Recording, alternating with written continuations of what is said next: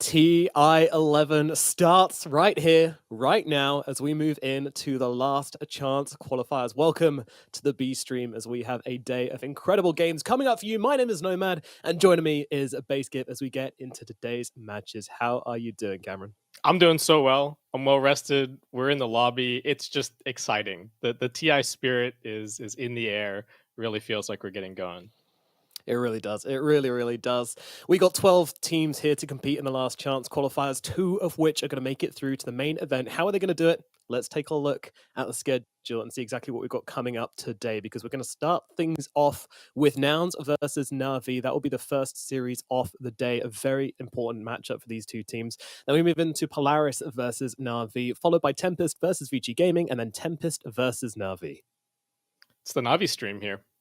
If It you're, really if is. you're a Navi fan, this is where you want to be. Some really exciting stuff here. Polaris versus Navi should be really good. I'm super excited. I've been digging the Dota that Polaris have been playing, but of course, our first series is super exciting as well.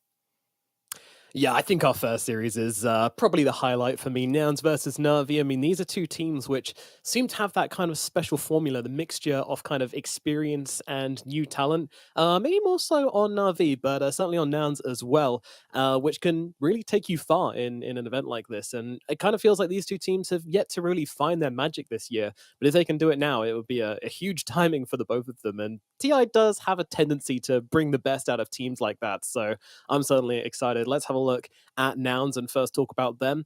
Basegip, what's your kind of headline when talking about this team? I think the main thing is just looking at they just haven't quite been able to overcome those top dogs in NA this year, right? They haven't made it to the big events, but they've just been consistently getting better. They've been playing together the whole year, and just hoping to see if everything can align here in the last chance qualifiers. And being in Group A, I think they're really in with a pretty good shot. I think a lot of people talking about Group B as being that more stacked side. Yeah, and here we see them, true gamers with the curtains closed, nice and dark, trying Yeah. to emulate that true mum's basement habitat, which is kind of interesting as well because this is the mum team, right? Like you've got three well-known mums on this team. Moo, if you remember his parents from TI5, I think, and then you have Gunner's mum's always very vocal on Twitter, and of Yeah, course shout out to Kyle Mama Siegfried's Gunner if mum. she's out there, for sure. Oh, of course she's out there. Are you crazy? They are watching. So they've got that buff, that secret buff, which none of the other teams have. And of course, on the other side of the coin, we have Navi playing against them. These guys have kind of consistently been hanging around the third place of EEU, being blocked out this time by Bet Boom and VP. What are your thoughts about this team, basically?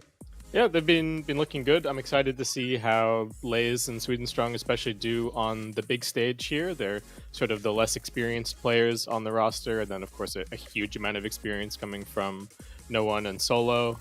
VTune also been looking good. Can't forget about him. So just can't wait to see what they're bringing to the table here. Yeah, conversely, windows open. What's a stronger play? Who knows? We're going to find out, though.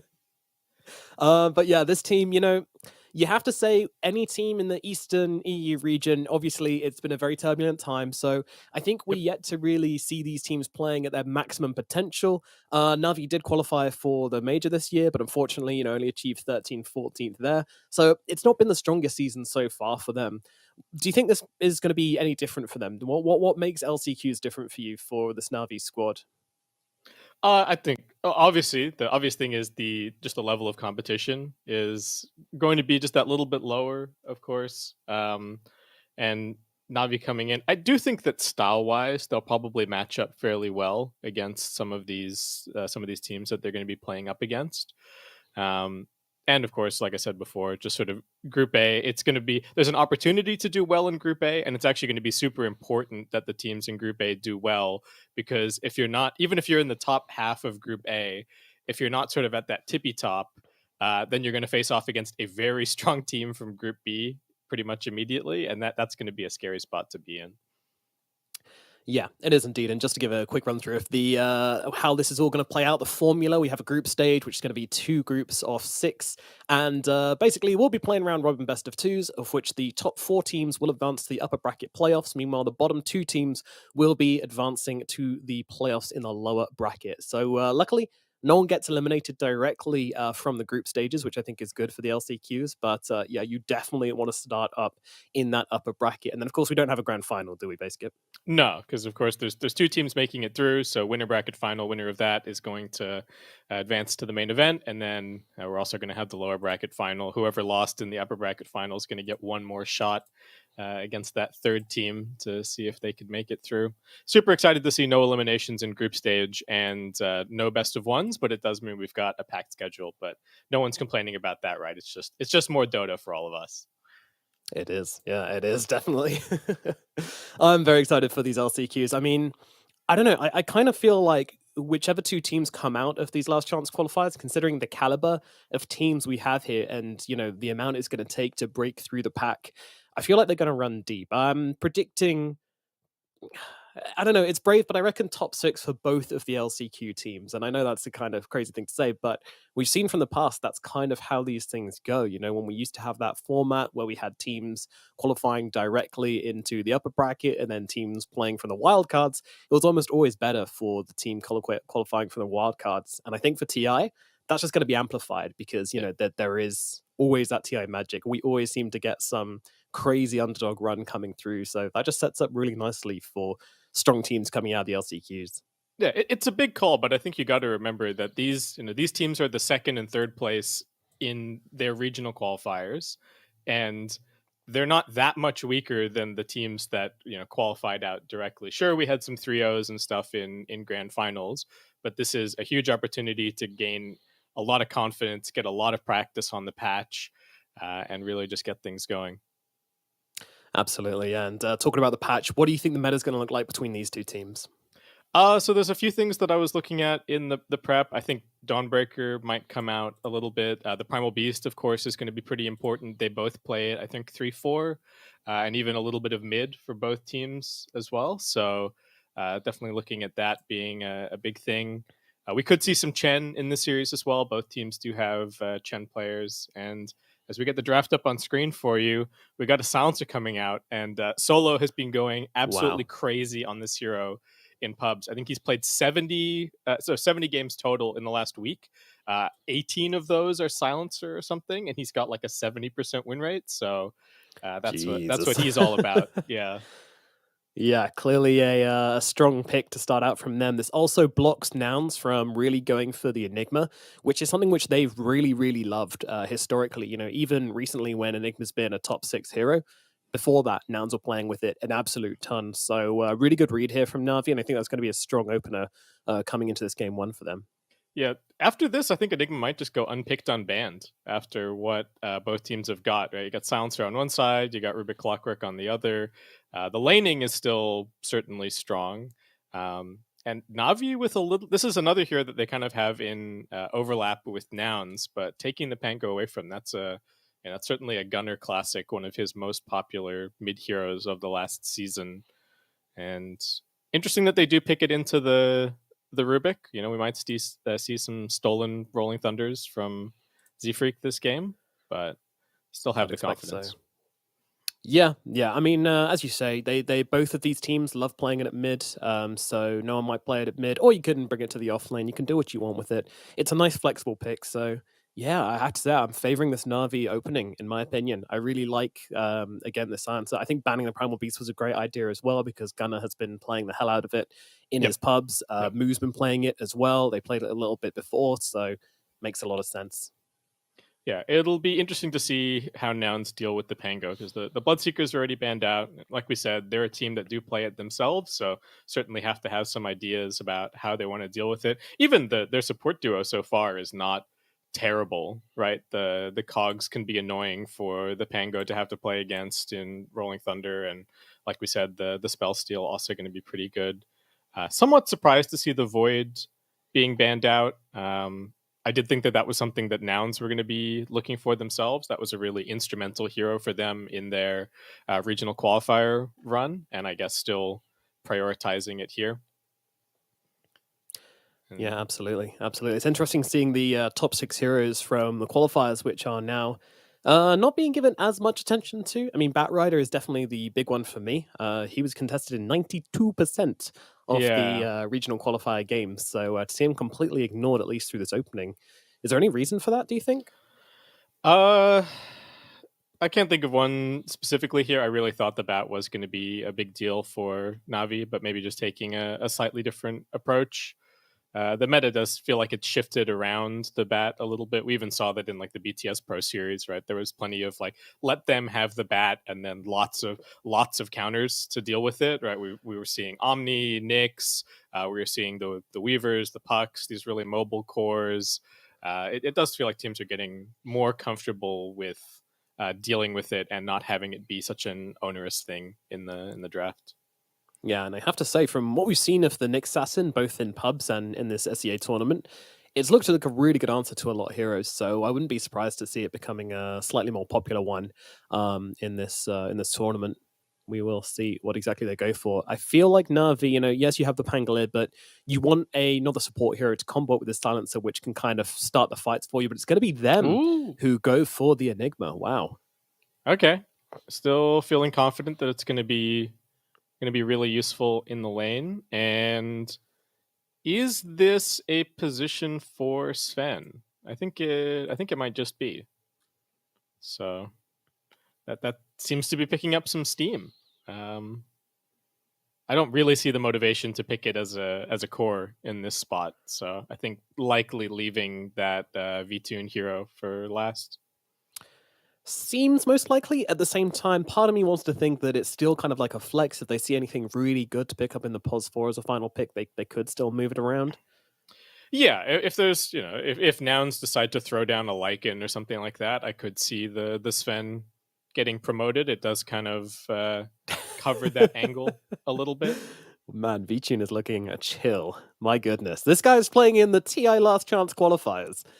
And he's just, He's what a relaxed. knees They've done up. their Yeah. prep. They've been playing pubs. It's sort of you've done everything you can, right? You've studied, you've played your game. This is the culmination of your whole year. So hopefully you've got the confidence. Everybody looks pretty relaxed on Navi, to be honest. Yeah, this is intimidating. I hope Navi can't, I hope Nouns can't see these player cams. I mean, Yeah, firstly, because this that is would be some massively swagger, cheating, but really. yeah, there really does. Okay. Oozing confidence from this, at least. And the TB is going to be the pickup here from Nouns. Do they have the magic damage or any sort of lockdown to kind of deal with this TB so far, do you think? I think they're looking okay. Right, the Pango can be kind of interesting because he can clear the illusions and he can kind of get up in your face and be annoying, but it also gets to a certain point where Pango is trying to roll around in the fight and TB just beats him to death, even though he's already in his ultimate. So the Pango and the Enigma, can be good, but this is super comfort for Costabile. I think this might even be, I think this is his second most played hero in competitive of all time. The entire Yeah. Nouns lineup is actually just mega comfort for all of them so far. Yeah, they're not really succumbing too hard to the meta. Still good heroes for the patch, but also just entirely in their wheelhouse. But of course, I always think when this starts to happen is, are they being a little too predictable, perhaps? Could this be something which Navi have prepared for? That is the question. Yeah, we'll just have to see. So Nouns with the bans are reading this as like Enigma Pango 3-4, Sven 1, and Navi still looking for their mid, I suppose. I don't know if that's exactly what's happening here. Mm. I I mean, yeah. as we mentioned, these guys have probably been screaming an absolute ton with each other. I don't know, Oh, but maybe. I think that, because we've got TI qualified SEA teams and like other TI qualified teams already in the region. I don't know. I think the LCQ teams aren't guaranteed to have been scrimming against each other. Maybe a few here and there, but um, you don't want to be giving away too much either. Ricky. Oh my god. my God, what a left field pickup there. All right, I need to see these. I need to look at these player cams. What nouns look a little bit baffled, to be honest. But I imagine that they have some kind of plan. The headsets are going on. They know what they Yeah. want. Get on the cans, Husky. It's decided. What is it going to be? Where is this going? I'm completely. I don't know, Vescovan. I don't know what's going on anymore. All my training, all my notes I made are just out of the window now. Yeah, my shit, my big pile of paper. I'm throwing Burn it it. out. I'm tearing Yeah. that phone book in half. Yeah. So I imagine that the Ricky is. I didn't even know. Is it like? I just want to see who picks up what. Really. Yeah. Because there's all kinds of ways that this could go. I've seen a little bit of Ricky like position 4 in some pubs recently, but I think the hero is also potentially relevant as a core. Nouns are chewing through all of their reserve time here. They're really talking it through, and Yeah. okay, Just they're just making going to sure. settle on a DK. Okay. All right. Nice solid final pick for them. Yeah, DK, the kind of nice tanky frontliner they're looking for here, and also a nice long stun as well, which gives them the opportunity to take down one of these elusive heroes before they can get away. So it is going to be Sweden strong on the Ricky. So Ricky pos 4, Vichin Yep. on the carry Sven, and yeah, no one on the Pangolier. Dang, this is super interesting. I mean, what does a Ricky actually bring them as a pos 4 then? So I think a lot of it this game is that the smoke screen is going to be super annoying for the puck, the Rubik, and then the Terrorblade to an extent as well. Also pretty good in the actually it's a Husky position 5 Rubik, and it's going to be the Clockwork played by Z-Freak. Okay, I think that was the other thing is that even though you're a melee position 4, you're probably not that worried about having to lane against Clockwork because you can always just kind of hop away from him or hide in the hide in the tricks of the trade. But yeah, this is a totally different look from from Navi here. Yeah, yeah. I mean, I definitely feel like this Ricky is probably an answer to the puck, right? Like, give Yeah. you some sort of way to silence him up and bring him down. So that's going to be a very interesting matchup to keep an eye on. Gunnar, is there any possibility he goes for like a 4-staff or something, or is he just relying on his supports in that situation? I think he might. I think there's a chance here that he would. It's actually not the easiest puck game, It's not just at in terms all. of pressure coming from the supports, right? Like if you get Yeah, caught out at a bad time, the global could totally ruin your day. And like we've been talking about, the smoke screen as well is going to be a pain. So some pressure on Gunner to kind of get out of the gate swinging and make sure that he's got the net worth to be able to kind of deal with it. Because if he can get stuff like a four staff or a Yules and fit that into the build, that's great. But that's not what pucks are typically going for, right? It's like the raw Witchblade rush, not having to deal with any of this other nonsense. So we'll just see. absolutely. All righty, let's get into it. It is game number 1 in this best of 2 series, NA versus EU here at the TI11 Last Chance Qualifiers. Nouns versus Navi based on the drafts. You know, I want to lean towards Navi. I really do. I think this was very creative from them. I think it was ballsy to pick up the Enigma as an answer, even when you've got a Rubik on the other side of Nouns. So that one's going to be interesting. But there's just so many little mechanics between these two guys. This feels like these guys have very good reads on each other. Yeah, I'm kind of leaning Navi as well. I like Okay. the creativity. I like some of the matchups. Nouns just feels like a very safe, very comfortable draft to open out the Yeah, last it's a chance very Nouns qualifiers here. draft. But Yeah. going to be the biggest thing for them is that can they use this, like the dragon form, the coil, and the meta to take some early towers and kind of get back on the map and start creating that pressure, because Ooh. Navi, they've got the team fight, and I think they've kind of got the late game We're going to as have well. an early clash here as they come to the high ground. 3-man stun coming out from V-Tune. Moo taking way too much damage to start this off. Sweden Strong is going to get on top of him, and Solo gets the first blood. There's even more fighting happening over by the side rune as well, as no one comes in for the rune. Bounty will be picked up by Gunner, though. My goodness. Well, first blood going for Navi, though. They'll be happy about that one. Yeah, it's good, but it is going to end up being 3-1 bounties, and it's just the position 5 silencer who gets the last hit. So maybe not as crazy as it could have otherwise been. Solo getting the really sneaky block on the big camp here. You can't really run in and contest it with his body against the position 4 clockwork. So yeah, important to try and keep it blocked as long as you can without having to go over there. Yeah, absolutely. So talking about this bottom lane, who do you think is going to have the advantage here? Honestly, I think it should be totally fine for Navi. It's a bit of a farmy lane, really. Triple melee, not that much kill potential. Silencer's maybe the one hero that would die, but he's going to have super fast boots off of the first blood, so... Yeah, that's a bit actually a major safer. point, isn't it? Yeah, otherwise he would be at much more threat of the clockwork, but...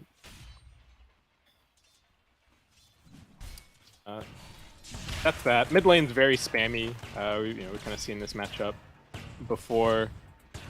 Puck get to level 6 quickly. Definitely could see support TPing in, get a kill there, something like that. And top lane's an Enigma lane, so just typical stuff. Sweden Strong's going to be running around blocking as many camps as humanly possible, and Yep. Nouns having to play right in front of the enemy tower the whole time. Yeah, the Enigma Ricky lane, a classic. I'm sure you know all about this matchup. It's an Enigma with a melee +5. How different? +4, sorry. How different can it be? Yeah, you don't really need a strong pos 4 in lane if you've got Enigma, do you? Was Sweden Strong going to make it to block this camp? 3, 2, yeah, he's back. Okay. Oh, he's get there.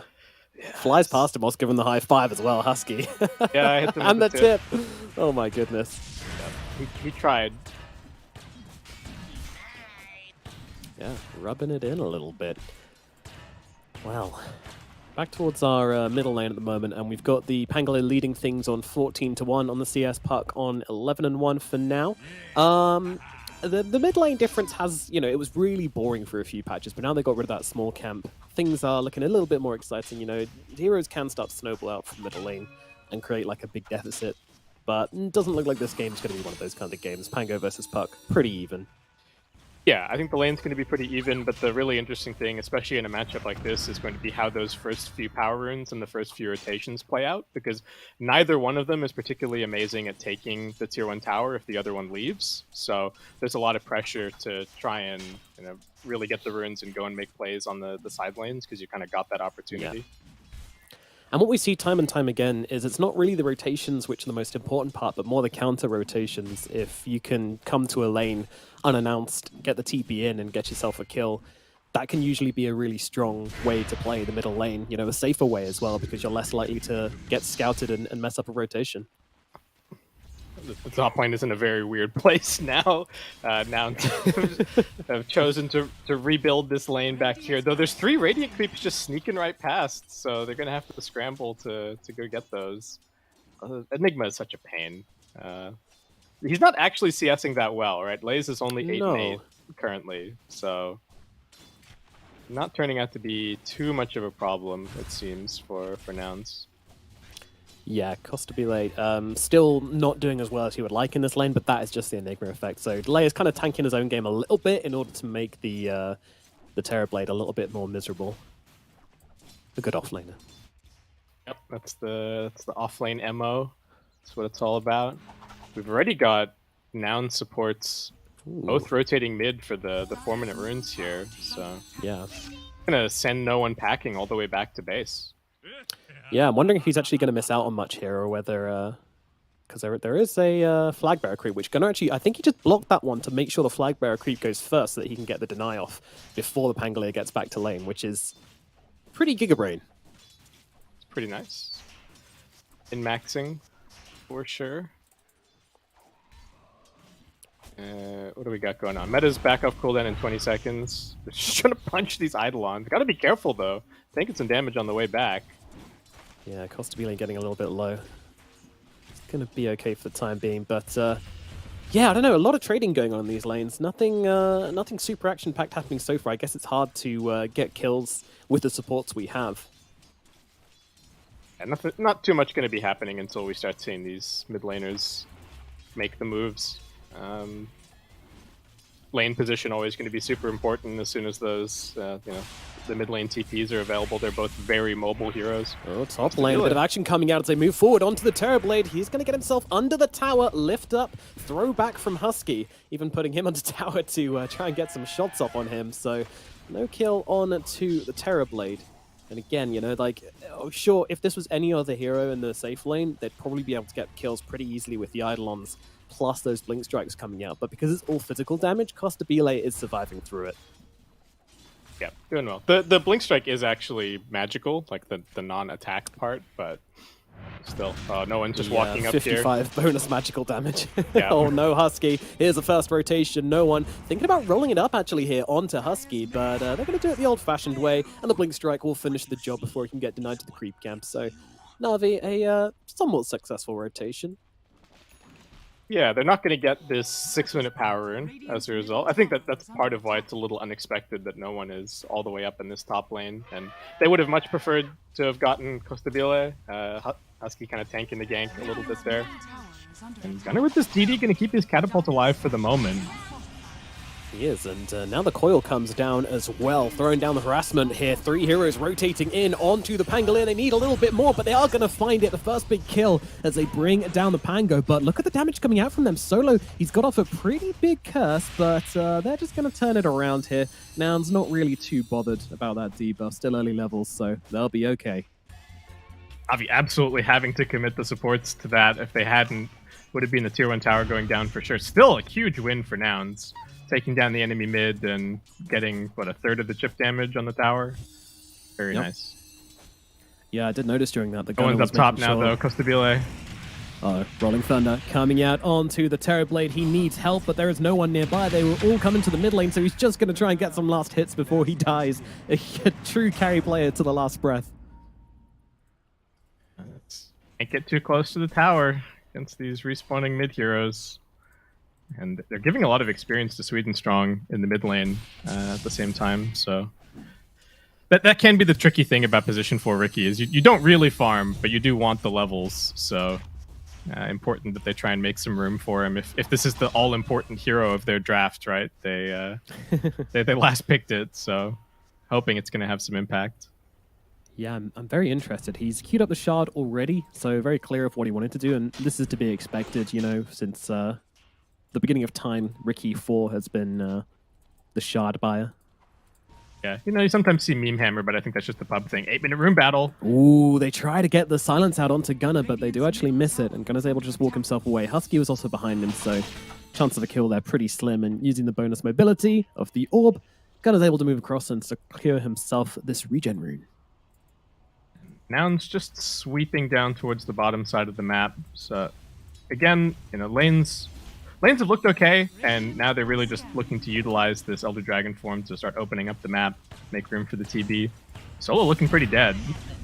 Yeah, he's a little bit trapped right now. Z-Freak with the battery cell is probably going to be able to bring him down. Move securing the kill there with the Breathe Fire, and his courier dead as well. And now they're going to start to whack down this tier 1 tower in the bottom lane. No real matching play happening for Navi currently. Bit of pressure from Lays, but V-Tune happy to just be over in the Ancients, and it does seem like they're kind of just going to give this one up for free for now. Yeah, Costabile just jungling, actually right next to no one.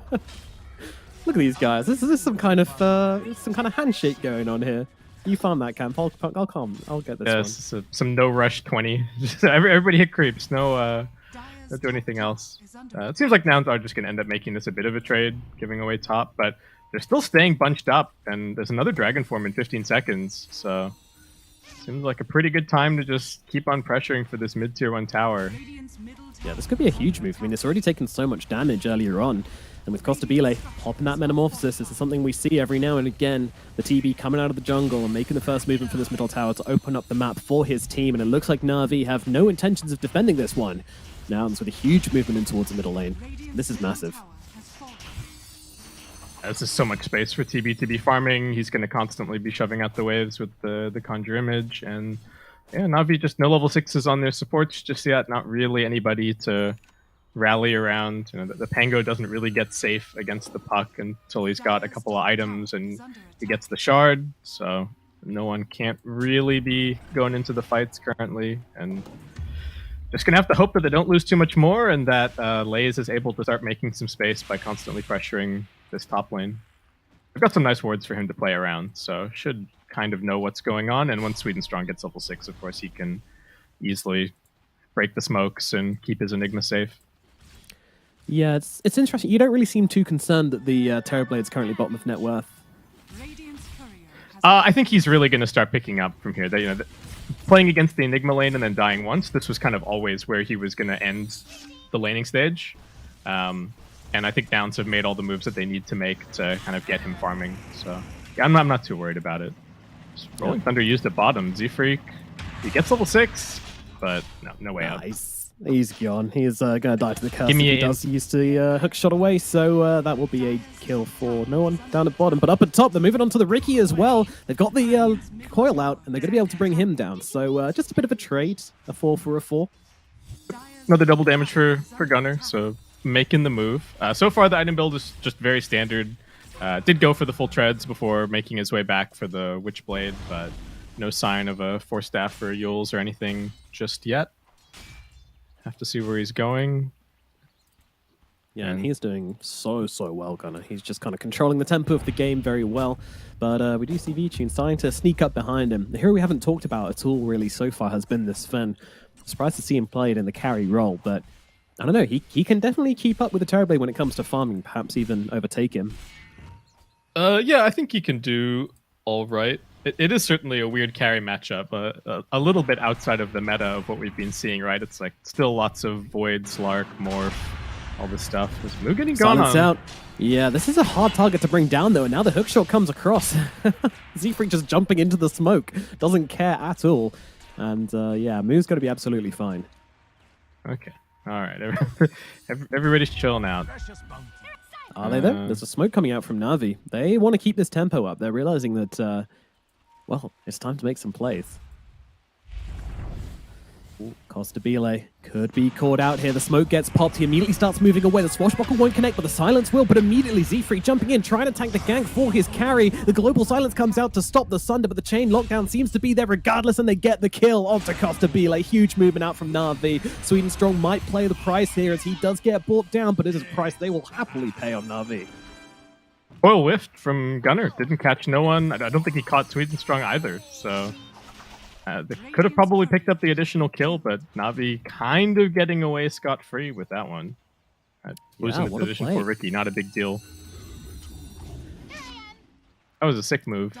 The immediate, they'd just seen them 4 heroes on the bottom rune and immediately go in for the smoke, get the big wraparounds. Very nice. And that's the thing. That's something which, we've been noticing a lot. Is the teams which play fast, which always seem to have the advantage, like... We talk a little bit about checkbox Dota, about how you want to go through the objectives, but the faster you can arrive at those next checkboxes, that's when it really comes into play. Yeah, having the confidence to make these like 2-man, 3-man plays, which are sometimes a little bit risky. Oh, Blaze getting gone on. It is indeed, yeah. Stuck inside those cogs and being beaten down from every angle here. Looks like Lays might be losing his life, but Z-Freak's also taking a ton of damage as well. He's trying to run himself away, but the Eidolons are going to catch him out, so it will be a trade. But that Lays is a +3, so they'll be happy with that one. And Gunner, once again chasing. Solo will whiff, but oh my god, the Pangolier coming in, dishing out so much damage onto the puck. Jump in from Mu, though, throws down the stun to hold back no one as a puck. He's gone around the backlines. Gunner, the madman. Surely this doesn't pay off for him. Up onto the cliff. Do they have the vision? Oh, they've got a swashbuckle in just a second, but he's able to phase shift it off. I'm no idea how he's getting away with this right now. Gunner on the move, hiding in the trees. No one. He's gonna settle for Husky instead. Mu waiting nearby, but there's nothing he can do. And they actually spotted the puck as well. But Gunner once again, orb away. He is gonna be all right. He gets himself out. Nice play from Husky in that fight. He stole the last word and was able to keep the Pango silenced, so he wasn't able to just shield crash up onto the cliff and finish off the puck. Kind of an awkward engagement overall, but Enigma survived for such a long time. This early Wraith Pact really doing a lot of work. Yeah, that definitely proved very, very useful in that fight. But yeah, still no black holes coming out from him. Kind of understandable though. Yeah, little tricky to use when you're playing against the Rubik Clockwork as the supports. 2 heroes which are very, very capable of ruining every black hole attempt you ever make.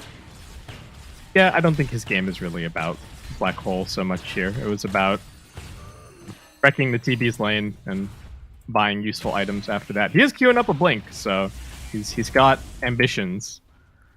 We'll just see how it works out for him. Still a bit of a net worth gap between the Sven and the TB. TB topping that death. Vtune has been very uninterrupted in the last few minutes, just farming it up. And they're bringing him along for a smoke here. Interesting. Vtune just waiting. Oh, Mu's actually jumping here. I'm wondering if he's going to pay the price for that one as they actually go onto the backlines here. A lot of damage being dealt to Husky and Z-Freak on the back as Vtune finds the opening. They kill off Mu on the front and no one, just locking down Z-Freak in the back hit. But looks like he is able to walk himself away, so they will settle for Husky instead. Oh, no, they're not. Vtune is in. Never mind. Coil does come down onto the 2 of them, though. What can Gunner do here? The global silence is out, so I'm not sure he can do a whole lot. They can't do anything. Puck down. 4 heroes dead on the side of Nouns. Navi. Massive rotation. 2v5 there. I don't know who was making the calls from Nouns to go in, but maybe once Costabile popped the Metamorphosis, they were kind of committed to the idea of cleaning up, but losing track of the global silence perhaps, and Gunner not able to play his way out of that one. Something like that. Maybe, yeah, who knows, but not knowing the global was down there was pretty brutal. And what a first fight for Vtune to come to as well. Joins in the engagement and immediately just gets off a ton of damage, does a ton of work, involved in 4 kills. That's definitely what you want to see. But Nouns not wasting any time in trying to get a counterplay coming in. Global silence is on cooldown, and they want to make the most of that fact. Yeah, can they find anything? Again, it's this Ricky that's a huge pain. He's just looking to tank these smokes. Be a nuisance. Yeah, Mu is running. They know Lays is nearby. The Eidolons giving him away, but they don't really want to chase too close to this tier 1 tower by the looks of it. That TP point a little bit too scary. I think they may have caught a glimpse of Lays with that rocket flare, but I'm doing here. don't think Solo is very likely to find this ward that's in the river that he's standing right on top of. Unfortunate. He's just you know, it is what it is sometimes. Next to it, contemplating life. Got the God Strength back up. I think Vtune's getting his BKB delivered right now, so he is looking very scary. And you know, the TB a little bit far behind. Normally the timing for the Terrorblade hero is going to be like your Manta Scotty, and the Manta's still not even completed here, 18 minutes in. So he is not going to be combat ready for a little bit. And he's all of their damage pretty much this game. Yeah, outside of the puck, it's very, very limited. Again, puck, you know, he doesn't quite scale the same way as other cores do in the mid lane. Oh, Moo got to be careful. He's kind of bluffing a little bit up here, just trying to play it out with the haste. But goodness me, looks like he's going to get away with it. Does get darted for his troubles, but yeah, just going to have a little nap. And unfortunately, it seems like Nouns don't really feel like they can defend this tier 2, so that's going to be tier 2 going down, outpost being captured, and Nouns just doing whatever they can to get the lane shoved out. 4-man smoke, actually. Okay. Thinking about taking the fight here.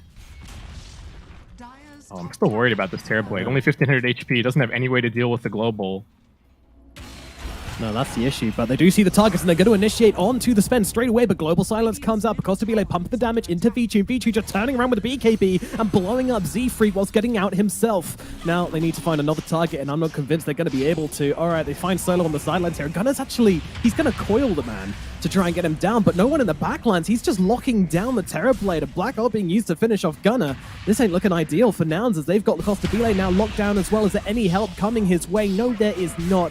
3 dead on Nouns, and they are looking for more. The Sleep Dart out onto the Dragon Knight. That's going to make it 4 ultra kill for Vtune. Oh. Again, just the tips coming out. Again, just kind of not thinking about the global. Maybe if they'd managed to trap both the Silencer and the Sven with that initiation, they could have made something happen, but completely just combo broke their entire team fight, and that's back-to-back team fights now where both carries come, Vtune gets a triple kill, and Costabile just dies. And the net worth gap now starting to get really concerning between these two. Yeah, Z-Freak missing a hook shot in the middle lane. That's not what you want to be seeing right now.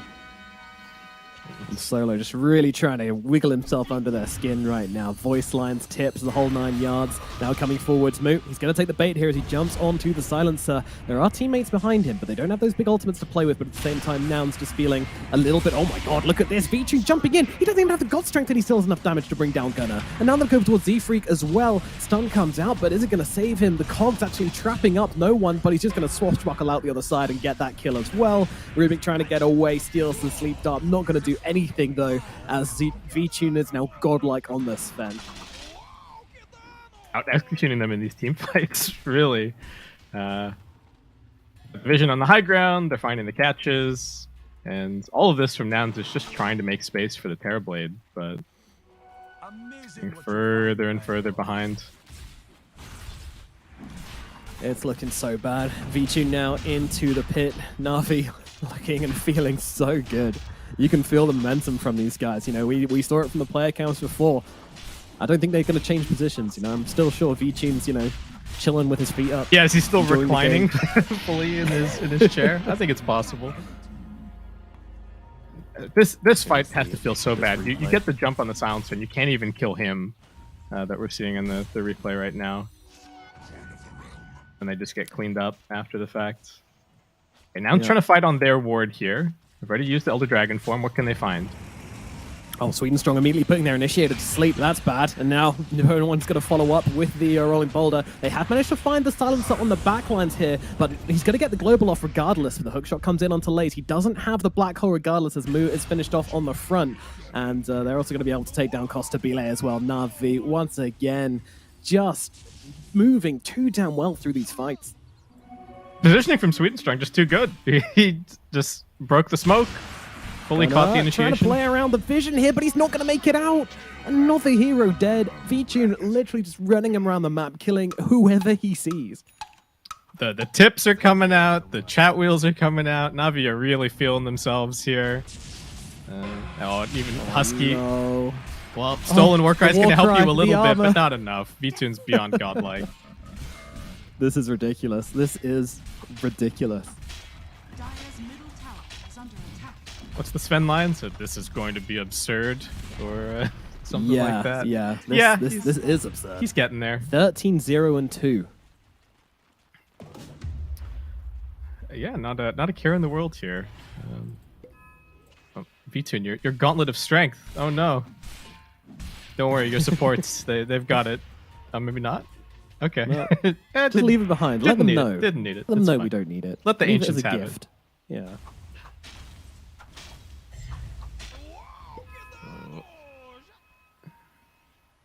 I'm interested. Noun's going to pick up the Gauntlet of Strength. Or is that beneath The them? gauntlet's been thrown down, Nomad. You have to accept the duel at this point. Oh no, he just broke it. Denied it. All right. Gunner caught. Puck put to sleep and put down as well. He's not going to get out of this silence at all. He is gone, Gunner. His momentum in this game was so damn fast, and then all of a sudden, it's just all falling apart. Navi looking for more. Sleep Dart comes out onto Husky, and he knows he's dead. That Fireball's not going to do anything to that. Although, I said that, maybe it is going to do something, actually. His V-Tune's going to lose his first life, but he was pretty low on that Aegis timing anyway. So Even Strong trying to find Moo, but he's able to blink himself away as the Sven does come back to life. All right, we got to go back and deal with this tier 1, guys. Can't be deep diving tier 2. And I know you're feeling good, feeling like the game's already over, but let's see it. Let's just carefully put this one to bed and get into game 2. Dire's bottom tower is under attack. And what do you think? Is there anything like Gunner could have done differently? Because he was kind of the one doing so well in the early game. God, he was Costa controlling Billet. the momentum. Oh god, yeah, they've managed to catch out the Terrorblade again. They'll even put a banner on his face as well. Z-Freak also going to get taken out. Navi just say, no, this is not your jungle anymore. or what were you asking before Costa Billet died again? Is there anything Gunner could have done differently with the start he had? He looked so good and then didn't. I don't really know. I don't even know if he could have gone for a different build. I feel like it would have ended up in a very similar situation, to be honest. It's a hard puck game. Oh, he might be dead again. Does get off the phase shift, but Blink Dagger's on cooldown, so yeah, it's going to be another one for Gunner. Another kill for V-Tune. Another 2 int for Solo. His brain is so big. It's not that big, only plus 18, but cool. 18 IQ, yeah. His silencer brain might not be that big, but his drafting brain, that's what Solo is really all about. Yeah, they just left them completely open here. Like, I'm not sure there's too much we can say about Nouns' misplays this game. Like, yes, they were a little bit too fighty, I would say. Yeah, they did take 2 kind of critically bad engagements with their Terrorblade turning up in a position where he wasn't really ready to fight, but I do think a lot of this game is also on the draft. I would agree. Yeah. It seems really hard for... I mean, there's just so many silences. There's so many silences, so much lockdown. Feels like you need BKBs on 2 heroes which don't really want to buy a BKB. Yeah, not until later on at the very least. I mean, even Moo's not going for BKB, right? Because even if he lives, what does it matter, right? It's actually about keeping the puck and especially the Terrorblade alive. And another movement out, maybe aiding Gunner a little bit. They've got Z-Freak right behind him with a Force Staff, so... Yeah, this is interesting because they saw Lays on that Observer ward, so they saw him in the area, but they choose to run into the enemy jungle instead. There's no one there, and the pings are coming out from Navi, so they've read this one perfectly. And look at this. Sven is just looking to punish. Yeah, pops a Ghost. He's got a double damage and a double blade of damage. Alright. Say goodbye to your Alright. tower. Okay. Whatever, bro. I mean, he has used the God Strength, though, so Nouns have to be talking to themselves here and saying, hey, like, maybe that's an opportunity. Once this God Strength is down, we can look for the fight. Got to be keeping track of that timing. He just couldn't resist. He had a double damage, he just wanted to pop the God Strength, get the 2 going together, just watch his big damage numbers. He's a Chunk simple the man. towers, I build respect up that. your building damage, get those fantasy points. True. players always think about that when they're playing. Oh yeah, exactly. For sure, for sure. Radiant's bottom tower is under attack. Aghanim's almost completed from no one, which is again just going to give them so many more issues inside the fights. Constant disarms coming out onto TB and his illusion is going to be very tricky. So Nouns, once again, another smoke. Let's see if they can find anything this time around. They have to know that someone is probably going to show at bottom eventually. Oh, they see no one. Yeah, it's a good no one. jump. This could be a big pick. Do they have the damage, though? The global silence comes out immediately, and now, what do you do about this? No one is actually going on the aggression. He knows how strong they are once that global silence is affecting them, and it looks like poor old Zfree's just going to throw himself in, but they've got Costa Bile locked down on the side. He needs a way out of this one. I don't think he's got it. Rubik trying to help out here, but there's nothing really to do as they will jump on top of the TB, tear him apart, and now look across over towards Husky. One shot from VTune. Oh, no. I'd like to see the keyboard camera from Solo in these engagements when he just presses R and wins the fight for them. Do you think time. His keyboard is just a big R? Maybe he's just got well, there's novelty big buttons you can press. Yeah, that's all he needs. Goodness gracious. Yeah, I didn't expect this game to be this convincing. Like, we both favored Navi, but not this much. Yeah, Navi certainly looking fantastic. And this is always the thing about this was always going to be the thing about the Last Chance Qualifiers, right? It can be difficult during the season when you don't have these teams competing against each other on LAN in cross-region events to actually say, oh yeah, which is the strongest region? You know, is the number 2 in this region stronger than the number 3 in this other one? And that's why these opening rounds of the Last Chance Qualifier are so cool. To start seeing these cross-regional matchups. Yeah, absolutely. And with these two, Nouns were the second place in the NA qualifier, getting 3-0'd by Sonics. Meanwhile, Navi were third place in EEU. So obviously that doesn't take into account the teams which are already qualified, but that's just how they did in the regionals. Yeah, of course. I think some of it comes down to the story of Outsiders VP, right? They were not expecting to be in the regional qualifiers, and so as a result, it kind of put a little bit more pressure on all the EEU teams. Though Navi probably would have still been here anyway, right? Given their results against Betboom. Yeah. Navi actually retreating a little bit here. What's our global silence timer? It's 15 seconds, so Navi, they're going to be happy to turn this one around very shortly, and actually VTune already on the front lines looking for an opportunity, and it looks like the call has come from Nouns to just take this outpost, and I don't know, still holding the area actually, interestingly. They want to contest this Roshan. The last real hurrah from them this game, as Gunnar is doing his best board impression. They're smoked up, they've got the global again, big wraparound from Navi. I wonder if they spotted this really TB big illusion. wraparound. Oh my god. They go up the completely unexpected ramp. All the way? All right. Yeah, we're the dire team now. What are you doing? Not going to expect this one, and they're certainly not. Z-Free tries to force stuff himself away. VTune, actually, oh my god. The cleave crit onto him absolutely tears the clockwork apart, and now Costa Bile, he's in so deep in this one. No chance of surviving through this. He's going to get taken down. The black hole comes out. Gunnar still just sitting on the cliff, kind of watching his team die in horror. He literally has a ward. There's already a ward there, but he's going to make it to... jumps down to cancel the TP. All right. All right. He's still being annoying. They're still trying. He's the guy in the horror movie, you know, in the cupboard under the sink, hiding while everything else is going on outside. Shaking. Yep. Yeah. Not a whole lot that he could have done to stop any of that. Speed, momentum, violence. Well, there's been violence. That's for sure. Probably not the violence they wanted. There's Roshan. Now going to get taken down. Again, nothing to be done. Nouns, whilst they have all respawned now, they're just licking their wounds, waiting as VTune grabs himself an Aegis. What's his KDA? Okay, 19, 0, and 7. Cool. Cool. Yeah, pretty good. Not too bad for your first game here in the Last Chance Qualifiers. Yeah, it's quite the debut for VTune.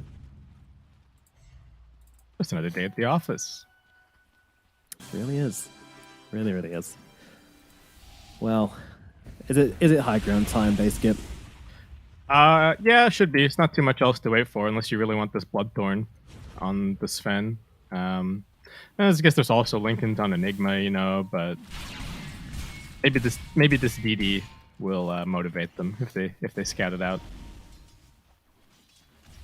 And worth noting, Costabile has given up on the Scotty. He's now got a very awkward ultimate orb in his inventory and is just trying to get a BKB because no one is actually just destroying him in every fight. Yep, no one and everyone is destroying him in these fights, unfortunately.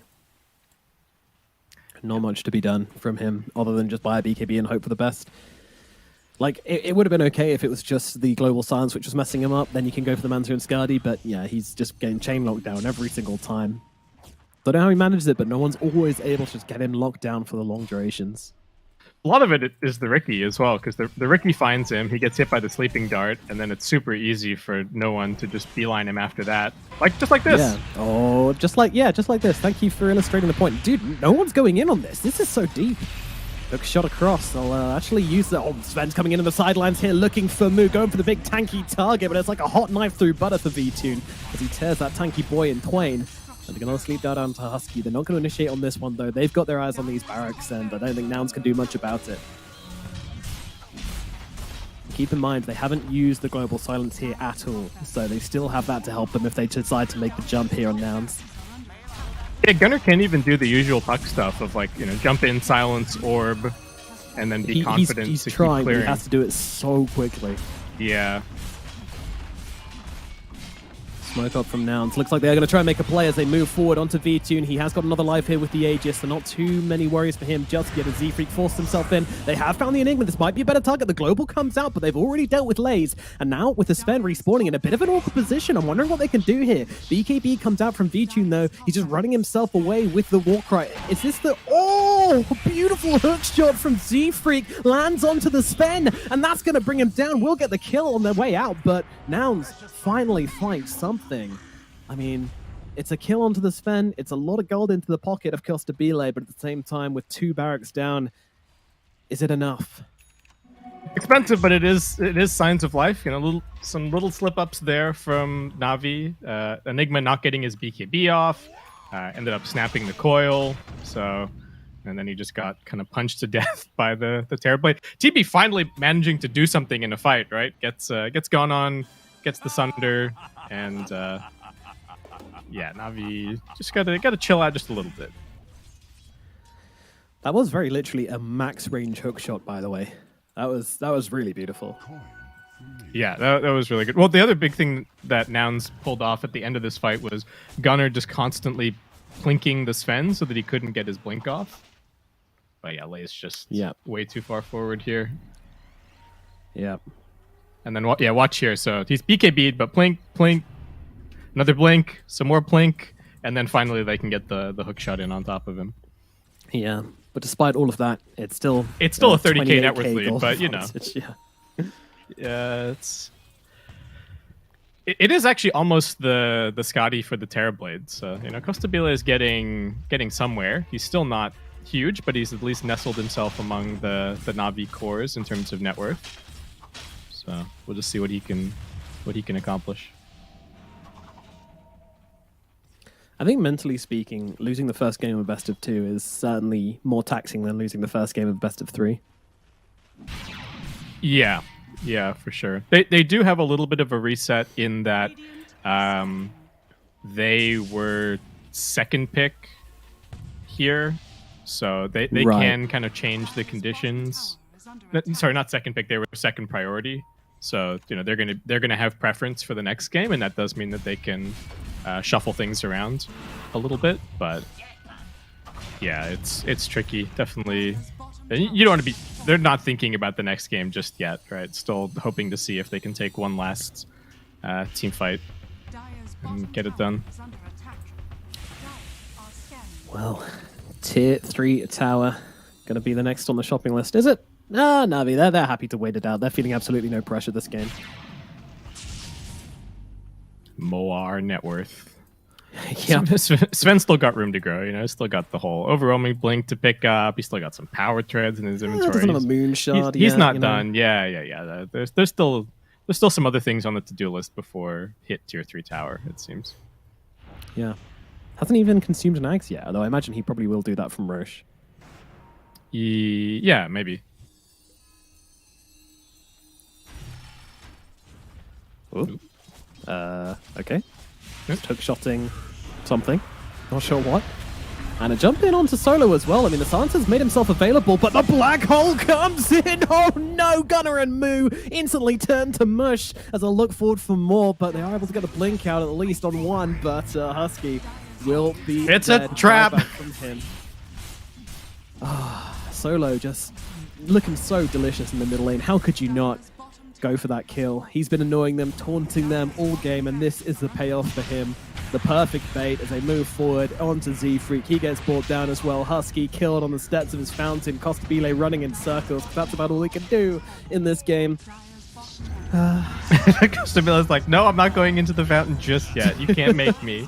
The moral victory, and there it is. Your GGs are cool. Game number 1. It goes to Navi in serious style.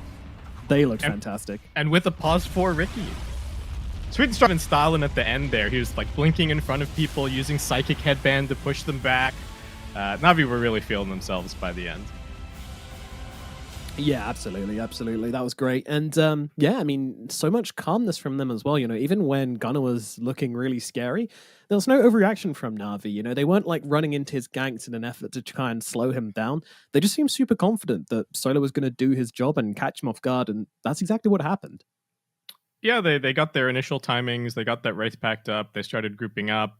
Just took some really key team fights. I think Nouns got caught up in their tempo a little bit, and then just didn't really get to put their heroes together in the way that they were hoping. The first 10 minutes, you know, taking those initial tier 1 towers and stuff looked great, but things really started to fall apart when they got that gank on the TB inside of the triangle, and that was really where Navi were like, oh, their lineup looks really good against what Nouns have. Yeah, it certainly did. They seemed to kind of fall into place for them at some part, how hard that these fights were going to be. And I just want to point out the difference in damage between the Sven and the Terrorblade by the end there. We had a 9k damage dealt by the Terrorblade only. Sven, 30k. It's one of those games where the TB just didn't get to turn up and auto attack anybody ever, right? Every single team fight, he was just getting gone on by no one the entire time. Yeah, he really was. And 23-1 on the Sven, 10-1 on the Pangolier. What do Nouns need to do differently coming into the next game? Do you think it's all in the draft? A little, draft and play. I would like to see them maybe ban out the silencer.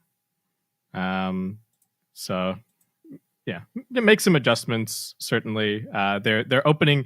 I don't love a double support opening either. You know, something like what Navi are doing here with kind of the confidence to put the Pango on the table in the first part of the draft and say, look, you can counter it as much as you want.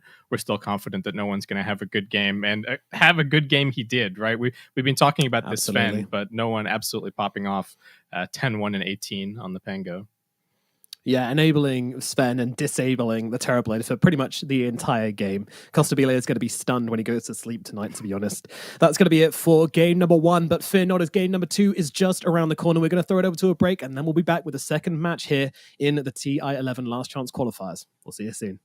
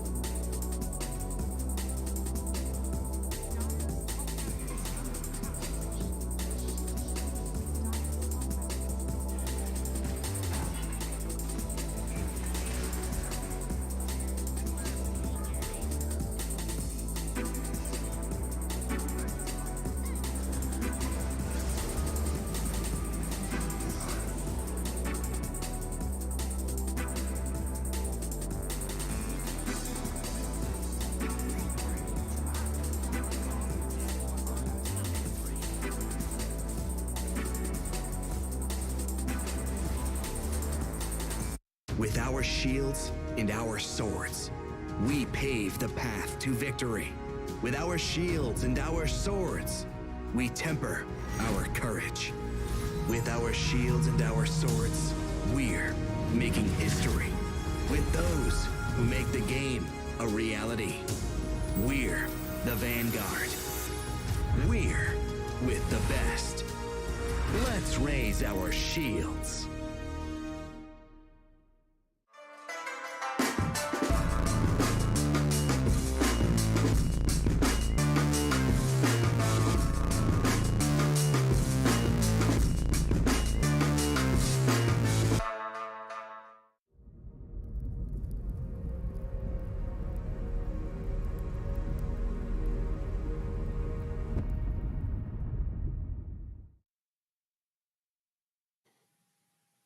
Welcome back to the B stream here as we are now setting up for game number 2 between Navi and Nouns after game number 1 was, well, pretty damn convincing. Navi with their massive Sven and Pangolier, it would just sweep through the game, and on the backs of the solo silencer as well, just looking so damn good. My goodness, I mean, I still can't believe what a incredible performance that was from Navi for the game number 1, and I don't even feel like Nouns particularly underperformed. I just feel like the idea which Navi had coming into the series was just like top notch on how to take out Nouns.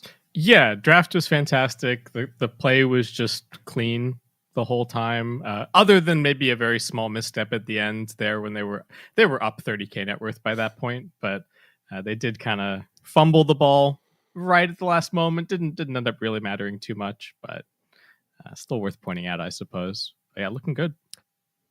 Yeah, and it's worth pointing out because it proved that Nouns still had some life in them. There wasn't a psychological defeat here from Nouns at all yet. They're still obviously still looking to kind of bring as much of a fight as possible into game number 2. I'm excited to see what they bring. Is there anything you kind of hope they go back to? Maybe somehow let the Primal Beast through, but that was banned in first phase last time, so I can't really see that happening. I do think the draft's going to look pretty different, honestly, for the second game. I think there have been things that have been laid down now by Navi that are going to have to be addressed or just banned by Nouns. It is interesting. We've already got the flip done, and it's actually a run back. So last game it was dire Nouns first pick Navi, and now even with Nouns having selection, it's actually the exact same arrangement again. So wow. Nouns feeling like maybe something just went a little bit wrong in the draft. Maybe they got caught off just a little bit, or maybe the play didn't work, and they're still feeling confident coming back in here for game number 2. All right, talking about game number 2, we do have a draft underway, so let's get into it and see exactly how this one is going to go down between Navi and Nouns. NA fans and EEU fans both going to be very excited for this series. Maybe the EEU fans looking a little bit more excited after the game 1, but I'm very interested to see how Nouns bounce back. One thing you have to say about this team is that they seem very mentally strong. They always seem ready to take a fight, and they're always playing the game until the last minute. In this tournament and in every tournament I've seen them in, that has been a consistent thing for them. Yeah, I really do think that they keep their composure for sure. But okay, it's a run back up until the beginning of the draft for Navi, and then Nouns come in with a completely different look, with the Monkey King Tusk coming out. So the Tusk is flex for them as well. Certainly a mid Tusk is a gunner special. Yeah, it is. They're happy to play this hero just about anywhere, but definitely love it in the middle lane. Definitely like to see it on gunner, but I reckon it's a flex. They're just leaving it for now to see what else comes through in the game. And the Monkey King could also be a flex as well. I don't know. Maybe a Z-Freak hero. What do you think? Yeah, I think they've got a few different places that they can run it here. I think Moo is even one of the... I'm trying to remember if it was Moo who was the person doing the Witchblade off-lane Monkey King a while ago, when that was very briefly a thing. So they've got some options here. I think a lot of this as well is just we want heroes to get in on top of the silencer and make his life miserable. I think we're going to see a lot of Solo dying in backlines here, getting scouted by Monkey King, and then Tusk coming in and punching his head off. Yeah, they definitely have a clear idea on how they want to approach this one. And also, I really like Tusk as an answer to Pangolier as well. When you get the Blink Dag, you can get the Snowball save to stop one just being locked down forever by the Pango. You can also shards him off. If he's a core, he can BKB and punch him. So you've got a ton of options. Even if you get the Ags, you can just kick him away. Play a bit of football. So sorry, this is an American team. Soccer.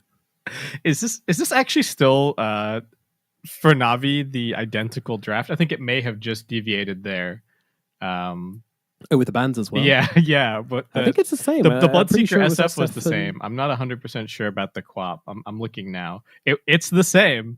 Okay, yeah. but their Nouns will deny them the chance to keep going for it as they ban the Enigma, because the next pick was Enigma for Navi. Okay.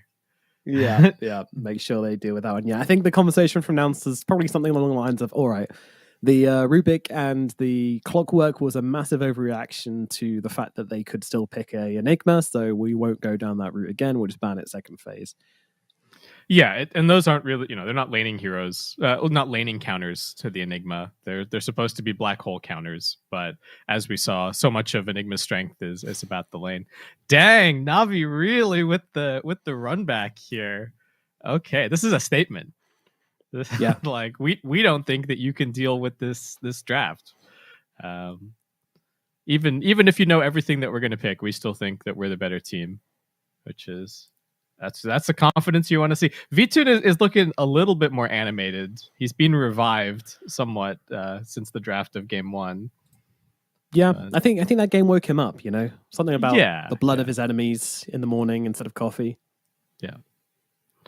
Okay, the Sven is good here, right? It's a lot of physical damage from Nouns, so the Warcry going to be pretty useful, and we get a Mirana coming in, so. I think this could actually be pause 3 Mirana. It's weirdly becoming trendy in some of the high level pubs recently. Yeah, we've seen it a ton, an absolute ton. Yeah, and it was getting played in BTS Pro Series SEA as well, right? So certainly at least a little bit of flex there, and still this kind of the same flex that we were talking about before with this Sven. Could be Sven 4, Mirana 3, and then still looking for a different carry. God, this is a run at you lineup from Nouns. This is some real like caveman MVP Phoenix, like QO Dota, if you remember that roster.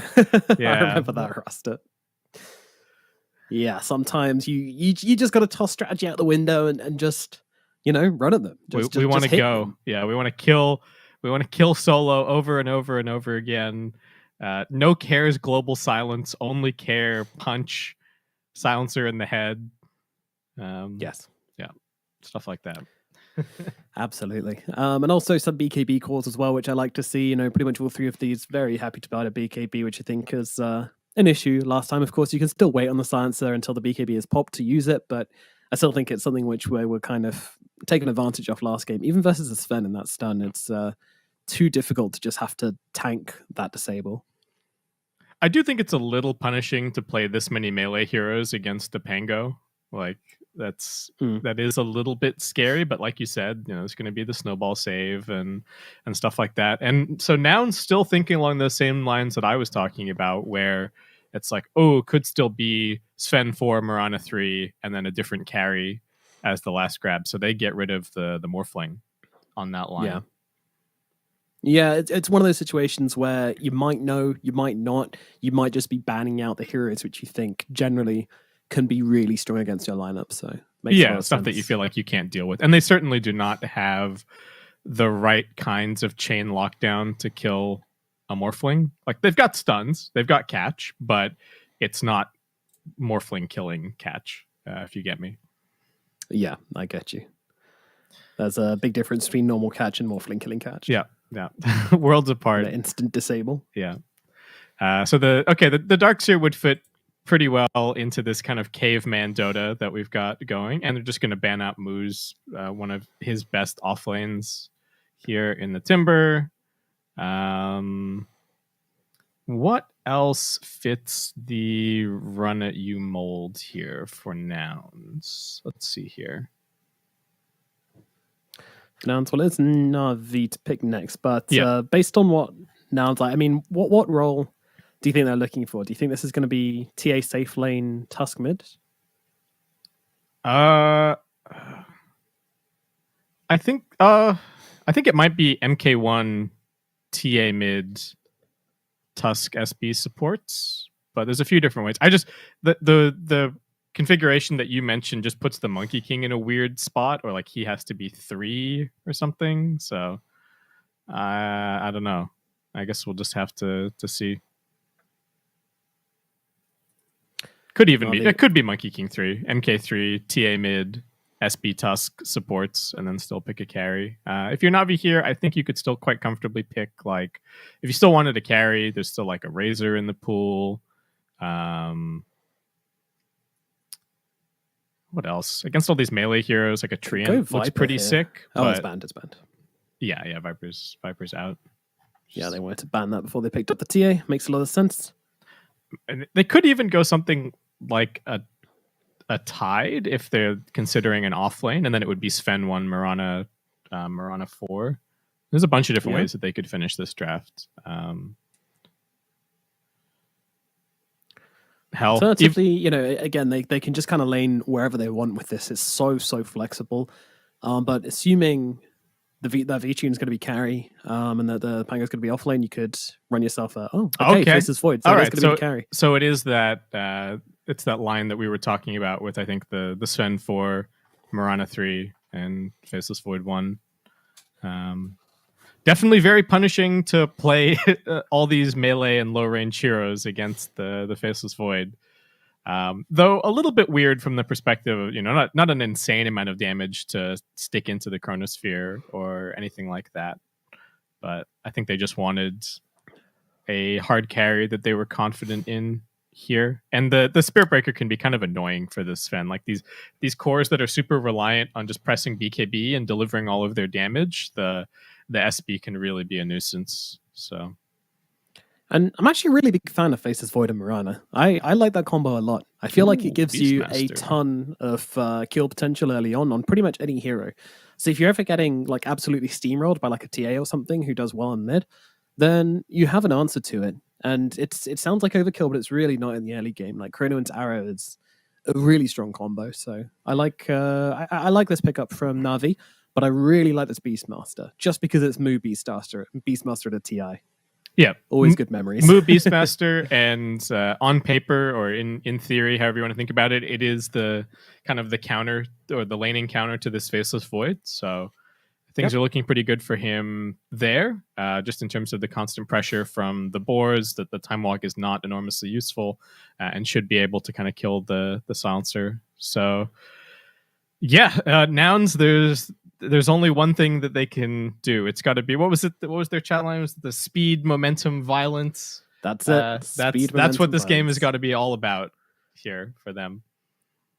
I think so. Sitting back and farming, it can work for the Templar Assassin and the Monkey King. Honestly, I do actually think they scale pretty well into this game, but you want to make this Beastmaster work. And again, with these two support duos as well, you're going to feel really, really bad for playing from the back line. So yeah, I definitely don't want them to get too lackadaisical about this draft. They need to get stuck in. If they get drawn into a kind of null game, I feel like Navi are definitely going to win just because of their support duo. Just seems way better at playing from like a behind, or even from an even game, to be honest. I do prefer it. I feel like, Spirit Breaker Tusk is a bit suspect.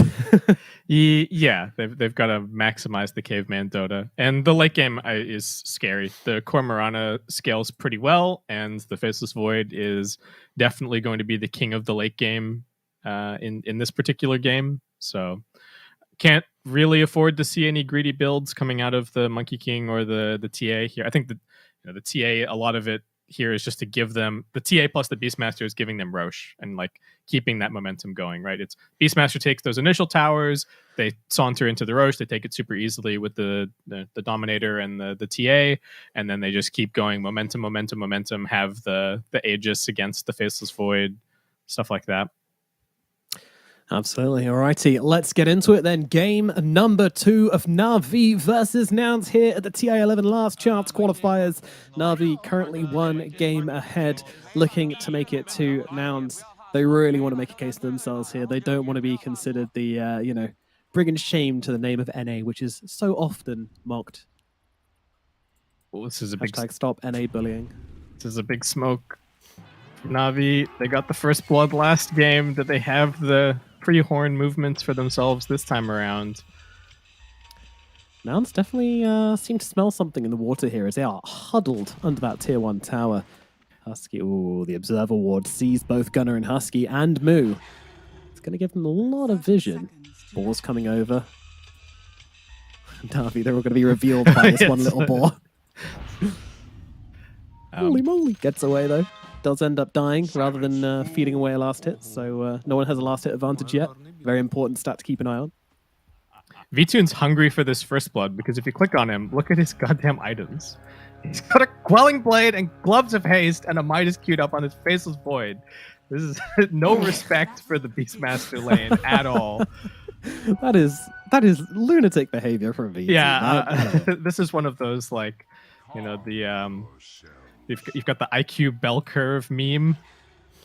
It's like, is this Herald or Immortal? Well, it's TI Last Chance Qualifiers, baby. Let's go. Navi Dota, VTune Dota nonetheless. What an absolute maniac.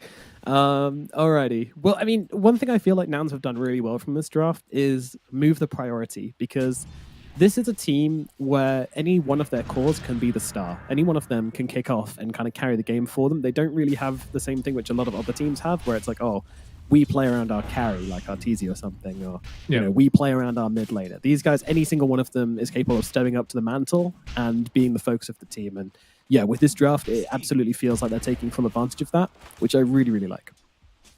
Yeah, for sure. Mid lane this time around should also be better for Gunnar. Just like it's a matchup that he can kind of put a little bit more pressure on and get things done. Oh god, Ooh, arrow coming out onto Costabile. That'll be a first blood. The double stuns. It's too much to handle. Husky can't do anything about that on the Spirit Breaker.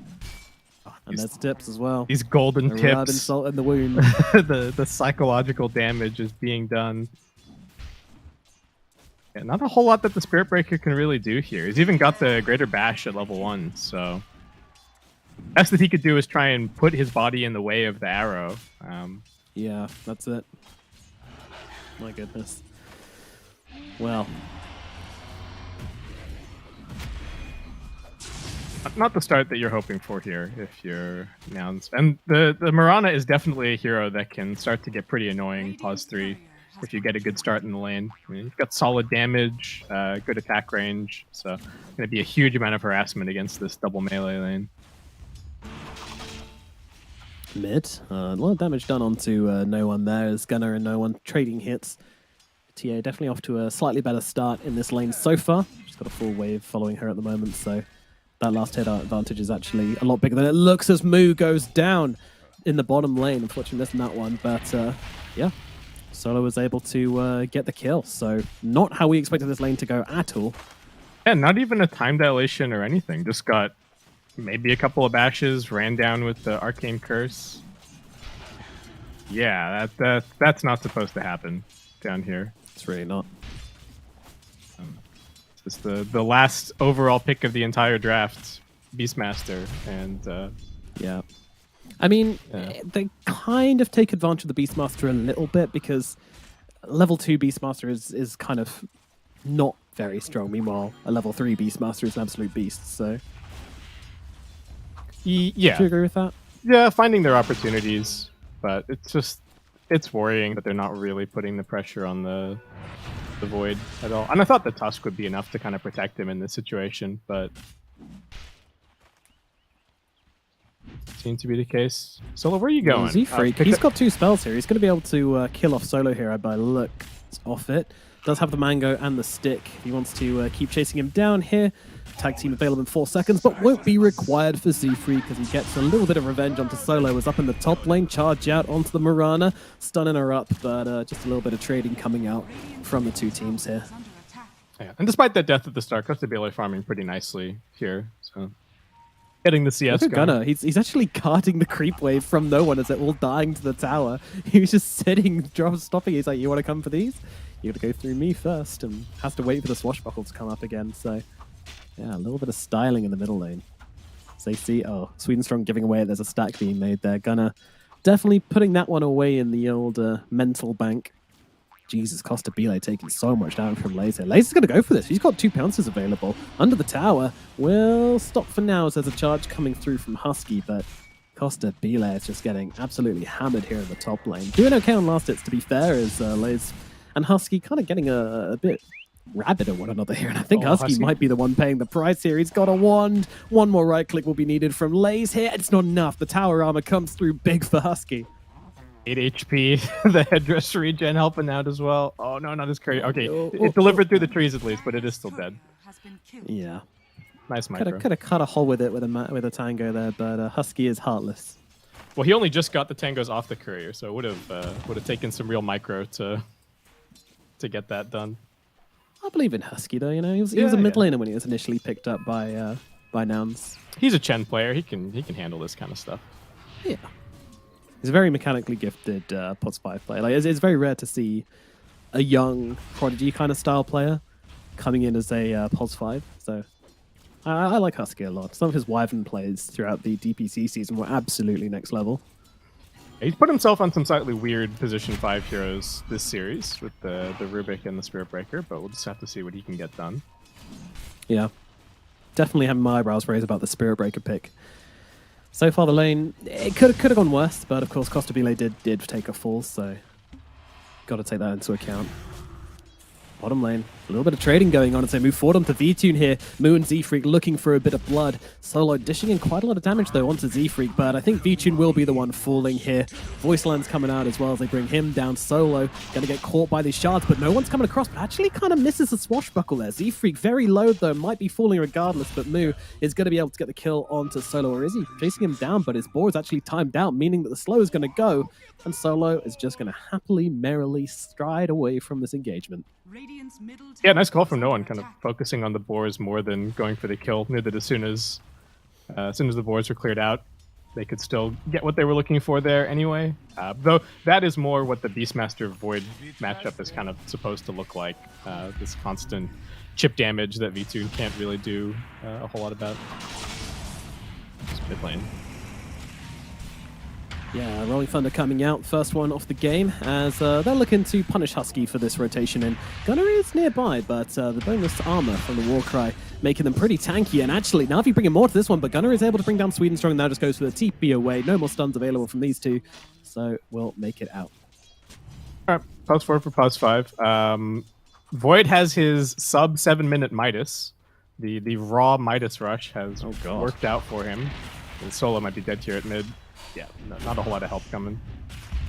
With the trap, maybe? Yeah, you can see Z-Freak was considering leaving it, and he's like, nah, this guy just has to die. Save me with the trap, please. Yeah, okay, here we go. Whoa, sidestepping the swashbuckles once again. Man, they're really good at sidestepping the swashbuckles here. That's also very hard to say. No one. He's not got much available, so he's just going to end up going down. Man, Z-Freak absolutely outplaying no one there, to be fair.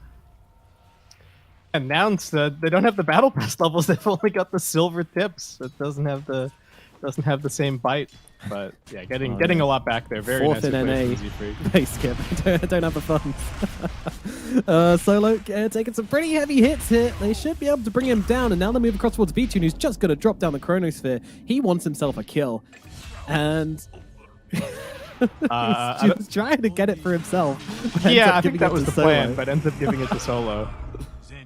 It is what it is. Moo going for the TP away. Rolling Thunder not actually committed there, so he was going to get himself out on Moo. Again, not bad for Nouns. But I am a little bit worried about the Faceless Void. Yeah, well, this is what Nouns need to do, right? The Caveman Dota has activated. This is just now Husky and Z-Freak. Let's go. Let's team up with Moo, run down the lanes. They've got their Helm of the Dominator. This is kind of their first timing. And the big question will be, in the next 10 minutes, can they get the bottom tier 1? Can they get the mid tier 1? And can they start looking at Roshan, potentially? I see. That's your checkbox. How quickly can they tick over those boxes? We shall see. Gunner with a haste rune, just running at solo here. Revenge for last game, I think, is on the cards here for the side of Nouns as they would charge in as well. Swashbuckle, once again, sidestepped by Gunner very nicely. Now, the Rolling Thunder is going to come through, though, and stun up the Tusk, who doesn't have much left in the tank. Sweden Strong just continuing to poke him with that big old sword, which, to be fair, doesn't really do that much damage. Gunner just comes in and takes Sweden Strong out. One big smack coming on through, but this Swashbuckle does land through the two of them. Siegfried trying to duke around it, and Feature's going to fall as well. The chain feed coming out from Navi right now. Siegfried, is he even going to drop here? Yes, he is. Swashbuckle connects. No one on the cliff, trying to keep himself safe, actually blowing up the trap to keep himself alive, and Nouns now realizing these heroes are respawning, and it's time to get out. And that's exactly what they'll be able to do. Caveman Dota. Caveman Dota. Clubs are out and sharpened, or, well, blunted, I guess. Yeah. I don't know how you ready to smack. prepare a club. And that space, I mean, the Void TPing in and dying like that is a complete disaster for his game. And Moo gonna get this bottom tier 1 tower no problem, all by himself. Navi just gonna have to find ways to stem the bleeding. And it's all gonna come down to the Mirana and the Pango. You know, the Void is in full, look, I'm the late game insurance policy here. I'm gonna win it for us if we get to 30 minutes. You gotta get me there. Yeah. Dire's top tower is under attack. Which might be tricky, especially with the game Gunners having. We all know, we've all been there. TAs can just take over games. The perfect hero for just kind of being that solo carriers. Once again, Nouns just committing massively to this fight. The Roar comes out onto Pangolier. But he might be the one in some trouble though as B-Tune gets on top of him. The silence is coming out from Solo. They're going to stop him from being able to do anything here. And Husky's going for the TP out as well. He's going to be able to leave. And that it's going to be that for the bottom lane fight. So Costumila does come jumping in through a little bit late to the party this time. Yeah, they take some damage on the mid tier 1 while this is happening. Gunner just plinking away with his catapult and his Blightstone. He had a Blink queued up, and I thought he might go Blink first, but he has gone back to the Dragonlance now, so Blink going to be coming up second. And, good damage from Lays at top, but I don't think he's not going to get this tower this time around. I mean, Husky and Siegfried are here, but I mean, it's Samurana with 2 leap charges, like, good luck. Give us your leaps. Use them. Yeah. It'll cost you 2 leaps to get away from this gank. Do you accept? Uh-oh. Husky. Well, that's a big cost. Navi 2 bring the leaps numbers and to 2 the top ints. lane. Yeah. Yeah, Navi just trying to ball around the map a little bit, finding these kills. They do have the chrono back up, so should be able to find at least a pick off somewhere. I've seen a lot of these Miranas in these kind of TI pubs that have been going on right now. Very fun to watch, by the way, if you look into some entertainment. But they do need to be kept in check, and that's not really happening at the moment. All the fighting's been around the Faceless Void at bottom, and he's not even too miserable either, to be fair. Yeah, I think the way to think about this this game is it's not even necessarily greedy so much as he knows he's going to get pressured. Oh, no one getting gone on? But they have the lockdown for him, though. A little bit, but again, Navi just bringing the heroes, and they're looking to punish Husky once more. Oh yeah, the seeds. Giving them Seeds of Serenity, healing himself up as Moo around the backlines here, getting the Roar onto No One just to slow him down.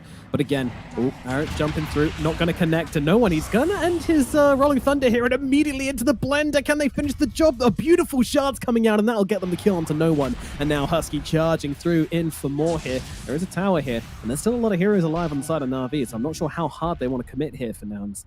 And they are going to respect them and not go under the tower for this, at least. 10 heroes mid, one guy dies. That's Yeah. that's it. Nobody committing harder. I think Vitun was thinking about the chrono for a little bit, but Lays didn't really have the mana or the spells to be able to contribute significantly, so just gonna have to bide their time. Man. Yep. But he wanted damage inside the chrono, and with this Mirana rushing for the Ags, that's definitely going to supply it. V-Tune. Oh, a little bit of watching. They're just watching at the moment. Checking it out. They don't have a Roar, so the lockdown situation is a little tenuous. No Nether Strike either. So you could go on him and easily find yourself 3-man chronoed, and that would be bad. Thank you for that valuable insight there, basically. Yeah. Thanks, that's what I'm here for.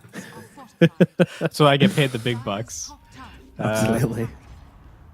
So Costabile is going like a kind of farmy build. He's picking up the Maelstrom, so still keeping himself relevant. You know, it's not just a straight up Echo Saber, Deso, or anything like that.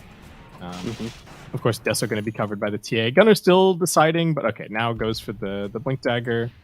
And the main thing that they're probably waiting for is this Helm of the Overlord on Mu, which is actually not coming along that quickly. He hasn't been able to just sit back and farm his last few minutes. He's been getting pretty involved with the team and pressing the Primal Roar on cooldown. So the timing's going to be a little bit slow this game.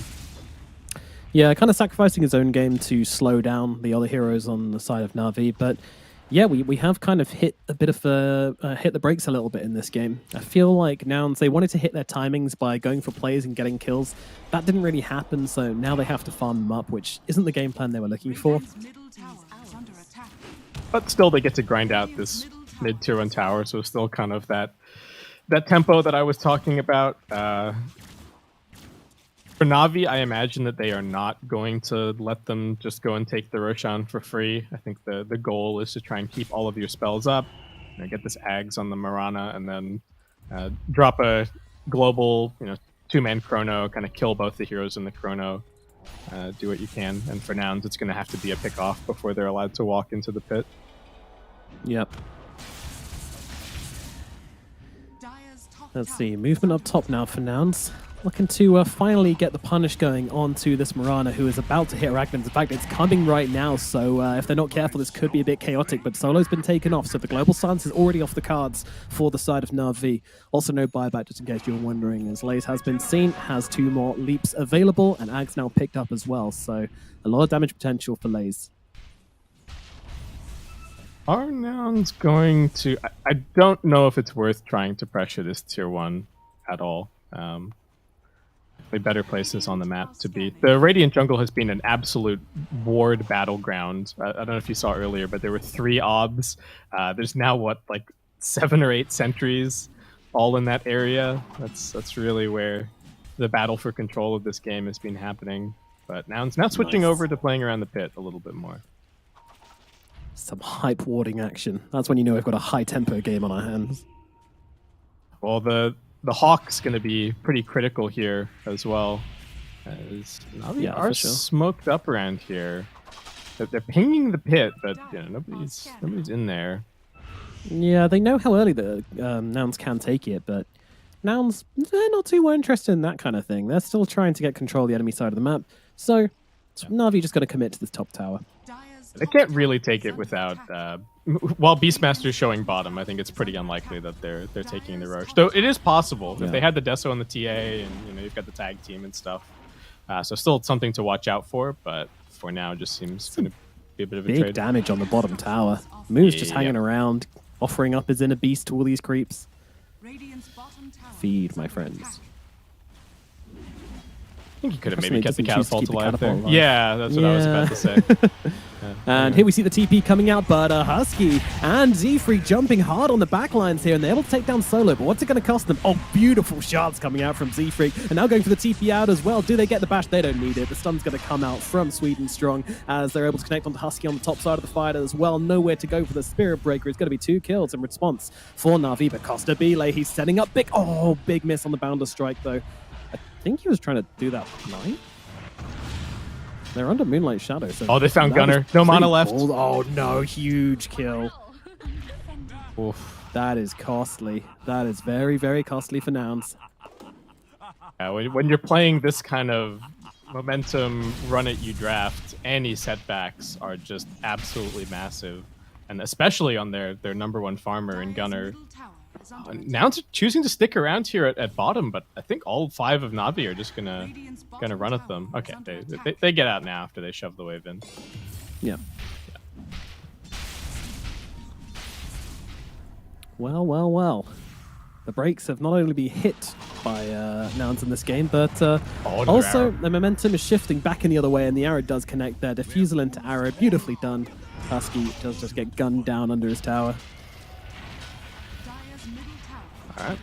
Pause 3 Mirana looking like a thing. Gunner comes TPing in here. Gotta be a little careful. There's still still global, still chrono. V2's not coming over for this fight. He's just going to go and grab a little bit of farm. But Surprise, surprise. yeah. Let the man hit some creeps. You know, he's earned it. Still holding that chrono as well, interestingly, and the global silence. Tricky because if big ulties. the threat at this point is almost better than using them. Because if you use them and you don't kill the right targets, then Nouns are going to respawn and walk straight into Roche. So you got to make sure that you're getting the fight that you want. Husky being the target. Here's V2, there's kind of some consideration. Costabile has to be careful again. They have the chrono, so you can't really group up here, but Wukong's command's going to calm down. But Costabile is actually stuck on the low ground, so can't really get involved in the fight. And they'll just kill off Husky and not pay any price for it whatsoever. No one going through a bit of a roll. Just kind of escaping from Moo and Gunner. Moo's walking up the high ground here, though. This is very aggressive from him. Sweden strong as well, just kind of hanging around this cliff. He's taking some heavy hits, though. He's going to be falling by the looks of it. What else can they find? The wall Chrono Spear does come down. Costabile caught out, taken down. Z-Freak as well. Look, he's going to follow him to the grave. They'll get the roar onto Lays. The snowball to connect as well. One more right click does follow from Gunner. But what's the cost going to be? It's going to be a lot. They've already taken down Costabile, and they're getting on top of Gunner as well. Do they have the detection, though? Solo?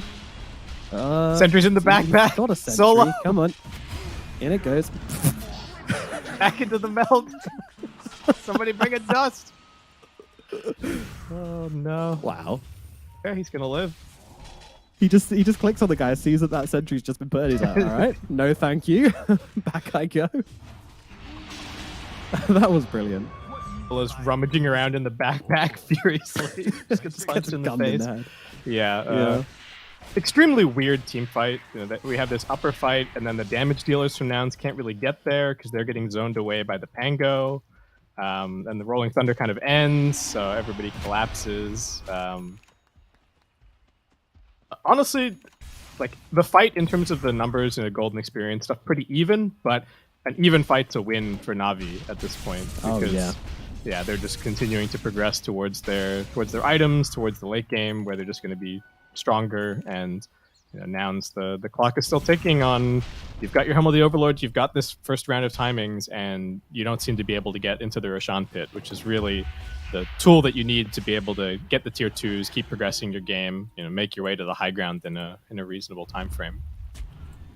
Yeah, the train left the station from Nouns, but quickly got stopped for delays, for signal failure, for some rail works, and now, well, it's looking like it's going to have to be... Are they going to try and sneak this? There's no way that works. Navi will not let that happen. Yeah, the scan hits, but then goes green again, so Navi know that they're in the area, but maybe not really doing it. Only got 60, actually 40 seconds on their chrono, so kind of worth it to just stand here and scare off Nouns.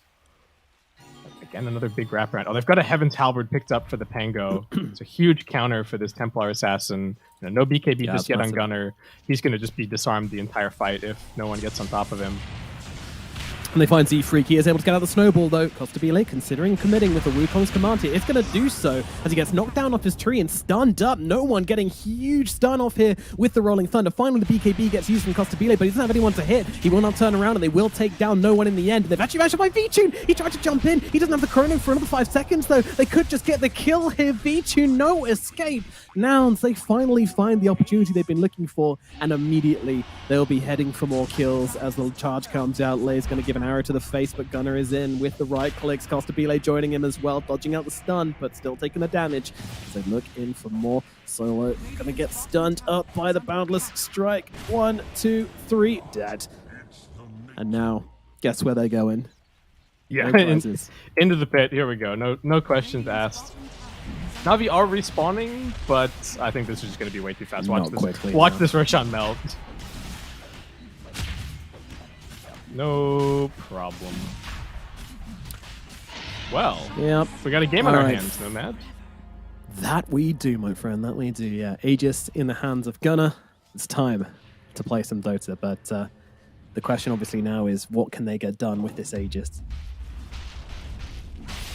Gunner didn't get bluffed at all by the Faceless Void in that last fight. I just want to say it. Like, the Void got on top of him, and he still had the chrono on cooldown for like 15 seconds, and Gunner was just like, whatever. Ignores the Void, hits the Pango, waits for the stuns to come on the Void. Very cool, calm, and collected in that fight. Yeah. Either they had it timed absolutely perfectly, or Gunnar just calculating it correctly. It's hard to say exactly how they knew that chrono was still 10 seconds off, but they knew, and Vichun did not get away with that extremely ballsy bluff. Yep. Yeah. So Nouns, it'll be guaranteed, bottom tier 2, hold the outpost for a while. They might try and flip the map as well and then go take out some of those towers on top. Those should be pretty soft targets. I don't know if they're going to be high grounding this Aegis necessarily. Gunner's seen the Heaven's Halberd and stuff, so likely does want to use this Aegis to secure the BKB, but definitely still going to be a lot of pressure on the map from them. And they don't even take the outpost, they just go for the immediate smoke, and will look to flip the map here. Yeah, now luckily they do have the Fortify Refresh due to that bottom tower being the first tier 2 to fall. So Navi going to be able to slow down the tempo in that regards. Charge in once again from the Spirit Breaker. He's often throwing the charge onto Lays, keeping him on his toes. Navi seem to know what's going on, but they're just going to have to seed the entire map. Oh, they've seen Solo, their best friend. Oh, Dust. He's stressed. TP soon. The invis is going to wear out, and there is a Monkey King. So yeah, okay, he's out of there. I'd be wondering if he could get a sneaky ward down before leaving, but the risk was perhaps not worth it. This is kind of interesting here from Nouns that Moo's actually looking for a new creep to take. He wants that Ancient Black Dragon. Yeah, it's just the best. Now, commitment in from Nouns. They do see Vichun. So that chrono is definitely an option here as Husky kind of getting played around with, and he's also playing himself. Bit of poking the poking the cow. Vichun's a bit of a madman, but both teams fighting on their vision. There is the global in reserve, so got to keep that in mind when you're watching Navi playing like this. It is because they've just got full confidence in solo.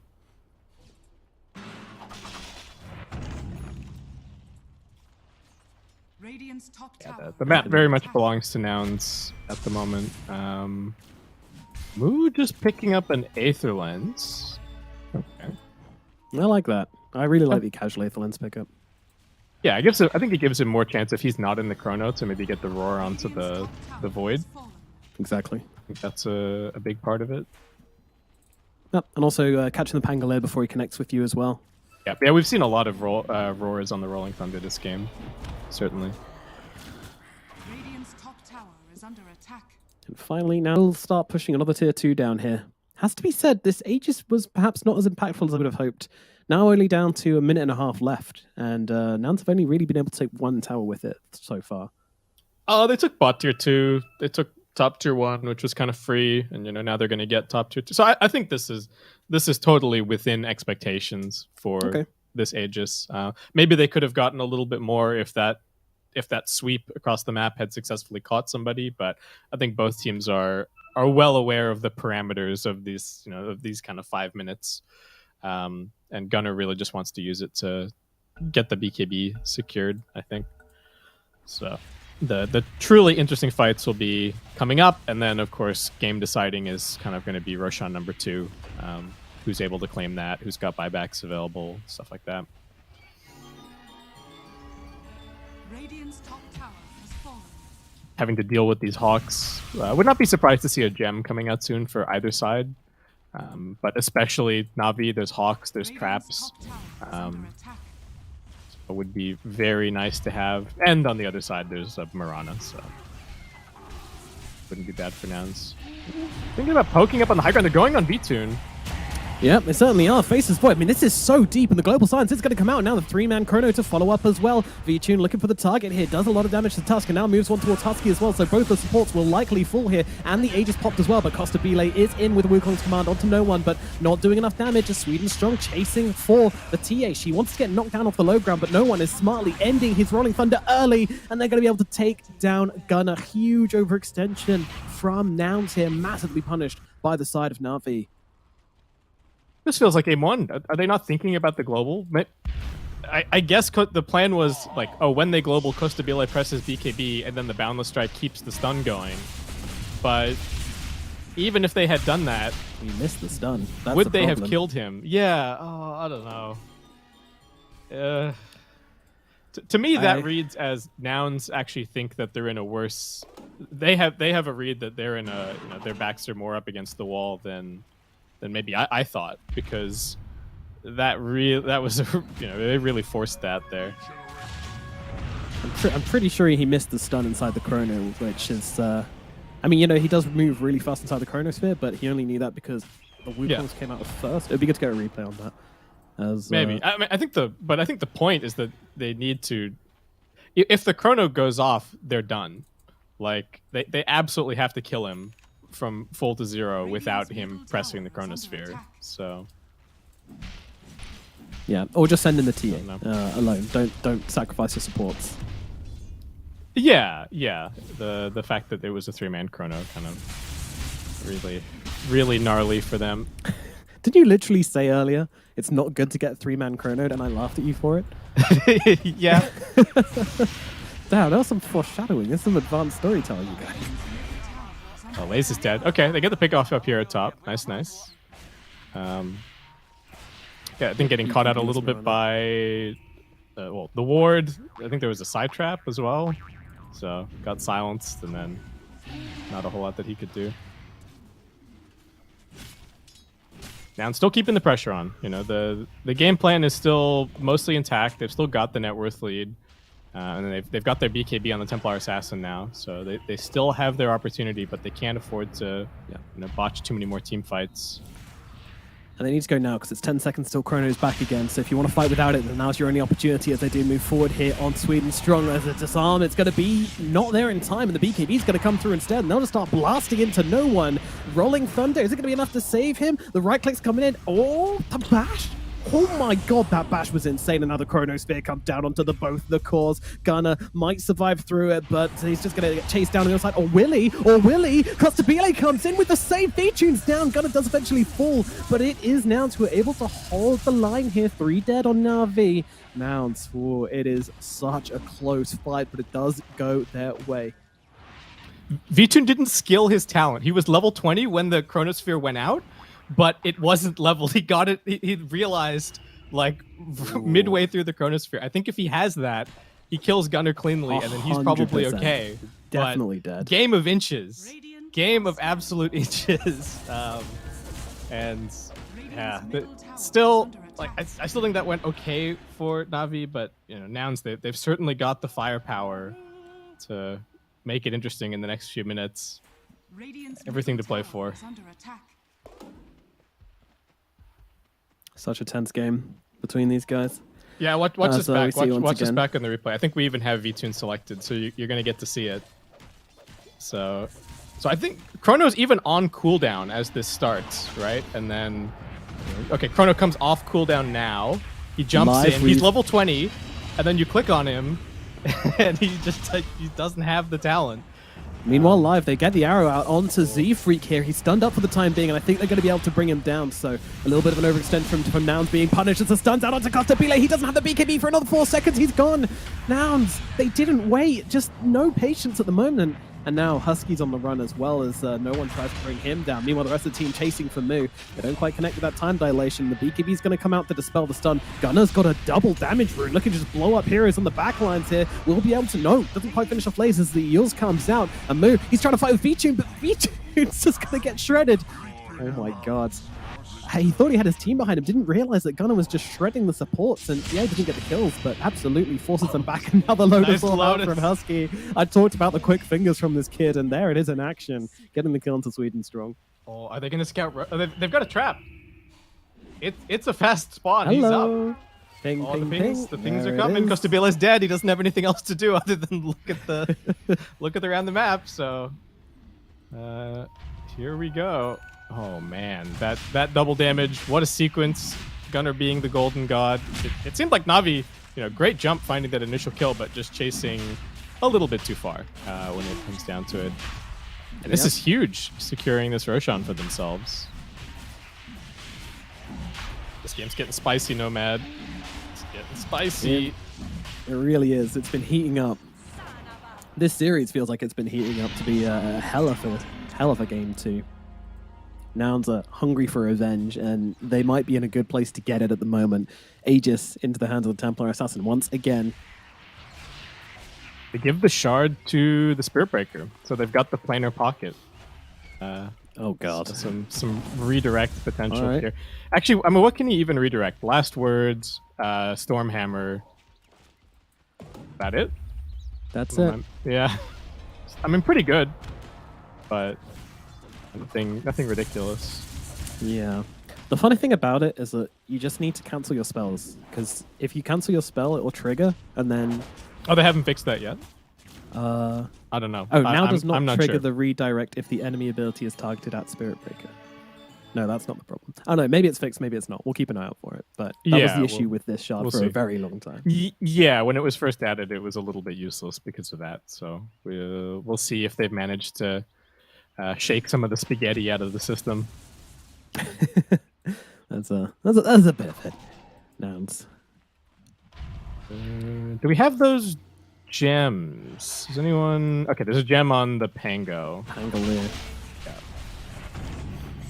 I'm gonna very safe with this tower sieging here. You see the positioning of Navi.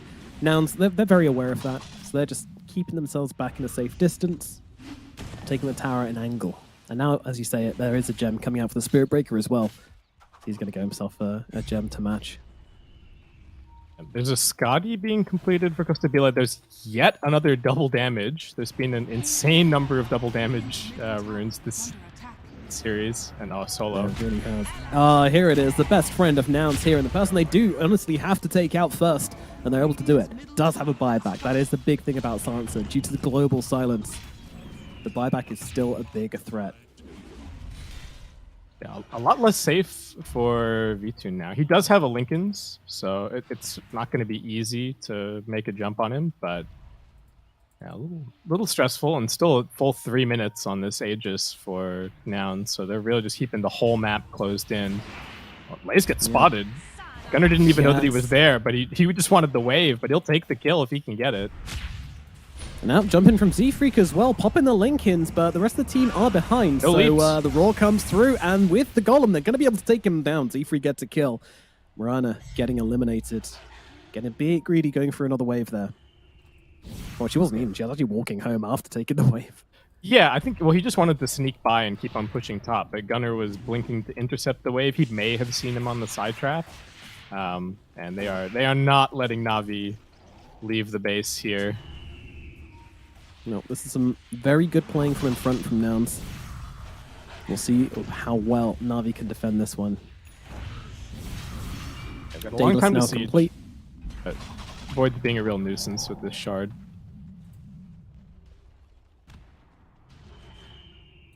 Pretty quiet game from Costabile. I feel like we haven't really talked about him all that much. You know, he got first blooded, farmed okay in the laning stage, had that death at mid, but the Monkey King is quite farmed. If they can just, get the fight to happen inside of the Wukong's command, maybe block people in with the ice shards, I think you're going to be surprised at just how much havoc this Monkey King can cause. Yeah, it's been a very quiet game from Costabile. Unfortunately, a couple of these boundless strikes have been off the mark. He's looking to prove himself in these later game fights. Mu really all about the vision game here. He's gone for the full Octarine core. He's picked up the shards, everything that he can do to really reduce that Hawk cooldown, keep spam going, and give them that information superiority in these fights. We called it at the beginning of the draft, right? So much of this game is just about murder solo wherever he is. Don't let the silencer do what he wants. I think he could even just go stand in the fountain, really. Bye-bye Gunner's mana, I guess. As he's taking so much damage. We'll get it back in 30 seconds when this Aegis expires, but... True. The Navi high ground is pretty fearsome, though. They've just been sitting up here the whole time. This is where we're ticking up like a 1k net worth lead every minute or less. But Nouns going to have to show some respect as this Aegis expires. You know that Navi are going to be timing this down to the second. Yeah, I'm expecting a smoke, honestly. Yeah. And 3, 2, 1, there we go. Smoke up from Navi, and they'll immediately come looking out for Nouns now. Let's see. Oh, if Husky just stepped an inch further forward, he would have popped this one. But Nouns should be aware of this. Oh, these big wraparounds have been so good from Navi. Can they do it yet again here? Yeah, look at this. Moo doesn't actually seem to know. He's sending the Hawks in the wrong direction, and now they connect with a bash onto Moo, as well as the stun on Navi. Looking around, and they're actually making the adjustment here onto Nouns. They're making the go. The Global Silence comes out, and they're not dropping the Chrono just yet. Gunner's BKB going to be ending in just a second. She could be actually a little bit vulnerable. The Chronosphere comes down onto Gunner. What can they do? The answer is nothing, as Gunner gets beaten to death inside the Chronosphere. I'll move across towards Costabile now as well, who also doesn't have that BKB available. A little bit too quick on the trigger from Nouns, as they might get punished. Moo snowballed into the entire enemy team. He tried to save them, but there's nothing to be done. Z-Freak going for the TP out in the trees, but Navi, the moment that Aegis is gone, they win the fight. The Global Silences are just too good. They trade Global for all 3 BKBs. They don't get any kills, and then Navi just back on the reset as soon as those BKBs were out. What can Nouns hope to accomplish? Oh, man. Beautiful team fighting from Navi, really. Yeah, they seem to just know their team. They're like this kind of 5-man lineups limit so well. Everyone's really clicking. The synergy between all their players, you can definitely see it. Even in some of these small plays earlier that they made, like the jump in, defusal slow, get the arrow. But yeah, we're gonna see this again. It looks a little sketchy with V-Tune and no one running over the side trap, getting stunned, and then Global Silence. Suddenly everybody's just a little bit too tanky, and Gunner wants to keep on going because he knows that once his BKB wears out, he's in big trouble. But yeah, too late. You're forced to get something done with the BKB. Costabile even got chronoed midway through his Boundless Strike animation there. So just beautiful from V-Tune. Yeah, so like, yeah, as you say, game of inches. Boundless Strike goes off, no chrono. Maybe the TA gets off the refraction in time, and then it's possibly a different fight. Hard to say. What Tony 5 talent do you reckon Gunner will go for when he gets there? Oh, I think probably the refraction instances. It's too good, unfortunately. Very strong. Oh, God. They're committing to this, and looks like the rod's going to come out onto no one as well as Wukong's commands. They're just going to be able to shred, or are they? No one's still rolling away from this. Gunner doesn't seem to have the damage. There's so much armor and so much damage resistance from the shield crafter. He's going to survive through it all, and now V-Tune trading hits with Gunner, and Gunner's not going to live through that one. Costabile trying to take to the front lines here. They're just jumping in and out on Navi, keeping everyone alive. V-Tune's going to survive as well. Husky's going to go down, and it is 3 heroes dead on the side of Nouns. Blink up to the high ground from Moo. The arrow does not find him, and Sweden Strong is unable to get off the Stormhammer, so he does escape. But once again, my God, just playing on the precipice of death through the entire thing. Navi keep their cause alive and come out with a win once again. Yeah, they pop the roar. The Pangolier is in the middle of the Wukong's command, and yet somehow they just can't kill him. And then V-Tune surviving on just a sliver of HP as well. I think so he got hit by the Hawk dive bomb, but it's a root now and not a stun. So Z-Freak solo kills solo. Ooh, okay, all right. That's gonna get him his eggs. Yep, nice. That's something. Maybe they can play for a kickback or something here on the Z-Freak. Don't stay around, my boy. You've done well. Pretty good. Pretty good. Yeah, that's a pretty huge play actually, and this Axe could be a bit of a game changer. Oh, the bird actually coming in and saving Moo's life here. In comes a Lotus Orb, so the roar's just going to be reflected as Sweden Strong is. There's a lot of orbs coming out onto people here, but it does look like they've just taken a step too far on Nouns. I'm not sure what this play was, but they're going to get punished for it pretty massively. I think he tried to kick him, but he had both the Lotus Orb and the Lincoln Sphere on him, so they couldn't kick it back, so the snowball just ends up going into Navi rather than bringing them back to safety, like Z-Freak hoped. Yeah, we just wanted the save move, but couldn't put it together. Like you said, too many spheres, and Navi now just cleaning up the base. Can't take more than this. There's still tier 2s in both of the other lanes, but this is really a massive turning point for the game, right? Especially with V-Tune picking up the butterfly. It's just not going to be possible for Gunner to, well, not going to be easy, at least, for Gunner to farm up an MKB at this point, so. Roshan. Oh, man. Yeah, okay. And it's a refresher shard. Cool. And 4 bounty runes. Wait, where were they? dear. Oh, just they were in the dire Nouns jungle. jungle. Yeah. Okay, that's pretty nice. That's where the net worth lead's coming from. Radiant's bottom tower is under attack. It looks so good for so long for Nouns, but they were just unable to turn it into the high ground push. And the moment that Aegis runs out, Navi, they just return to form, annihilating Nouns in almost all of these engagements. Occasionally, Nouns able to find a cute play, but Radiant are scanning. man, VTune especially just looking so damn strong. And like, Yeah. again, like the Roar and the Wukong's command being used on the Pangolier in these fights is just not working out because you got the shield crash in combination with the shard from the spin, meaning that the physical resist on no one is like, sitting around 90%. It's absolutely insane. Yeah, he's big. And if one global wasn't enough of a problem for Nouns to deal with, Solo has, I don't know where he got this, but he's managed to cobble together the money for a refresher orb. So Wow. yeah, good luck in your upcoming team fights for Nouns. And Nouns, I think they played really well this game. Just a couple of, it's hard when you're playing this kind of lineup, especially with a Beastmaster. I think it shows a lot of confidence to kind of run the game back like this in terms of taking Dire again, Navi get first pick, but that one misstep at the top tier 3 really going to be keeping them up tonight, I think.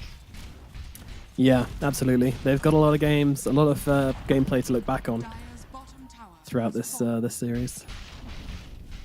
Which isn't what you want to be saying coming out of a series. No, but yeah, Navi just kind of looking like a little bit of the better team. I'd agree. Costabile ratting a little bit up top here, but there is a TP coming in from no one. It's right on top of him. He's got an Hello? Abyssal Blade.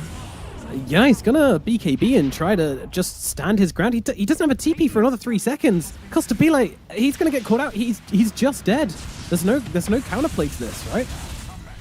Nope. That's pretty unreal, but the team... They're going on the the rest other of Nouns side. are actually going in here. Vichin jumping forwards. Oh, doesn't commit the chrono for it, though, but he does get the BKB out from Mu. Mu tries to get the Roar, but the Manta is going to dispel it, and now the damage coming into Gunnar. Gunnar's just killed off. He's going to immediately buy back and TP back into this. They have to find a way to turn this one around. Costabile comes in with the stun, but in comes the Ethereal Blade from Lays to buy Vichin the space he needs to get himself out. Get out, get in, get out. Alrighty. Well, in comes Z-Freak, looking for the kink, looking for maybe the punchback as well. The snowball is going to be able to get them the first kill onto the Faceless Void. Sven and no one are running themselves over. Will they get the follow-up kill onto Vichin? The 4-star out of the Wukong's command is going to make that completely useless. As now in the backline, Sweden Strong connects with a 2-man stun onto them. The Roar comes out as well, reflected as Vichin standing in the middle of this fight. But when he comes Chrono out ready. the side, what is he going to be able to achieve? The Chronosphere comes out onto Gunnar, once again using the refresher shot to kill off both the cores, and that's going to be it. For game number 2, it is a 2-0 for Navi, unable to control up V-Tune and unable to control the forces of this EEU Superhouse. Navi just looking phenomenal.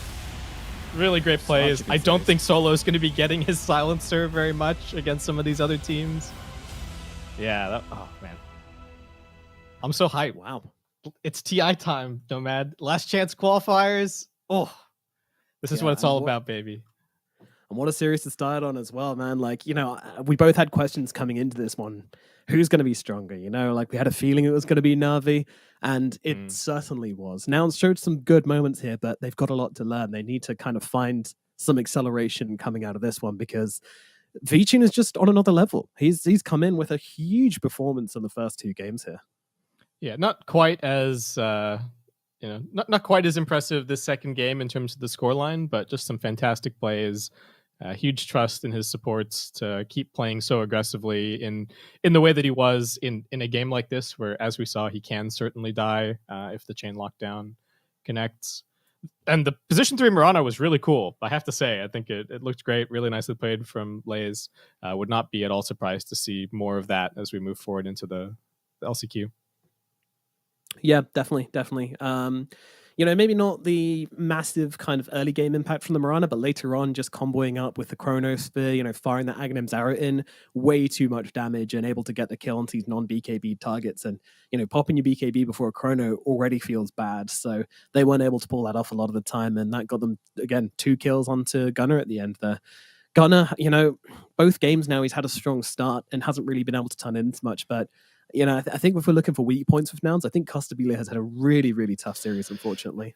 Yeah, he was just kind of under a lot of pressure, made a couple of really key flubs at a few moments with some missed stuns and some missed timings, maybe a little bit of mispositioning. So just going to have to see if he can reset, the team can rally around him and see what they can get done as they continue to move forward. There's a lot of games to play, but you've only got 10 opportunities here in the LCQ group stage, so every game's going to count 10. for a lot. Sounds like quite a lot, but I do understand the point. Yeah, sure, but they're 1/5 of the way through now, right? So true, 1/5 of the way, and unfortunate to especially looking back on this second game for Nouns, it's going to stick with them for sure. They need to be able to find what they did wrong and fix it up, because losing from that position is going to feel really, really bad for them. But as I said, very strong mentality on this team. They're very good friends and they have a lot of camaraderie, so I'm sure they'll be able to bounce back and bring it all for their next series. And talking about the next series, Skip, we've got Polaris versus Navi around the corner. You ready for another Navi game? I'm excited. Navi are looking good. They're showing some cool drafts. I can't wait to get there. Yeah, absolutely. We're going to throw it to a short break, and then we'll be back with Polaris versus Navi here at the TI11 Last Chance Qualifiers.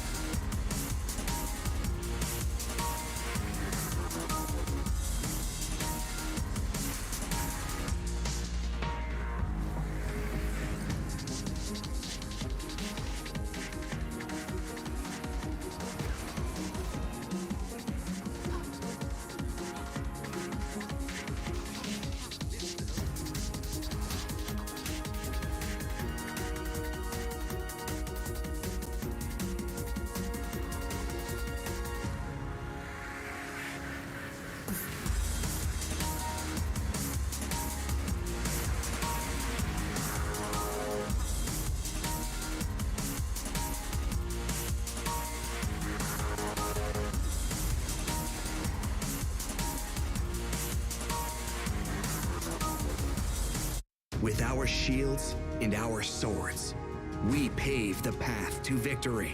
With our shields and our swords, we temper our courage. With our shields and our swords, we're making history. With those who make the game a reality, we're the vanguard. We're with the best. Let's raise our shields.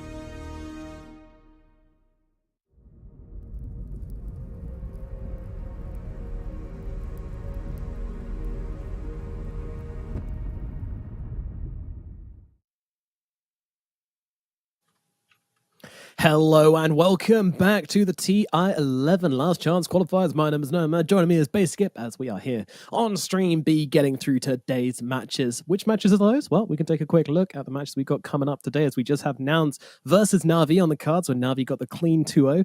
Can they repeat it versus Polaris? And then can they repeat it versus Tempest? And then can Tempest beat Vici Gaming? All these questions and more will be answered here on the B stream, Skip. Yeah, this is the Navi stream. We're just gonna have to see if it's the Navi show. It's the only question. Oh, very good. Very good. I like that indeed. And in fact, guys, you won't have to wait long at all for us to get into this series because Navi versus Polaris is on the cards already. In fact, it's in the draft already. So let's waste no time in strapping on our speedos and diving into the deep end for this series.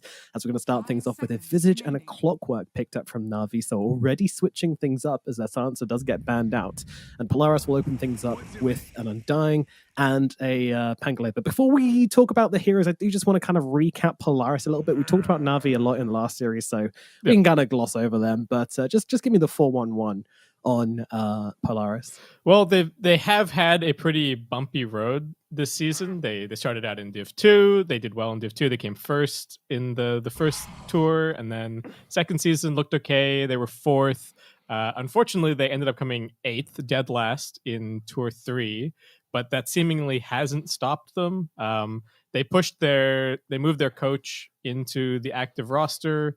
AU's got a ton of experience. I think they've been looking really good since they've done that. And they've been impressing, and they looked really good during the regional qualifiers. So as always with these SEA teams, it does kind of come down to how are they going to look on the big stage. And this is where we're really going to find out against Navi. Officially speaking, this team, Polaris, has made the most recent shuffle, but of course, that's kind of an ethereal point because, we don't really know when changes are actually made versus when they're announced, but we can definitely say for sure that they made a swap very, very recently with AU coming in. And they also brought in Force, who actually left the team back in April under a different name of, I think, Nico. And now he's back with a new name, a new style, and they've been doing pretty well. They've been doing pretty well in these kind of other tournaments. Of course, SEA is a pretty brutal region at the moment with Boom around, just smashing people, and T1 and lots of other teams which are kind of beating them. Talon as well. So some very high competition, but they have been going from strength to strength recently. Can they keep the consistency, and can they bring that consistency to the TI Last Chance Qualifiers? That's the biggest question I've got right now. Yeah, I think the thing that looms for me is that they've got this massive hero pool, but it's a question of can they utilize it effectively? I think if you're a team that has 4 or 5 cookie cutter drafts that you're always going for, there's a huge amount of comfort there. There's a huge amount of stability, but it's predictable, right? But you're never necessarily going to be super outdrafted.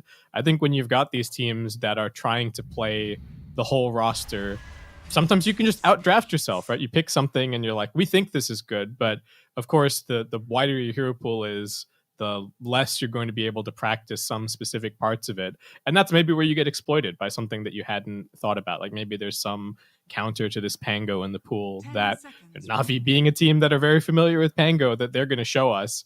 And suddenly it's going to be like, oh, we couldn't pick it so confidently against them.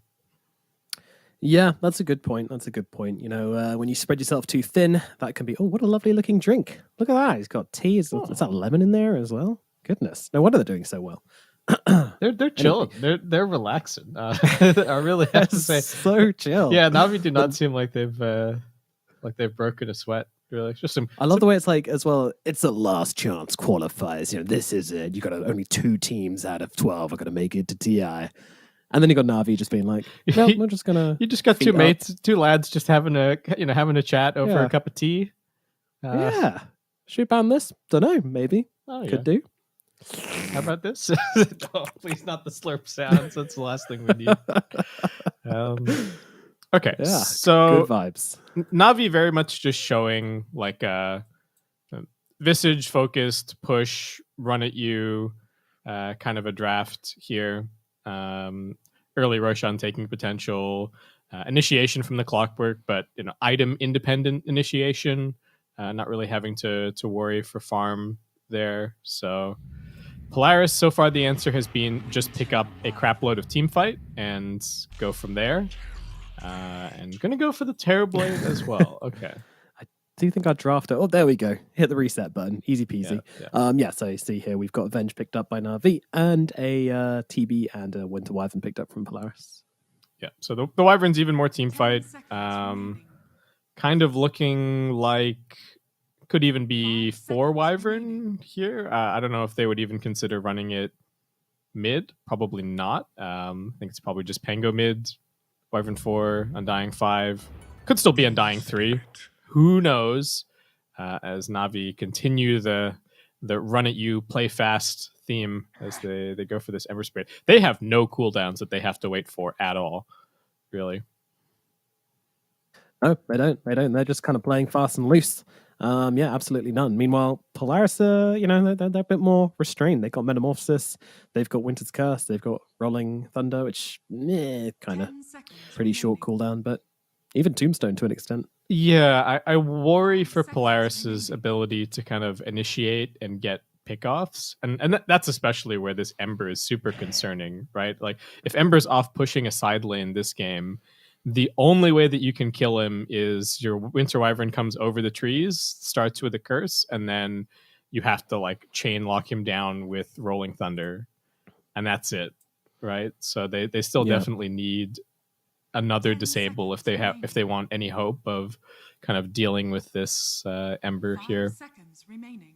And also a little bit of a counterpick to the Pango, right? Just the Searing Chains is always going to be kind of annoying for Pango to have to deal with. Yeah, definitely. Somewhat. Not the hardest counter, but something to note. And being able to slide a fist him as he rolls around as well. Any extra damage you can get off on him always feels good. So Luna and Slark as the band. Slark just kind of a natural answer to the Terrorblade. You're never really going to get sundered. And in that same vein of, we don't have enough lockdown here.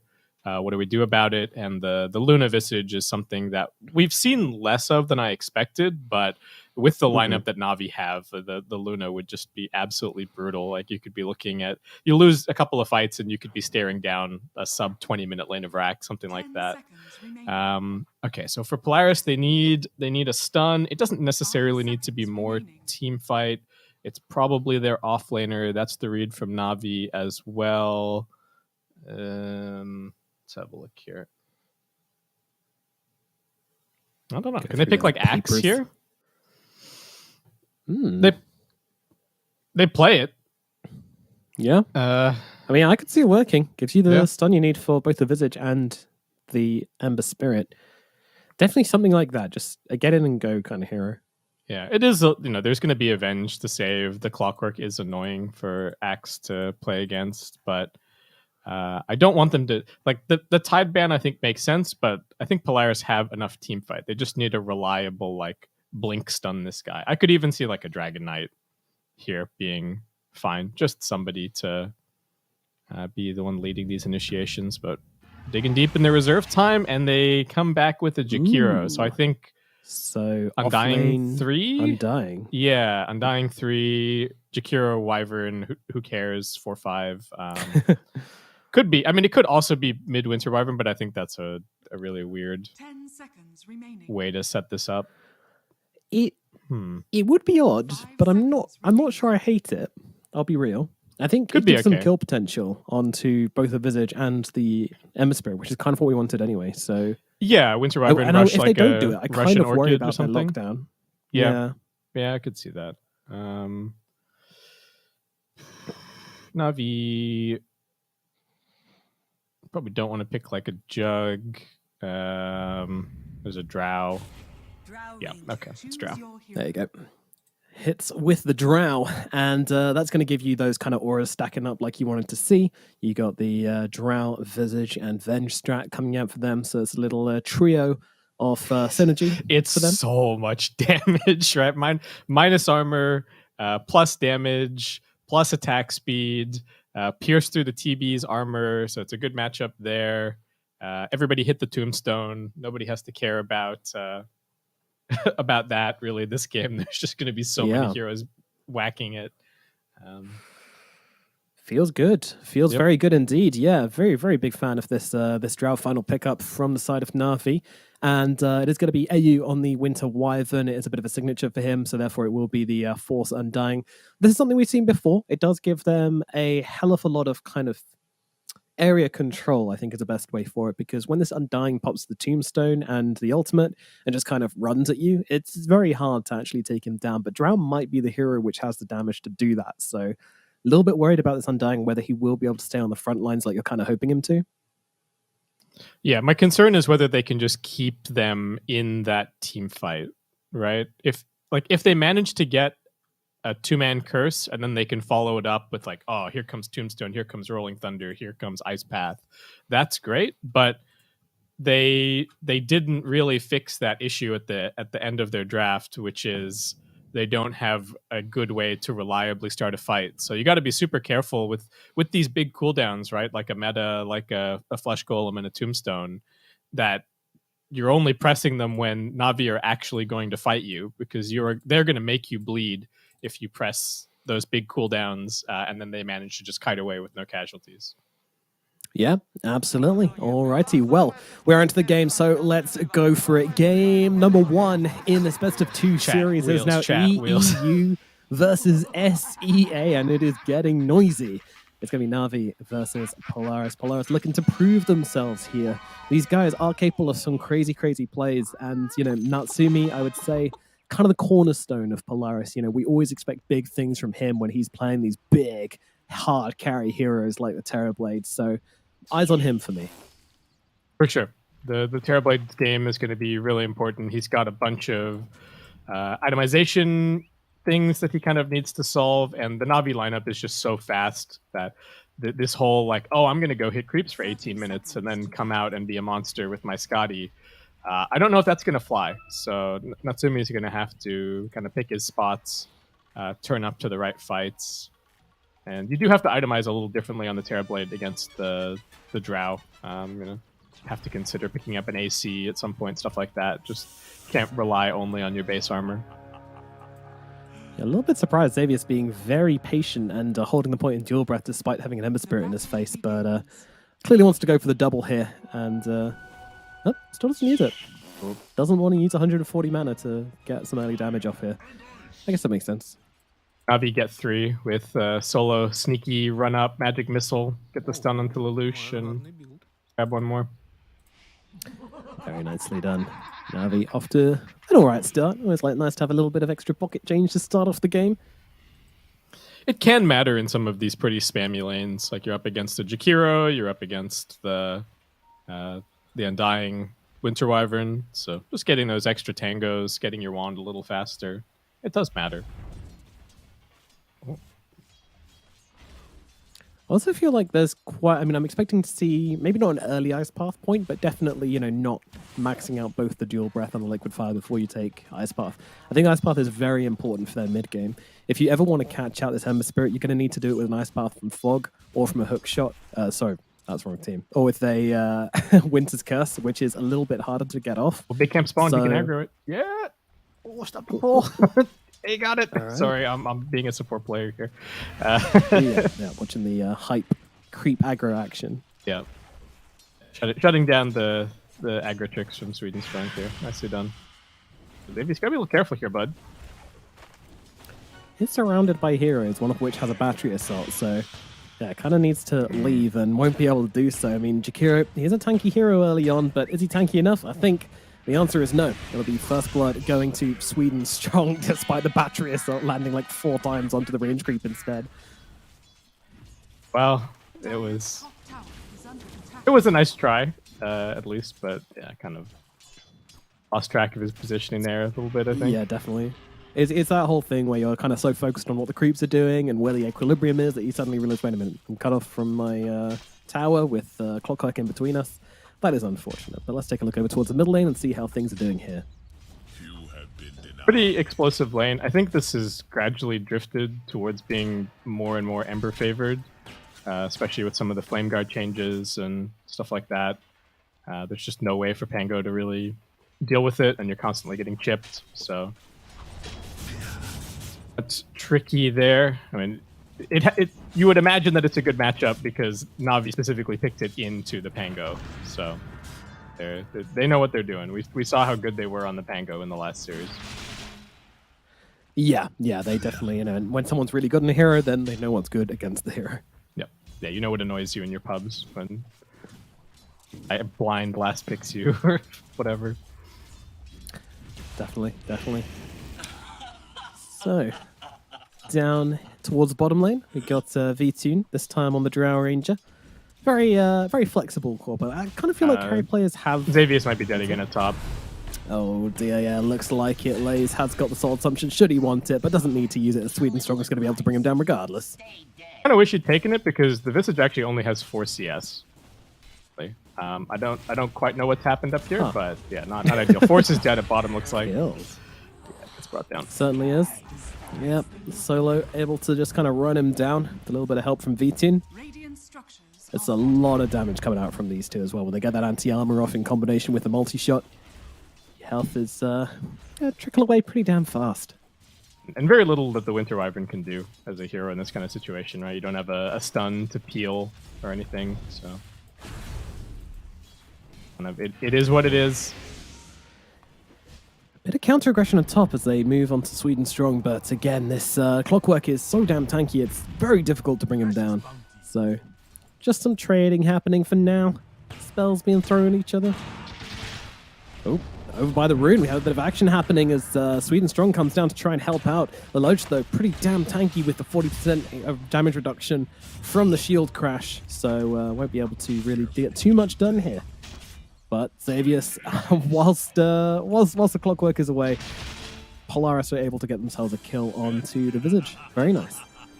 So the lane was just in a position that he couldn't approach at all. He could have maybe gone back to base and healed, but tricky spot to be in. I do not think you're happy as Polaris with the way that your Undying's lane is going. Like, he's getting farm, but in the name, right? Dying is not what you're supposed to be doing. True. And wow, look at the damage coming out as Xavius falls up in top. Jesus. There's so much kill trading going on at the moment. 4 kills though for Navi at the moment, and only getting the 1 elimination onto Lays for the side of Polaris at the moment. Yeah, I think Lays is very unhappy that these kills keep going to the Clockwork. I'm not sure how it keeps playing out this way. And while they keep killing these heroes in the side lanes, it's like sending bottle refills to mid at the same time. Yeah. Constant refills on no one. He's going to do his old walk home trick Natsumi's trapped in the cogs at top. Could be in some trouble. Definitely is here as he's going to get run down by Sweden Strong and Lays. My god. Navi in this laning phase are just getting kill after kill. Kill per minute at the moment. Yeah, and this is even without the Ember getting involved, right? And we talked about how scary this Ember is this game. He can really just walk wherever he wants and set up kills. Would not be at all shocked to see, relatively early point in the Searing Chains. It's going to be tricky for Polaris. Solo looking in towards mid, but really just helping secure this power room at the 6-minute mark. Both the supports actually doing that, and they actually want to turn this into a play here as a stun comes down to Lelouch. He's not able to get himself away. The mid laner goes down, 6 minutes hits as the 6th kill comes out for Navi, keeping up the tempo. And V-Tune just TPs away at bottom. They pop the slow, they pop the tombstone, and there's no interrupt. So why? That's pretty unfortunate. At least they can get some damage on the tower. They've got their siege creep. They've got a double wave. Solo will do his best to defend this, but it's going to be quite a bit of damage.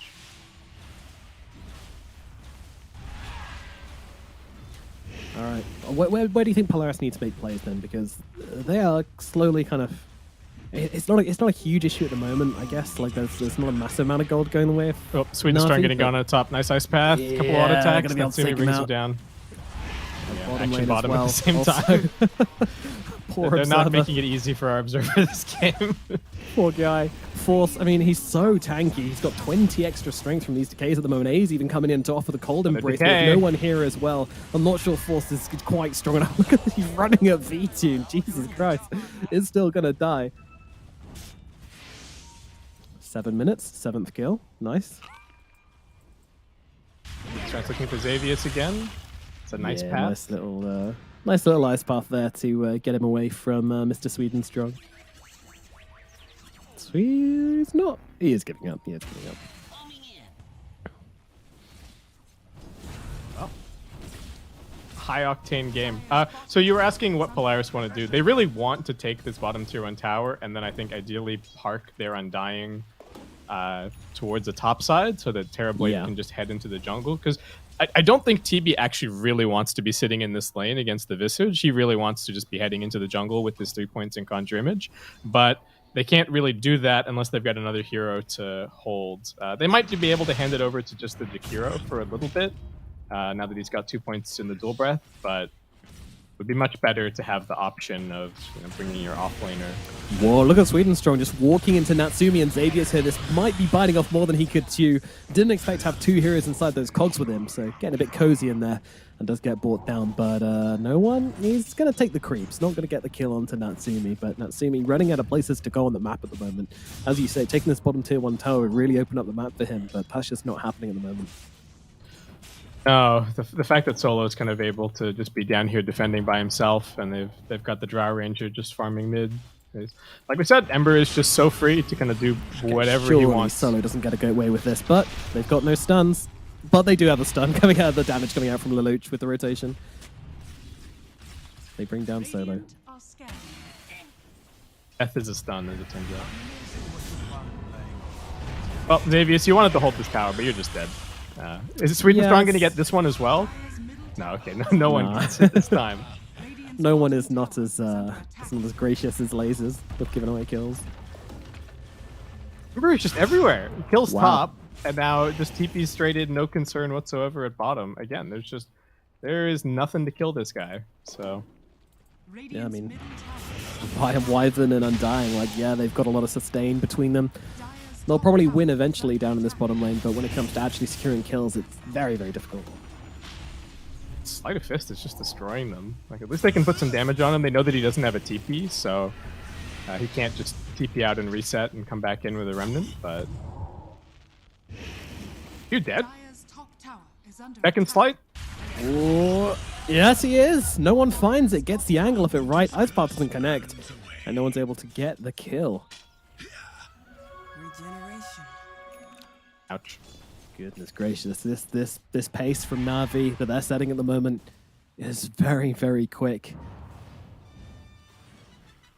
Yeah, the scariest thing is just that there's so much farming going on the map while the Ember is being an absolute terror. It kind of feels like no one is 1v5ing and all the Drow and Visage are doing is farming. They're not that, they're not even ahead just yet, but give it a couple minutes of the map being in this state with bottom tier 1 tower not being taken and top tier 1 tower being down.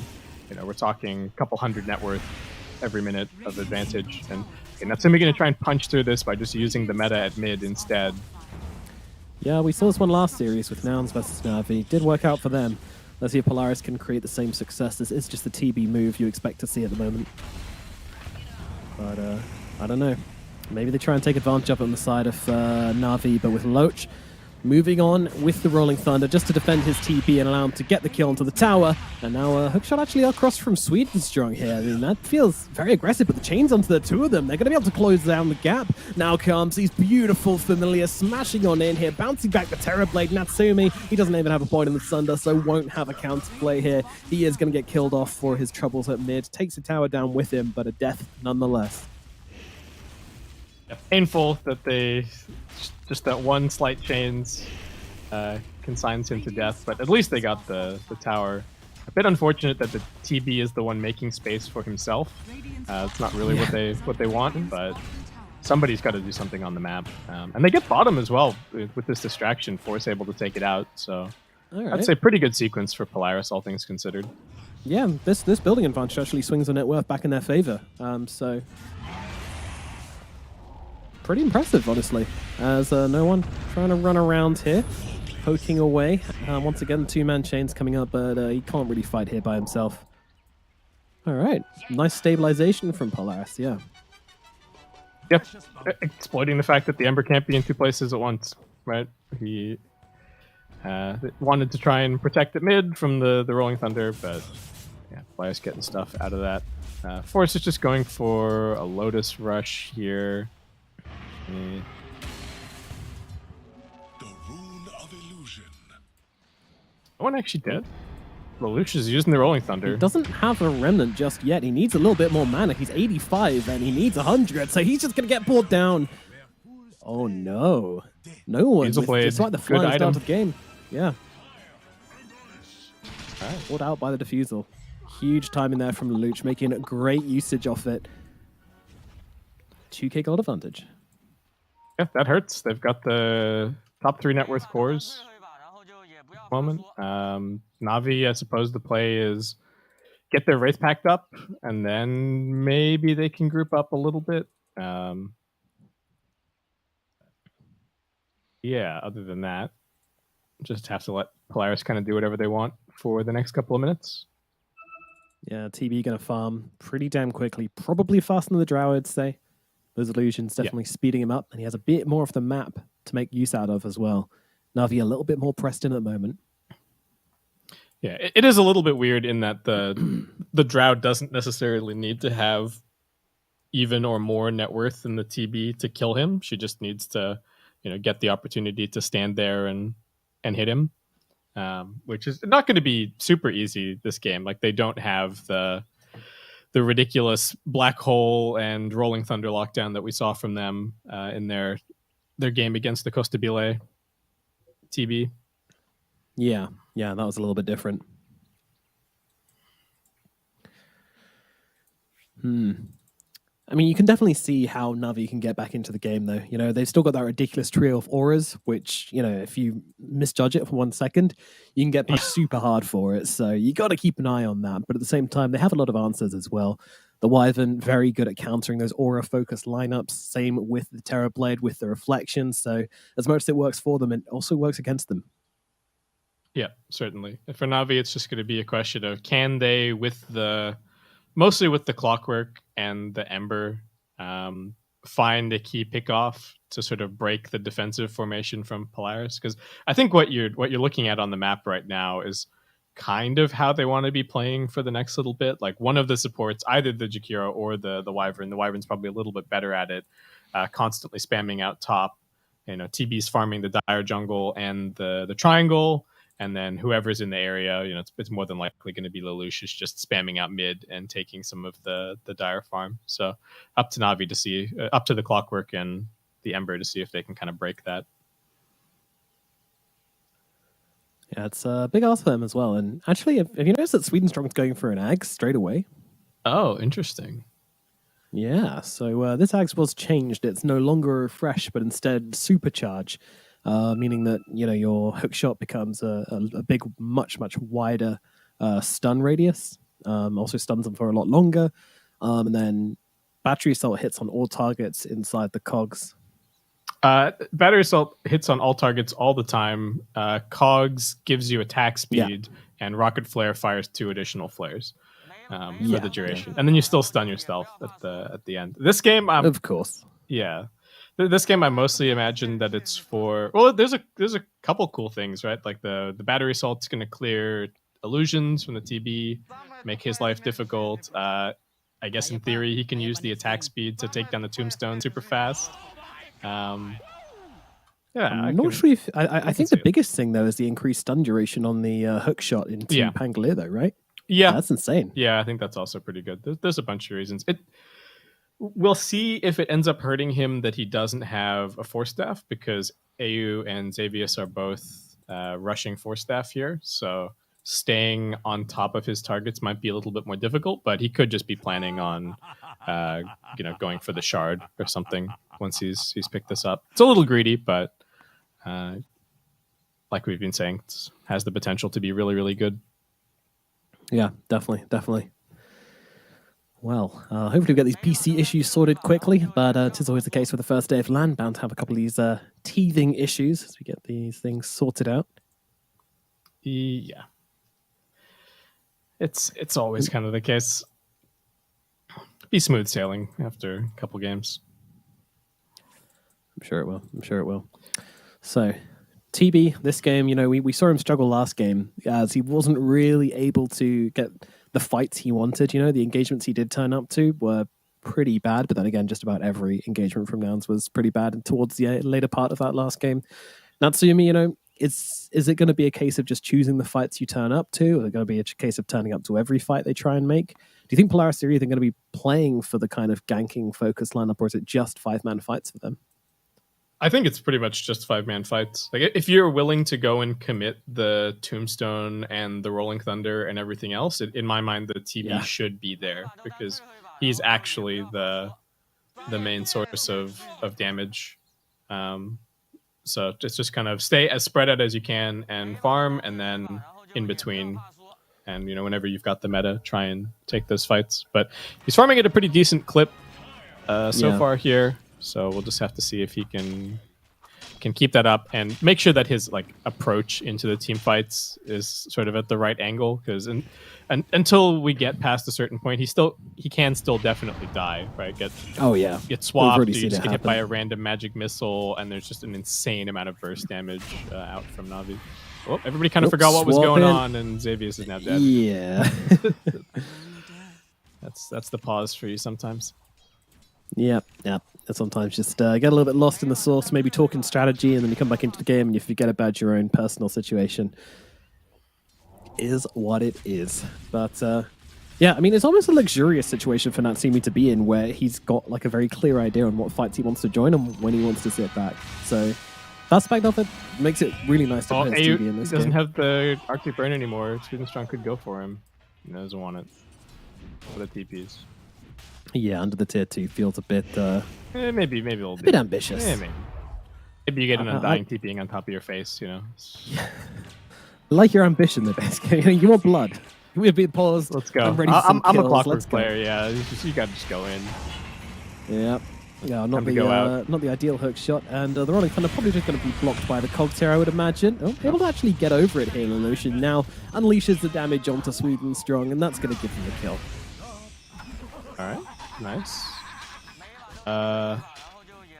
So the one thing that is a little bit... summon from Lays out as well very quickly. Yeah. The one thing that is a little bit scary for Navi this game is that if you lose just one hero, there is this play. Oh, they can't make it here because Natsumi's already used the meta to farm. But you got to remember, when you're playing with the Undying and the Pango, they can Rosh themselves very quickly. I think you're looking at this as, Navi are the Roshan lineup, right? It's the push team. They've got all this minus armor, but Polaris can also absolutely take a 15-second Rosh kind of thing. So you do have to watch out. Undying surprisingly good at helping with that as well, as he might be the one in some trouble now. Lotus Orb's upon him, but with that gust, he's unable to get the strength charges up, and therefore will be brought down. V-Tune, once again, just making these cool little rotations in and finding himself the occasional pickup kill. That's going to boost his farm so much. Yeah, that's really good. He's managing to keep ahead of the TB at the moment. And the way that V-Tune's moved from playing Faceless Void, who's a very, chrono-focused hero, only really has one big timing to work around, versus this Drow, who you make the most out of her by playing quite regularly. It's pretty impressive as we see Sweden Strong getting jumped. He has got the hook shot away to the creep wave, though. A pretty long hook shot, and Polaris are unable to keep on chasing. This is the lockdown problem, right? They've hard to catch these heroes in the side lanes. They sort of have to let no one do this at bottom, right? He can kind of push it all the way up. He's not happy about it. He's come and tries to force him out by just dumping some spells on him, but yeah, no one doesn't really care. Just a bit of a kerfuffle. I'm not sure I love the way that Polaris are just kind of running from lane to lane as this ball of 4. We'll see. Maybe they can make it happen, but if they don't find anything down here, this is just a kind of a massive waste of time. And if Navi catch on, which they might because they see this mysterious courier delivering on this ward, I think you can force that top. The really bold play is to try and go for the Roche, but unless you hit a scan or something, I don't know if you're gonna do that. Yeah, still have 3 TPs available on Polaris. The TB and the Undyings are about to come off cooldown as well, so traveling across the map, not too difficult for them since they did smoke over. And they're still looking Polaris. They have this Winter's Curse. Give them the lockdown they need to set up for pretty much all their spells. And they're going to do exactly that. Vengeful Spirit's going to be the target. Heavy initiation onto Solo in the middle lane, and they will get the kill. But the question has to be asked, is it really worth it? Because now they're going to have to back themselves up. The Tombstone's going to get taken by Lays and his little birds of justice. Are they going to get clean? They might get punished on the way out here. Xavier's sticking around. Yeah, this is a kill for no one, I believe. Hookshot's going to come through as well, just to help out and make it nice and clean. And there will be retribution for Navi. Ugh. It's a 4-man smoke and a whole bunch of spells, and you just get the pause 5. Can't feel good for Polaris, unfortunately. And Lelouch now discovering that a lot of their jungle is, well, at least this safe camp here has been blocked. So that's never fun. Navi, they're toying with the idea of Roshan. In fact, they're doing more than toying with the idea of Rosh. They are committing to this Roshan pit. I mean, no tomb, no flesh golem. No Take curse. it pretty fast. It's impossible to really fight this. Polaris just massively overcommitting onto Solo here, but Navi, they're respectful. Okay. Yeah, they don't have mana on their Visage, so I mean, not that that's slowing down the Roche by that much, but yeah, if a fight breaks out, you need to have those soul assumptions available for sure, and the Wraith Pact most importantly. Yeah, he didn't even have enough for the Wraith Pact initially, so. All right, time to ship out some clarities. Oh, 1 clarity, big spender, and back to farming for a little bit for Navi. Get the pike up on the Drow. Lays, I don't know what he's going for next. He has just picked up a drum, and they're looking at no one at bottom, but he's got a remnant out. He's going to be able to jump himself away, though. Forces nearby, but unfortunately, Undying not exactly a huge threat as they once again go. Oh, the Winter's Curse into the hook shot. Is it going to be enough? Oh, Xavier, he doesn't want to commit to it. Sweden strong, so close to death. A really cute play. Luckily, the birds weren't in range from Lays. So. Yeah, this was pretty fortunate. Again, Curse, you know, this time completely wasted. Yeah, I don't know how you fix this really. Lelouch is just going for a BKB because he's worried about I think the Drow Silence and some of the other lockdowns. So he's not going to have a blink for a while, and it feels like he's kind of the only person that could really significantly change their initiation prospects. I wouldn't mind seeing a blink on the TB this game either at a certain point, but I've already said that, you know, maybe he needs to think about an AC, so there's a lot of items that he would like, and he continues to be out-farmed for now by VTune. Yeah, VTune again, just with those kind of amplifying kills he's been getting, and even finding a DD Oh god, here, this so- damage! The proc's 2 in a row! Oh my god! It was a Was double that a double damage as proc? well, picked up for the last 2, but oh my god. Jesus, double proc and no miss. VTune, Yeah. what have you been doing lately? He's just been like he sidestepped the eating ice pack. 4-leaf clovers and Yeah, I don't know. What other lucky things you can do? guy on the TF2 server getting all the random crits in a row. Dang. Oh my god. Look at this tier 1 tower go. Farewell. Dire's middle And a DD rune phone, so I cannot get over that. That was just the stars are lining. I mean, it was a very small kill, but Sure. Wow. wow. Bottom lane continues to be a huge problem. They just can't get this pushed all the way to the tower. No one can always be down here shoving it out. And Polaris are looking once again for one of these smokes. Is it once again just going to be Sweden Strong tanking the gank? Or can they sneak around him this time? Yeah, they want to kind of get around and find someone else, and they will be able to do that. They see Lays here. Commitment comes out onto the Visage. Lays, unfortunately, does not have the shard or anything to help him out, so will be dying. And now they can look across to their old friend, Sweden Strong. Where are you going to hook shot to this time, my friend? It's actually not going to go anywhere. Yeah, there we go. Yep, see you later. Bye-bye. Are they done? Lelouch still wants to kind of threaten, but with the Drow behind him, as well as Solo, there's a lot of outplaying potential which Navi can throw in, and Polaris are going to understand that. They're just kind of getting run around the map. It's not manifesting too much in like net worth and experience, but Yeah, it feels really awkward. And they're about to run into Natsumi down here. This is a big kill. This is a really big kill. Yeah, Natsumi needs his team to get hit ASAP, but I'm not sure that's going to happen. Nice man to dodge into the Sunder. Is it going to be enough to save the day, though? I don't think so. He is gone, but the Winter's Curse comes out onto the Clockwork, locking down Sweden Strong. Follow it up with the Macropie. A beautiful little combo from the support duo here, but V-Tune's still alive and dishing out a ton of damage on the sidelines. Is it going to matter as no one comes swooping in as well? And Luch, silenced up, cannot get off the swashbuckle, does die as well. AU's going to throw in the Cold Embrace onto Force here, but Force is going to need more help than that as V-Tune just keeping his distance and blowing up the Undying. You need to do something about this Drow Ranger because this is ridiculous. And then you can die. Dang. Oh, She's not done. She's not done. Full staff is there. Multi-shot does connect. Not quite going to be enough damage to bring down the Wyvern. Whew. Well, it was almost the fight that Polaris have been looking for, right? They get the multi-man curse, they get the Ice Path follow-up, the Tombstone's down, but your Terrorblade's dead, unfortunately. Navi finding a very nice smoke, and that is really going to catapult their lead. There you go, get the nice little replay. It was close, it just needs to be a little bit quicker from Polaris. Again, really nice little Sunder play, but the fact that the Drow is still able to survive and then keep on fighting after getting Sundered down to like 30% HP is very, very worrying, but they just kind of commit really hard on the combo, which only brings down supports. Yeah, and Lelouch almost saved it by coming in and cleaning up the Drow Ranger, but just couldn't get anything off. He came in, he got silenced, they used the Lotus to dispel it, and then immediately after that, he just got locked down by no one and couldn't use his spells. He does have a BKB now, so not going to be so easy to stop him next time, but Navi getting into a pretty strong position. And I think we've even got the Ags on the Clockwork is out now, so keep an eye out for that on Sweden Strong. He just pops it immediately. Here we go, Rocket Flare time, baby. Woo! Yeah, take that, Jakiro.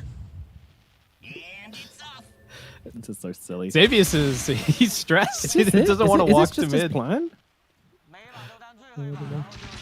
No one, again, just refusing to let them push this bottom lane at all. Well, get flared, I guess. I'm still kind of flummoxed by this play from Sweden Strong. Just the moment he gets the Ags, he's just like, all right, it's flared. He's time, celebrating. Yeah, he's loving time it. for some fireworks. Yeah. Okay. Polaris are kind of just confused, I guess. I mean, we're scouted, I suppose. It gives them a pretty good idea of where everyone's out on the map. Again, nice flare, going to catch out. Yeah, I think he's just getting in the support's heads a little bit, to be honest. Kind of like Minesweeper. Or Battleships, that's more like it. Get a Shadow Blade for the Drow. He's doing it again. He just pops the Axe immediately. Blasting out flares left, right, and center. I mean, it's an insane amount of vision. They can't really come to this area in the map, and Navi are just... This is some next level shit. They're moving. And they just keep getting flared. It's like, how are you supposed to smoke or approach? Or they have initiation problems as it is. If the enemy team just has vision of you 24/7, what can you do? Okay, so they smoke up. I think they've got Scotty on the TB is the timing that they're playing for here. No one is going to get caught out by the Ice Path here, but the swap comes out from the Vengeful Spirit to keep him alive, and he's going to be able to get the little remnant away. Drow very positioned on the high ground here, as Polaris unsure on who they actually want to commit to. They've already taken down the Venge. Another target would be great, but Force on the front line is going to have to get... Oh, V-Tune caught inside the Macropire, but able to just force herself way up to the high ground. Again, the Force is coming in huge, and now the rain of flares will begin to come down on Polaris. The fact that the Drow can position like this with nobody nearby and staring at 4 enemy heroes, but there's no way to punish her, is absolutely ridiculous. But that's just the draft that Polaris have, unfortunately. Yeah, the catch is Hangalier, and, well, he's not there. Yep. And now meta's running down. Yeah, this is going to be a huge time for Navi to engage upon this. It's now gone, and Navi will have this timed, so they know that it is their time to be in control. And B-Tune, he just walked into the pit. He doesn't want to play with the heroes. He wants to get himself an Aegis. Polaris, what can you do? That is the question. Not much as Sweden Strong continues to just rain flares all over them. Jesus, this is so obnoxious. It's a real pain. So it's cooldown, it's lower cooldown, and you get the triple. So it's just an insane amount of vision. Really going to enable no one to just do whatever he wants in these fights, right? He revealed the supports in the back line, and Winter Wyvern and Jakiro are just food for him. That's why you see them banning out the Slark as well, right? They realize, like, oh no, we don't have stuns, we don't have ways to protect our supports. Top tower is under attack. That's it. Dire's structures are fortified. Backlines are very, very open. Oh, it's time again. Goodness me, look at the time. It's flare o'clock. No one just continuing to Radiant's can bottom do whatever he wants all by himself. Is Xavius dead to him here? No, it's like maybe not. Just reminding him of whose lane this is. Needs done sometimes, you know. Just need to remind everyone who the alpha is. Sports in their place. Exactly. Yeah. Can't let them getting out of hand. Getting a big head. You know, they kill you once in the laning stage. Think they're tops. Anyway. Navi smoked again. Yep. 2 seconds. It's going to be flare time. I'm very excited as Xavius unfortunately gets caught out, and a couple of hits from the Drow will absolutely melt this poor Jakiro. To me, that felt like Navi's all chasing, and then it's no one coming along and just sticking his leg out and tripping the Jakiro. Like, here you go, guys. Get him. The angry mob. Well, guess what time it is? And look at this. They just have full vision over the area now. Natsumi and Ayu can't really do much here. As he just has Under to me, watch brother, Ayu go please. down. Oh my Oh, god! no, And the vision on the high ground. close. Natsumi gets swapped out. Flares! What can you do about this? What can you do about this? I mean, a little bit kind of walking on the line there from the TV. You know they've got a vengeful spirit, but is under attack. still. Hot dang. Navi are right, looking kids. good. Get your pubs going right now, everyone. Well, when the stream's over, at least. Position 4 clockwork, rush the eggs, spam overclock off cooldown, and just flare the other loving shit out of this map. Lasers in deep, but they can still bail Look them at out. this, look at this damage. They're not even coming up the high ground, and they're killing them. Polaris getting so low. Lelouch, even inside this BKB, is just going to be absolutely useless. No one coming in. Looking to try and finish off Force here. They have got the Cold Embrace on him. It's going to be enough to keep him alive. It looks like it is for now. AU jumps in. Beautiful little curse. That's going to bring down Solo at the very least, but now immediately getting gunned down afterwards. 4 heroes dead on the side of Polaris. Well, TB from earlier, he's about to respawn, but God, it's so hard to move into this Navi lineup. They're just shredding them. There's just this ball of blades rolling around. You get anywhere close, suddenly there's a million arrows in you, and you're just dead. Oh, Yep. man. Yeah, the teamfight positioning is pretty impossible. Lelouch does have a blink now, so maybe some hopes of getting a fight going with Force just walking in and then giving the vision for the Pango, but the vision game is looking ridiculous. What do you do? You're just getting rocket flared. All right, let's leave our bait. Oh wait, there's a million flares coming away. This just feels stubborn from the Terrorblades. Like I refuse to accept that this Clockwork is control of the game, but he's just dead. He's just dead. Pangolier as well, gonna get taken down. It feels like there's gonna be some G's in the chat soon. Yeah, you can't approach this Like Drow literally, Ranger. the Terrorblade was just like, I just want that one camp. That's all I want. Yeah. And there's just flares raining down upon him as he goes, and the team's like, I'm not sure this is a good idea. He's like, I refuse to let this Clockwork decide my game, but maybe you should have, as they're gonna run flare to save again. this here as well. It's not even the overclocked rocket flare. It's just a regular one getting that kill. Just really making sure he gets PTSD from this game. Yes. But honestly, Navi with some of these picks, right? The silencer in the first game. We'll see if there's a second Clockwork pick. I feel like there's some real statements being made in the group stage here for the Last Chance Qualifier. Dire's structures are fortified. Dire's top barracks are under attack. And Forrest just he can't get any closer than this. If he gets swapped, he's just dead. This is as close as he can get to defending his top lane. Yep. 2 lanes now gone. A range rack standing in the middle lane, but that's about it. Smoke up from Polaris. Let's see what they can do. Dire are scattered. But guess what time it is? Well, time to get your smoke broken. Can they keep him locked down here? No one? No, he's No, fine. they can't. They don't have the follow-up. Xavier's just a little bit too far away, unfortunately. Didn't quite get in the smoke, so was lagging behind the team a small bit. And they see absolutely everything in the area. No one is going to get caught by the ice path here, but is the follow-up really going to be there? He's taking a lot of damage from these illusions as well, as there's double stun bouncing on through. Winter's Curse in the backlands on to the Visage, as a huge swap comes back, actually, and he's able to use that to survive as they kill off Laze. Maybe a potential hit on the Mindspeed on Strong finds EUTPing in the backlands regardless. Solo will drop, though. Polaris getting a couple of kills. Natsumi trying to fight up into the TP, though, and no one has his number, and V-Tune finally rises to the fight from the backlands, tears them through. And now, no one is alive on the side of Polaris. They will buy back on the Jakiro. They have a buyback on a TB, but without Metamorphosis, it just feels hopeless.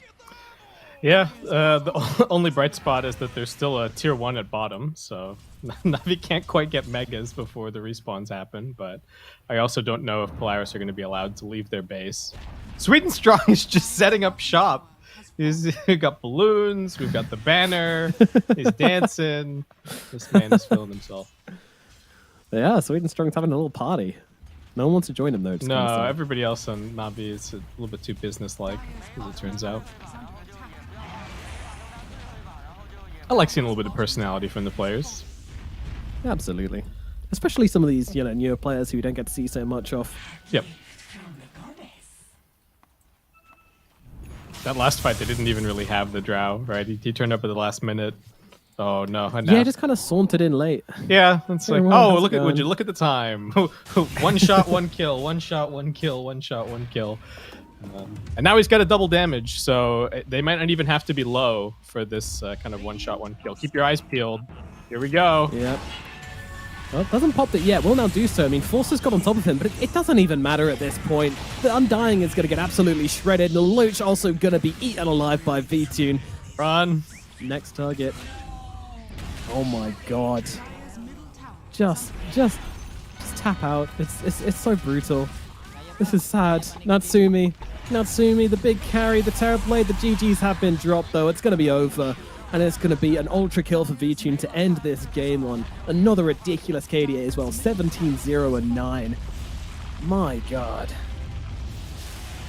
Yeah, this is the Navi show for sure. They're looking great. I don't know. What else you Yeah, can absolutely tearing Polaris inside. I mean, that was not close. Well, maybe it was in the kind of early mid game, but at the same time, V-Tune just completely uncontested through the entire thing. No one only caught out the once as well. No one's been playing amazingly, right? I think this game was especially easy for him just because of the way that the matchups in the draft played out. But he has really been pushing his hero to the limit all 3 games that we've seen of him in the Last Chance Qualifier. Yeah, definitely. And as you can see on this scoreboard here as well, those ridiculous score lines, just, oh my goodness. And Natsumi, once again, Navi seems to be so good at catching out these kind of carries behind the lines, in the triangle or biangle, I guess you call it now, in areas of the map where they feel safe because they are just so quick. They'll have an engagement, which almost seems as if the only point of the engagement was to kind of create a distraction to then immediately run back, smoke as fast as you can, get out on the map, and find these important picks. Yeah, they've been absolutely clinical in dismantling the TB picks in both of the games that we've seen. Part of it, I think, is that V-Tune is he's a big Terrorblade player, so they probably have a pretty good handle on what they're doing. But just the movements and the way that Navi have been playing the map is gorgeous. Yeah, very nice, very clean so far. I don't know, what would you say about their opponents, like Nouns and Polaris so far? I feel like they both put up like a pretty good fight. It's not like these games were complete stomps either. Yeah, I think they've looked good. I would say that, you could tell at the end of all of the drafts for all of 3 of these Navi games, though, that they had managed to kind of knock their opponents off kilter a little bit in terms of the draft proceeded the way that Navi were expecting and maybe not the way that the opposing team were. And then we've seen, I think in all of these games, there's been like weird support scrambles to try and adjust for the lanes and get matchups. Like, they have Xavius playing the Jakiro, but he's kind of the 5 this game. I know that they do have that flex, but it feels like the teams are trying to respond to what Navi are doing and not really finding what they're looking for. So yeah, definitely. Alrighty then. Well, we're going to throw it over to a break, and then we will be back with Navi versus Polaris. Game number 2. Can Polaris equalize the series, or is it going to be another 2-0 for Navi? Stay tuned to find out.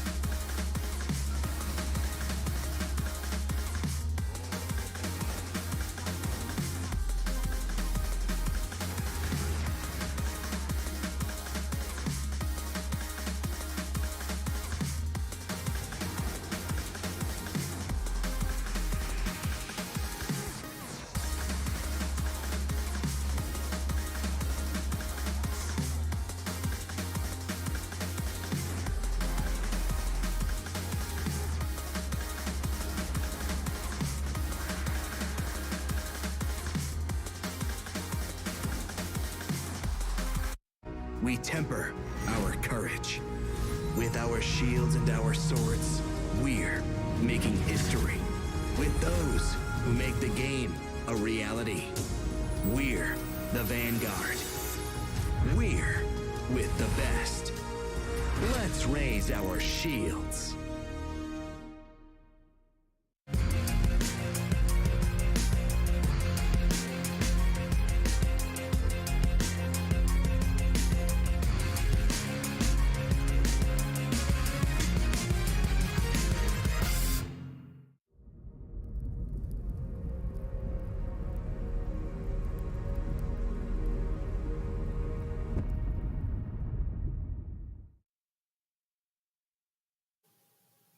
Navi have just taken 3 games in a row with their debut into the Last Chance Qualifiers. Can they make it 4 against Polaris? That is the question. Basically, I mean, that was just an absolute smackdown. VTune is just destroying today.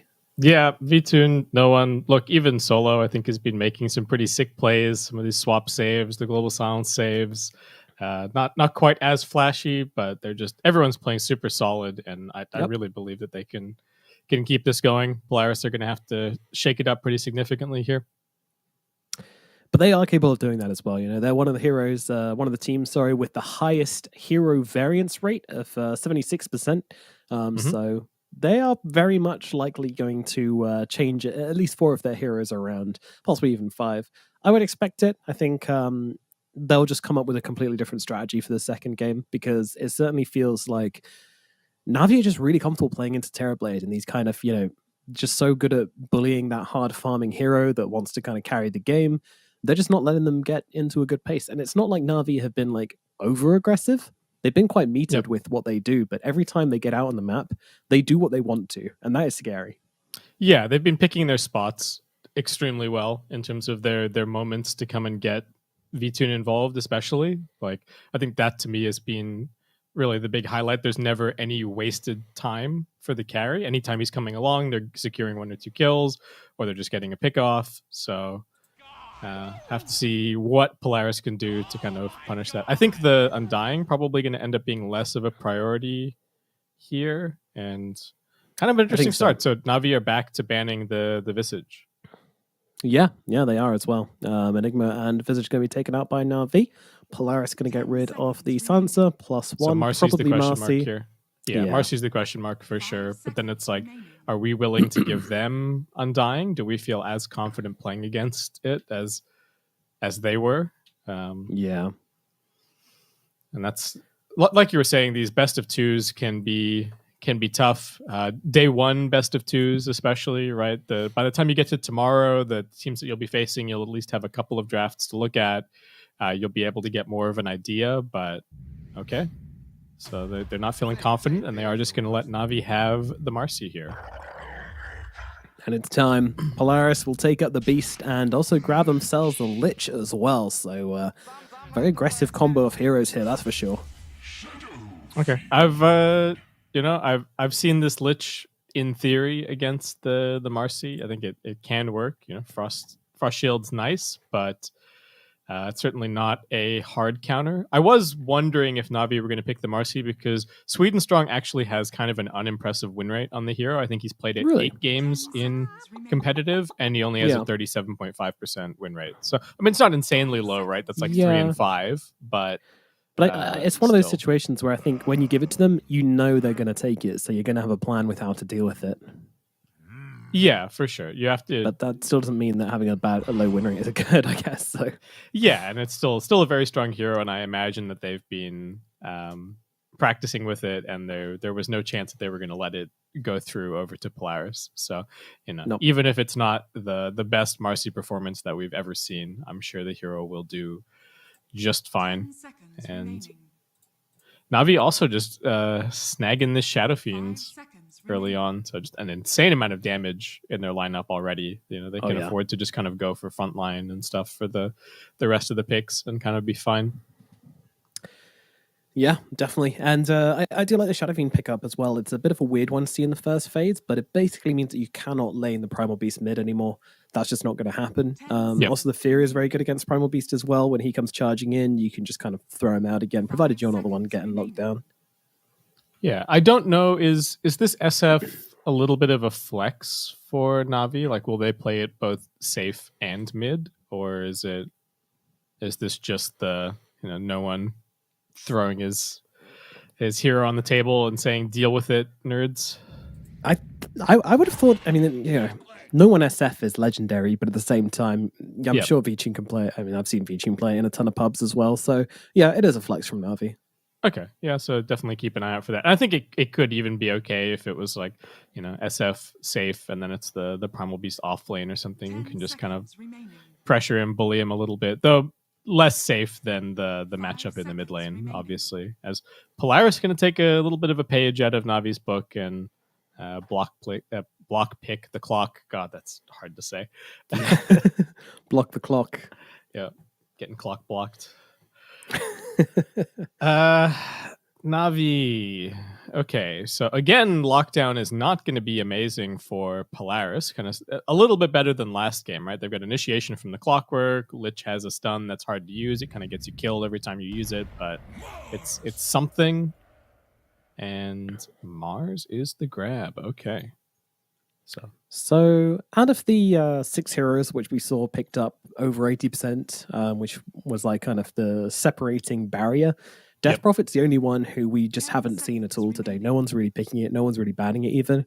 Heroes definitely dropped off the face of the earth, but 5 of them, the Batrider, Enigma, and Dying Marcy and Faceless Void, have all been contested in this game already. Yeah, I think the from memory, the Death Prophet was super contested, but among those like ultra contested heroes was not the most impressive win rate. It depended on the region, right? I think some regions Death Prophet did really well, but across all regions it was like 59 games of Death Prophet, position 3, and only a 45% win rate, which was kind of the 44% win rate total. And she's the only one with a negative win rate across all the top 6. So not really surprising to see the hero being the one who's fallen out of popularity. What on earth is this TB pick? Yeah. Hello? This feels like I don't think it's a counter to anything on Navi. I think it's countered by everything on Navi. Yeah, the Shadow Demon Mars especially, but like even beyond that, we have seen. I love SF versus Terrorblade. That feels really good. I think. That seems fine. You can just pop the ulti and fear him away, and you've got plenty of magic damage. And then we've even seen. I guess part of it is because we were doing some of these replays, but we saw what a position 1 Marcy can do to a Terrorblade. We got front row tickets to that, and it's not pleasant. So yeah, and also. We've seen a lot of, I've seen a lot of Marcy's being played in pubs, specifically by Raven, who does go for the Marcy as a position 1 and builds Midas into Ags, which is really interesting. The insanely low cooldown on Unleash just gives you this kind of different way of becoming a farming hero, and the damage is just berserk. Like those pulses. I could totally see it. I'm 100% down for position 1 Marcy, 5 or 4 SD, however they want to run it, and then just pick a different solo or Sweden Strong hero here. But the read from Polaris is completely different. They think it's still a mid pick for Navi. This keeps happening in all of these drafts. Okay, well at least this time they were right this time. But it feels like both of the drafts against Nouns, they were like, oh, it's a mid or something, and then it wasn't as the last pick. I'm scared, man. Vichin's laughing. Vichin is very, very happy. I mean, he has had an incredible day, so I don't really blame him, but... 5 seconds this TB just looks like you just press all of your spells on him and he dies. And even if you don't press all your spells on him, like there's going to be the arena, there's the bulwark. The only motivation I can see is that Polaris just wanted like a tempo carry, right? That can come and take the objectives early on and that kind of thing. But yeah, I don't know. I'm not sold. Nomad. I don't blame you. I don't blame you. Let's see what they pull out. Maybe this is going to be the crazy hero which changes our minds. It's going to be Void Spirit coming out for Polaris as a final pickup here. That's good, I guess. But yeah. I don't think the laning matchup is not pleasant, right? Against Queen of Pain? against Yeah, the true. co-op? She's just going to dagger you down. Yeah, I have to admit, I'm not a total expert on these mid lane matchups, but doesn't seem amazing. It does give them ways to like get into the back lines and keep putting pressure on the squishies, like potentially the Shadow Fiend, the Shadow Demon. But yeah, Polaris really going to have to get this run at you going with the Primal Beast, Clockwork, Void Spirit, because I'm just so worried about their Terrorblade. It does not feel like a game where the TB can 1v5 even if he's farmed. Yeah, I think it's... I don't. There will be a point in the game where he can just get like BKB, Satanic, and kind of fight through all the pain. I do believe there will be a point in the game where that could happen, but we've seen Navi. They haven't let teams control, especially in long, slow games. Like so far, Navi have been more than content to play a kind of slower pace, not come out of the laning phase like cavemenning down lanes or anything like that. They just take it easy. They make the players they want. They get what they want from the map, and they get themselves a huge advantage, and then just take them out. And always with a little bit of flair in the process as well. So I'm excited to see what that's going to be this game around. But yeah, I don't know. I mean, we didn't really talk too much about the Queen of Pain pick, other than being good against the Void Spirit. But overall, there's not too much catch for her, is there? Yeah, very similar to the Ember, though not Ember in the previous game, though not maybe to the same ridiculous extent here, where there was like nothing to kill Ember last game. At least they've got some ways to chain it together here for Polaris, but the burst damage looking very scary, and just being able to hunt the supports. It is indeed, as Natsumi says, game! ! Let's get into it. Game number 2 between Polaris and Navi here at the TA11 Last Chance Qualifiers. Navi currently on a 3-game win streak, looking to make it number 4! ! He's going to start chat going now. Oh no. Ooh, Navi smoke actually broken by Xavier's here. He's just running. Get out of there, Clockwork. Nicely done. Nicely done. Okay, but Solo thinking, well, if they broke our smoke and ran away, is there a ward here? But he doesn't know if it's on this side or if it's the sneaky one behind the camp. So, what's he gonna? Is he a gambling man? That's the question. Well, that's not the kind of guy you want to ask that about. Oh, right. Not anymore. Lesson on that one. I completely. Hey, he gets it he right. got it. Gets He got it. There we go. Whoops. No one. Looking at Xavier here, thinking, do I want to go for this rune? Do I not want to go for this rune? Looking light with the 2 sports around. Although, actually, B-Tune and Swedenstrong coming in from the side. This is somewhat unexpected, although the first race does miss. So, won't be able to sneaky anyone out here. Okay, little bit of hesitation there. They were like, the Lich is probably the easier target to go for, but the Clockwork is easier to get to, and they got neither. So there you go. But they are swapping these lanes around, so it is going to be Swedenstrong playing the Marcy in the safe lane, and putting the Shadow Demon in the off lane, where I think he's going to be a little bit safer. Oh my god, Avi's just getting gone on. V-Tune. Jesus, this is so much damage. They're just going to be able to get first blood. One more click. Doesn't have any heals. My god, Navi. I mean, I know Marcy's a good laner, but that was insane. Yeah, man. That's wild. That is a huge start. And like the Shadow Fiend getting fast boots is going to matter a lot in this lane against the Primal Beast. It's going to completely change the dynamic. Yep. Well, good start for Navi once again. Yeah, certainly is. Meanwhile, down at bottom, we got Natsumi once again on the Terrorblade, being supported by Xavius on the clock, as Lays will try his best on Mars to disrupt him, as well as Solo, who just wants to stay away from Xavius. Has got the disruption in 5 seconds as Xavius tries to go for the battery assault, so Xavius knows that and is just going to keep on clicking him. Just keep punching him in the back of the head, I guess. Just a little bit of a merry chase. He's got a little hammer there. There's no punching at all.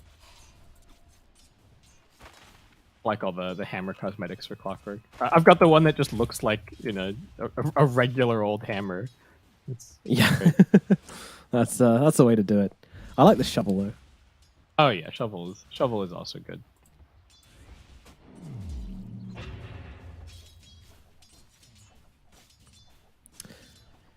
The mid lane being made a little bit more tolerable with the point and dissimulate. He can dodge the daggers occasionally. Can't dodge all of them, unfortunately. The cooldown's a little bit too low, but yeah, will cause no one to burn through his mana a little bit quickly in that regard, though. As does get the nice deny on the range creep there. So off to a good start, honestly. Definitely not the not leaning any way at the moment. Seems to be going all right, but relatively quiet laning stage. I do think it's cause for concern for Polaris that the top lane needs to start getting things done. I don't think as a Primal Beast you're content with just farming on this hero. No, especially with the Lich as well. You know, this is Frost Shield. Solo trying to block him combos. in. Xavius getting surrounded here, and looks like he might get worked down. Yeah, he's got the poisons upon him. Layers would love the kill, but I don't think that's going to happen. Oh, it is. Never mind. Did a bit of duking and weaving on Xavius there, maybe trying to dodge the poison, but that just gave Layers the chance he needed to get him with a right click. That reach with the spear gets him. It is a long spear. That's exactly what spears were designed for, so kind of checks out. King of weapons. Whatever, some nerd's gonna come correct me about well, actually. Always. Natsumi is farming well. I was a little bit concerned about his lane, but because I thought it was going to be the Mars and the Marcy, but instead, you know, maybe a little bit easier to lane against the Shadow Demon. Xavius has been making a lot of space, and Natsumi just kind of getting free farm, which is definitely a good sign for him, because like we said, we've got some concerns about the Terrorblades matchups this game. So yeah, that we do. He's going to have a really strong start, and then basically choose his fights very wisely. Sweden Strong does see AU here, but doesn't have anything to bounce off to really start off the engagement, and also doesn't really have a teammate near around, so just going to try and be annoying. Yeah, I'm just not going to let AU back into the lane. Oh, throws him into the camp. I love this play. See it so much with Rubik, but I... Solo at bottom. He's trapped inside the cogs. He disrupts himself to buy a little bit of space, and they can't get the body blocks going, so he's actually living. Meanwhile, up in the top lane, Force is going to go down, but V-Tune also overextending on this one as well, so we'll also fall here as they trade each other's lives. V-Tune does get the money for it and the XP, but still not sure if killing yourself is worth it there. Right, I'm sorry, I baited it. It was the wrong lane. I'll take that one. Base kit Bobo.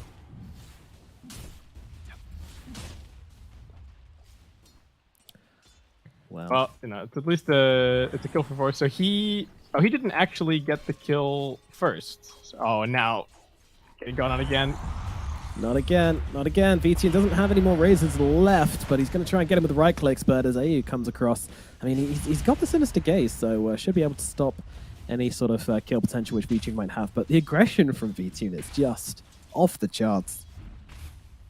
Yeah, they're really, really putting this pressure onto the Primal Beast. And having to go for some defensive items, picking up the raindrops. So support's not in a great position to contest these 6-minute runes. It'd be interesting to see what happens. Lelouch doesn't have any mana remaining, so might just go to no one. He's also pretty low. Yeah, they've been brawling a little bit, certainly. Solo's still on the run over. See this, and Sweden Strong actually manages to sneak past AU. Yeah, a lot of movements coming in for these power runes here from Navi. They really want to force this. We almost always see it where one team brings 2 heroes to a rune, one team just doesn't bring any as Solo's getting jumped here, and Lelouch will be able to bring him down with a second Astral Step. AU taking some hits, but that Frost Shield doing a lot of work in keeping him alive. Will eventually fall, but he's gotten off so much damage that they might be able to get the kill onto Sweden Strong as well here. Xavier's trying to track him down with the Battery Assault. Sweden Strong, nowhere to go, nowhere to hide. It'll be 2 kills for Polaris here. Yeah, really nice for them. Lelouch doesn't get the rune, but he gets the kills, so he's going to be happy with that. And, Absolutely. Yeah, Natsumi continuing to absolutely farm up a storm. Pretty big gap opening up between this Shadow Fiend and the Terrorblade so far. Yeah, but not, Not as big so a much on the network due to network. the kills. Yeah. Mostly on the CS, yeah.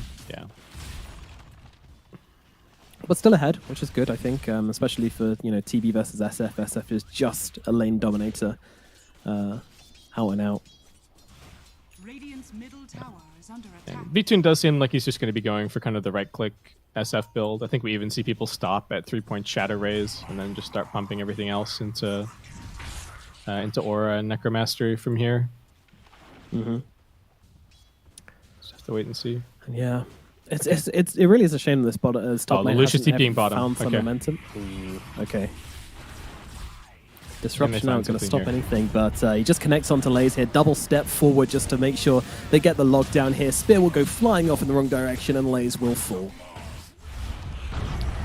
We'll force Tramp for this kill on V-Tune up at top. Trample doing a lot of damage, but it's running out. V-Tune still This would be surviving. so huge if they get the kill, and they will. Now, Low One's going to come in for a bit of revenge, but it's too late. V-Tune's already dead, and he's going to be perfectly content with how this one has gone. EO is probably gone as well here as Sweden Strong, and no one will be able to track him down. Sure, do that a man on the Queen of Pain, but they'll just be able to punch this Lich to death. A slow gotta wait. bludgeoning. Yeah. Okay. It's a turnaround, but still. Very nice couple of minutes for Polaris on the map there. Absolutely. I mean, Natsumi gets a kill whilst the SF dies. Huge.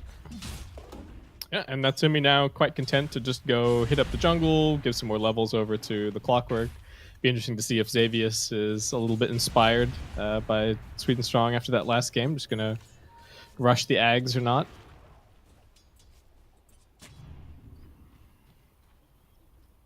And we've got this arena on the Mars. Hasn't been used yet. Might just be getting popped to kill Xavius here. We'll find out.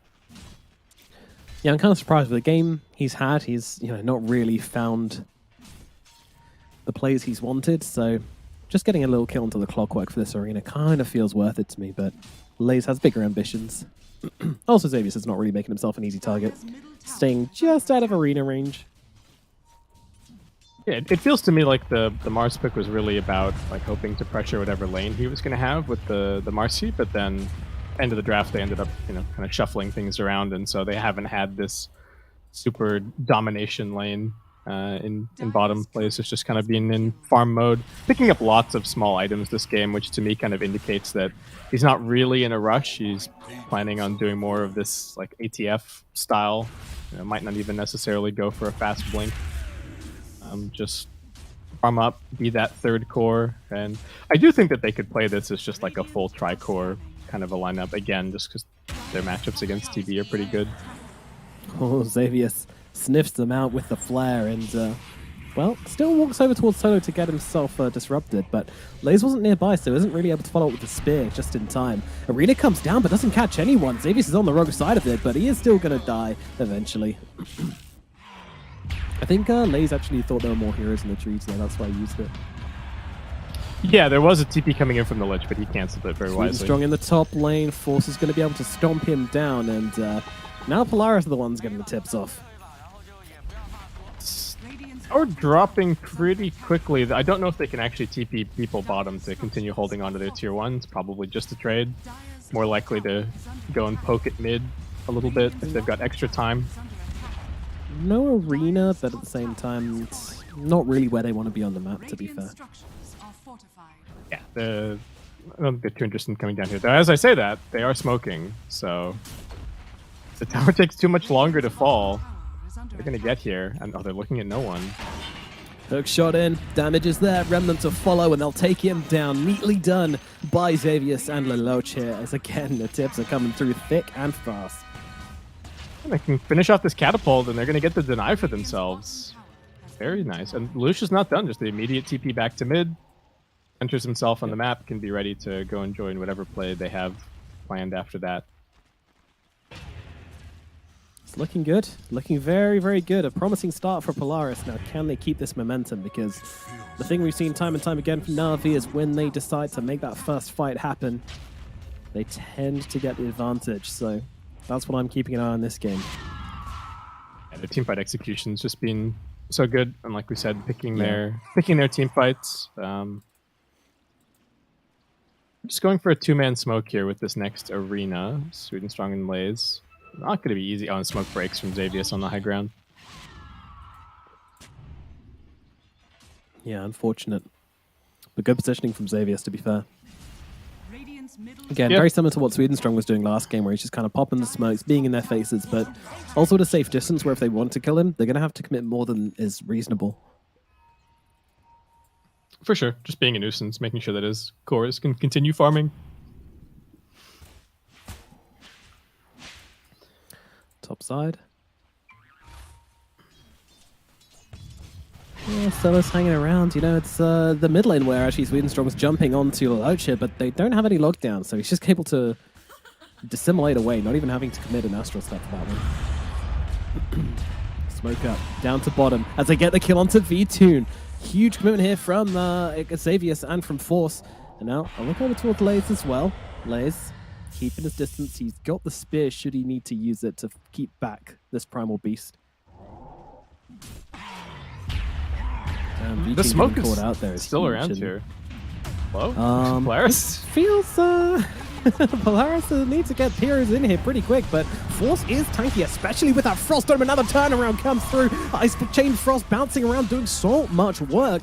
They've lost Force, but they'll trade Sweden Song. No one getting low as well. The Loach in the neighborhood, he's out of spells. He's only got himself a remnant to work with and won't be just throwing it away for nothing. He'll be throwing it away for nothing. Poison's not quite connecting. He's also got the Tumbler's Toy to try and get the distance here. Oh my god, 5 poisons doing a ton of damage to him. Still on the run. Now, though, he's got the Astral Steps, so shouldn't get caught out here. A little bit awkward from Polaris. Force was all go, and the Lelouch and Xavius were not that interested there, so took them a second to respond to the dive, but this is all space for Natsumi. He is continuing to farm up a storm.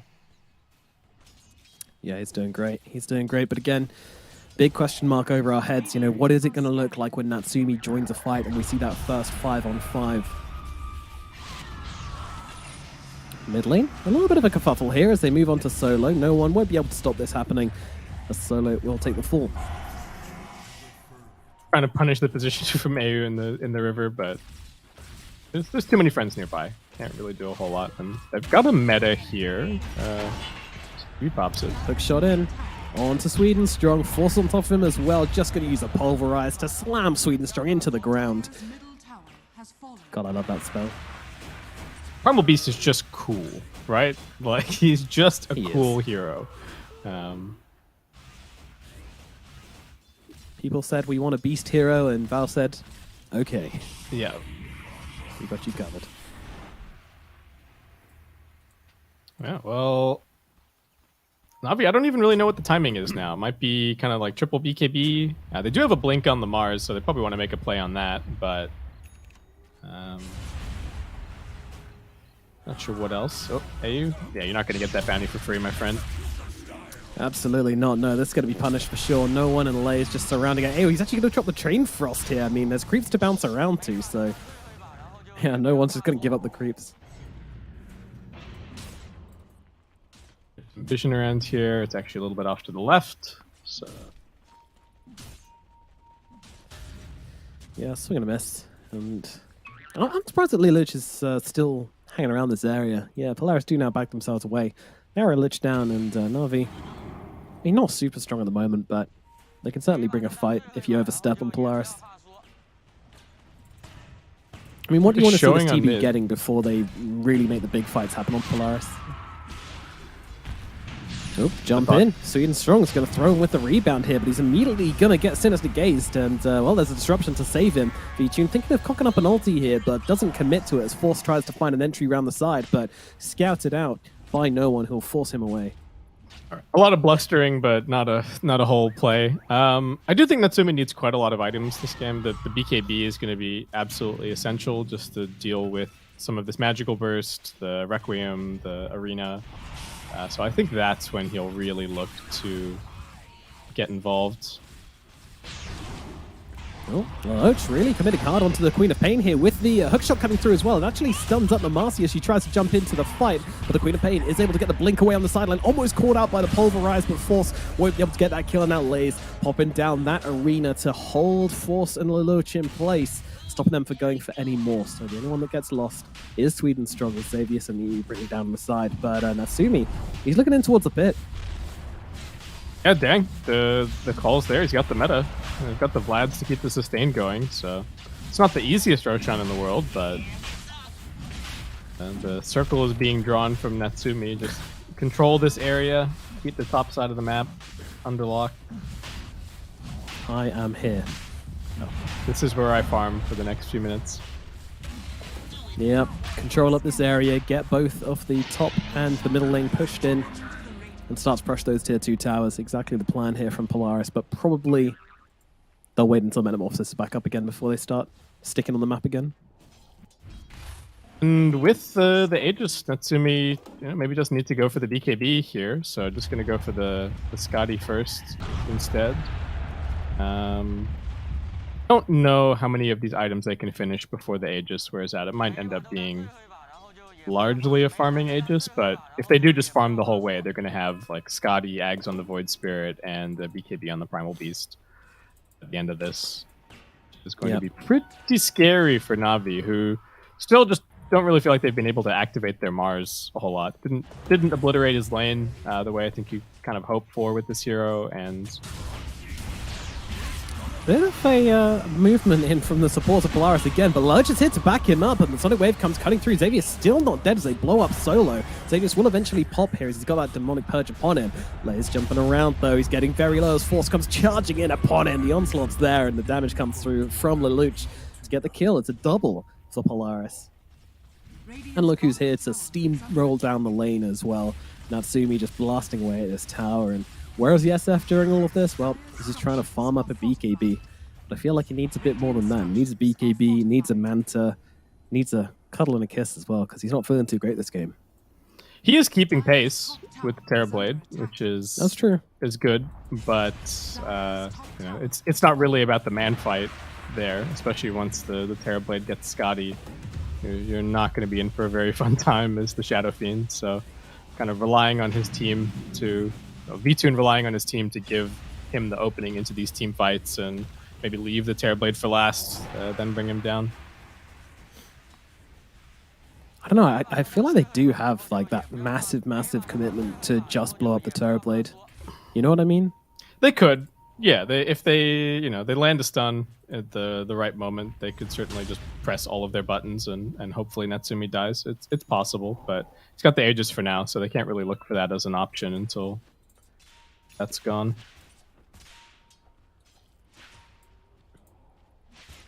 But it has to be said, I think we're both very impressed by Polaris this game. You know, like, we know that this team can play very good, though. They can take games of the best, you know, like, they've gone... it's kind of a weird one, but in grand finals, they've gone 2-3 versus both Talon and Boom over the past month. And that is something to be proud of. So we know that these guys can take games off incredible teams. Their stock is absolutely rising, and they've been looking good. And this one's just solid play overall, really. Yeah, trying to commit there on Sweden Strong, but unfortunately just catching on the creep instead from Xavier, so they don't get that kill. But still, middle tower being hammered in by Natsumi. He is looking utterly powerful at the moment. He's getting big. Net worth lead's not growing by that much. Navi are finding farm on the map nicely. Lays is farming the enemy triangle. No one pushing out top, so they're finding their chances, but Polaris still, these next round of items just going to be absolutely massive. Ooh, this is an interesting place for Solo to be. Luckily, he won't be there long, because he's going to get pulverized into obliviration. It's not a word, but it sounded right. It is now. Yeah. Call up the dictionary. Tell them it's a word. I'm near Oxford, that's fine. Yeah, there you go. Set up a meeting. Ask them to consider. A proposal, if you will. Well, Polaris barreling down the final tier 2 now, and again, Navi just don't seem to be willing to respond to this. They are fully submitting to the reign of Polaris across their map right now and just kind of skittling around, trying to get farm where they can, which, you know, as you say, they are doing very well at draining the resources around the map as best they can. They're not losing net worth, but they are losing towers. What is that going to mean for Polaris in the long run? It is going to mean that they're very vulnerable in this upcoming team fight, right? It's if they don't kill the Terrorblade or they don't win the fight, then they're very likely to lose a lane of racks on the next move. Yep. Navi. So yeah, gives Polaris more opportunities. Certainly. Yep, and you know, fights. eliminating the TP points as well, I think is really important. You just have way more areas to go and play the map and go for safer kills on Polaris now, which is not something you want from Navi. Yeah, it gives you the opportunity, especially taking all of these tier 2s, to even invade the enemy triangle without having to be that worried. Right? It's not actually that easy for Navi to respond. So they're going to have to keep in mind that the dynamic on that part of the map has changed a little bit, and now no one getting caught out. Ooh, they managed to catch him with the Pulverize here. They do have the damage to bring him down. The hookshot misses, but the Onslaught does not. Yeah, he is not having that same free game that he did on the Ember in game 1 of this series. The lockdown is there for him.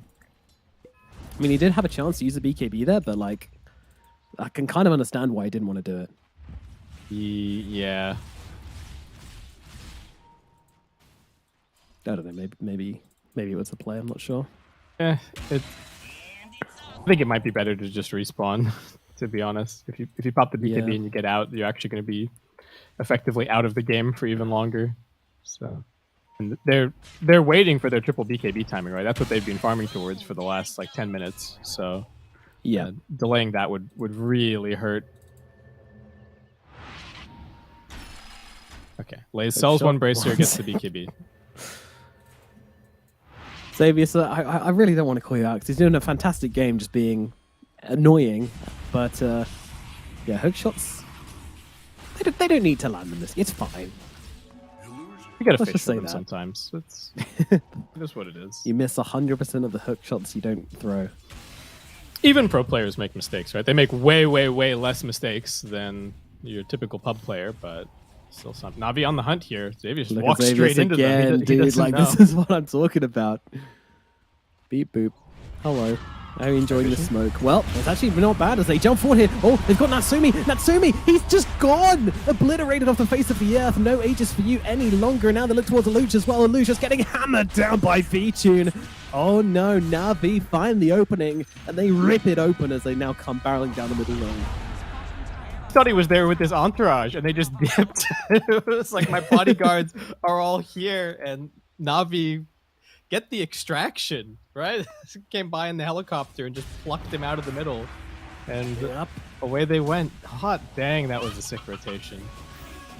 They had the vision on the high ground, everybody playing super patiently in the smoke, and yeah, the pings are coming out from Polaris. They know exactly what happened there, but that's not going to help them now. Again, these epic smoke movements from Navi, just landing them in these incredible situations, wrapping around, just finding the movements in. It's just this damn good fighting from them. Damn good fighting. Yeah, it's really good. They have picked up the gem now on Force. There's nothing that they could do to save him. Punishing the... Like he had the Aegis, so he went for the Scotty. You know, so it's kind of a natural play, but they super punished the lack of a BKB, and now Natsumi needs to farm another couple hundred gold to pick that one up. Should have it ready for this upcoming Roshan fight. You would hope so. It's going to be quick. That is a really quick respawn on Roshan. My goodness. Yeah, it's a fast one. I don't think anybody scouted it just yet. Sol's got some illusions going around. Maybe he'll shoot. He'll send out another disruption. So close to the pick. He's stepped close. Like, even the flares aren't going to the picks. It was just so fast that they don't think it's up. Just yeah, now smoke up from Navi. Certainly unexpected. Another smoke. They don't see Natsumi. They don't have a word on the high ground yet. But it's going to break. Natsumi, is he ready? Yes, he is. BKB out immediately, now turns around and just starts whacking into V-Tune, forcing him out of the fight. Sweet and Strong gets obliterated as they move over. Well, Archer's been able to find Solo as well, so it's going to be another kill for them. Natsumi bouncing around inside his arena, just having a nice time. But Navi, this was not the fight they were looking for. Natsumi too quick on the BKB as they can now get into the pit and take down Roshan for themselves. Will there be a response from Navi? Doesn't look like it. Oh, they didn't check if Roshan was up before they made that play, so at the end of the fight, they're probably thinking to themselves, oh, it's not too bad. You know, we forced meta, we forced BKB for just the 2 supports. But instead, Polaris just get to saunter on in. And now going to completely take that pop the Terrorblade play off the table as he picks up the Aegis. Yep, and also Shard going to Luch as well. Cool. Nice. Yeah, He's going to be happy with that. I don't know if there's a better... It's a weird one. The Primal... Well, the Primal Beast, not good. Lich already has his Clockwork. It's okay. So definitely the best one that they had available here. Could have given it to the TB as well if he really wanted it, but he's benevolent. Not the Giga carries we see where they just take everything for themselves. Yeah, no matter give me what it is, everything. or- The 4th Roshan drops 4 items. It's just, nope, all mine. Just hoover it all up. V-Tune is getting pretty big, and he's gotten to the point where he's disassembling the Mask of Madness to now go for the Satanic Butterfly. So, man fight potential actually going way up. Definitely needs to be considered. You know, when he didn't have anything and the TB had the Scotty, it was definitely TB favored fight. Now this maybe gives the Shadow Fiend some kind of an opportunity. Let's see. But he's just farming up their neutral items now, so we might be chilling for a minute. Yep, absolutely got to get them dropped out. No one really moving. You know, gentleman's agreement when these when it hits 28 minutes. It's tense though. This is still close. You know, win Look probability. at Xavier's here as well. He's taken a note out of Swedenstrong's book from last game. He's going for the axe. Yeah, he went it. for the Wraith Pact first, but he saw that looked pretty fun last game. So let's try it out here. I think it's maybe a tiny bit less good in this situation. The Rocket Flare is probably still as good, just to give vision for your Void Spirit and your Primal Beast to get in there and make the supports' lives hard. But nothing else looks too amazing.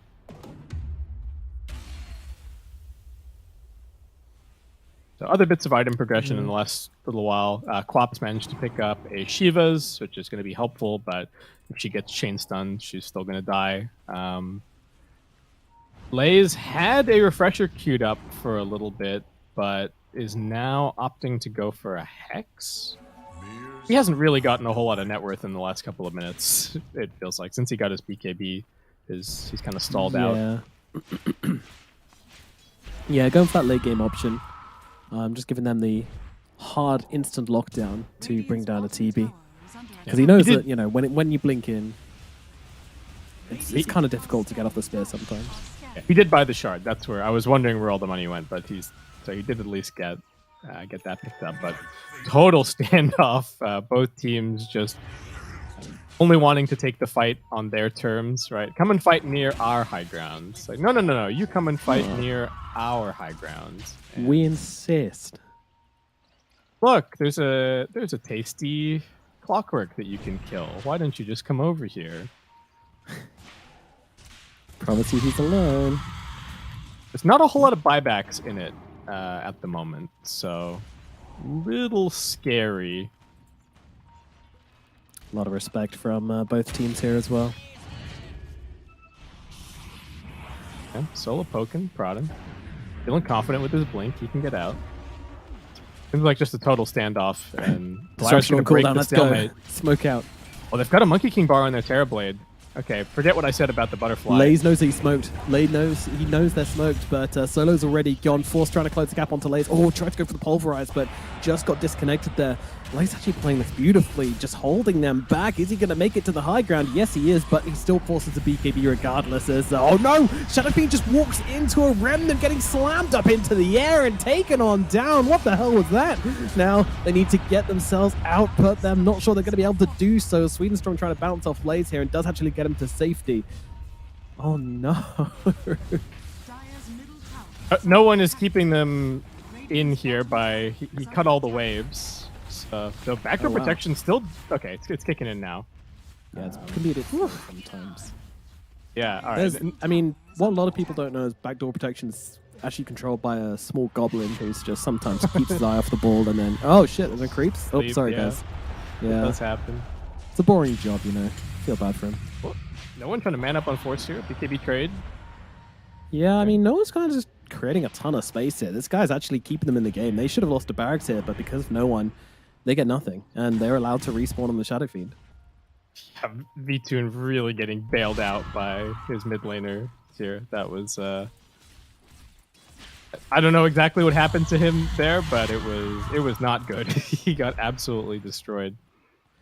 Yeah, I mean, maybe the Shard is a little bit better on Void Spirit than we realize because there's just like so many creeps in the area. But the Aether Remnant, you know, you don't really expect, you know, your brain's just not really thinking about an Aether Remnant being there, so No. I can't really think of it though. It's still, that was still balmy. A lapse in judgment.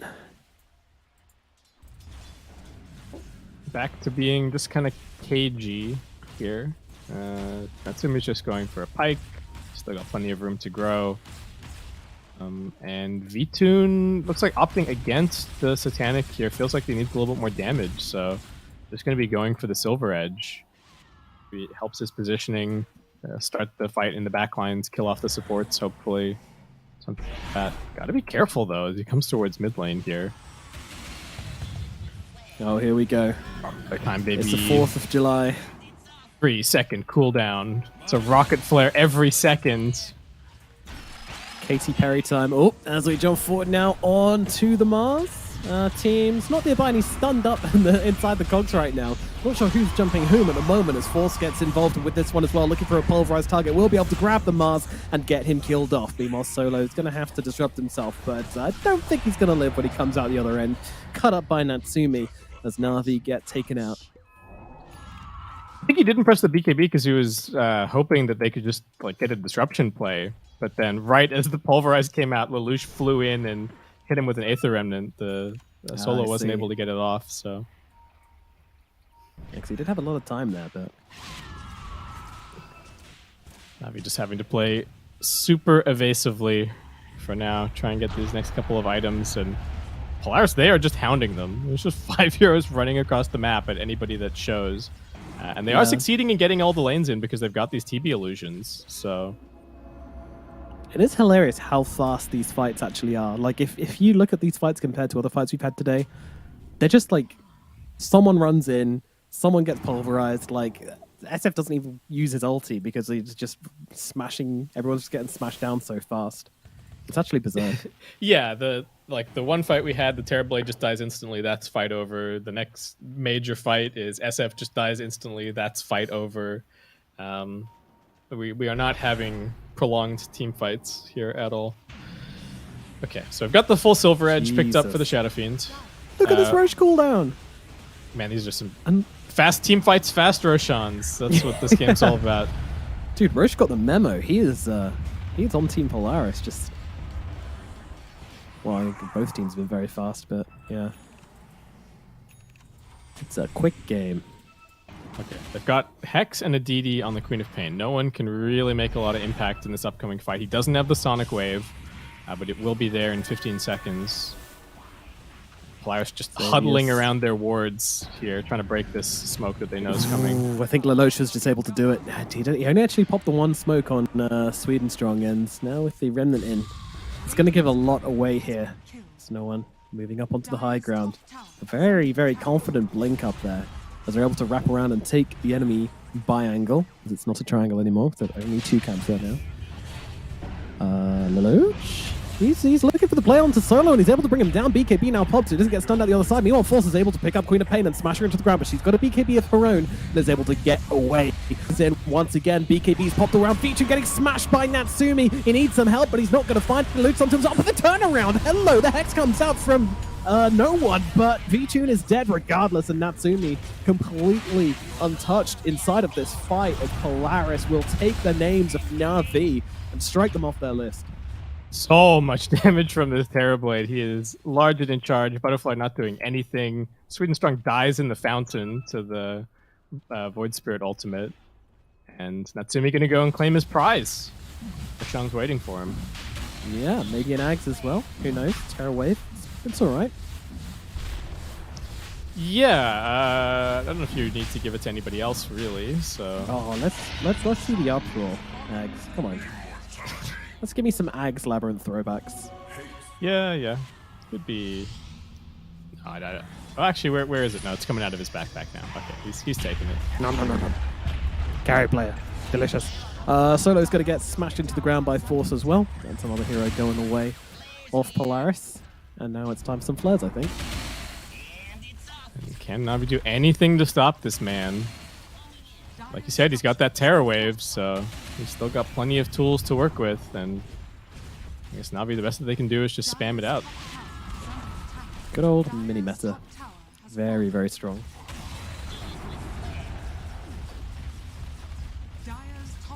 Remnant's just being plastered onto the ground as well.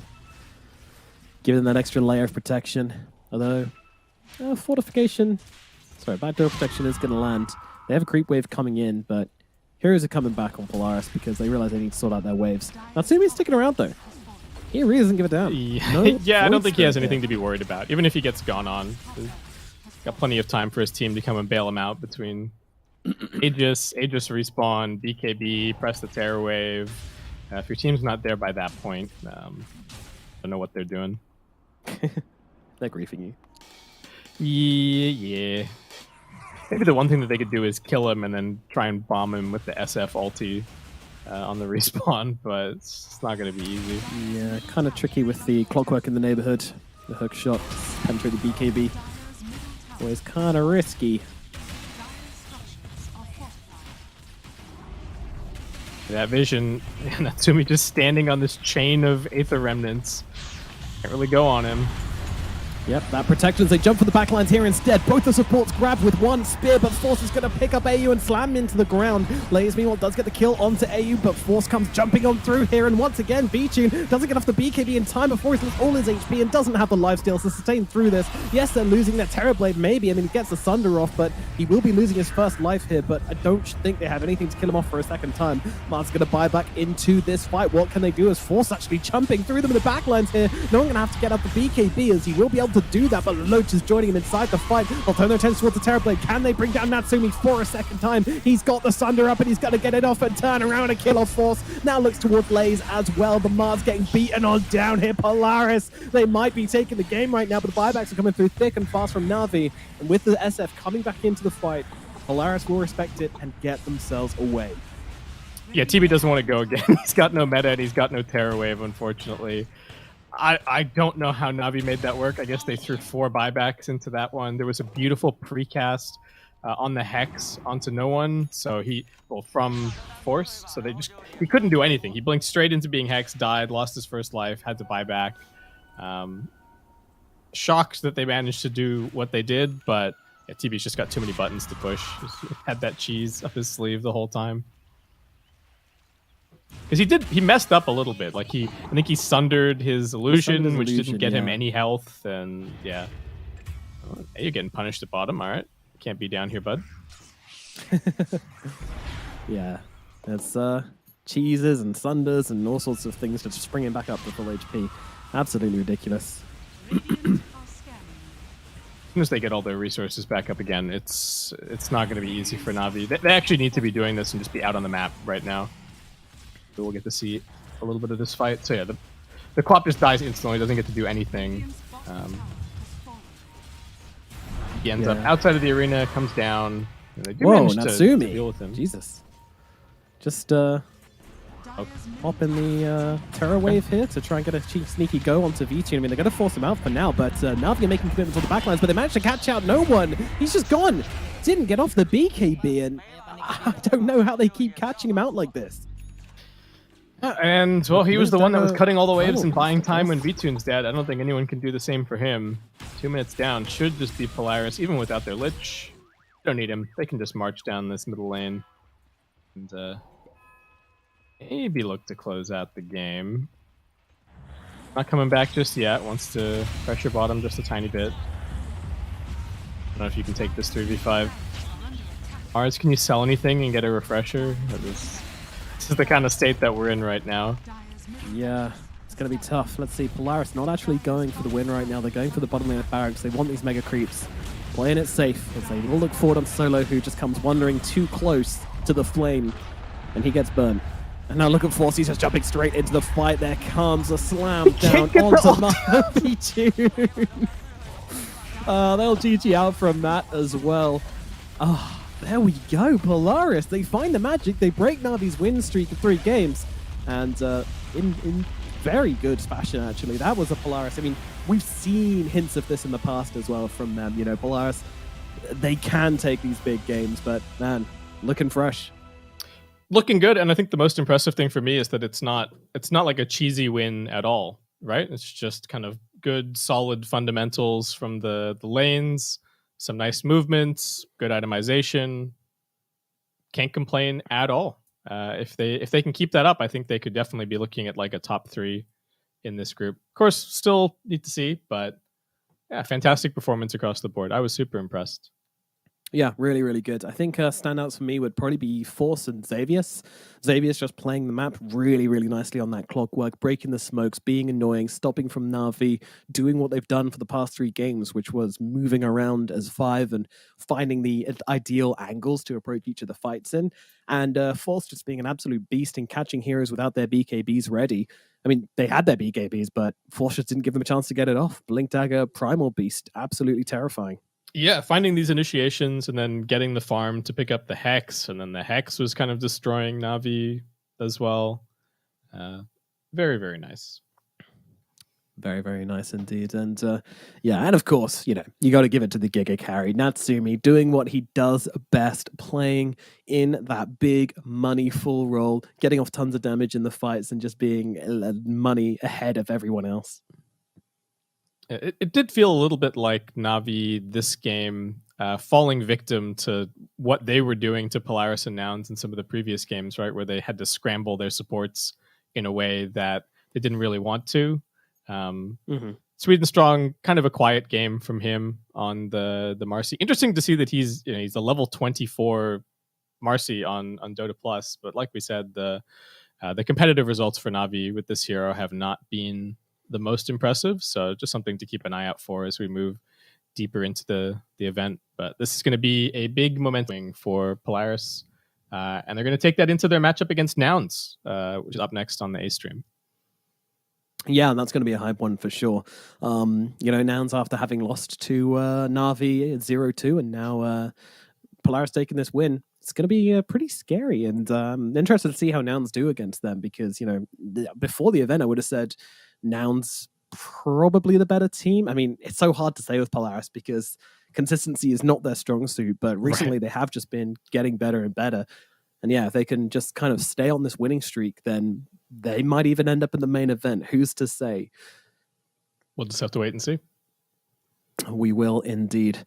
Alrighty, friends. Well, we are going to throw it over to a break here on the B stream, but do not worry, as there's plenty more Dota 2 action coming up. As I believe the next matchup we have on this stream is going to be Tempest versus Vici Gaming, and then we'll have Tempest versus Navi to finish off the day here on this stream. And of course, plenty more Dota going across all the different Last Chance Qualifier streams. So go and find a game. We'll see you soon for the next matchup here on the B stream. See you in a bit.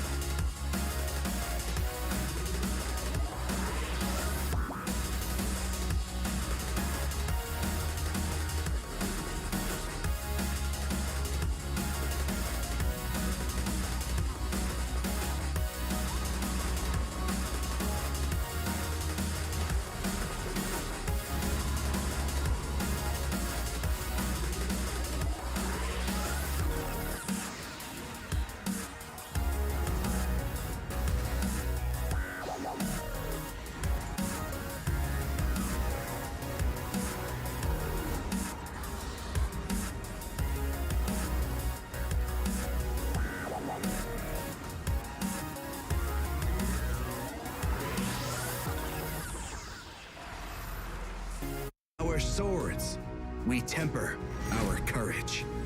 With our shields and our swords, we're making history. With those who make the game a reality, we're the vanguard. We're with the best. Let's raise our shields.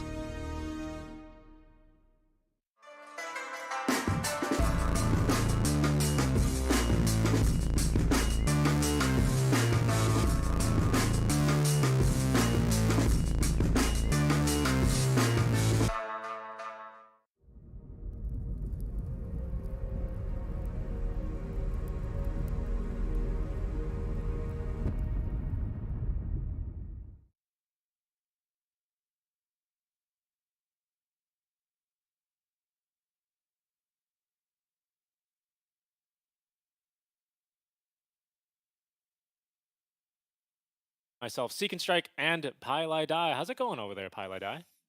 It's all good. It's all good. Excited. Yeah, for sure. We're going to have some teams that have already played a couple of matches, kicking us off here for our first cast of the LCQ events. Tempest already playing one match versus Secret, and Vici as well, who have just played actually versus Secret, as we'll take a look, of course, at the schedule for this stream. We just saw Polaris draw with Navi, and Navi take the 2-0 victory over Nouns earlier today. We're going to return with Navi and actually stay tuned with Tempest as well to follow, and that's going to be quite the match as well. I think Navi and VP, I mean, we were just talking about this, right? About how, I think Tempest is going to be a little bit more of the underdogs, taking a look at the competitiveness of the field of this event. But Navi, for me as well, has been a team to watch and is a team to watch, I'd say, despite, VP still joining them from Eastern Europe. Oh yeah, for sure. I like Vici are coming in here. They're definitely feeling like they should pick up points. Yeah, certainly. Vici just getting the 1-1 as well over Secrets, and they're going to be looking to get, of course, some more points here, as we'll take a look at Tempest and their lineup here. A bit of a story behind these guys. Two of their players here, that is going to be Wu Dota or Katyu, and Minos or Kotaro. That's going to be the captain, Katyu, and Drafter that we just saw. They were previously at last TI. They were under a bit of a different banner. They were Thunder Predator, which is different from the Thunder Awaken that's in the main event already. But you'll remember that team for going 0-14 during group stage.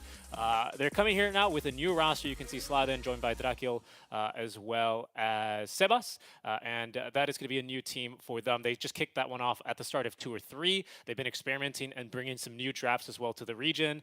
Drawing, for example, versus a couple of the big names in DPC leagues. But we'll see here what they can get done for their LCQ chances. Yeah.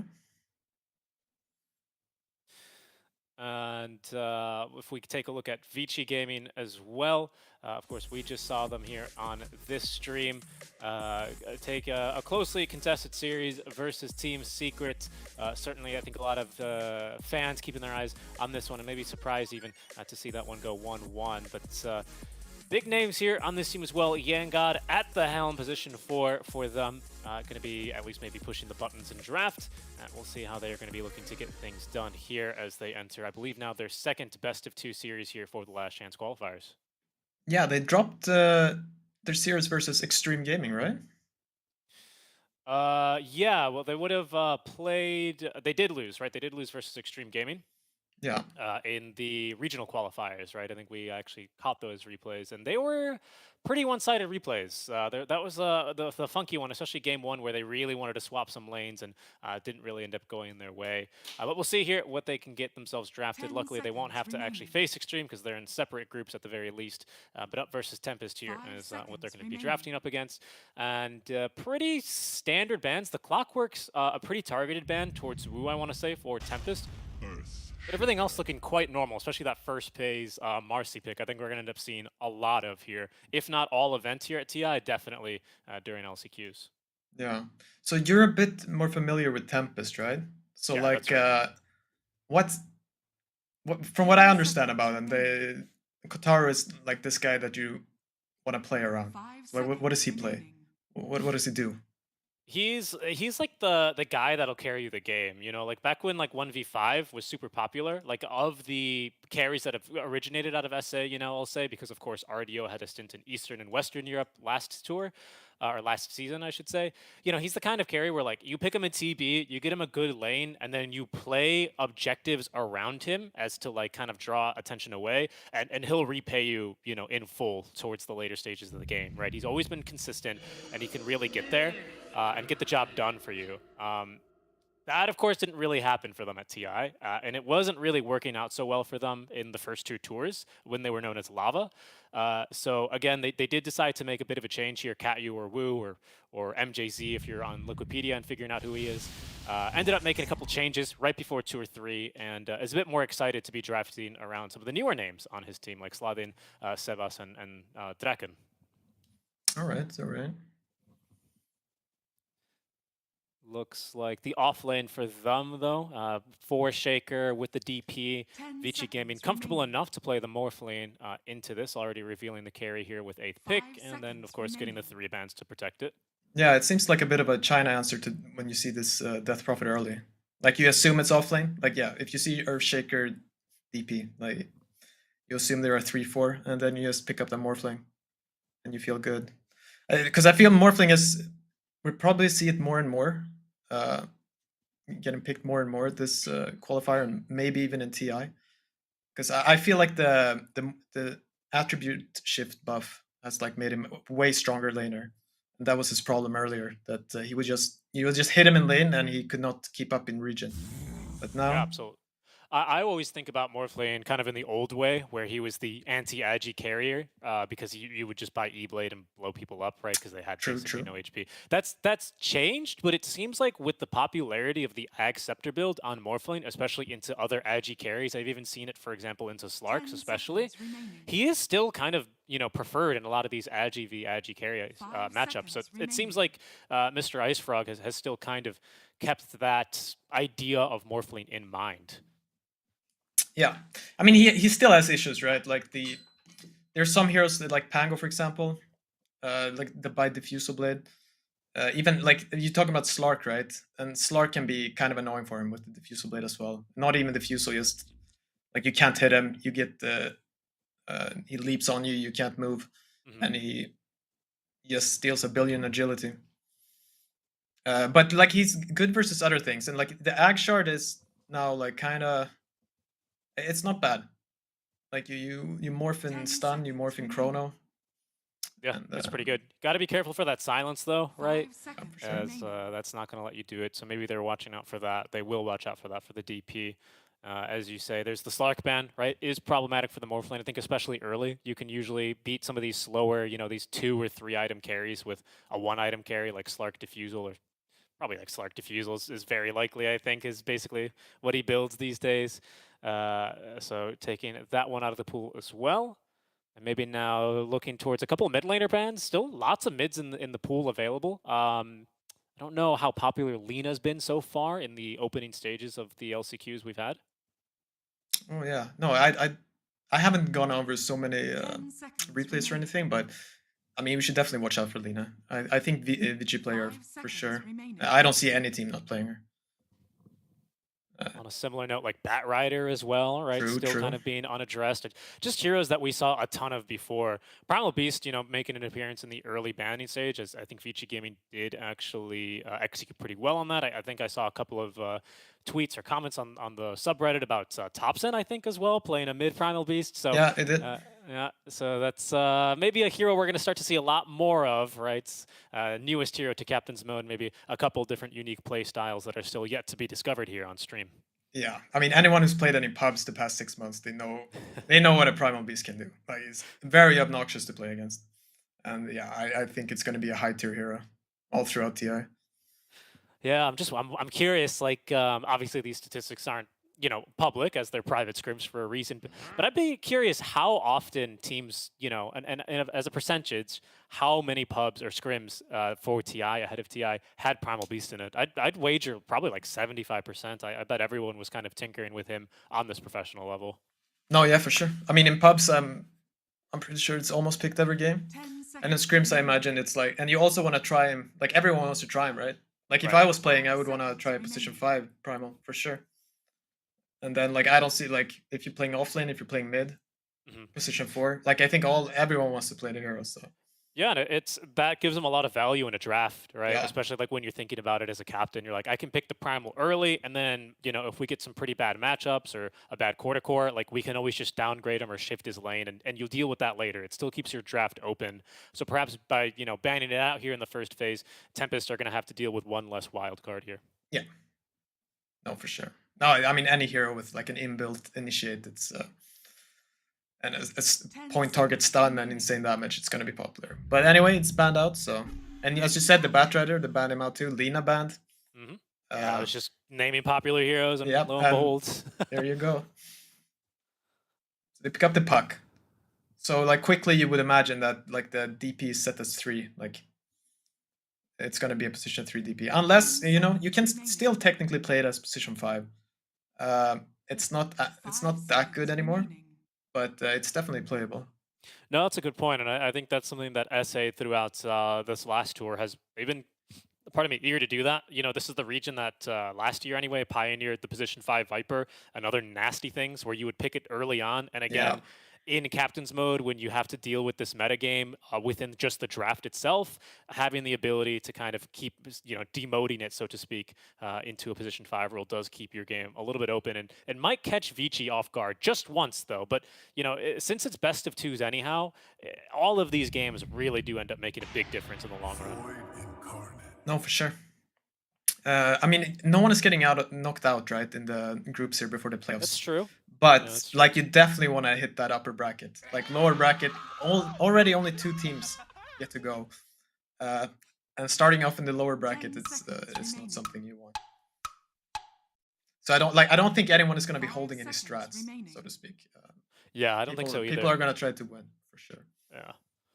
I think as well, Vici, of course, with they're also confident that this is a puck mid at the very least. Doesn't really say much about the Void Spirit necessarily, but also has a decent core. There's the Undying. But of course, the Void Spirit with a favorable matchup versus puck, it's a lane where you can actually get a lot of use of a single value point in the Astral Spirit to cancel or to punish a puck going for like a cheeky little phase shift and trying to avoid damage. It's not going to work in this lane. Puck, as a result, though, usually doesn't even bother to level phase shift in this matchup. So you got to be careful, because when puck ganks, it's going to be with an extra skill point of either Illusory Orb or the Waning Rift for the silence. So it's a little bit more damage, which early on can make a big difference on the impact of the game. No, for sure. I mean, they can still actually put the DP mid. I think she has a really good matchup versus and just throw the puck offlane. Like he's not gonna. You can't surprise the Morphling there with a Fissure out of Fog, and then you follow up with the silence and you get the kill if he's low HP. So, because I don't think puck does worse than DP offlane versus, but we'll see. I mean, here they go picking. I'm guessing it's their carry, but could be mid. It could be mid as well. Yeah, I think when I was again looking at some interviews we've had over the past season with Tempest as well, something that excited Katyu, the drafter, Wu Dota, or MJZ the most about this new lineup is the diversity of the mid laner, Sebas, I believe. Yeah. So just having a lot of different heroes he can pick up comfortably, and then just making sure you can give him the best matchup that suits your playstyle, that's going to suit your game strategy, is always going to be a huge advantage here. Tempest, of course, looking for a win, as they did get 2-0'd versus Secret as their opening game. I have to say though, like I'm a bit surprised they're picking Templar into both Morphling and Undying. Like this is looking like a really good Undying game. You don't really have a good way of killing Tomb. If the DP starts hitting the Tomb, they ghost, they attack nothing. Like they start hitting for That's 0 right. damage. So it's it's not unplayable what they have, but I'm a little worried for what they got going on. I could see that. I would take a look at this Tempest lineup, and I see a little bit of mobility, maybe just enough for you to run and disengage from a Tombstone. But, you see what Vici's got. They've got, probably the queen of catch right now, which is going to be this Marcy, right? The move speed, rebound now, stunning in an AoE is much weaker in the lane as far as, if you want to put a magnifying glass on what impact that change has had. But I would say later on, having the ability to stun more heroes in like a confined space, especially when you combine it with AoE damage like Tombstone, Decay, all of Void Spirit maybe gives that hero a little bit more strength when you're fighting around choke points and objectives like Roche, or put a tombstone up in your triangle and fight around there. So those fights in particular are looking really difficult for Tempest. I definitely agree. 10 Yeah. seconds No, all these remaining. static fights, like Roche fights, and those can be. It's a good way. Yep, static fights, exactly. 5 But seconds remaining. I mean, at the same time, you can obviously still do stuff. As you said, like they can blink in, blink out. They have traps for vision, so they can probably pick decent fights. And I think that's what Vici's really missing right now. I feel like the Void Spirit, if he's got a good start and is feeling really confident, he can kind of be first one in and give vision for Marcy Undying to follow up, and eventually Morph will start fighting. But Tempest right now with really great vision, I'm much more scared of Tempest initiating from Fog with the threat of a 5 Fissure, seconds let alone remaining. Echo Slam, a TA blinking in and spilling on your team, Puck as well with a coil. Like, I don't know. The team fight for Vici is really good with Tombstone basically right now because it's kind of uncountered. And now here's some push and map control for Vici, and maybe even, of course, Wolves to give you some vision. So that does solve a big point of my concern. But Tempest has got some really great bursts, some really great single target to maybe even shut down a Morphling throughout almost any stage of the game. Yeah. 10 seconds remaining. I'm just thinking about the lanes here. 5 seconds They're remaining. picking Lycan. Are they last picking their position 5 here on Tempest? I'm confused. Huh. Yeah, actually, I suppose they could be. Take a look It's- at the Vici bands, and it's a Beastmaster and an Omni. Yeah. No, because that's something like I would not want that. There are like a very few. Okay, Weaver. Okay, hold on. Is this Weaver off lane? This is an SA special. I don't know Yeah? if they're ready for it. Okay, Okay. no, it's Weaver 4, also an SA special. Matthew loves playing all these crazy, I think he's on Thunder, loves playing all of these like crazy position 4s. They still like to go for the Ag Scepter on the Weaver 4s, Okay. which this is going to be. Ember 4 as well, and it's going to be the carry TA with the mid puck. So it is a position 5 Death Prophet, so good looking out on that call there, Pi. Yeah. Okay. All right. Interesting. Yeah. Want to see how that. Want to see what they do. What do you think of that lane? Death Prophet as a support into Lycan Wolves, can she like harass from her just big attack range effectively enough to keep Wolves off of Kotaro and allow him to get enough CS in the lane to make it out? I don't know if the Wolves are really like Templar can do pretty well herself. Like she's just sideblading everything, just auto attack, push it out. Who was the 4 for Vici? It was Marcy, right? Or That is correct. It is Marcy. yeah. No, so I mean, basically, you're just gonna be auto attacking, and you want to let your Templar have like an experience advantage. But I'm guessing that lane they will both just be farming, like it's farm versus farm. Farm versus farm. Sounds pretty good to me. Also, another thing I noticed, just taking a look at the Vici lineup, is they only got one ranged hero, the Morphling, who doesn't have a great attack range. Obviously, he's got mobility, and he can morph into someone else to make up for that. But into, I think this is 4 ranged heroes, and an Earthshaker is looking pretty good for Tempest, right? I could see some very meaty Echo Slams happening here. Yeah, possibly, but as we said, like Morphling with this new shard, you have to silence him, and Point. I don't know. I feel like if he doesn't get shut down on lane, which I don't expect him to, I expect him to do just fine. I think the Morphling is really strong this game because, like, sure, Shaker can try to burst him, but he can also like you like buying Ags now, Morphling, and you turn into a Shaker, and then you're just double powerful. That's a good point. It's not quite as strong as the old Geek Fam strats I think they went on when with the old Acceptor where you get double insane Earthshaker for your team. But of course now you get it on the other side for the morph. You get, of course, the Enchant Totem Acceptor upgrade. And most importantly, because he's a strength hero, you steal status resist from him, which is pretty nice on someone like a Morphling, especially like you're saying, if you got that shard online, so you're stunned for even less and you can be a little bit more 30 fast and seconds loose to with how much agi and strength you're playing on. Yeah. Oh, for sure.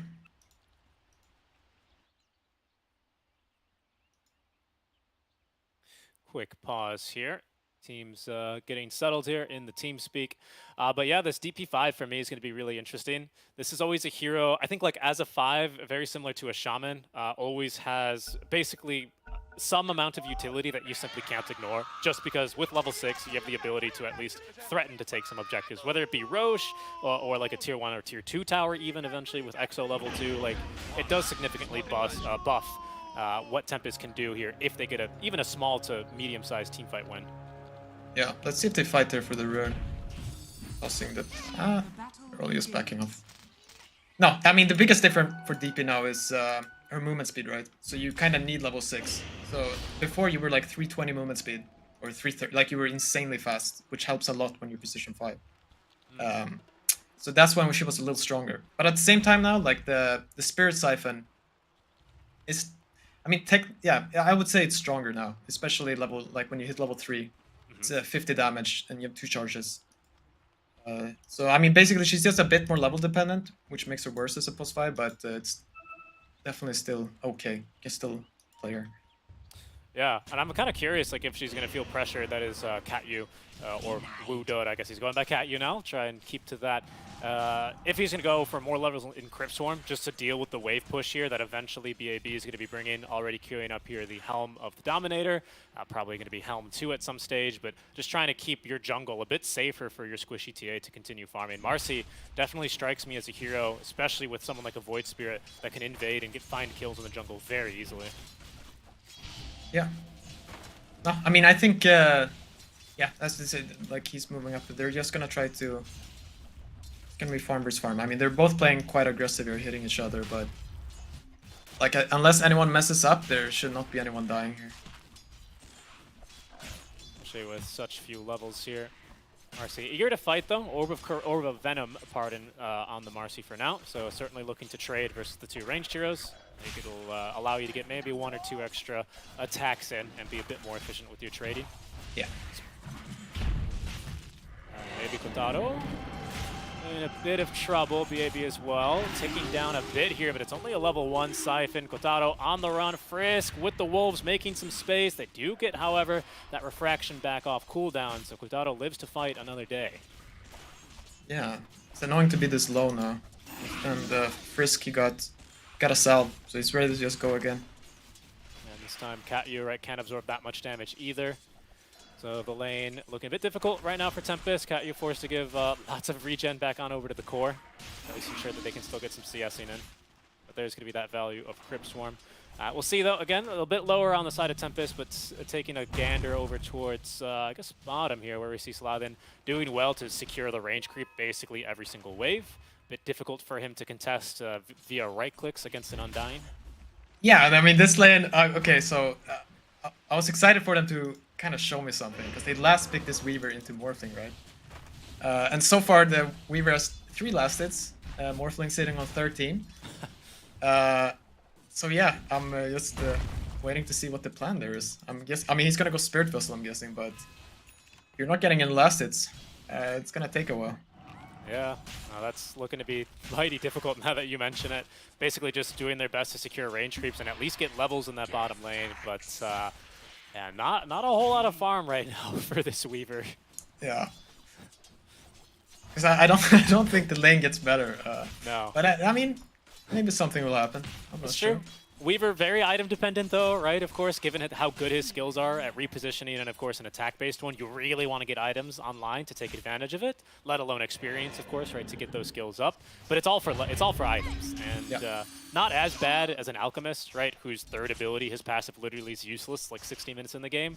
But if you don't have any items to show for it, any attack modifiers for Geminate attack to proc on, especially early when you're needed in fights as a position 3, oof.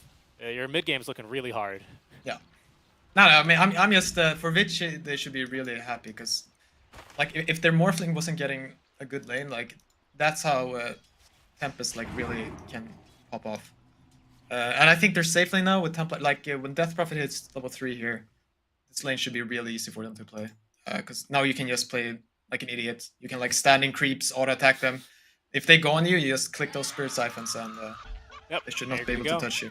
Gotta watch the cooldown, of course. Did get nerfed just a little bit to 38 seconds on every single level now, so that doesn't get much easier. But you can see, I mean, there's level 3 right onto Frisk, sending him back, even forcing out the rebound defensively. Yeah. So like, I think he should start. Like, obviously he can still be here laning, but if he can get the lane pushing into the Lycan, he probably should like think about maybe trying something on this puck, maybe rotating to the safe lane. Because this lane, it's no fun. No fun to be a Marcy with Orb of Venom there. He can't really do anything. Yeah, the first couple of waves were fun, but as soon as they fail to capitalize on a kill and really get that snowball rolling, it does start to be a bit more difficult. I'm also wondering, actually, as they go bottom, Yang, he's going to be okay. And actually, they turn on to Draken. There's the sentry, but he's just out of range. Oh, wow, that adaptive strike, I think, would have been more than enough to kill him. Yeah. I mean, would have been. He had Fairy Fire. He probably. True. He was probably fine, but. He didn't want to use it, though. I mean, he had no idea where the sentry was. Okay, I'm learning here. I'm learning Morphling right here. So he's 2 points in Adaptive Strike, 1 point in Morph right now. Interesting. Do you reckon that's because he just isn't really that threatened by this lane, that he doesn't need the additional shift rate, or? I mean, for sure he's not threatened. That we can conclude that, but yeah, I guess you're not that desperate for these points anymore since they buffed the level 1 so much. There's some good damage. Even the strength pushback useful against the Shaker. He wants to get that enchant totem bonus damage. And speaking of Shaker, that's the guy that I thought was going to kind of leave the Weaver alone by now. Weaver still 1-1-1 though, so with level 1 Scucci, it's a bit dangerous to leave him alone, but I figure, you know, you got Brown Boots online, start stacking these Ancients, stack your Triangle, and get ready for your TA to eventually start carrying your mid game here, because someone's going to need to do a bit of lifting in this game. Yeah, alright, we got the 6-minute rune coming up. Everyone's here. Time to fight. Let's see here. Not a lot of mana on Undying, and no points either in Tombstone. Rune is going to spawn top, but it's going to be First Blood down in the bottom rune for XM. He's going to get the kill onto the Shaker. Yeah. Oh, that's a lot of gold for him. Top of net worth. Quickly as I go. But it's a haste into the bottle for Sebas, and he's not going to let that one linger for long. He's going to, in fact, activate that one, head straight into the top lane, where Quadrado diving under tower. There's no TPs coming from Vici Gaming. Instead, well, they're not going to be able to do much else. I thought maybe they're going to make a play bottom, but they just have to let Quadrado get the kill onto the Lycan. Yeah. And I think you're right about Sladin here. You should, like, it's time to give up on this Weaver. Like, he'll either do something or he won't. Let's stack for our Templar Assassin here. Yeah. Like, yes. she needs that, like, a fast, like, whatever, Death or Dragonlance, you know? And then go take Roche, go take towers. So let's for sure. I think he's doing it now. There we go. For me, it's a bit of, you've done what you can. You've secured lots of range creeps for the experience. He's got Sakuchi now up to level 2. That gives him a lot more survivability, even in a lane like this, where you can see it's a level 2 decay. And now finally a point in Tombstone here for the Undying, as they've been constantly harassing back Draken, trying to make sure that Morph remains uncontested, and that's certainly been the case so far, and likely still will be for some time to go. Let's talk about something else that we haven't really talked about the mid lane, but it's XM with a massive advantage here. 15 denies here to the puck. Yeah, and that first blood he got for free down there definitely didn't help the puck either. This matchup, I'm not complete. Like, I think it's supposed to be more even than this. I think Void Spirit might have like a slight advantage, but I've also seen pucks win. So here's Void rotating. Yeah, usually I've seen it go like 60-40 favored for Void Spirit, but not like nothing too crazy. It was a bit harder to tell. It's a bit harder to tell now that, of course, they've removed small camps. So neither of these heroes, if they have a bad time, can just farm small camps, push waves, farm small camps. It's just not as efficient anymore, which is a change I like. But I'm not really sure how, you know, out of the laning stage this is going to be looking. Certainly, of course, big advantage for Vici. That goes without saying. Yep. I mean, at least... okay, so Tempest don't have that much going for them, but they have a very farm TA at least. And they have 1 Ancient stack there. So, like, yeah, right now you're kind of just... I mean, I'm guessing Puck will just keep farming here. He got that rune, he got a kill. Like, I think that's how he's gonna rotate. Like, it's hard to force anything, right? You're not gonna kill this Morphling. You could possibly TP and kill Lycan, but he has to kind of step out of position, so... Yeah, counter you as well. He'd have to push the wave in, right? Like, that's the move you were talking about. Push the wave in and look to rotate mid or something like that. That's what he did for the 6-minute power rune, and then, of course, they rotated for the kill. There's an invis as well in the bottle for Puck right now for Sebas, but while, again, Void Spirit continues to push his lane, and he's not going to really be able to sneak away and make good use of that. You can see here, though, in the jungle of Tempest, the DP has gotten some really nice stacks up. Yeah, Vici are going to scout these now, though. Good ward is going to see both Frisk and XM, and probably the ward placed down as they actually do get that kill down bottom. Draken is going to be able to put together a kill onto Erika, and that's thanks to the rotation of Sebas with the Invis rune. Will get the surprise jump. Okay, that's very important. Very nice. That's a real feels good moment. And they got the D ward in their own jungle, so... That's what I was about to say. Or That feels. Yeah. I mean, it's just as big, maybe even bigger. Right now, Frisk, he can't confidently make the jump in. Doesn't have a teammate to rebound off of anyway. Just being annoying and soaking experience. But Kat, you're doing a great job. Just parked here. Just he knows he probably doesn't die. Level 3 Spirit Siphon here, so that's a lot of regen, especially into melees. He's not really got a lot to be afraid of. Yeah, no, you're not killing this guy right now. 17 stick as well. Okay, let's see. Let's see who gets the rune. There's 3 people mid there.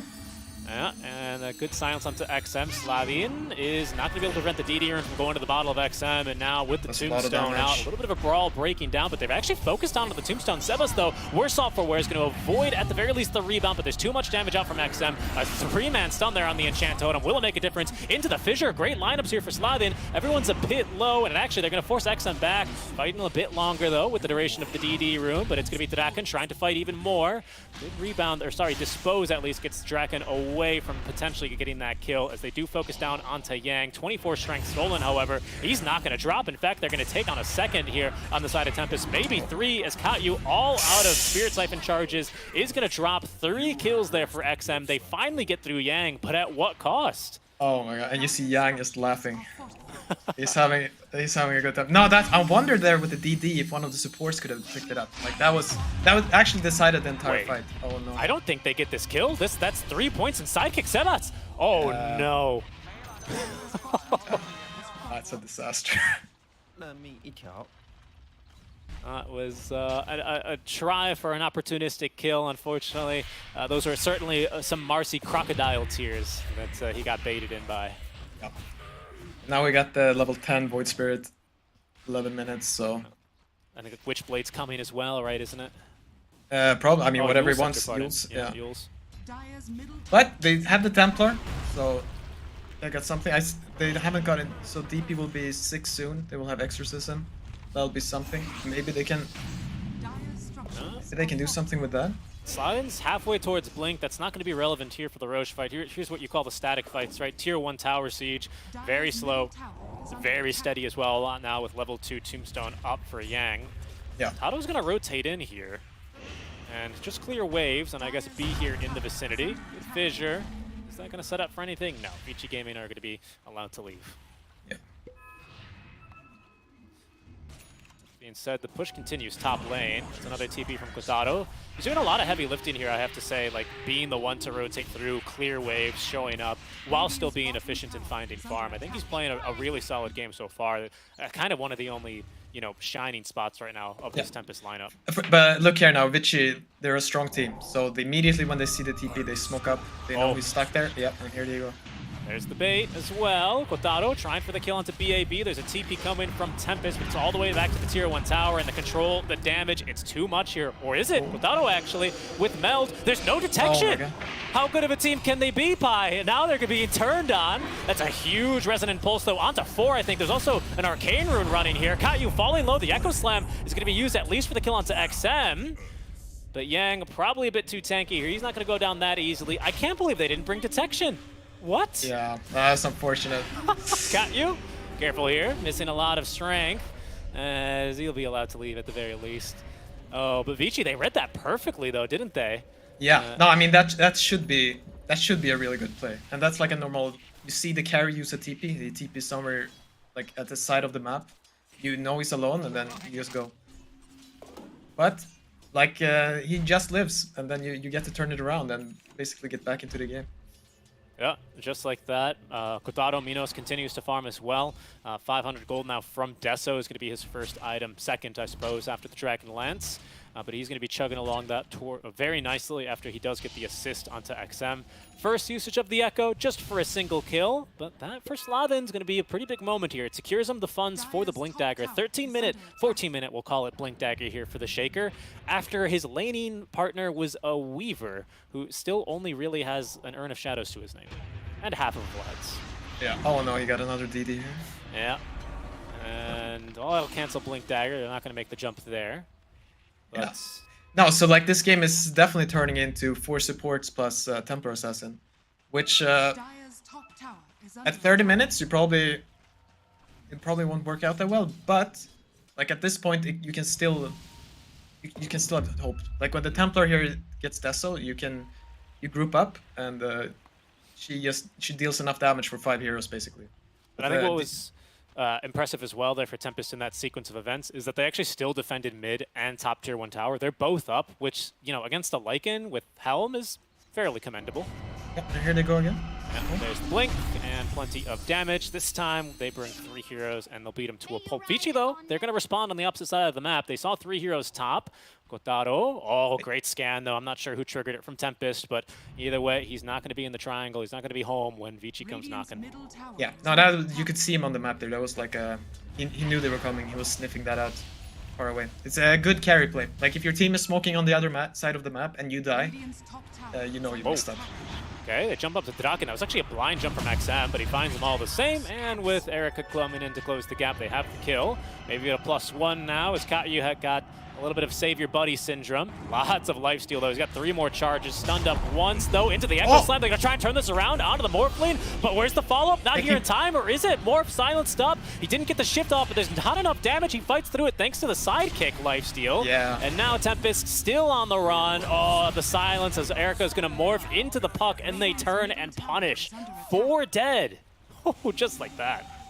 Oh, I really thought they were gonna get him there. It's not, yeah, the sidekick literally bailed him out. And it's really unfortunate because the timing is, he's just about to get his Desolator. And if you can do that with a Templar Assassin nearby, you can probably win the fight and get a Roche and feel really good. It's true. Instead now Exo on cooldown. No Echo Slam either for another 90 seconds. That wasn't the blink reveal, but TA, of course, just is going to farm creeps a bit faster with the Deso debuff, but would have loved to move, as you say, into the Roche pit. That would have been a great opportunity for Tempest to really seize control of the game. That being said, you know, not disastrous for them. It does open up the map for Vici. They're going to get 2 towers off of that, 1 top, 1 mid, as XM looks to set up even more aggression now. And doesn't have a tombstone, and yeah, they won't be able to really hold on to the Weaver. Yeah. No, I mean they just they gotta wait now for Coil. Maybe they wait even for Echo Slam, but you can see if they just have a little more damage there when they hit their stuns, they can still win these fights. Yeah, and another problem after that fight is Vici Gaming have already set up shop in the Tempest jungle. Of course, Tempest still have to take down a tier 1 tower. Oh, that's a scan. They see Sebas, they know he's here, but they've missed the 8th Remnant, and I don't believe they can actually get him. Nice job there, using the Waning Rift, sorry, to escape, and it's going to create enough space for his team to easily get bottom. Okay, so now we can do the jungle swap here.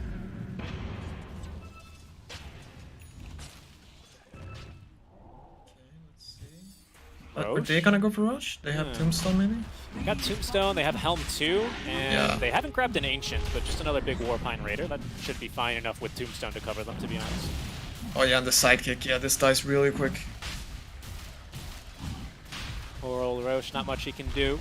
Tempest, they might know that it's being done. They did at least, before they lost that fight, plant a deep ward in the enemy triangle, so they may have kind of seen enemies in this part of the map, but they're not going to really have the ultis to contest it. Instead, they might be caught mid lane, or maybe it's XM who's caught instead. Yeah, he's going to go down, but Frisk stuns 3 there on the rebound. Echo Slam used in the middle of the creep wave, but Frisk a bit too tanky here. Spirit Siphons all around, keeping Katyu topped up as Kotaro being focused now by BAB and Erica. Kotaro is going to drop. Wow, the shapeshifted units with the move speed just surround him, rip through his meld armor, and he is dead instantly. Yeah, that's unfortunate. They probably needed to wait a bit, like he needed a bigger echo than that, but he wanted to blow up the Marcy. Okay. No way. Okay, that was a kind of a cute play there by Slavin, but of course, when you're max IG, you're not really taking much damage. Going for him. Maybe you still die. Yeah. Oof. The ward they left after they smoked and tried to kill the Templar. That one was a little bit too cute from Slavin. No, it's unfortunate. Because they wanted to fight there with the Deso, like they probably had coil up. But like everything is just a bit like off tempo. Because that fight they took there, that you wanna contest the Roche with that fight. Like now they get Roche and you go a bit later, and it's just everything is a little slow and awkward. Right, right, and then everything kind of falls apart from there, right? It's like building a house of cards. If you can get everything right and balance it just right, you'll be able to build tier after tier. But here, everything is kind of collapsed for Tempest, right? You know, that was a fight meant to contest Roche. Maybe you clear, you know, I don't know if they, you know, take Roche themselves because of Tombstone and whatever, but you know, at least maybe you remove Aegis and call it an even fight. Maybe you get tier 1 after that. Maybe you even get Aegis, but none of that happens now for Tempest. Instead, it's actually Kotaro who takes his first death of the match. Still only 2 stacks on these Deso, on his Deso as well. He's probably hoping to get even more stacks, of course, soon. Has Blink, but just hasn't really been able to find a good fight to use it in. Yeah. Oh, they then ward season there. Yeah, and that's going to be another kill then onto the Shaker. Tier 2 tower is likely to fall here as well. Draken nearby, and man, he's not had the most impact this game here on the Weaver. Unfortunately, that pick hasn't really worked out for them at all. No, Dire's top definitely tower not. is under attack. Yeah, I was the last pick. I was hoping for big things. Tower is under attack. So far, not that much. Been able to at least get a couple of waves cut here and there, but even now, after Vici Gaming especially forgot to bring Dust once to kill Kotaro, they're very unlikely to be caught without detection again. Yeah, no, for sure. So it's hard for him to do that. Now we're just in the stage where, like, yeah, it's kind of up to Vici to do whatever they want. Luckily for Tempest, they have this Earthshaker hero, so like you never have to give up completely. Like there's always the hope for a really good echo. Like maybe when the Aegis is just about to run out, you echo the Morphling with someone else to blow them up. Because Templar still is farmed, she deals a lot of damage. There she is. If she can get on top of the heroes, that's been the only problem right now for Tempest in their fights. But, you know, in theory, all their fights that they've tried to propose have maybe looked okay. That mid-tier 1 tower a bit less than the one in the triangle, but we'll see now if they want to defend this tier 2 or not. Looks very unlikely. Yeah. Especially now that Tombstone's committed. Katyu is likely to die. He was standing a bit too close. There he goes. Yeah. No, you want to let this Aegis run out. For sure. Because you can still blow up the Morphling. That's your... You want to blow up... preferably you blow up 2 heroes at the same time. And then you can win the fight. Yeah, I mean, ideally you get XM and Morph both, right? Oh, That's look here. basically all the damage done. But there is Kotaro getting a Marcy kill for free. Nice fissure there from Slavian. It's actually going to kind of dissuade Vici from going right up the stairs as well. They probably correctly predicted there was more trouble waiting for them if they took that path. Radiant's bottom tower is under attack. And Void Spirit nearly has his Scepter online, which I think is going to be quite troublesome here for Weaver, for Puck especially. 2 heroes that, because of their skills, you know, they thrive on being these fast hands heroes where you don't buy Dispels, you don't buy BKB if you can avoid it, and that AoE silence, especially the second charge, right, is troublesome for them. Yeah. Okay, we see the DD picked up, and it was also Lycan was going for a Hex, I saw. Wow. Ah, double damage. That's fine. So Lycan is going no boots, Helm Overlord Hex. This should be fine. It's okay. Yeah. It's going to give them more catch, more control that maybe their draft is lacking just a little bit of. I think they can string together a kill onto any one particular hero just fine, but if there's a Puck and Weaver poking from one side of the fight each, then that's where things get a little messy for them. Yeah. I'm guessing, yeah. Morphling is gonna go for it. Usually in these matchups with like Terrorblade or Morphling versus TA, like you go for Skadi, and when you get the Skadi, it's like GG. Like the Templar can't fight the Morphling anymore. I mean, that's why you have the Shaker though, and like hopefully you can do quick work of the Morphling. Yeah. No Acceptor yet, even for the Morph as well. Like you say, just going for that key item. It's going to be Kotaro in the meantime. Looking for Daedalus. Is already in a stage of the game where he feels like he needs to save for buyback. That's always going to be... Oh, as I say that, he buys out, actually. Just kidding. But it completed the Hurricane Pike. Actually does still have buy. I thought he bought out completely for a Daedalus, which was surprising because it didn't have the full amount of money. But no, instead it's full Hurricane Pike. Yeah, Some more mobility for him. I think it's time for them to fight now, though. I'm pretty sure the Aegis is out. He should get that small... What is it called? The small crit there. Crystallis. Yeah, the Crystallis. And they should probably go. See if, yeah, you got it. See if they can do something here. It's very weird that they haven't dewarded that ward in their own triangle. Yeah, in fact, it's been replaced now. Vici Gaming actually going back to replace the ward, and they might end up smoking under it. Obviously, they know that there's wolves here. Now they've seen them die. Hopefully, they do their due diligence and go for a D. Ah, they're just sitting under this ward. Vici is TPing. They're coming. They're lurking. They actually don't have every single hero here, so it's going to be the Shaker to fall very quickly. Draken can't do much as the Fissure only finds the Marcy with the Shard. Slathan gets to the low ground, and he's going to live, actually. That was, I think, a strength-based adaptive strike. Didn't do nearly as much damage as I thought it would. Tempest pretty lucky to make it out of that one alive. It's all kind of strange here. I see the position 5 Death Prophet is like farming the enemy triangle. Yeah, the wards are still up. I feel like that could have been their fight. I guess not. They still want to farm a bit more. Because I don't think the... Yeah, maybe they're waiting for the Roche. Like, that's what the Death Prophet is calling for. That could be.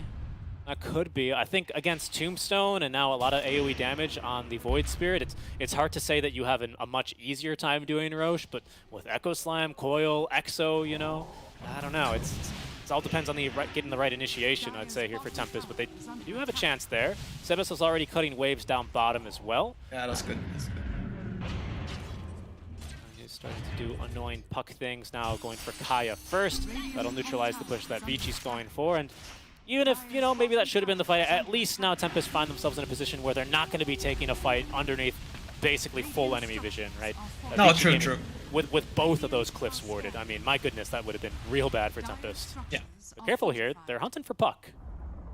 He should not die here. That would be okay. He locked on there like a torpedo. Frisk as well, making the jump on through the trees. The puck is going to blink away, though. Sebas? No. Oh, okay. I wasn't sure which direction that was going to face. Okay, so the Roche is going to spawn in 2 minutes, right? That's what my little timer tells me? That's correct. Yes, yeah. So we're in that window. So, of course, it'd be nice if the pro players had that one as well, but they just know that we're in the 1 to 3 minute window now, or 0 to 3 minute window. Look at this mid towers, it's going down to Lycan creatures. And that wagon doing work as well, but Draken getting a bit too aggressive. There's going to be the double silences, and it's the decay of all things to kill him. Tempest still doing things on the other side of the map. Kotaro, you know, trying to get his next couple items online. That's actually a full data list now, I think, about to be delivered. There we go. Roche up in a minute and 15 seconds, but it's Vici Gaming doing some lasting structural damage as they put Erica up to the high ground without Aegis, but with a Scotty and a Manta Style. He's got to dispel for the 1 silence that Tempest currently have. Well, 2, right? There's Waning Rift. Yeah, okay, but they killed all the creeps now. I don't think Backdoor will kick in time, though. Guess you're giving up the racks here? Looks like it. Well, they've given away the important ones anyhow. Okay, but no Tombstone. Roche up in 50. Tempest are going to very likely know that Vici are on their way to make a pit stop over in the Roche pit, and indeed they do. They're going to smoke up immediately. They saw the smoke, Yeah, the lingering vision of creeps, right? Yeah. That one always catches me as well, but Tempest, unlikely to catch anything. I think no matter what, Vici Gaming probably knew Tempest were going to smoke out no matter what, but now it's a certainty. Yeah. And it's not really a fight Vici want to take. They know that they're without Tombstone right now, which is pretty big in these static fights, uphill as well. Yeah. It's not that easy to run in here, though. Let's see. They have a bunch of traps. They have decent vision. They do. They have to take this fight. They can't give up the Roche for free. Oh, he's just running? Katyu's dying to Lycan summons, though, as Draken does get vision here onto Yang. Echo Slam in the mid lane. They've actually caught 2! Oh, goodness. The initiation from Slathan. 2 dead already from Vici. They don't have buybacks either, as Kotaro needs to try and get away, though, from Erica. That's the most important fight right now. Kotaro fighting to 1, at least burst down the Marcy, but there's nothing to stop Erica here. BK beat up, already takes down 1. Looking for a second now as Katyu being chased down by the Elder Dragon. And even though it's a slow kill, it should be very easy here for the Morphling. As there it goes, 2 kills for him. Vici Gaming with double buybacks, however. So they got completely caught off guard at the start of that one. Yeah. Just unfortunate how if the Templar doesn't die like that, that's a really good fight. It's just so hard. I mean, it feels like this draft doesn't really have a great way to keep Morphling locked down in general, or at least keep Morphling off of the Templar Assassin. I mean, even with the Hurricane Pike, Morphling's just right on top of her again. Yeah. No, I wonder if there was another direction to force stuff into, but I don't know. Maybe not. Let's see here. Because this is really nice. Oh, yeah. Beautiful. Beautiful Echo. It wasn't the Morph and Void Spirit, like I said, they'd always want to catch, but that's kind of the dream. You still get at least the Void Spirit, and that's, I think, more than you can reasonably ask for. Keeping our eyes on Roche, which is dropping soon. Knock in, being a bit annoying here. There's a Fissure from outside the pit, Slathan as well, blinking in. So Tempest looking to make a go at this, as they at least do avoid a bit of damage. Draken scouted, though, and killed off. The double silence is absolutely ruining him here on the Void Spirit Ag Scepter. Yeah. really good patience by Vici. They know not to finish off Roche, but it's that moment. Tebas! He's in hell anyway! What a steal! Perfectly waiting within range. Is he going to make it out alive? No. Okay, Adaptive Strike is going to punish him for his thievery here, but can he get away at least with murder as well? Into the phase shift he goes, buying time, gets the blink out. I can't believe my very eyes, Pylai die. It looks like he's going to escape. I mean, that's the type of miracle they need to. Like, they're so close to like me just wanting to give up on them, but they like you still have this slight thread of hope, you know? Because the Earthshaker is hitting his spells. Yeah. They like without that Aegis, it's still a little scary. What a play from Sebas.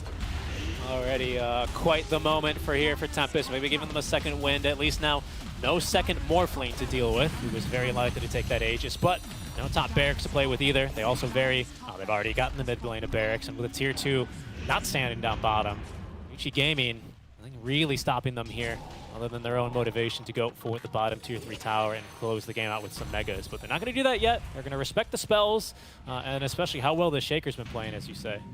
Oof. Bottom. There's a Tinker Ward here. They see Kotaro. Oh no.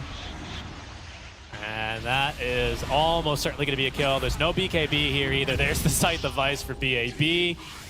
And a dead TA for 80 seconds. Again, great patience there by Vici. Yeah, that's unfortunate. I feel like all throughout this game, Tempest they've almost played good. You know what I mean? Not like nothing has really like they hit like it should. Like the offlane, I don't think they play that. Like I think you can play that better. And then like how they come together for team fights, it's just been a little awkward. And that's like been the theme for me throughout this game for them. Like they have not been able to connect together. Yeah. Really try. You've been on a couple of teams before, haven't you, Pi? Like, what's that like on the teams? I mean, I imagine I guess that must cause some frustrations. But is that usually there's like not one leading voice, or people are just not in the right places? What's that? Wait, let's see. Let's see. Here. I think we're gonna have to maybe talk about that one a bit later. That's a big kill on the sub. I mean, they need the Echo Slam now. At the very least, it's an easy megas here for Vici. Draken doing what he can here as they're going to focus a little bit of damage onto Yang as Frisk jumps in, finds Katyu. Katyu, though, of course, relatively safe here. BKB active from Frisk, though, into the Sheepstick, and a kill on the Katyu, who does have buyback. Wu holding on to that one, and with the Fortify, they bought a little bit of time, but my goodness, those barracks falling immediately. Buyback out from Wu now, but they've also gotten themselves into some trouble. Sebas Silence Up and killed. The Adaptive Strike of Erica is enough to instantly nuke down the puck. Another buyback, however, as Vici, having already claimed the prize that is the Megas, don't really have another reason to stick around on the high ground. May still look to counter-engage, however, as they find a Sheepstick onto Kotaro. In a bit of trouble here, but he gets off the BKB now. He's going to one-shot the Marcy here. XM a little bit lower on spells, only has one Astral Step to play with now as Erica fighting through 2. Draken does not get off the time-lapse. He's actually going to die to the damage of XM. Katyu on the buyback. They're going to double smoke to cover him. As Kotaro trying to join in this fight from the sides, caught by the Aether Remnants. XM a bit worse for wear, but he's got spells up again. And with Egg Shard as well, he is immediately out of here. Oh, yeah. Tempest, they only get a Marcy for all their troubles and buybacks, and now Megas are going to come pouring on in. Yeah, I mean, for any hope there, you want to get that team wide. Unfortunately, the Morphling was out of mana, but his Butterfly, so the Templar is like missing every hit. Can't touch him. Oh. Okay. Yeah. That's Megas, and basically Vici Gaming can breathe easy, knowing that well, at least Dota Plus gives them a 99% chance of victory, and I'd be more inclined to agree with that. Tempest, not with the worst wave clear I've ever seen, of course, but it just severely reduces the amount of moves that they have really to make. They just don't have time. They can't leave the base for more than 30 seconds, otherwise, they risk losing the game straight up. Yeah, no, and now you, like the last hope, you hope they kind of dive the fountain, and you queue up the Divine Rapier on your TA, and you see what happens. Yeah. It's going to have to be the play. Vici Gaming, they might feel themselves a bit and go diving. I could see that between a Morphling and a Void Spirit for sure. Once again, though, they're going to kick off the fight with not a perfect start. Draken as well with a BKB. Actually, this time gets off the time lapse. A decent fissure catches 3. But it's XM who does a fantastic job at forcing away the Shaker from the fight. He's actually in his own triangle. Keep your eyes on the minimap as he looks to rejoin and maybe look for a slam. Lots of creeps in the mid lane showing. That's at least one upside here. More creeps to Echo Slam bounce off of. if Tempest, of course, can find the jump. Sheepstick, though, is going to be used onto the puck, and that's already a dieback. Erica, godlike now on the Morphling, 9-1 and 6, right on top of Kotaro. There's Echo Slime onto a one-man target, into the fissure. Oh, but the dispose into the heels, even with the fear on the DP shard. There's just not enough control here. Erica, yeah, is going to close this one out with maybe even one last kill. Indeed. 11-1 and 6. He's going to end the game here, but Vici Gaming are going to be able to string together a very clean game overall. Take a Game 1 victory over Tempest. Oh, beautiful. I think for Tempest, that's got to be frustrating because, like we started talking about a little bit there, the right moves were being made. It just, they weren't really lockstep, if I had to say. Yeah, and for me, like they picked this Earthshaker Death Prophet right first two, and then you switch out the Death Prophet, play 5 to pick a Weaver, and it just doesn't work out. You don't shut down the Morphlings farm at all, and I think that you needed to make that Morphlings game a little harder to have like a really good shot at winning. Because I feel like Kotaro did his job. Like the lane was fine. He got really farmed. He got everything he wanted. Yeah, I mean, pretty much. Only taking the one death, of course. XM getting caught a couple of times, and I have to say that was some really stellar plays by Slavin to enable that in general. I think I was overall really impressed with his efficiency on, like, you know, really that comes from positioning on Shaker, of course, being able to line up multi-hero stuns. Very rarely was he caught first as well in these engagements, even with the Sheepstick, even by the silence of XM. The problem was it was kind of just Draken constantly getting caught as a result, and I mean, out from the lanes, you know, he never even upgraded into the Vessel. That's how bad things got in that lane. He knew that the matchup was going to be up way too quickly for Erica, who, again, just really dominates that game. Yeah. Yeah, I mean, you could see on the scoreboard there too, Kotaro 6 and 3, obviously having a good game, but it's not quite enough. He needed a little more help, maybe from the offlane there. Would have a little more impact there. Would have helped out. And you saw Sladen, he connected with some spells, but at the same time, it's just they were not connected enough. Yeah, or I think with the way I view it, not enough follow up. It felt like from the Weaver. I think they maybe were going for some minus armor stuff with the Swarm, but just couldn't be done in time. Didn't connect, and we'll see here what Tempest are going to look for in game number 2, as they've lost 3 now in their opening 2 matches of the Last Chance Qualifiers. Vici now rise to 2-1, which is going to take us to our next break, guys. Stick around in 10 to 15 minutes. We'll be back with game 2 versus Vici Gaming versus Tempest.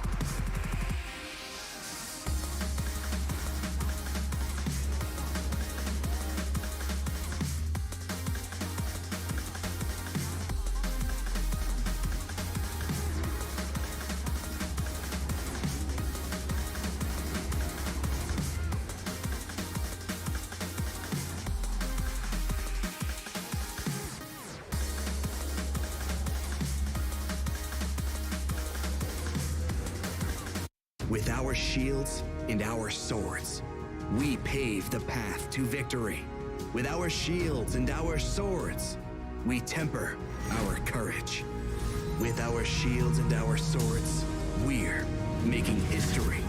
With those who make the game a reality, we're the vanguard. We're with the best. Let's raise our shields.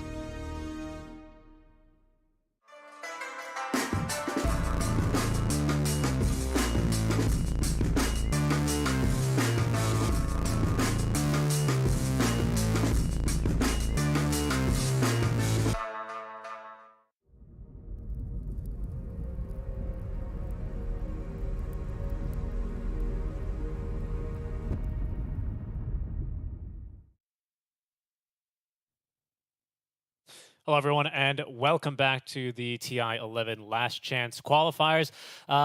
We are now about to get started with our draft for game number 2 between Tempest and Vici Gaming, Seek and Strike, and Pilot Die. On the call with you guys, coming at you live from KL, while the teams are playing just about, 200 miles or so, about 250 kilometers south of us here from their player rooms, where Tempest have not really found too much success, today quite yet. For Vici, bit better now as they rise to 2-1, but Tempest still have yet to find their first win. Yeah. And I mean, I'm not feeling completely hopeless here for Tempest. I think I'm a little curious now with the mid matchup here because he definitely got outplayed game 1. He also got unlucky with a rune, of course, but like hopefully he won't fall behind like that 500 gold. And if they can get a slightly better offlane, like matchups or whatever they're more comfortable with, I think we can have a really good game here. Yeah, exactly. I thought maybe last time the strat was like some minus armor between Swarm, Meld, Deso, TA to try and cut through all of Morphline's base armor, especially when he shifts, but I don't know. Didn't really seem to have the impact Tempest were looking for. It wasn't really that great into Tombstone, and the lane, of course, was just about impossible. So I think Tempest still with some great signs of life. You know, we were commenting all last game how these are the right moves to be making, but they're just not lockstep. You know, they're not really putting together the blocks as quickly as they need to be doing against a team of, Vici Gaming's caliber. And I think that showed with how confident and how quickly Vici Gaming were able to close out that first game. Already rapid, much different draft, however, that's what I wanted to say. And there's going to be our first repeat hero.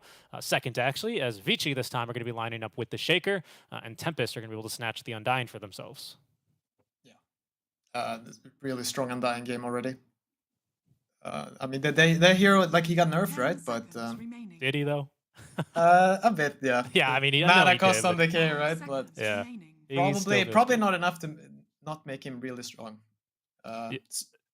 Especially into what is a dual melee, probably strength lane, right? Like, there's very few lanes that an Undying probably is going to feel better in. We'll see who they want to lane with him, but I think already Tempest can rest pretty easy, knowing that they're going to be able to give Kotaro or Minos here, their safe lane carry, a pretty good start. Lots of space created, basically, by Undying in this lane. No, for sure. I mean, if I were Vici, I would not want to run this unless they have like a lot of scrim experience where like somehow the Earthshaker pulls waves and it's fine. But usually in my experience, when you're 2 strength heroes, you pull the waivers Undying, he just goes behind the tower and he denies everything and kills you. 1-on-2, you know what I mean? So I would think about putting the Shaker as a 5 maybe, but we'll see.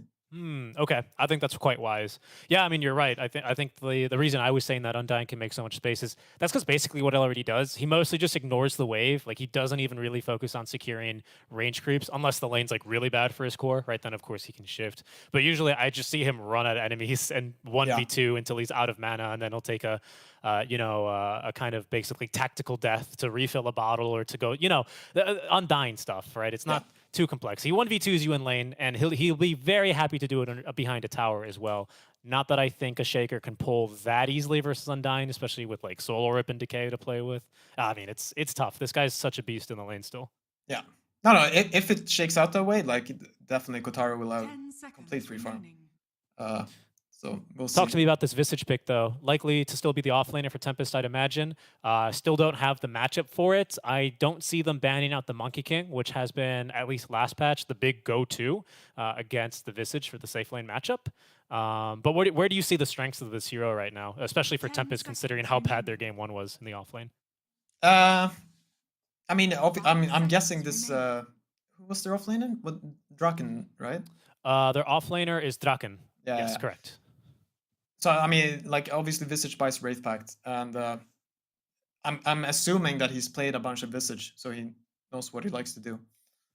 And then it's just a strong hero. Like if you draft around it, right? So like you first do it like this. Like I'm just looking at Visage plus Undying, and I feel really good. It just feels good. Like okay, we need a stun, we need some catch, but otherwise, like we basically have everything. Like we can kill Roche, we have good team fight, we can push buildings, like we can do whatever we want, man. Checks a lot of boxes, right? Yeah, Basically. exactly. Yeah, the biggest difference, if the last time you really tuned into Dota was at Arlington, where Visage was still pretty popularly played, or even during the qualifiers, you did get a pretty serious nerf, I think, most recently, where the range, the aura AoE on, what is it called, Gravekeeper's Cloak, was reduced heavily, I think by 300 or something. And where that is really going to be seen played out is when Visage would do those not even split push, but basically solo push shenanigans, where some teams would have a lot of problems pushing high ground into Earthshaker Mars, for example, like in this game. Visage would just throw forward his familiars, and he would stand in aura. You couldn't kill the birds. The birds would like nuke your tower, especially if he had AC. Yeah. A lot harder to do that now. You're gonna have to AC stand and much drums, closer. and it just Oh, yeah. dies. Yeah. 5 seconds So remaining. it's going to be much more difficult to split push as easily, not even split push, just straight up push and siege as a Visage with that change. But he's still very strong in lane, and he's still basically, can be a bit of a farm machine. They also, nerfed Grave Chill a lot and stuff like that. But still, strong hero in the offlane all the same. I want to see here. Okay, they go Io. Yeah, I'm a bit curious what they will. Will they go to Gyrocopter too? Oh, wow. I wasn't even looking in that direction. I saw Fear tweet earlier today that he is not a fan of Gyro Carry in the current month. And, I'll show my age here. I told you 10 yesterday, but, seconds I watched that guy win a TI on the Gyro. So Yeah. I trust his insight, at least on that hero for now. We did see earlier today. I'm pretty sure T1 played the Gyro 2 games, and unfortunately lost both games. Let's see here, because I mean that would be my idea. Let's see. Okay, Ember. Let's see what Vichy do here. I really like Luna and Tamars, by the way. Obviously, the lane is super good, but one of the more annoying aspects about Mars in his mid game, even after you get BKB, is as a ranged hero, you've got to make a decision whether to BKB early in the fight to get around Arena and allow your 10 projectiles to do seconds things, remaining. or to just wait it out and, kind of roll the dice as far as how the fight's going to play 5 out. seconds remaining. Luna kind of gives you, she still kind of does have that problem, to be certain, but her glaives, when they bounce, so as long as they hit their target and are not blocked by the arena walls, will bounce through. They're unobstructed by arena Okay. walls. So Alright. it's pretty good in that regard compared to a lot of other ranged heroes like Gyro, right, who doesn't get anything with flak cannon. Yeah. No, they also have another kind of cool mechanic here. Is the Luna Aura works on the birds, right? Oh, that's right. Yeah. So yeah, no, I'm feeling really good for it. Like Tempest lineup is beautiful right now. It looks really nice. Talk to me about it. Is it like just in general, like in isolation, you look at the the Radiant side of the draft, you like all their 4 heroes, or is it even more than that? You like what they're picking here into Vici? I mean, not specific. Like what I like the Undying versus that, if that's the lane, right? Which maybe it's Mars Isle, but even then, I think it's fine. Yeah. I like that. Like that feels just like a Luna will have a really good game. But it's then like you're just imagining what Visage will be level 12, Luna whatever level 14, 15, and they have their first items and they go together. Like if you, I don't really see how Vici fight into that. Like when they don't have a lot of farm on Slark. And if you don't fight into that, they do whatever they want. Like No, absolutely. Luna Aura on those 10 birds, seconds like they will remaining. kill your entire base in a minute. So you don't have that time, to just be 5 cheesy out on the seconds map, remaining. like cutting Exactly. waves. Like they will just run you through. Exactly. And like I mean, everything's just nice. It just looks nice. Like they chase you, then like you have the catch with the Ember Spirit. of course, Undying Tombstone. Well, actually, one of the bigger nerfs I think to it, or the one that always catches my eye, is the vision radius was reduced significantly. It's still really good. Don't get me wrong. It's still pretty busted as well if you put it on a cliff for what it gives you. But it's going to be a little harder now to spot something like a Shaker and scare him away if he's trying to counter into Shake with a Slam. That's still maybe one of my only concerns here. Ember can still suss him out and look to flush him because usually these guys, especially when the map hasn't changed that much, they know where, these supports like your Wyverns, your Shakers, your Oracles, they know where they hide, right? So you send the Remnant back there and you'll send Shaker scattering. But, they don't have at least the best non-committal reach. I also really like Tombstone into Slark in general because, Slark, he can definitely hit Tombstone being an agi carry, but you don't get essence stacks. You don't want to hit the Tombstone. So it doesn't feel great for you. But who else? No one else hits Tombstone on Vici either. So oof, it's rough. Yeah, I mean you have the eye. Yeah, I mean I guess you can just hit it. You have the IO buff there. You hit really fast. It's true. Let's see. Like maybe let's see the buff here for them. Tiny. Okay, fine. Just a tiny Visage lane. But here I'm wondering Vici's last pick if they will go for something like a Necrophos, like something to just shut down this Ember. And because they banned the Leshrac themselves, which I thought maybe they would pick up. So I feel like they should pick something that really pressures Ember in lane. 5 seconds remaining. So otherwise, Tempest lineup is just, I don't know, it's just beautiful. Yeah. No, you're looking at mid lane. I'm looking at the implications of this bottom lane as well. I'm wondering where they actually want to end up laning the support, but I'll speak more on that for now, or in a little bit, right? Because obviously with the tiny tossback, that has implications with who you send bottom with the Slark, especially into a kill lane like a Visage. That's pretty scary. But for Vici, what'll it be? I think they do need a little bit, of just damage. Is that a carry SF though? Will they run this mid Slark? No. It should be mid Shadow Fiend should be really strong versus Ember Spirit. Like that's a matchup that can go. You can be you can end up being level 4 Ember Spirit versus level 6 or 7 Shadow Fiend. Like if things go badly. But okay, so they're gonna throw Yang on the Wisp then. So it looks like I mean, maybe they'll switch up the lanes a little bit and not send Shaker Mars into an Undying. And I don't know, that's a little bit easier, at least than Slathen, who's playing the Tiny, doesn't have free tossbacks onto a melee, position 5 Shaker, who is not going to get any farm, and then is also going to be really an easy kill for a Tiny. But I don't know. I still think this Undying is going to be huge problems. Kotaro is on a hero this time who has another built-in farm mechanic, so he is going to be guaranteed to get a pretty decent start. Is that going to be good enough to maybe hold back this Slark in the early game when he's buffed by a Wisp, though? No, I think so. I think the Slark is most likely gonna farm for quite a bit, and you're gonna be linking up with this Shadow Fiend with IO. But yeah, I'm feeling like really hopeful for Tempest here. Like if there's a game where they can pull something off, it should be this one. The only thing I'm worrying about is like this Shadow Fiend versus Ember. Like it can get really ugly. Yeah, and Ember, of course, mid laners in general with less avenues to really recover a lane that's gone lopsided. Again, no more small camps, which I bring it up a lot, but it is really a big change. I think it's breathed a lot of life back into these heroes that like to dominate lanes, like SF, the classic 1v1 hero that we saw actually at for the Malaysia ESL 1 Malaysia tiebreakers, right? The Shadow Fiend mid lane matchup, but he's not as punishing, but this guy, he can really close you out of a game if he gets a big lead, especially on one of these more squishy heroes like the Spirits, who can be a bit weaker now with the Fear, especially on Requiem. That being said, Shadow Fiend also can kind of suffer from the same problem. Could you foresee maybe something like a Tiny rotating away from his lane and maybe trying to go for a cheeky kill onto SF? Is that going to be? I mean, that's the only way I see Shadow Fiend not completely destroying the mid lane. But that also depends if they can get the lane back with Visage. Because you don't want to leave, you don't want to sacrifice your Visage. No, of course not. You rather just let the Shadow Fiend get what he wants. Like Ember will be behind, but it's fine. Your lineup is still good. You and Draken are throwing down the gauntlet at each other. That's always pretty nice. I think, the beautiful couriers. What was I going to go on about, though?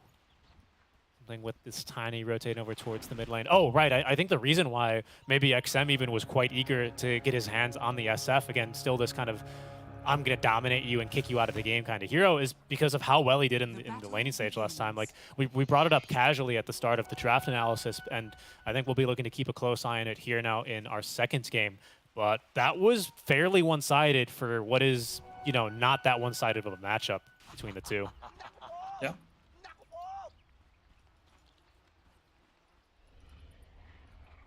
Other lanes to look at, of course, are going to be this Undying. I think Katyu very excited to be playing the Undying into what is going to be the Mars Shaker lane. Yeah, only one Fissure block here, so I don't even know. The lane will still be really far back. I want to see how they... Undying didn't buy any regen though, so that's a little strange to me. He only has mangoes coming out too. Okay. Well, he intends to probably hit him with plenty of decays then, is looking like to be the plan for now. But yeah, nice job there by Kotaro. Where the reason why the wave's so far back, even with one fissure block, is because he obviously knew that the Shaker was going to block the wave, right? So he was blocking the creeps basically from, I think, between the tier 1 and tier 2, and he's got a pretty good position now on the wave. Can sit very comfortably here and let Katyu do his thing. As you can see, Kotaro really not paying him any mind.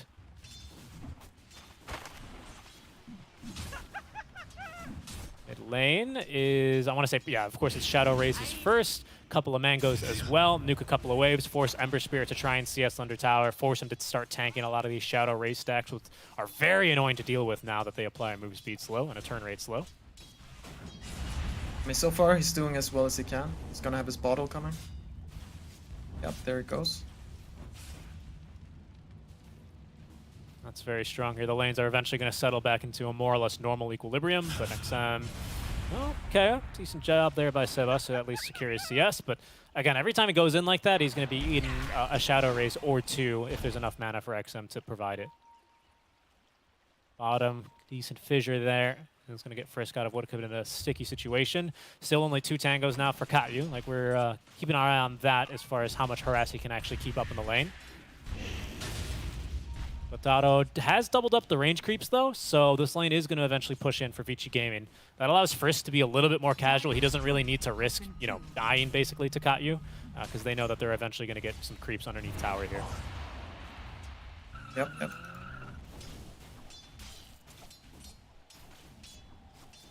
A comfortable start there for Kotaro, leading 13-3. Top lane, Erica feeling pretty comfortable here. Draken did go for a level 1 soul assumption. You can see there's the nuke damage doing some good work there onto Yang. He's going to have another one shortly, but doesn't have the mana for it. Would have had it there with... Oh, and is going to have it? No, Yes. Just shy. I was about to say, he can eat the mango, but I don't think he had enough cell phone reception there for the kill. No, for sure not. 3G. 3G coverage, yeah. Yeah, what is it? What do you get when you're out of coverage? You get the H or something like that, the dreaded H. For H plus or whatever. Yeah. I mean, I'm proud of the Ember. He's doing his best right there. This is definitely good enough. Like, things can be way worse at this point. Like, if you put me versus one of these top 50 players, it can get really, it's not nice. It wouldn't look so pretty, is what you're saying. Yeah. Sebas is doing a good job there. That was an aggressive fortifying. It was probably here for the mid lane. Oh, that's just not enough damage there on the 4th stack of Shadow Raise. So Sebas is going to bottle sip up. You can see he is absolutely just slowed to a crawl here. It does impact the Ember a bit more than some other mid laners. Oh, but they do get first blood. Nice fissure there to secure it. Yeah, no, I'm a little... they should do better in this lane. It's still fine enough though. Like, I still really love Tempest lineup. But like, the second I see him showing up to lane with boots and no regen, I think he's misreading how he's supposed to be playing this. What's the alternative for him there? Like, how can you see this going differently if he has different items? As at least he's able to refill the bottle of Sebas mid? No, it's just he should have just at least one pack of tangos, so you constantly can be regening. And then you do the stupid build, the brainless build. You just have 6 mangoes, and then you can just you can just chase them around. Like what happened now, he goes into decay, and then they use their spells on him, and he can't play aggressive anymore. Now Kotaro's even forced to bear a bit of the brunt here in this lane. No, but I mean, the lane will still be like Kotaro will still be farmed. Like it's not GG or anything, but it just could be better. And this top lane as well for Tempest, we should bring up, is much better than it was before, but it's still only 10 CS right now for Draken. At least they're kind of keeping Vici a bit on their toes. I think Erica, you know, he's got to be a bit more careful with his positioning, whereas the last time it was basically the most free Morphling lane he's ever been in. This one's a little bit more difficult potentially, but still Erica pretty nice here. 28 now and 10. Keeping just about even there with XM in the mid lane, who's doing the same. Yeah, no, this lane is not gonna get better for Tempest either. Like, it's level 1 and maybe even level 2. Where, okay, they do? No.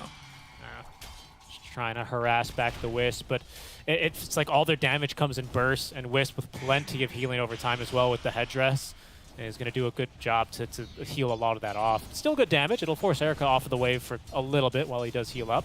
This bottom, there's a tombstone dropped, but Vici Gaming able to simply just walk away. Big wave there secured, at least for Quintado, as there's a toss back onto the Slark. Little tower shot for him. Sladin, though, careful. They're going to focus now onto the Slark, but the overcharge from Yang is going to keep Erica alive and healthy. Erica maybe looking for his first permanent stack of Agi. Will not get it there, as it's Yang with the ranged auto attack to secure the kill. But we can already see this lane, like you're saying, not getting much better for Tempest right now. But, as you said before, it's way better than last game. Like, Yes. even though you don't have that many CS on Visage, like, you're not feeling amazing, you're still getting these levels. The lane is in a nice position. So you don't have to cry here. You're gonna get your 6. So far, so good. Sladin with another bottle refill in the mid lane. Radiant Might have gone for, I believe as Cap calls it, an Insano mode play where you just run at the enemy mid and have a toss them and no matter what. Yeah. Always, you know, a pretty viable option versus an SF, especially now that you've got 3 points in Sleight of Fist, right? So some damage here for Ember Spear, but they've at least escorted him safely to level 6. 2 bottle refills, courtesy of support deaths here, are going to come in handy there for him to make sure that he's doing quite an admirable job, isn't he, this Ember? He's kept No, up this is good. This decent. is good. Like, I'm just comparing it. Like, last game, it's Puck versus Void Spirit, right? And it was basically the same goal difference. And this matchup is not good for Ember. So, yeah. No, this is over my expectation for the mid lane. Now, though, careful. Sladin would have caught a glimpse here of Frisk rotating on over with the 2 lane wards that they have in the river. There's 2 supports mid, though, for Tempest. So Sladin is going to be able to reposition. Insano mode. Yeah, he's going to go for an Insano mode, but I think he got scouted by that ward that Vici Gaming have on the enemy side of the river. Still maybe looking for the play, but no. The fissure, yep, that's going to condemn him. At that point, he was already committed, so... Now, that's true Insano mode. I like that. I'm going to use that. I love that. I love that on the supports. Just, I'm going to go for the play. I'm going to force a reaction. We'll see what happens. Either way, it's space for Quintado down bottom as he's continuing to get the levels now, especially with solo experience. 3 points in the Lunar Blessing, 2 in the Moonglaves. He's already ready to start farming some of the camps in between the waves. So really efficient stuff from him already. Oh, they have Arena. Oh, you got to run, Luna. Yeah, but it looks like she's going to be able to scout the rotation from mid coming her way. Again, great warding coverage right now. Tempest committing 2 wards right now across the river in the mid lane. So there was no way they were going to miss this unless there was a smoke from Vici, which there was not. So he's going to be able to get himself out of trouble. Top. Yep, caught you. Dropping down the tombstone forces Erica to pounce away, and instead they might have to settle for Yang. No, just a little bit more damage. Bottom lane is being sieged currently here by Vici Gaming, so they're likely to get a tower out from this as Quintado's moved down into the jungle, but Tempest bringing 3 heroes top lane, or bringing 2 reinforcements top lane, are going to start sieging here. Yeah. I think Vici will defend this though. They're going to give it a go. Erica, still only level 5 though, and now here's a 4th hero for Tempest. That'll be Yang dead, as he's actually going to drop to the auto attacks of the familiars, and Erica's left all by himself. Okay, Mars TP top, sneaking in the bushes. Oh yeah, there he is. Nice job cutting the tree. There's another TP coming. SF has a DD active for a couple more seconds, but it's not going to need it. In fact, the TP is canceled. I think that was an Ember. He didn't use Searing Chains. No. He has realized he didn't have to come. Like, yeah, no, there was no need for it. There's no need, and that's going to double as well to stop the siege. They were, of course, behind the tower, essentially cutting waves and doing chip damage to the tier 1. Now they're going to have to reorganize for another push. I mean, I still have to point out though, they commit for the bottom rune at 8 minutes, right? And he ends up getting a double damage, and that cost them so much. Like that bottom, okay, we'll fight the mid maybe? No, they're really considering it. Instead, it's a kill onto the Luna. That's XM. Just sneaking around this bottom lane, maybe caught a glimpse of the Luna on the ward and picks up the kill. It was just Shadow Races there. Quintado a bit lower on HP, and 3 Shadow Races is all it'll take. No auto attacks necessary. Yeah. Still have hope. Of course, Draken coming along fairly nicely as well here for his Vlad's. And at the very least, right, I mean, it always sucks to die in Dota 2. But on Visage, it sucks even more when your familiars die, because then you don't really do much. So he was still at least doing things with familiars, and now has a second set to play with if he wants to go for a quadruple stun. He's going to scout this TP in from Frisk, and they're going to start the CC. No chance for the Echo. Could have maybe echoed, but didn't feel like it was going to be worth it. So Frisk is going to take the death. No threat of him TPing back into this fight, and that's going to send Vici Gaming scattering back now with a nice spear from BAB to disengage. Yeah. Really interesting item build by Slark. Orb of Corrosion. Don't see that too often. Are you more used to just seeing straight defusal? Yeah, straight anything. Like Or some people Echo. go for that, yeah, Echo or the, what is Falcon that? Blade, Echo, or something like that? Yeah. Because it's more expensive than you think. It's 1,000 gold. It is, adds up. It can't be that bad. A little bit of extra HP here, I suppose, right? Does at least nudge him over 1,000. Just a little bit. Gets out a fluffy hat in there. He's probably a little bit cold being a deep sea fish. Sure. But you saw already, yes, the Luna and Visage teaming up there. Like, it's early, but the birds are still, they got plus 28 damage or whatever. And everything just melts. Yeah, it's more than a DD rune. And eventually with Vlad's, I think it gives you an 18% damage buff on hero-type units, of which familiars are. So it's even more, basically. Oh my goodness, goodbye familiars. Plus 200 gold for Erica. That was bad. That hurts. Okay, but it's good. Draken had the cooldown, so he's at least back to farming. He's still playing Dota as Visage. Yep. Tombstone committed onto the high ground. Kyu just wasting a bit of time here. Finds himself on the wrong side of the river, really. Now, Draken maybe looking to fight a bit. He's got some support now, but Slavin's going to toss back a zombie. I didn't know you could toss those, actually. And he's going to get picked up there, swept up, and killed by the Shadow Raises of XM. That's tower easily defended. And Tombstone is just going to safely be ignored by Vici. Oh, no. Oh, no. The familiar. Oh, that really hurts. Almost BKB on Shadowfield. Like, it's definitely doing what he's supposed to be doing. Good matchup into getting. Honestly, he's done everything this game. One mid, rotated bottom, got the tower, solo kills the enemy carry. So he's been definitely putting in work. Ember, again, even with as good as a start as he did, relatively speaking to what the performance was last game, considering the mid lane matchup this time, because he's going to scan and figure out there's an SF here. He doesn't know if there's reinforcements. Actually, he does know because he does have a ward in the enemy jungle, so he knows this SF's alone, but he's not going to mess with him anyway, especially when BKB is now completed and delivered at 13 minutes in. He's just been kind of relegated to split pushing waves with really only Orb of Corrosion against a Slark, against a Mars Arena into SF Requiem. Like, it's just plain too scary for him to try and get involved and be too aggressive here on the Ember. Yeah. No, I mean, like, Vici they should be feeling happy. Like, the game couldn't have gone much better than this. I don't think, like, Tempest could have been way crisper in their lanes, especially the side lanes. I think they should have done better in both. But they still have their thing here. Like, when they get BKB on Luna, and they get their Wraith Pact on Visage, like, it's really hard. Like, it's very easy to underestimate how strong they actually are, even if you're up 4 or 5k gold. Okay, Slav. And up back onto the Tiny he goes. Tiny with no points in Grow, so at negative armor there with the Orb of Corrosion applied. There's a mechanism up for Yang, as well as there's Echo Saber delivered for Erica. A bit more strength now, but of course having mech at the ready means he was never going to die there, so Tempest don't overcommit. Oh, will Mars catch her? No, Kotaro knows. Yeah. Or does he know? Oh, he might go uphill. BAB waiting there with a ward, but Kotaro thinking again about it. Again, this deep ward in the jungle of Vici Gaming right above their outpost, I think, is buying Tempest a lot of useful information, right? So that's really paid off here. I think Kotaro, by not seeing Mars in the jungle, you know, probably knows he's not in the triangle farming. He puts 2 and 2 together there. Radiant's top And tower instead, is it's under attack. Tempest who are going to be a bit more aggressive now.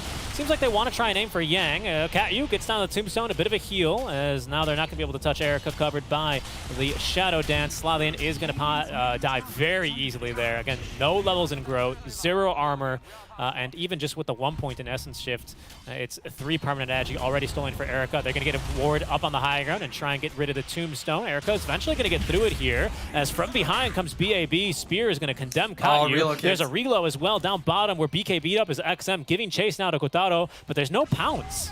So unfortunately for Vici Gaming, they're not going to be able to actually punish and get a +1 here onto Kotaro. Yeah. I thought he was gonna bring the Mars, but Too. okay, there. Frisk. Draken on top here.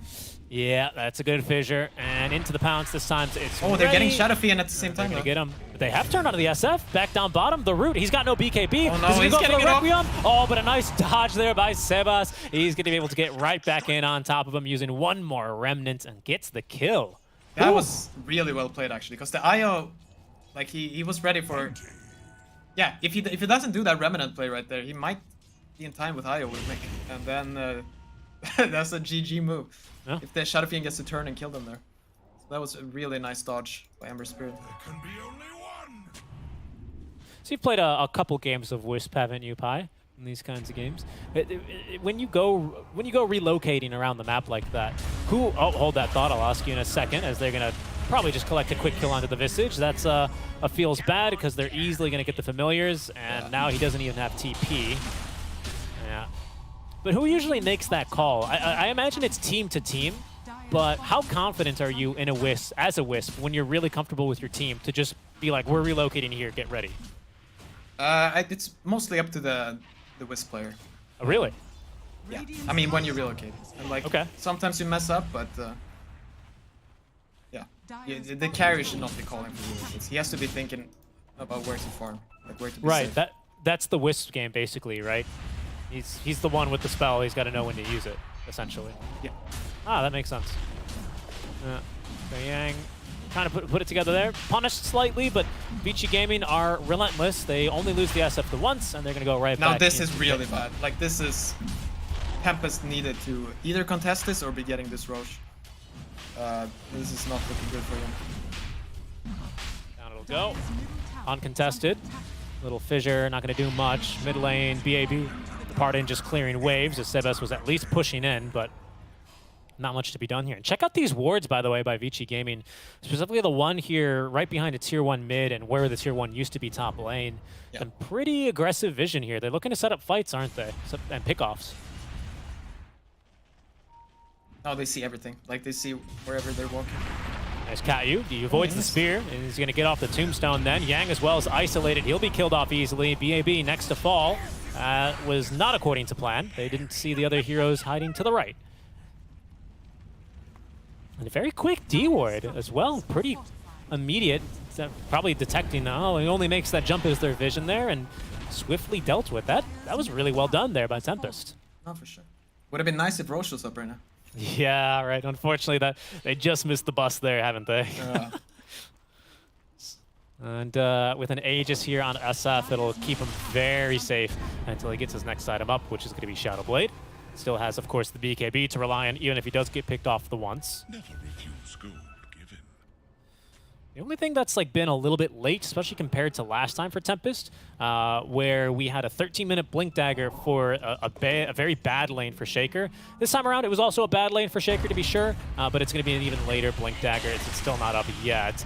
Instead, it's a reload play here onto Draken, an Arena of Blood as well over near the Roche, but has caught two. Katyu dying to the right clicks of the SF as the toss avalanche is at least going to enable the Tiny to escape. But they take down Draken. It's going to be 2 free kills here for not much committed. No BKB used there by XM. Yeah. Unfortunate, but not the end of the world. Both Ember and Luna are farming. And Ember nearly at his BKB here. How does that change the way you think he's going to be, you know, more willing to answer these engagements? As careful here. Haircut. Oh, he's got a remnant, so... Oh, good effort there. Good effort. Oh, Kotaro. Oh yeah, mid. Without maybe who's making the killing jump here. who? Remember, there's a second life. Your Aegis for XM. He's going to go ahead and maybe... Boy, it seems like he's very willing to let this first life go. He's got BKB for the second. He keeps all of his souls, but he's not going to be able to keep his Shaker by the looks of things. Meanwhile, joining the fight from the side is Erica. Tombstone is going to be set up on the high ground as XM channeling up the Requiem. It's only going to catch on to 2, but they've caught the Ember Spirit with it as well. He's feared and pounced, so double controlled, and a very easy kill that'll make there for Vici Gaming. A 1-for-1 trade. They lose Aegis, but they'll at least pick up the Ember. Oh, it's so unfortunate. Like, he has his BKB, but it's not delivered yet. Like, that could be a really good fight for him. Like, if he had it on him. Yeah. Unfortunate. That's going to be Erica's 7th permanent Agi stack there off the kill onto the Ember Spirits. You know, at least it's not like a completely bad trade for Tempest. They get rid of Aegis, they force another long duration BKB charge, and they get a kill onto Frisk, who's been having a rather difficult game this time around on the Shaker, and he's not going to have it easy as well if he's hoping to sneak up on Draken, as of course he's scouted there, picked up by the ward. So nice ward in here by Tempest, especially in the jungle on this dire side, but it's not going to be good enough for Slaven. He still dies very quickly there to Erica. And in fact, they're going to smoke. They're going to look for more. Yep. Almost BKB on Kotaro. Let's see. He's Maybe got we can Blink catch her. Arena. Draken, man, he has just been a magnet for these pounces all game. 5th death now. 9th stack, if I'm not mistaken, there. 8th, pardon, for Erica Slark. Looking for another one with the Acceptor up. Echo Saber, he gets through a second one just as quick. There's 9. Just a casual plus 78 agility right now. Yep. He's fine. He's a good hero. Erica will be, I mean, the change as well, right? A big reason why we're seeing this Ag Scepter, which gives you the second charge of pounce, being so popular and so good early, is it does give you immediately 3 essence. As they jump onto the SF, can they actually get a kill here? The reload's coming in, but the right clicks, they're just way too much. They brought in 2 heroes. Here's Erica. He still has a little bit of Agi to play with, up to 14 stacks, fighting through this one as well, as Yang is going to be focused first by Sebas, who's a bit lower here on the mana, actually. Mech's going to come out, and that's going to basically isolate Erica, who pounces up to the cliff. Tempest, they don't have vision up here. Oh, well, now they're going to see Erica flounder into the river.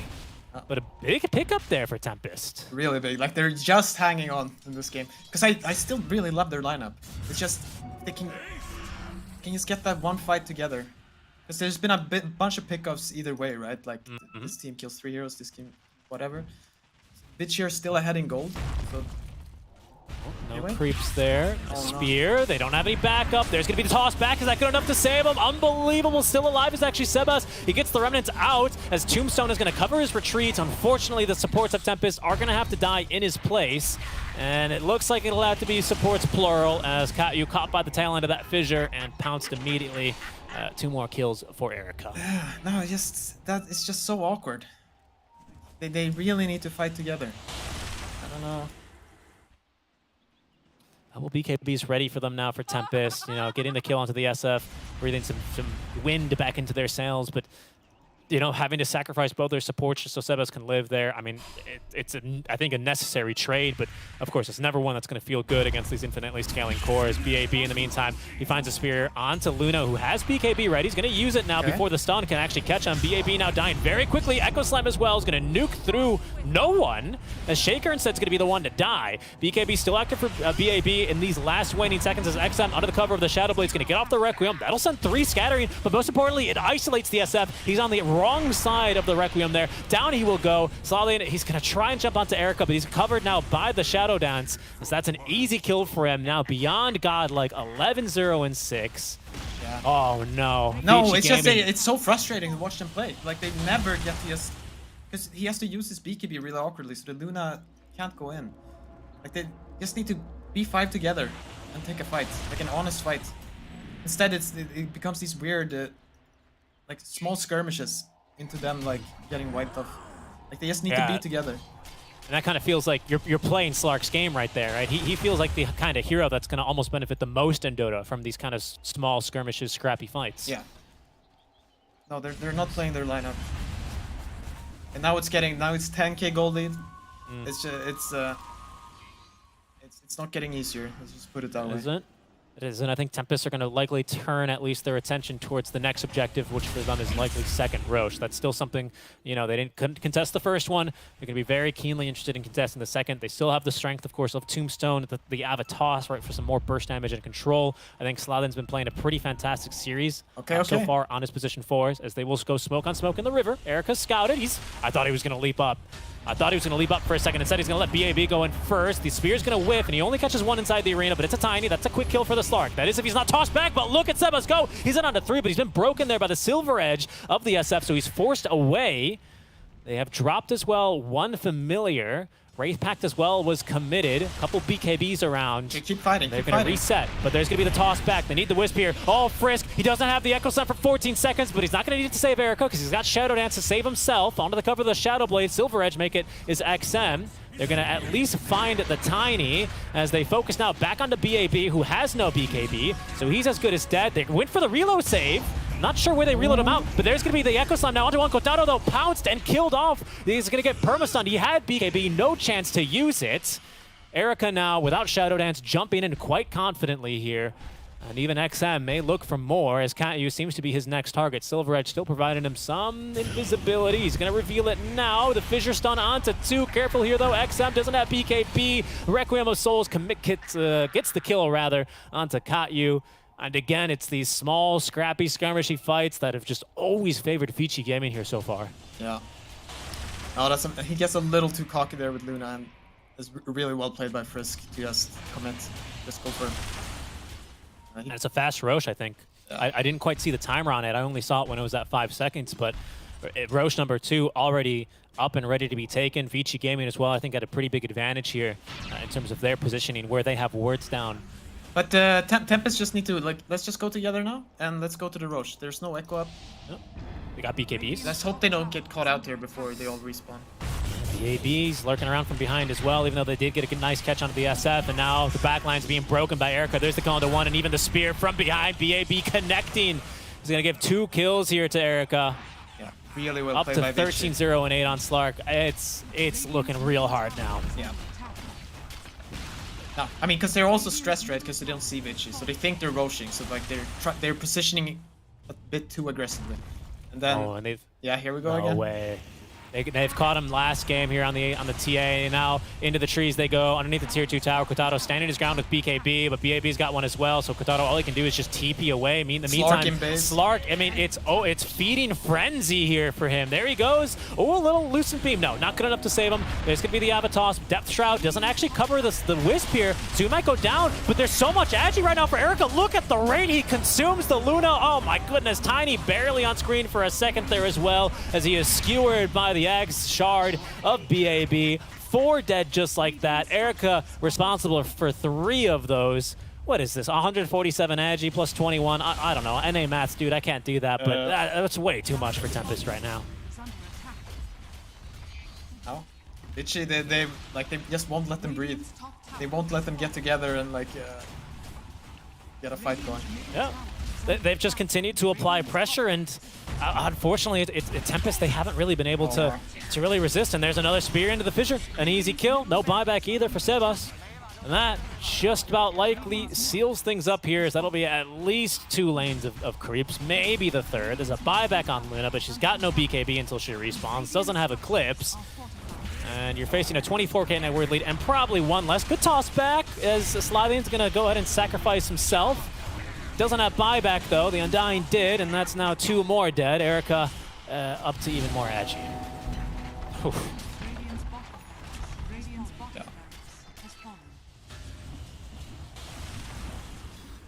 Another spear forward. They got baited by the illusion. Kotaro is running for his life. But yeah, I think there's Megas easily. Vici Gaming unlikely to leave the base. They could back and secure Roche and come back and really finish this one off if they wanted to be extra clinical. But as they see things, no need for that. Focus onto the tier 4s. Luna trying to farm up a couple of tier 3 items, like that'll make a difference. Unfortunately, not for the tier 4 towers, and certainly not for the Ancients, as under siege it will go. Tempest They're going to give it one last fight for the boys as Caillou caught by the Arena of Blood, killed off by a single right click. He's got buyback. In comes Kotaro as well. He's holding onto the Ogre Seal Totem. Out comes the Eclipse. BK beat up. He is broken, though. He's not bouncing these glaives. Gets off the Manta style. Alive a bit longer here as they continue to stun up Erica here. He doesn't have Aegis, but has Depth But the Shroud Shadow still. Fiend is No finishing the way to game. cover him, but it doesn't matter. The game's over. Aegis focused by Vici Gaming. An absolutely clinical game 2 here as they will run through Tempest and secure the 2-0 finish.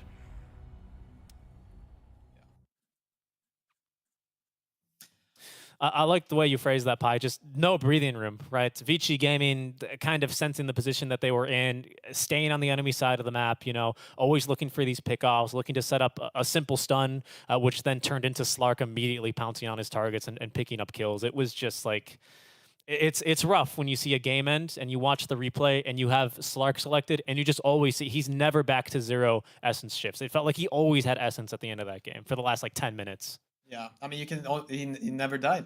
18-0-11, like it's a pretty good performance.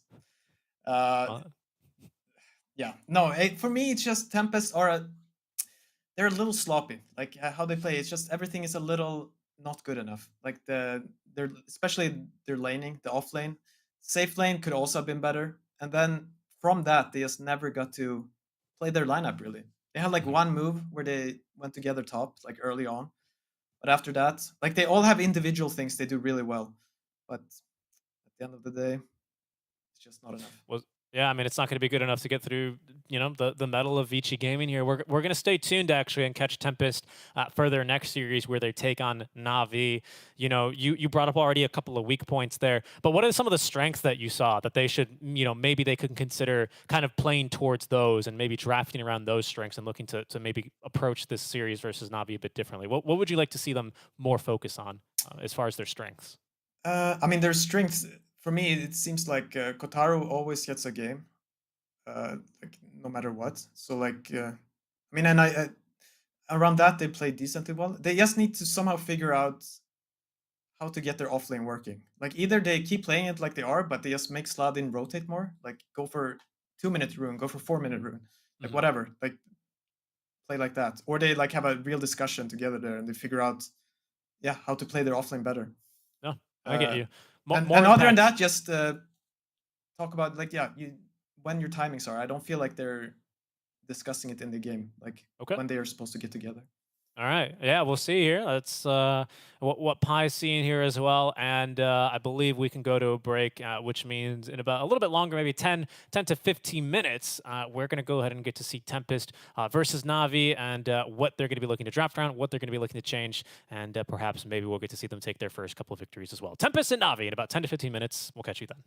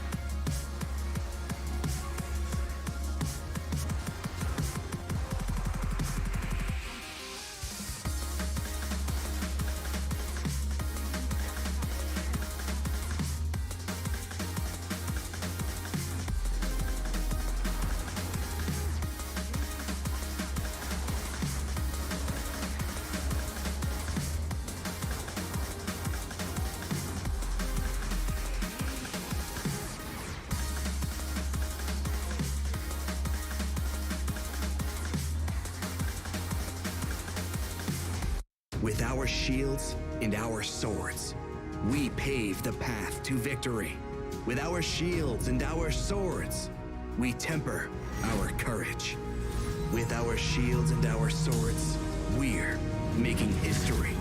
With those who make the game a reality, we're the vanguard. We're with the best. Let's raise our shields.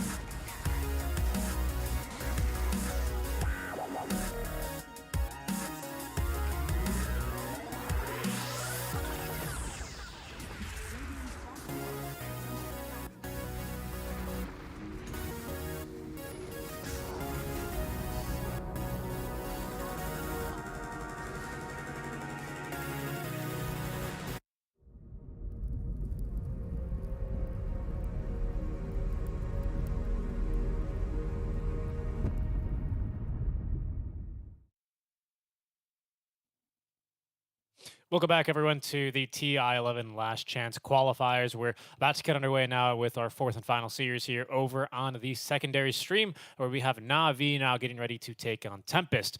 Tempest have yet to find a victory here on the Last Chance Qualifiers. Of course, no teams eliminated from the Last Chance Qualifiers in this group stage, but very quickly they are starting to look dimmer and dimmer. Here are the chances for Tempest to make it into that upper bracket. Yeah, no, for sure. Last game we saw them play there, I was having really high hopes, and I mean, I hope they learned something for it, and they can bring it here versus Navi. But I would say Navi is a stronger team, and I'm excited to see them play too. Yeah, me too. The team that was probably top two, I think a lot of people had in top two for the Eastern European regional finals. I think many people had VP, or at the time, I guess, Outsiders, edging them out to take the direct invite slot, I guess, for winning the qualifiers. And a lot of people were really surprised to see Bet Boom kind of get on through into that format. You know, I'm excited to see Beppu in the tournament, but of course now Navi and VP fighting for that one last shot. I think a lot of people as well still have VP as overall favorites. I mean, obviously we have Navi here, but how do you think like Navi stack up against the expectations that people have here on the Eastern European region? For me, it's hard to say. I'd like to see them play a few series, but they're obviously not a bad team at all. Like they're strong, and it'll depend on like what drafts they found, like how like their form, like how the other teams perform too, obviously. But I would say 10 seconds. it's hard to say, but like a top 4 team in this qualifier, perhaps. There are quite a few strong teams though, so like it's not easy. There's no one that's for sure going through here. Yeah, it's like we have a little mini TI before even TI gets started, which is fun, but it means that we have to cut almost all of the teams that we see here, right? So, of course, only the top 2 moving on. So even if you're top 4, that's not good enough to see you onto the group stage. As we'll take a look now and see Tempest trying again, get their first win here, right? For them, definitely, I would think coming in as an underdog for a lot of people. I think if you looked up the stats in the compendium as to who had selected who for going on through, I think they'd be in the bottom half of the table of most selected. Whereas I think Navi might have still a couple diehard fans and maybe a couple of no one and solo fans as well, right? Certainly some old and lots of name recognition off of those two alone. They've got lots of TI pedigree. And what's even pretty cool is I believe it's solo. Let me pull up my notes here to the right page, and I can confirm for sure. But one of these two players actually played the last time that TI had a wild card stage. There wasn't nearly as many teams. In fact, there was only 4 teams back then for the TI 5 wild card qualifiers. But he was playing in that one. I think it was solo, if I'm not mistaken. Didn't make it on through, unfortunately, at the time. But just to give you kind of a metric for how strong the team that goes through to the main event off of wildcard, you'll recognize the other team that went through on wildcard because it was CDEC, right? Placed second in the event overall. So there's some real big names in here, and I wouldn't be surprised to see them go far. Yeah. Other funny fact about Solo is started his career in Dota 2 as a mid player. It's quite good. Lots of people, of course, moving on with age. I think the one person, speaking of Navi in the Eastern European region that has buffeted that trend has, of course, been Dendi, who's still sticking it to the mid lane. But, of course, plenty of Navi rosters ago where they did claim, of course, that last Aegis. TI won for them, but we'll see here how they can do in this event. They've got a lot of new names as well. I'm really excited to actually talk about Sweden Strong and Lies, as his name is pronounced a little bit more, at least when I listen to the interviews, that's how they tend to pronounce his name. As we see we see them get a little bit excited here for their next series. So yeah, Sweden Strong and Lies, both fairly young and got picked up right before Tier 2 started. Tier 2 would have started at least for the Eastern European region. Of course, they weren't able to get to boot camp, especially because being Ukrainian, Sweden Strong and Lies were, heavily impacted. But eventually did manage to get on over to Arlington, where they finally got to their first major LAN. And now Navi, as a roster, they find themselves here pretty close to qualifying to TI. Of course, they just need to be top 2. No small feat, but they're making moves. It's really cool to see them as a roster. Yeah. How did they perform at Arlington? Not very well. Not very well. Again, I'm trying to still pull up my notes here, but I think if they got into playoffs, they were eliminated first round or they were eliminated in groups. But I'll go ahead and pull up that information and get back to you. No, because what I remember of them, maybe I watched them in some qualifier to something, and they looked really strong, especially as you said, Sweden Strong. Really nice nickname. Yeah, you're a big that guy looks like he knows exactly what he's doing. I didn't write down their finish at Arlington, but when I listened to the interviews and read everything, one thing for their performance at Arlington, they were also impacted a bit by visa issues. Their coach, who they call Jenna, who is Guess Who previously coached for I'm forgetting the name of the team now. Shame on me. Vega Squadron. He used to coach for Vega Squadron a couple of years ago. They say is super instrumental towards their team composition and especially their lineup. They, as a team, they draft a lot around him, and they say that this is like solo, and no one's saying this, right? So some authority, I imagine, compared to the newer guys who just joined. He has final say in the draft. So they will recognize things, and usually the way these teams work is that when they're really meshing, everyone's on the same page anyway, as you say, but he has final say, right? So, and they trust him to do it, and when they couldn't do that at Arlington, Navi did. They really felt like it impacted their game quite a bit. So maybe don't judge them so much on the performance here at Arlington, and give them a little bit of a fresh slate now that they've got everyone here and in the drafting room with them. 10 seconds remaining. Oh, that makes sense. Okay, so what do we have so far? Got a Visage? And the Batrider. There he is. Lots of winged beasts. The Clockwork, which received a couple of bans in our first match against Tempest, this time picked by Navi, so that very well could be a deny pick, although with the Nyx Assassin, a little bit unlikely that Tempest had picked up first. Oh, really? I didn't pay attention to that. When was he banned? He was banned. Vici banned him at least the first game. It was like their first ban, I think. Maybe really? It was Marcy and then Clockwork, which was really unique to me, right? Don't see that hero get super banned. No, I mean, that's my experience in pubs now playing Clockwork is...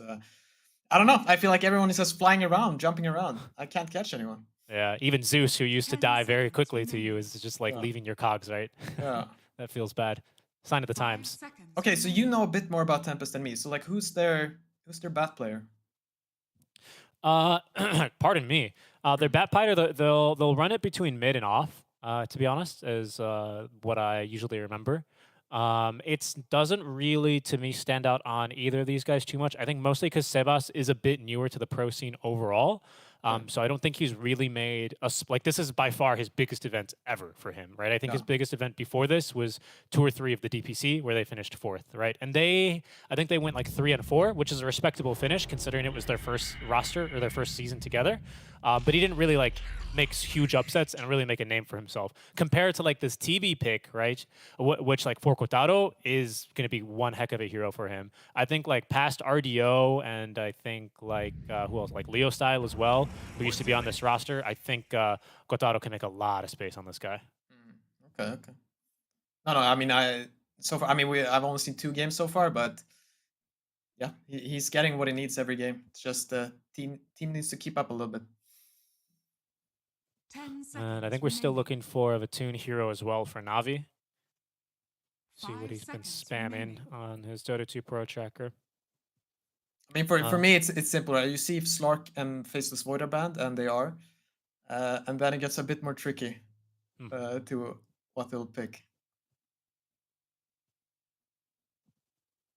And I'm just looking here at Arlington. They placed, 13th to 14th. And we're eliminated in groups. So again, Navi not having the best showing coming into this. They were 10 very seconds confident remaining. going into their regional qualifiers from all the content and interviews, 5 which are seconds lovely, by the remaining. way. I'm always going to give a team a shout out whenever they do produce content. And even though, of course, it's all in Russian or Ukrainian, of course, it's all subtitled and really, really good stuff. Highly recommend you check out the Navi Dota 2 YouTube page for some really cool insights to the team. So, yeah. No, I'm looking forward to see what now we're thinking about here, because generally the mid laner is the hero to counter Terrorblade as a carry, and you also now have to think about Phoenix and Batrider.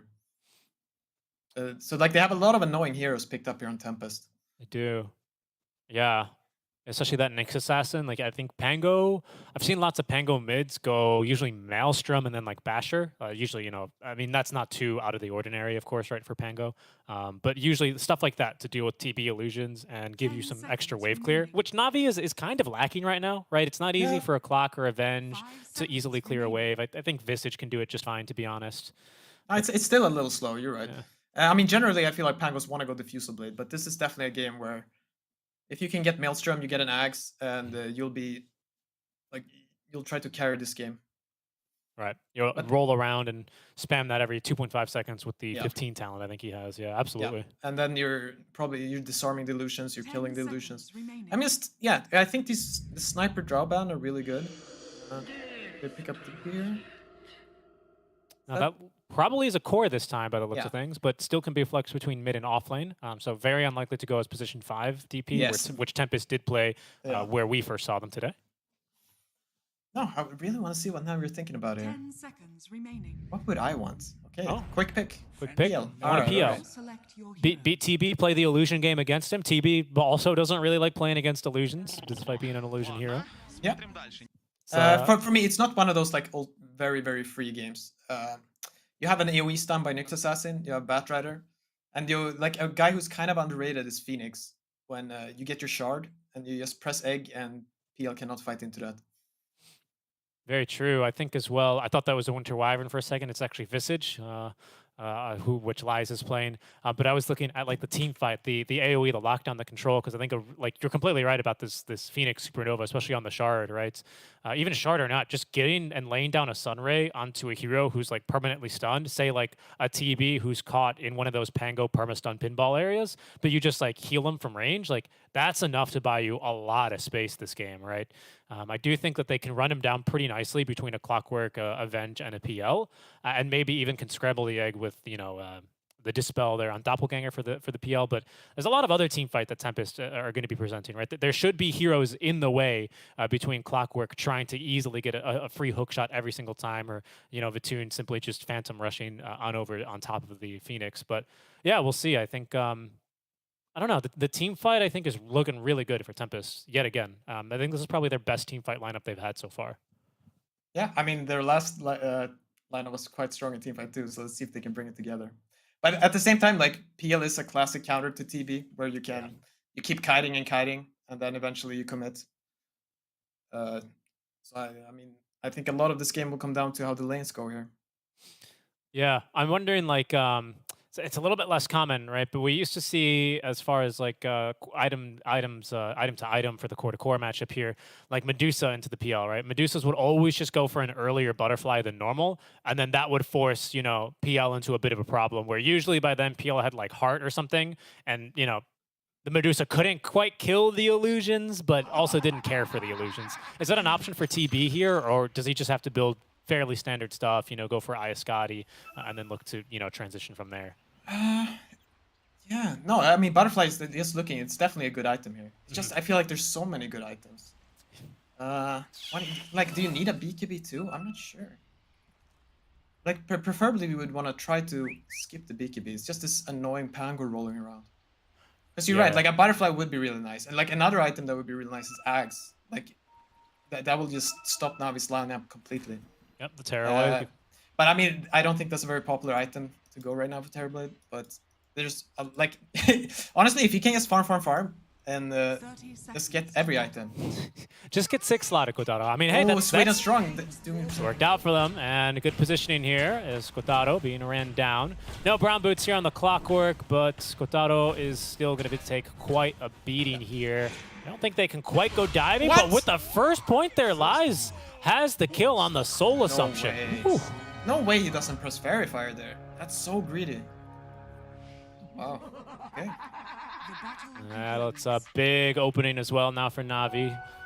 With that little bit of bonus gold already, the Courier's moving out here. It's a lot more regen. 2 more mangoes, right? And another stack of, or just a stack of tangos. Yeah. Lai's going for, I mean, speaking of greed, right? Usually you get at least 2 bounties, so you can at least get like tangos and something. But, you know, a full wand and then 3 iron branches, so just like fully statted out here. Yeah. No, I mean, you could see Swin is strong, like the pathing he took there in the start was really clever. Like, they didn't even have vision, but he, like, you know, it's just one of those plays you make, you take a chance. Yep, and then absolutely. Sometimes it pays off. Some mind games as well being played with a little bit of the gauntlets being thrown around the map. There's the glove finally coming back to slap Sebas over in the mid lane. What do you think? Yeah, I think they're like using it to distract him, because look, the glove's got to, I'm serious, the glove's got to fly over from the offlane, and when he's in the middle of trying to CS here. We'll see. You can do a lot of things. Like, even those balloons are like so annoying. You kick them around. Yeah. You gotta love the additions when it's Battle Pass season. Yeah. But let's talk about this Tempest offlane, right? Because that's kind of where we left off with Tempest last time, right? Where it's been an offlane, unfortunately, that just hasn't had a lot of impact. Katyu is going to live up top lane, a little bit of a scary moment. And then maybe they turn on to Sweden strong. Kotaro, though, he's going to struggle to close the gap, and unfortunately, his high 5 will go unanswered. Yeah. No, I mean, this lane should be so free. Like, Vengeful Spirit is truly an atrocious hero, and like, he's playing with PL. Oh, she didn't even get that. Using a stun to try to, like, yeah. Oh, no, that's no, I don't even know why he stunned. Maybe he picked up a rune, like I wasn't paying. Okay, top again. He doesn't have dive, and he's dead. Yeah, that's a good effort there. Very little armor, not the best starting HP either for Phoenix. Not bad, to be honest, nearing 700, especially compared to a TB. But highest nuke in the game at level 1 there. Soul Assumption, and a good way to ramp up the damage there with Power Cogs. And this safe lane now might actually be the thing to focus on here for Tempest, as this one's starting to go lopsided a bit early on. Yeah. No, it's I don't want to keep harping on it, but it's sloppy again. Like, he's 1 creep away from level 2 on Phoenix, and he can never die, okay? Get something back here? Nice. There it is. A nice jump in. They got to be careful. Lies has a mango, so they got to be careful he doesn't shoot back a Soul Assumption for a nuke on the TB. But that's at least a kill with the first usage of Metamorphosis. You're talking about that level 2 spike, and there it is. And like now there's something you talked to me yesterday about these flag bearing creeps. And if you see right now, like this is so nice for the Terror Blade. Like he has it going now and he's almost regening up to full just from one tango. Flag bearing. Oh, careful though. Sweden Strong looking to close the gap. Phoenix is off away, dewarding the small camp as Kotaro's trapped inside, lies with another solo assumption. Still level 1, but still good damage here. Yeah, but you see him popping the stick there. Yeah. He's never not gonna pop it again now when he's getting Lesson learned. I mean, that's what you got to do. You know, every single time I watch a pro player stream, I always really enjoy when they make a mistake and they identify it. They go, okay, I'm not making this mistake again, right? It's just the immediate adaptation to that. Maybe, you know, Navi can look to punish that by just forcing stick charges when it's not super, you know, appropriate. But hey, good stuff from Kotaro, right? He's learning. That's just funny. Like, no way he's dying, but he remembers. Just in case. He's just testing it. Just make sure it works. Yeah. But back to this bottom lane, right? I mean, we talked about the weakness of the Vengeful Spirit. But, you know, where do you think Tempest is going to be able to, you know, kind of utilize a little bit of a better start here in this off lane? Because finally, for the first time, Draken has higher CS than his yeah, opponent. no, this should be completely free for that. Like, there's actually no threat ever until the Pango teams. So you can keep hitting this PL, keep getting these. Honestly, you should just be spamming Crypt Swarm, I feel. He doesn't even have a stick on PL, so just I don't know why you used that level 1 drain, quite bad. But like that wave there and those hits, and the Venge can't help the PL at all. And they have no aggressive potential, so you're kind of just standing around them. Whoa, speaking of aggressive potential, actually, Sweden Strong is going to glyph the wave as they go diving underneath the tower. Katyu's going to jump in. Oh, no. Taro is going to struggle here, pushed back by the Cogs. Stick, he gets into, pushed back by the second Cogs. He's being Cog blocked now as Katyu still alive, actually. Tanks on through it. The flag bearer creep maybe having something to do with that. Bit of bonus armor, some regen underneath the tower, and that dive is going to go punished by Sweden Strong. Yeah, I mean, maybe he was hoping his Visage would stick around there, throw a nuke. But at the same time, if you look at the end result here, Visage, like level 4.5, top net worth with the TB, it's quite good for them. Things are looking good right now. I'm taking a look at the mid lane here, constantly clicking on no one to see what his items are going to be, what he's thinking about queuing up, whether it'll be Diffusal or Maelstrom, you know. Kind of thinking about what kind of direction he feels like he needs to go in here earlier, and what'll be more of a pressing issue here. Yeah. Yeah, and this bottom lane is miserable for PL. But I mean, he's just gonna try to get his level 6, then head for the jungle. Yep. Stick there for 20 minutes. Do some core things, you know. Yeah. Get lost and ping a couple of waves and say, no, I'm taking that one. Yeah. Good wave, little refill there, courtesy of Katyu, as he's going to deliver the refilled bottle to Sebas. Mid lane as well, this time around, actually going much better for Sebas. That's also been kind of something we've been harping on a bit, was especially last time around, the mid lane matchups seemed to be a bit stronger by XM in terms of just player to player. This one seems a little bit more even. I mean, sure, it is Bat Rider into a melee, you know, so he's definitely got an I think a lot of the time it's been like the Puck versus Void Spirit, that's the only one where he probably should have done a little better. Yeah. But other than that, he's looked solid. Yeah, now he's got the point in Lasso. Yeah. So he's strong. They've sent a second hero on over to the mid lane. The DD is going to spawn bottom and into the bottle of Sebas. That wasn't enough mana for or XP for level 6, so they're going to go on in. But the shield crash is going to end, and he will die underneath that tier 1 tower for no one. That could be, actually, they've timed this perfectly with the 5-minute wagon. They don't have a fortify because they used it for the dive top. I don't know if this is like a tower, but it's some real damage here. Yeah, no, finally they get payback from the game before there. Get a nice double damage rune. Like, this is the runes, right? This happened with Vici. They get a double damage and you just go take a tower. I think he's going to get this tower. I mean, that's... Normally, you know, Bat Riders eventually get a tower, but they're not really known for their push just straight up like that. But a DD rune and off to the races they go. Really good work there from Tempest. A fortuitous opportunity, definitely not wasted. Yeah. And Navi are kind of lucky. Like, if Draken down here had more mana, I think he could have killed the tower down there too. Just he ran out of mana, so he couldn't quite dive the way he wanted to.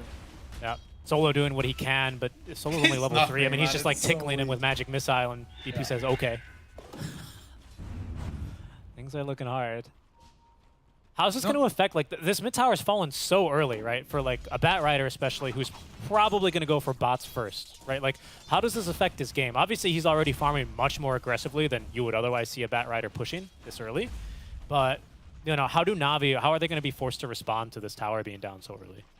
No, it's just gonna be harder to contest runes, right? So I'm expecting Batrider to get most of these runes. And I mean, other than that, I'm a little surprised by he's playing it very safe. He has a Windlace and a Raindrop, so his Traveler a bit late, but I guess that's fine. Oh, no one. He's going to have to use Rolling Thunder here. There's no last up for 20, and they've actually done a great job there to dodge both the Rolling Thunder as well as the Battery Assaults. Careful here, no one, though. though. To the high ground goes no one. And Kayu's used all of his mobility here, and with that second attack there on the Swashbuckle, they'll get the kill. Inside the cogs, though, it's turned into a bit of an oven for Sweden Strong, and he is going to perish. But down bottom is where there's now more action. Non-stop here. Solo throws what is a lackluster stun for him, unfortunately. Not lasting nearly long enough to save his life. He will perish. He does full DP off. He pulls, rather, DP off the tower for a couple of seconds, but that's still not going to be enough to save the tower. Yeah, and Batrider does end up getting the rune bottom tower. Like this, finally we get to see Draken play a game. I feel like the last series they played, they actually did not get to play at all. Yeah, I think that's a fair assessment, to be honest. I think mostly it's been them kind of making a little bit of space for Kotaro and just, trying to get to that late game, trying to make sure he gets his items online, and then unfortunately just not really quite connecting. I think now that, we're going to see a little bit of a reinvigorated Tempest. Now that Draken has a game to play, now that Sebas especially has a game to play, and they want to do their own things, we might see a much different gameplay out from them. Yeah. Okay, they can't kind of wish for anything better. Like, this is exactly how it should go. Really nice. Kotaro also responds beautifully. As soon as the tier 1 tower push begins down bottom, he pushes one last wave with a couple of illusions, and then he just kind of leaves into the jungle. He's not sticking around any longer than he needs to. He's already taken one death in this lane, or actually the first blood, right? Yeah. Which didn't really affect his lane. But doesn't even count as the lane. yeah. No one is going to get off the Rolling Thunder here. That was Lasso already utilized. In comes Slathing, though, and no one, I think, caught a whiff of him, so he's going to go ahead and roll right through those trees and take the short path right back to safety. Yeah, feels unfortunate though. Use your roll. Now the rune is spawning. Bat, like you're just praying it's not a haste or. Like... Alright, I'm just looking at Slaven being annoying here. It's the triangle of Attune. He might die for this, especially with a haste rune on Sweden Strong. Spawned top that time around. Batrider can't do much here. Doesn't have a lot of mana either, but he's willing to at least split the battery assaults here. Sweden Strong still lives a bit longer thanks to the infused raindrops as well, giving him an extra 120 HP, which would have kept things pretty close otherwise. These things save lives, guys. No, so Navi are now in a position where, it's not, they can't really do much yet. They have to keep patience. So the Pango is going for Diffusal over the Maelstrom, which, I mean, I think it's fine. Yep, it's more damage straight up, isn't it? Yeah, I mean it's a quicker build up. It's just they kind of need it. They need some stuff early now. And Visage is still farmed, which is nice for them. So he'll get his rate back, and when they get that, that's when they'll feel comfortable to maybe make some moves. Yep. Until then, they'll just run around. Yeah, I was just gonna say, I think the infuse will inhibit, let alone the active, the passive of Mana Bird feels pretty nice versus the DP. Just slower a bit more. Careful though. Top lane, Tempest are looking to boot Navi from the area. There is a Supernova at the ready. Exo as well is used. The stun, of course, used to cancel Sweden Strong's TP, and that'll be him dying. The question is, can they also get lives, as he is flame braked out of his tier 1 tower, but is otherwise going to be a bit too speedy here. Look at Nyx, though. He's being really sneaky. He's got Vendetta, and in fact, they've blocked the Ancients here, so that's even a solo kill bottom? No, he got the swap off. Oh, Sunder, and now no one is going to pay for that one. A couple tips as well back onto no one. It did trigger 2 TPs from 2 Tempest cores, which means they will not get that tier 1 top lane, but it is going to be a big kill on a big prize all the same there. A kill onto the mid lane Pango. Yeah. No, that's one of those frustrating, smash your keyboard a little bit. The enemy carry lives with 1 HP, and then he sunders you, and you die. Very frustrating. And Kotaro, I mean, he's had a couple of moments, I want to say, today, at least in our last series where we got to see him personally, right? Just barely making it out alive and continuing to farm it and get up his items. He's still the richest hero in the game, as Sweden Strong looking to get a bit of gold himself. They're going to swap him back into 4 enemy heroes. Really nicely done, at least from Solo. That's going to be a big kill. Maybe getting a kill top on the Visage? Yep. Yeah, looks like it. He's pushed midair, he's lit on fire, and eventually burned. So much fire on this team, and lots of fury there for Lies, as it's Navi who make another smoke play immediately. They're actually bringing Vatoon for this one. Is this Can a they double finally get him? defusal? Oh, he yeah, yes, he needs defusal. Yeah, it's going to be double I defusal. think and they're killing Calibrator. they're going to get Kotaro. Okay, yeah, they inhibited the right one. He's out of mana, doesn't have the cooldown anywhere for Sunder, but they are going to at least throw him a bit of a loop. Wait, he's still alive. Finally, he dies. No one does a great job there to secure the kill with a nice little jump out, but it's some serious damage now onto the Bat Rider as Vatoon as well picks up another kill. No one is going to end up cliffing himself and will perish. Can Vatoon make it out becomes the question. He's got Doppel, so it seems like that's very likely, although the jump forward from Phoenix might put a stop to that. They're going to need to get the job done with some right clicks. He's going to get a nice Phantom Rush to the creep wave, but he's going to die to the right clicks of the Phoenix, and he loses his courier in the process. Oh my god, look at this PL's inventory. It's so sad. Oh no. Well, that's a PL who feels, you know, I mean, I liked the move, though, from Vatoon, right? Unfortunately, it's quite a costly one. You kill the TB, but, you know, he was already out of mana. He didn't have Sunder. He didn't have meta. You kill him, and you lose 2 heroes for it being 2 cores. Yeah, I mean, they got the bat, though, so, like, overall, that's... Good point. Like, it was fine. Good point. And he's not that far behind in gold. Like, he's behind, but right. It's still manageable levels. But I did like him making the move anyway, right? He's like, I have an item, we can get a kill on this. And I think that's really progressive thinking there from him. Lies is going to be caught. Oh no, they've accidentally hook shot the familiars, but really good spell usage here by Navi is at least going to be enough to get Lies out of trouble. Some swaps and a stun, keep Slothing at bay, and it's only the birds are dead, man, and it's cooldown. And that's, you're right, actually. It's on cooldown for another minute and almost a half. So that's going to be pretty painful for Visage. Now, he doesn't really get to play Dota. He can really only offer a level 1 solo assumption every now and then. Yeah. No, it's what you said, right? When those birds die. It's the saddest. Yeah, it's pain. It is pain. No one. Mid lane. Speaking of pain. Oh, there's no... Pardon. There's no lasso, so I don't think they can really make a kill attempt for him. But the cooldowns are now coming off, or they're getting ready for Tempest, is a bad way to phrase it. But lasso's now ready to go. Supernova, again, is good to go, as well as another Vendetta. So Tempest may look to make a move here. There's also a Yule Scepter for DP, which is going to give her a lot more survivability. And anything useful we're dispelling on the side of Navi? Shield Crash might be useful to dispel, honestly.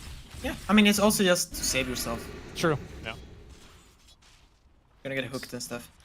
No, the Tempests are in a really comfortable position here. Yeah, they're looking for the Visage. And I think... Yeah. And there they go. And they should get him here. There's going to be the stun out of Vendetta. Of course, the cloak stacks do block a lot of that, but that's a 2-man hook shot. Is that going to be good enough to turn with the Wraith Pact as well to boot? They're going to go ahead and bring Clockwork along for the ride as they're going to look to burn through him as well. But actually, it's going to be Sweet and Strong who still gets that kill onto Sebas. And a really good Rolling Thunder here is at least going to maybe give Sweet and Strong a little bit of extra space to escape as he breaks a couple of cogs. Oh, Slavin, what the heck? Misconnections there. They go dancing around the tree there, and it seems like they're gonna all dodge each other out barely here. Draken, though, he still wants to fight. He did commit a level 1 Exo for this, but Navi doing a good job of just poking at prodding from outside of range, and they'll be able to disengage fairly cleanly. They'll still lose the Visage, but once again, it's gonna be a death onto the Bat Rider, and now even a death onto Slavin. Really nice job. Yeah, they got the word up there. Okay, that's a weird sentry. Whoever did. Yeah, I guess he maybe thought it was way further. Yeah. So that was a good calculation there, right? Just on the movement for no one. No, I think Bat Rider after that death, that's where you say, okay, I'm farming my BKB, guys. Yeah, I'd say so too. Yeah, he's, I don't know. I think going that long, that deep was fairly aggressive here, and now he recognizes he needs to chill a little bit and make sure he can actually live through these kill attempts. But now he's picking up the pace, going mid, straight away. And the stun as well to slow things down. Again, there's a Supernova ready. Hookshot is good to go as well. Sweet and Strong with a pretty good angle here. Likely not going to be scouted that easily, but the tower is going to fall with just a couple of spells thrown by Tempest. They make the call to not fight pre-BKB, and I think that's a rather sage one for now. Especially because we take a look at what Kotaro's continuing to farm up. Ayasha and the Ultimate Orb, combined there with the full Mantis Style and another 1,000 in the bank. He's chugging along real nicely as far as his itemization. Are there any like key items to you in this PL versus TB matchup that are going to be a really big go time for one or the other? No, that's why because you suggested butterfly, right? Mhm. And I mean, I don't think that's the item. Right. So that's why I kind of want him to show me the way here. Like, what is it? Because whenever I'm playing a core versus Pango, like I want BKB.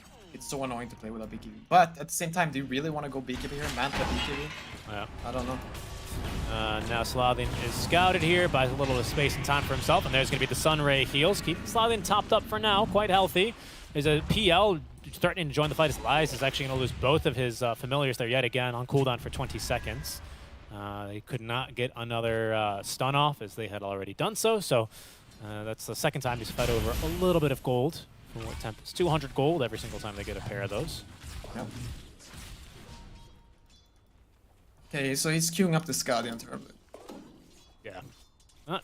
That seems to make sense, and it's generally a good item to have in a 1v1 matchup, but against all the illusions, of course, is where I start to draw my doubts. I mean, he's just hoping his team will take care of that. Yeah, And they like got plenty early of- on, the illusions are not that big of a deal, but later on, when PL gets his heart, Also, I don't know if you can really take it, because that 15 talent just seems way too good on Spirit Siphon for the bonus 30 damage, considering it's just a straight up 30% damage amp, to be honest. Like, that, how do you say no to that on that spell? But the -2 Crypt Swarm as well to deal with illusions is super useful. I've seen that destroy illusion-based heroes in some games, but again, it's if you have the mana to sustain, and that was back when it was the +1%, so I don't know if it's worth taking in this instance. I'm not sure. Also, I like the itemization Katyu as well with the Veil of Discord on the Phoenix. That's not an item I see, like, you know, purchased every single game on supports. But it does feel really valuable when you're able to pick it up. Dire's middle Yeah. tower is I don't know if it still works this way, but before when you used this, it wasn't dispellable, so you would see the real PL. I don't know how it Oh. works now. It's still the same. That'd be a keen observation. I'm gonna try and keep my eyes out for that, as they're gonna make the jump onto Sweet and Strong. Good swap out again by Solo. Is actually gonna waste a Spirit Siphon. There's a shard now on Draken as well, so if he's able to sustain a Siphon, he's gonna get that fear. Solo might be the first one to be feared, as there he goes. Back to the fountain. This time it's Tempest who bring more than enough. Oh, the usually whenever birds, man! The birds are dead. You're right, actually. It's another 30 seconds without birds. It's been like 1,000 golden birds. Yeah, good point. That's the fourth time I've seen them die, which is literally 800 golds. So you're not far off. That's not much of an exaggeration. It's a lot of money. You think, you look at this net worth lead of 2K, and about half of that is familiars, which is significant. You know, everyone always talks about the bears. You know, bear, 300 gold. Visage is the same thing, except it's just slightly less gold. It's the same thing. It's just as it feels bad, you know, when it dies. Maybe not as much, right? Because at least Visage has items on the hero compared to one druid. But yeah, but just for like farming, it feels equally bad. Exactly. Yeah, exactly. Okay, but I mean, Navi have recovered quite nicely. Like they had this lead 2-3k gold 10 minutes ago, basically, and it's tapered off. So I think they're feeling okay. So Tempest are still in the driver's seat. They're going for Rocher. Yeah. But Yeah, it feels like they're the ones that are going to be able to much more easily force these objectives. Now, there is a hook shot. There's a Rolling Thunder ready to go from Navi that they're threatening, but Tempest seem very confident that they're going to be able to take this. There's not enough mana right now for a Manta and a Sunder, so they got to watch the mana here on the TB. It's quite low as they here start we this go. fight off. Here's Rolling Thunder. No one. Looking for the right angle to get in. He's going to find his mark. He wants to take down Sebas. Roche is falling rather quickly. No one's into the pit. Trying to 1v1 Roche, but it's got too much HP. And now he's been bashed. Kotaro focusing onto him. There's going to be the Yule Scepter. And Kotaro with Aegis in his clutches. Takes down no one. Didn't get that one right. Navi unable to get into the pit either. Slathin, Sebas, and the Phoenix keeping them out. And that is a rough one because guess what, Pylai Die? That's 2 more familiars. Oh, no. Yeah, no, that's what I call a Chinese Roche fight. It's like it's like something I observed a long time ago when I just started playing Dota. It's like when they feel stronger, they just go to Roche. And the fight, it's not clear that you're gonna win that fight. Like Navi could have easily won that fight. Yeah, for but sure. when you win the fight, yeah, you're very far ahead. Yeah, and you feel like a bit of a baller too. I'm sure there, Tempest, nice Yule Scepter to just completely stop no one. Even the alley-oop there by Roche as he finds the bash, and that's gonna have him sitting pretty. You know, you were saying they're a little bit more in the driver's seat. I'd say they maybe now have two hands firmly on the wheel, at least during the effect of this Aegis, right? 5 minutes of basically free farm for Cortado, probably a couple tier 2 siege. Nothing too game ending. Navi not quite out of it, because of course Vatoon still continues to farm fairly comfortably, but I think Tempest, for really the first time, at least I've seen them today, because I didn't catch their secret series, are really going to be comfortable with their position. Yeah. So like now, yeah, Navi just have to fall back on their PL because he's still farm. He's actually quite close to heart. What is it? He needs like 2k more gold, and that will be definitely annoying to deal with. Pai, you brought up the idea of a Chinese Roche. I would be remiss after doing SA all tour, all season even, if I did not bring to you the concept of the SA Roche. Right? Yeah. And the SA Roche is when you're playing very well, you play a very clean game, and you decide to take a Roche fight, and you just absolutely throw the fight. Tempest, they've moved past it. They're playing versus Eastern Europe. They're not going to do the SA Roche, and now they're in a great position, especially because no one, he's going to get caught here. Didn't even get off the shield crash, and that means he is easy pickings. Katyu is going to burn him down, and that's likely a tier 2 here as well for Cortado. Is under attack. Yeah. Nice. I promise you, though, that SA Roche is a very big deal. You'd have a team like up 12k, going to secure third Roche, and you'd be like, oh, they're doing this to be safe. And really, they're doing that just so they can test tier 5 neutrals. I mean, it'd be ridiculous sometimes over in the SA region. But that's why I like how you brought that up, because I think SA, you know, for traditionally what has been their weaknesses of not having coaches, especially, you know, starting to change at least this time around, they still love fighting. That has not changed. And unfortunately, sometimes you can kind of bait them into fights that just aren't really that good for them, especially when they have an item advantage or a core-to-core matchup that they feel confident in. It's something that you can definitely take advantage of. At least in SA, it happens quite a bit. Yeah, maybe. I mean, I'm just because the only teams I've seen are the higher rated SA teams now, and they don't quite follow that stereotype anymore.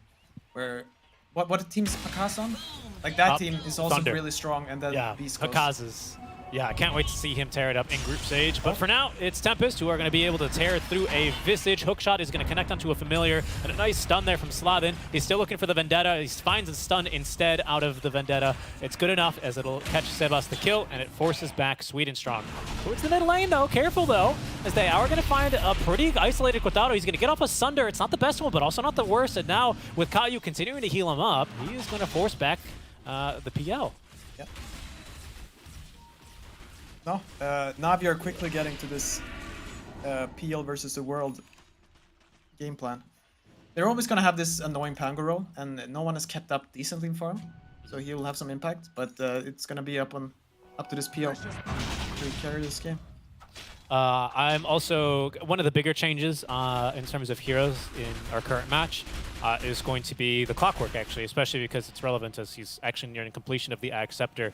It's still called Overclock, but it no longer just refreshes all of your abilities. Now it upgrades all 3 of them. 4, I should say, actually. Most importantly and relevantly this game, when you overclock on the Ag Scepter, it applies the Battery Assault stun to everything in the radius, not just one. And then, of course, there's a couple more upgrades that we'll bring up if they become relevant. But that's the biggest one for now. Clockwork's always been this hero where he goes on this illusion hero, and then they just pop Manta, and then they kill him inside. Check out no one here. He might be getting caught. Oh, actually, good point. There's a scan, though. So he's going to jump away, and actually the Carapace isn't off in time. There's reinforcements now for Navi, but no one getting caught out here. Oh, and unfortunately, it looks like the hookshot's not good enough, as Katyu is going to be uninterrupted there in his channel into the Sunray. Oh, no, not the Familiars. Yeah, Laius is going to get him out. But anyway, I should be much more brief. New with the overclock, yeah. Yeah, new Clockwork Axe. Good versus Illusion now?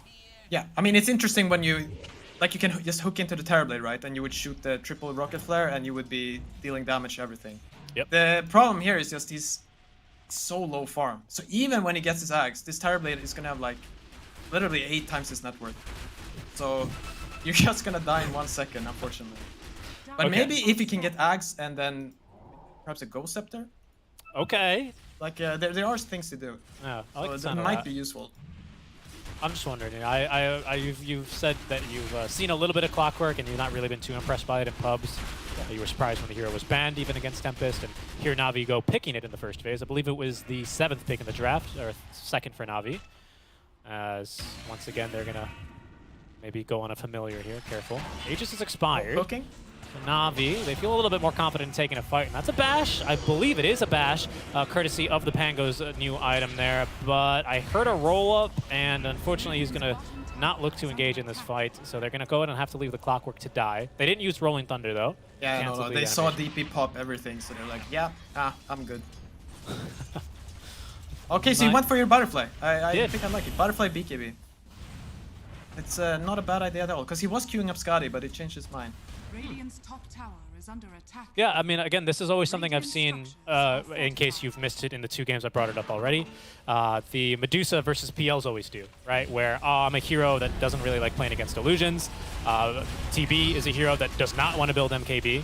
I'd be really surprised if he builds it, even with this butterfly now online. But we'll see, because usually in the Medusa specific matchup, Medusa has that 25 talent where you can get auto attack modifiers, but I don't know if TB is going to have a problem Now with they're illusions. looking to fight there. Solo, or Sebas? No Exo. It's going to be a stun, though. No Exo, no BKB, but the Ewell Scepter is going to at least buy her some extra seconds. Rolling Thunder incoming now from no one. Is he going to jump from the high ground? Oh, does not catch the Phoenix in time. The Supernova is a thing of beauty, and the control on the Batoon, the swap out might be enough to save him as Sladin goes chasing, but the rest of his team is crumbling around the ashes of that Supernova. Lies as well. He's got the Axe Shard, so he buys himself more time now. Bokotaro right on top of him with the ranged auto attacks. A beautiful stun from Sladin as well is going to seal the deal. And it's Tempest who pick up 3, nearly 4 if it weren't for the self-sacrifice there of the Venge, but a clean fight for them. Radiant's top tower is under Really well played. He's popping that Supernova, no hesitation. And like the Death Prophet is not even dying. He finally has a game, he has some farm, so he can live through stuff like that.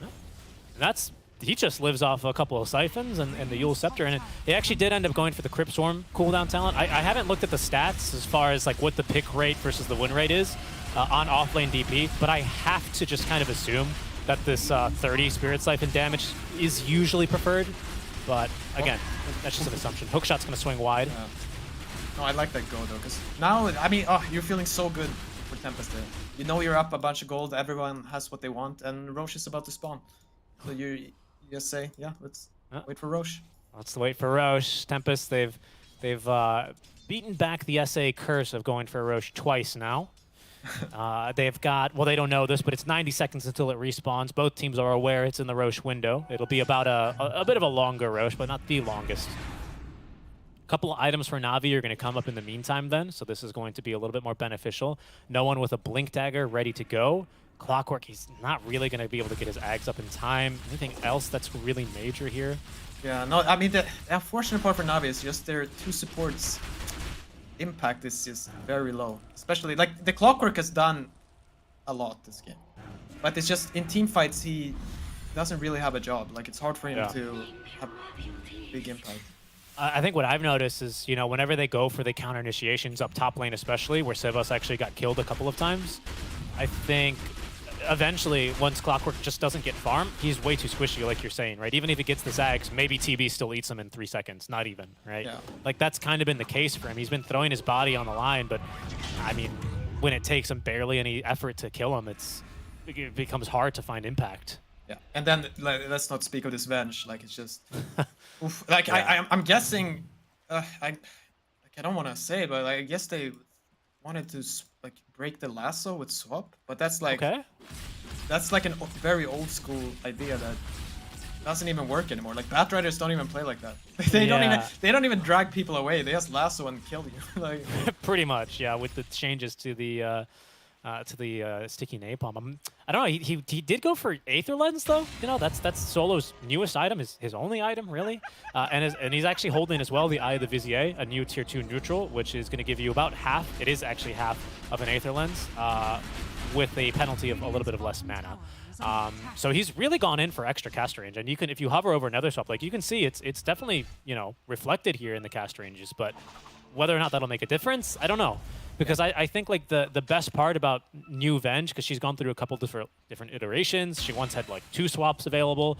Now it's the one, but you have damage reduction on your cores, right? And that feels really good. I mean, a lot of this cast range is also so she can stay back and throw magic missiles that bounce. Yeah, with the shard. Yeah, good point. Good point. Here goes Tempest. They definitely have to contest this Roche. So And there's a little bit of the value there. D-Ward as well in the river by Solo is going to give at least more equal footing here. Sentry on sentry action as Lies throwing forward. Oh no, the familiars. Okay, it's going to stay alive for now, and in goes no one there with a fresh blink dagger, but he's going to be lassoed and brought back into the waiting hands. Okay, a good swap out's going to save him for now, but no one, he's even still being chased down now, hounded by the Bat Rider, as no one is going to die there. But over in the river, still alive, but falling quickly, is going to be the DP. There's a buyback as well. The Phoenix has been taken out. Back. No one's going to buy back as well, but Phoenix immediately back into the fight with a Sunray and a Supernova, forcing back Batoon as he's being pummeled here by the Illusion army of Kotaro. Up onto the high ground, he's going to get off one last doppelganger as they continue to chase him. The Mana Burn, they've identified the real one, as there's the overclock, stunning Sweet and Strong. Didn't notice its impact too much in that fight, but Navi recognizing the game's in a real desperate state here. Another buyback as Solo is killed off in the river. Oh. There's a nice kill there. Lots of damage here on the triple rocket flares. That'll at least equalize and give him a man up. And with Roche half HP, Tempest may be forced to make a hasty decision here. They're gonna let PL region up here, and I think they're gonna try to go for Roche when Matt plays a cooldown here. They used all their spells. No Exo, no Egg. And no Metamorphosis here either for Quintado. He's not even close to Scepter. Does have that Eye of Scotty up, but right into Roche they go.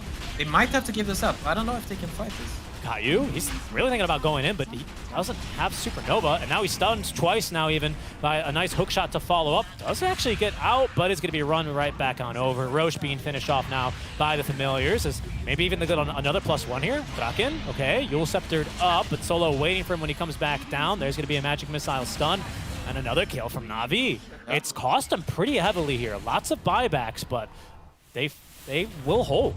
Yeah. Not as impressive. It was very unfortunate how the Phoenix died the first time. Like, I think what PL has... Oh, he has Orchid, so he just got the kill with Orchid, so he couldn't press his egg. But then he had to buy back. Unfortunate. Okay, alright. No one dead. Oh, a good swap. Whoa. Double stun. That's a big one. Lies as well, doing some damage, and there's going to be the overclock from Sweet and Strong. Oh, and the 2 more kills. Navi stringing together. There's no buybacks here. Yeah, Navi are showing some class right there. It's very from a position where like it looks really hard to play. They pulled this off. It's very impressive.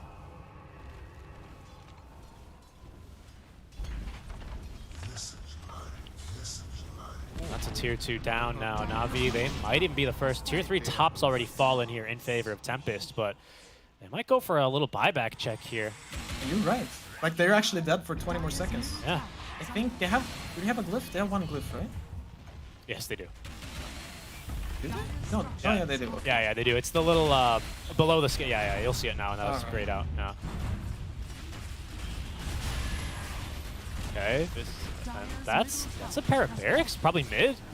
Okay, Fortify's out now. Of course, you do get a new Fortify for the first time you lose a tower for tier 1, 2, and 3. Careful, though, because they see Slavin. They're going to jump him, and they're going to kill him. He's down for the count. Still doesn't have buyback. They're just staggering the death timers here. Yeah. This is starting to get a little bit out of control. The net worth lead has fallen 7K in the past 2 minutes. Oh, for sure. They're just... they keep chain killing them, as you say. Okay, they have their spells up now. Even 4 and 5, they might be able to at least defend this. See, Aegis in the clutches here for PL as they're doing some good damage. There's going to be the overclock, giving lots of vision here as well onto the enemy backlines. Magic Missile sent forth here to try and find a lucky stun. No such luck here. Oh, but Kotaro pushed out the midway with an illusion, so backdoor is up now. There it is. Okay. Navi, I think they're going to quickly realize this and get out before Sweet and Strong is stunned up for too long by the remnants of overclocking. He's now got a jetpack, so now he can fly too. Everyone in Dota can fly, so it's only fair that Clockwork can fly now, right? Yeah, for sure. SC. Ooh. State of the game then for Tempest is not looking great. We can see that little pit right there, a nice little, I don't know, what would you kind of call that? What does that look like to you? Yeah. On the graph. Like one of those death, like the bear pits. You have a bunch of spikes down there. Yeah, I think so. But then they climbed out of it. They have climbed, yeah, absolutely. And we'll see how long they'll be able to climb, where the peak will be, if that'll get all the way back on over to Navi, because I think Tempest are going to be a little bit frustrated. I hate to bring it up, but That might have been a little bit. I don't. You know, it wasn't even that much, honestly, of an SA Roche. That was just Navi playing that fight very well and being patient, right? Like you said, resetting the fight as soon as they realized that Tempest had already used everything and are a bit more cooldown dependent than, of course, Navi, who just need to wait for the HP to come back on PL, and back in they go. Yeah, for sure. No, the only unfortunate part was how PL got in the backlines and got kind of a free kill on the Phoenix. But like what you take from that fight is that Navi played it really well. Yeah, exactly. I would not put much blame on.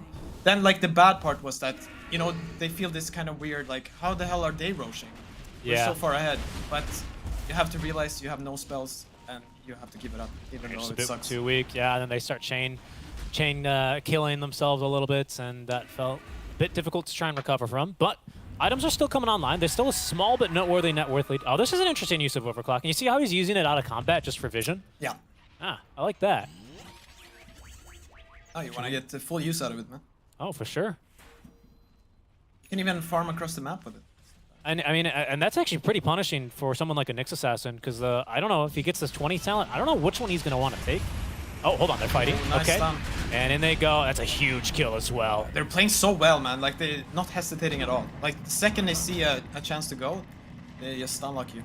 There's blood in the water here, Navi. They're all about it, as there's a disconnect as well. Oh, imagine 15k gold swing and your PC just keeps dying. That'd Annoying. be... Oof, that'd be rough. that would be rough, especially when you're... Oh, he has no buyback, man. No, no one has got buyback on Tempest, actually. Yeah. Only one here in the game. I was going to bring it up just before we had the pause, but it's only Vatoon who's got buyback, and of course he's still covered. He's got insurance, right? He's got the Sages for another minute. He's just being fiscally responsible here. Yeah. I believe that has that. That does mean Sebas bought out, though, right? So, yes, there's no buyback on Batrider, but, you know, the upside, he does have this Refresher Orb, so he's got now 2 ultis to use. TB as well, I believe, full bot for this Daedalus seems to be his newest item. So, you know, if they can get the fight right, it looks like they'll be in a pretty strong position, especially with spells available. They have to make sure if they start a fight, and I mean, like, you know, commit to a fight, they have to make sure it ends. Like, they can't let this fight kind of get away where a Vatoon, who actually used to be a dancer, funny enough, like where he kind of just slips out of these fights and then comes back in, right? He's doing a great job on the PL of dancing in and out of these fights, and that can't happen. They need to make sure they can lock him down. Maybe Refresher on Batrider's the answer for that. Yeah, I mean, either that or they let him, he can dance all he wants and then just kill his team. Like, it's either or. Okay. Both are fine. Because, like, when PL can't, like, literally 1-on-5, he still needs these stuns, the backup. But if you're, like, trying to focus him, he lives and, like, his team is just pummeling you, that's when PL shines. There's a reconnect, so we'll get started shortly. But it's starting to get a little tense here. 3K, the net worth lead now. Not really much to write home about this late into the game. I think tier 4s, are just now becoming available. But I also have to say, when Navi are playing like this, the Vengeful Spirit is finally working as a pick. Because now when you kind of want to, you know, catch something and drag it out of position, you can't do that anymore. Can't.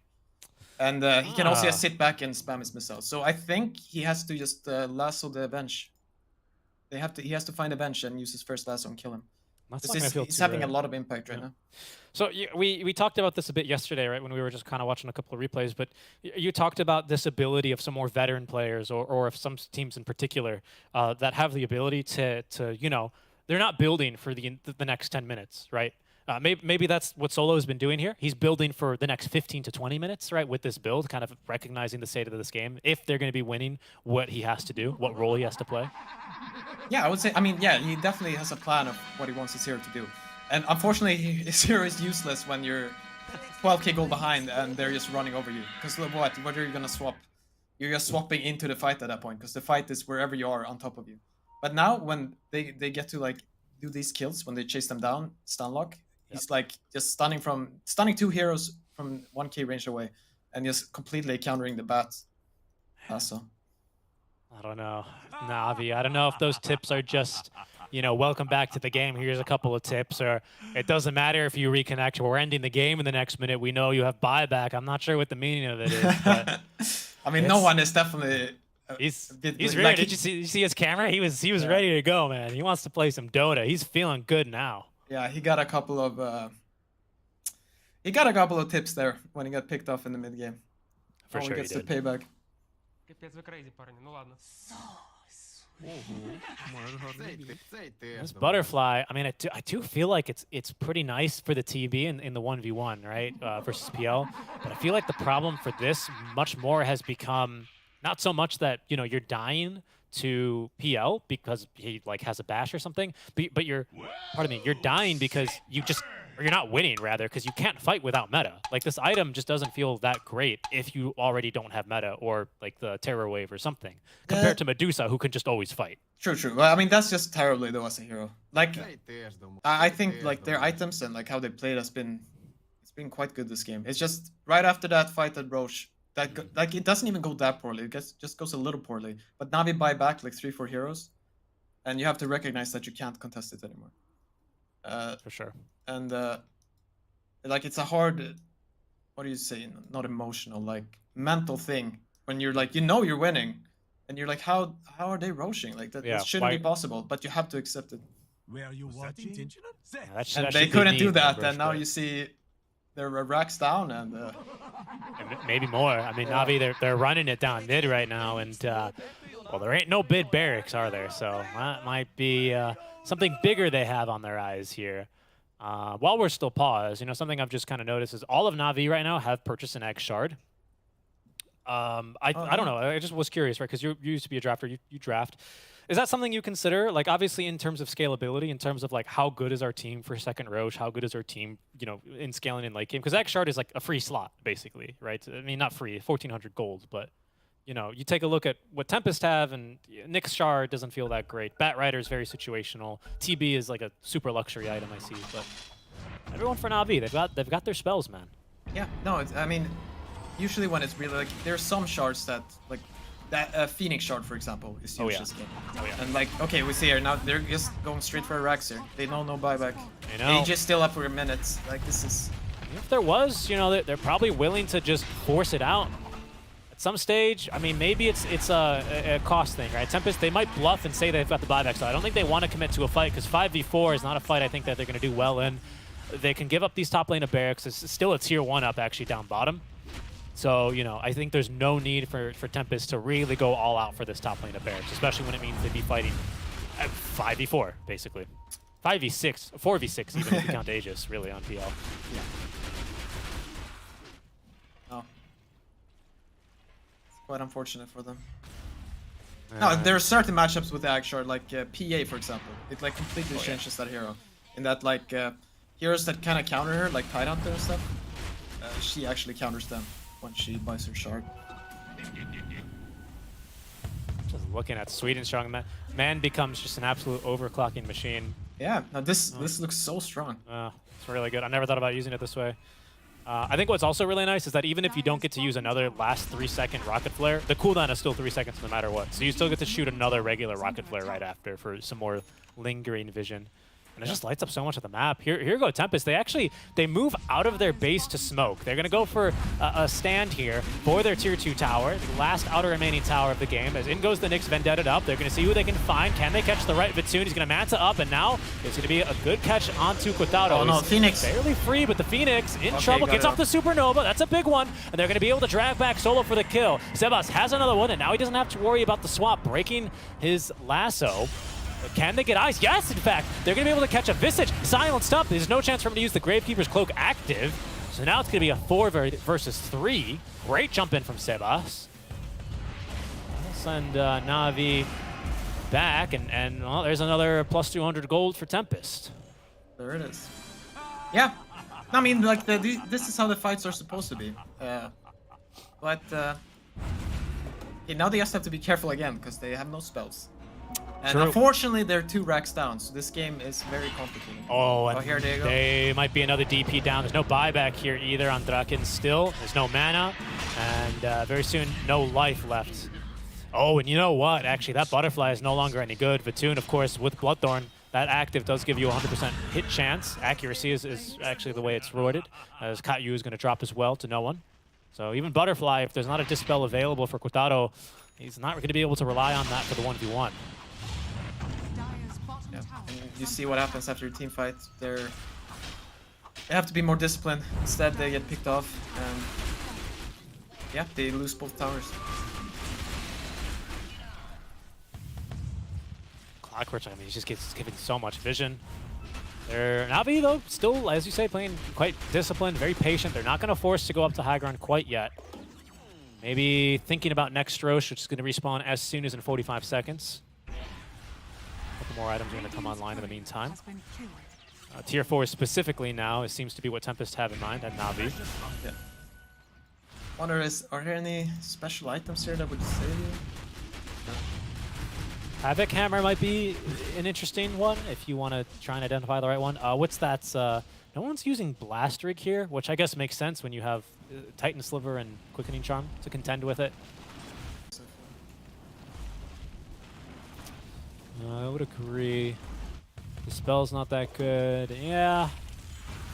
Now, so Tempests are just in this position now when they use all their spells, they need to get unlocked. If they only get 2 kills, like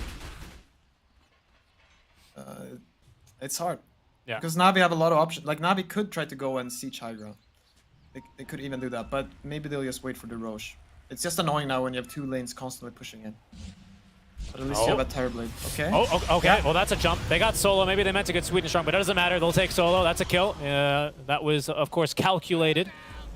Kill's a kill. We'll take those. Tempest now with a man up, looking for more, but Sweet and Strong looking to go on in. He finds a stun. That's a lot of damage onto Draken, but a lot of heals as well coming through, courtesy of Kayu. Everyone just lined up for this. Looking through most of the illusions. They're going to be on top of Kotaro, but he's going to be able to dispel the Bloodthorn. Phoenix is oh, dying but careful though. Woo. Oh, he couldn't get off the Supernova. Couldn't Icarus dive. Nothing available to him, but he's going to buy back now. Solo without buyback. So it is a 5 versus 4 here. The Tempest, once again, they've used all of their spells. Yep. A Sheepstick. That's up. A quick hex onto Kotaro. Now that is no longer protected by the BKB. Does leave him a bit vulnerable. Okay, Batrider. Batrider. He is looking for the jump. Yes, Lasso. He does, but it's no one. Nyx picked off no one in the back. What a jump! Can they get it? Can he get a lasso? He's gonna buy back though. Needs to go back on in. Lies as well. He's got himself a Lotus, a Linken's to protect him, but not against the right-click damage. Careful though, Sebas being chased down by Batoon, still kept alive, and actually with the Firefly kiting out this last illusion. In fact, Batoon could be in a bit of trouble. The damage though this time around is not gonna be high enough to kill Kayu immediately. Batoon realizing he cannot take down this Ega by himself, and is gonna go down to the right-clicks of Kotaro. Woo Dota returning the tips there. Sadly for Tempest, Roche just isn't up yet, and they gotta get back. They're about to start losing tier 4 towers, so Kotaro is forced back anyway. Couple buybacks forced, but Tempest still showing that they've got a lot of fight left in them. Yeah. No, they have. Their heroes are still very strong. Phoenix buying back there. They won't like have buybacks for the Roche, but no one bought back as well. That's a huge buyback. It is, and it actually kind of leaves Navi in this bit of an awkward spot where, you know, I feel like staggering, you know, your support's buying back, usually not the biggest deal in the world. There's like exceptions to that if you have like a silencer versus, you know, an Enigma, but this game, not the biggest deal in the world, as we'll take another look at that fight. But when you start staggering the buyback timers of your cores, you know, especially one as crucial as a Pango, like, you know, it gives the enemies a real win condition, doesn't it? Yeah. We'll see here later. Let's see the fight that we play there. Yeah, so the Phoenix is just getting absolutely just 2 illusions killing him. Yeah. And then, yeah, I don't think he's spamming his egg, but he might not even get it off. No one almost is dying to TB auto-attacking him. And then, yeah, look at the Nyx here, just sneaking around. A very nice play. Yeah, he's just lurking, looking for a kill. I'm surprised there's no gem out on Navi yet, and... Yeah, he sees no one there, and then he just buys back, yeah. Just goes right on in for it. There he goes. Wow, got it with Mana Burn. And that kind of breaks the fight apart again. You see it allows Wu to get a pretty decent position. Tempest, they stop fighting in that really awkward, you know, river ravine right there. And Navi find themselves a little bit too committed in this fight, it feels like. Yeah, and then I think B2... Careful though. Okay, a smoke again. Yeah, there's smoke on smoke. Tempest, back in real time here. Looking to maybe once again get outside of the river. Roche is up though. Third Roche. He's come this time with a refresher shard. Oh, but they're just on in. Right into Solo, who doesn't have buyback, but no one doing his best to cover his compatriot. Solo feared and killed off. Kotaro as well is going to live through that first instance of burst. Solo, pardon me, does have buyback. He uses it instantly. The fight's breaking out. Kotaro did not use Metamorphosis for the kill, quite crucially though. Yeah, they didn't use any spells except Lasso. Rolling Thunder was used, but no one has the 25 talent, so the cooldown is not quite negligible, but he'll have it again shortly. Slavin being very brave in here. That he is. Still no detection available to him quite yet, as Vatoon is going to think about starting up Roche. In fact, he starts up Roche. No detection. The Nixus is scouting. He is. He can't they believe should go this is for free.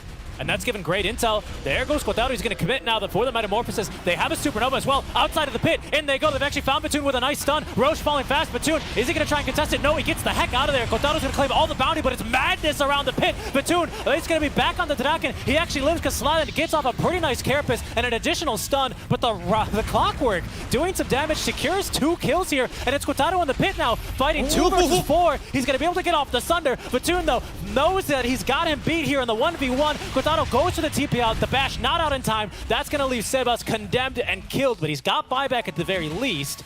They've only got 2 here down on Navi, as no one, again, he gets sniped by Slavin.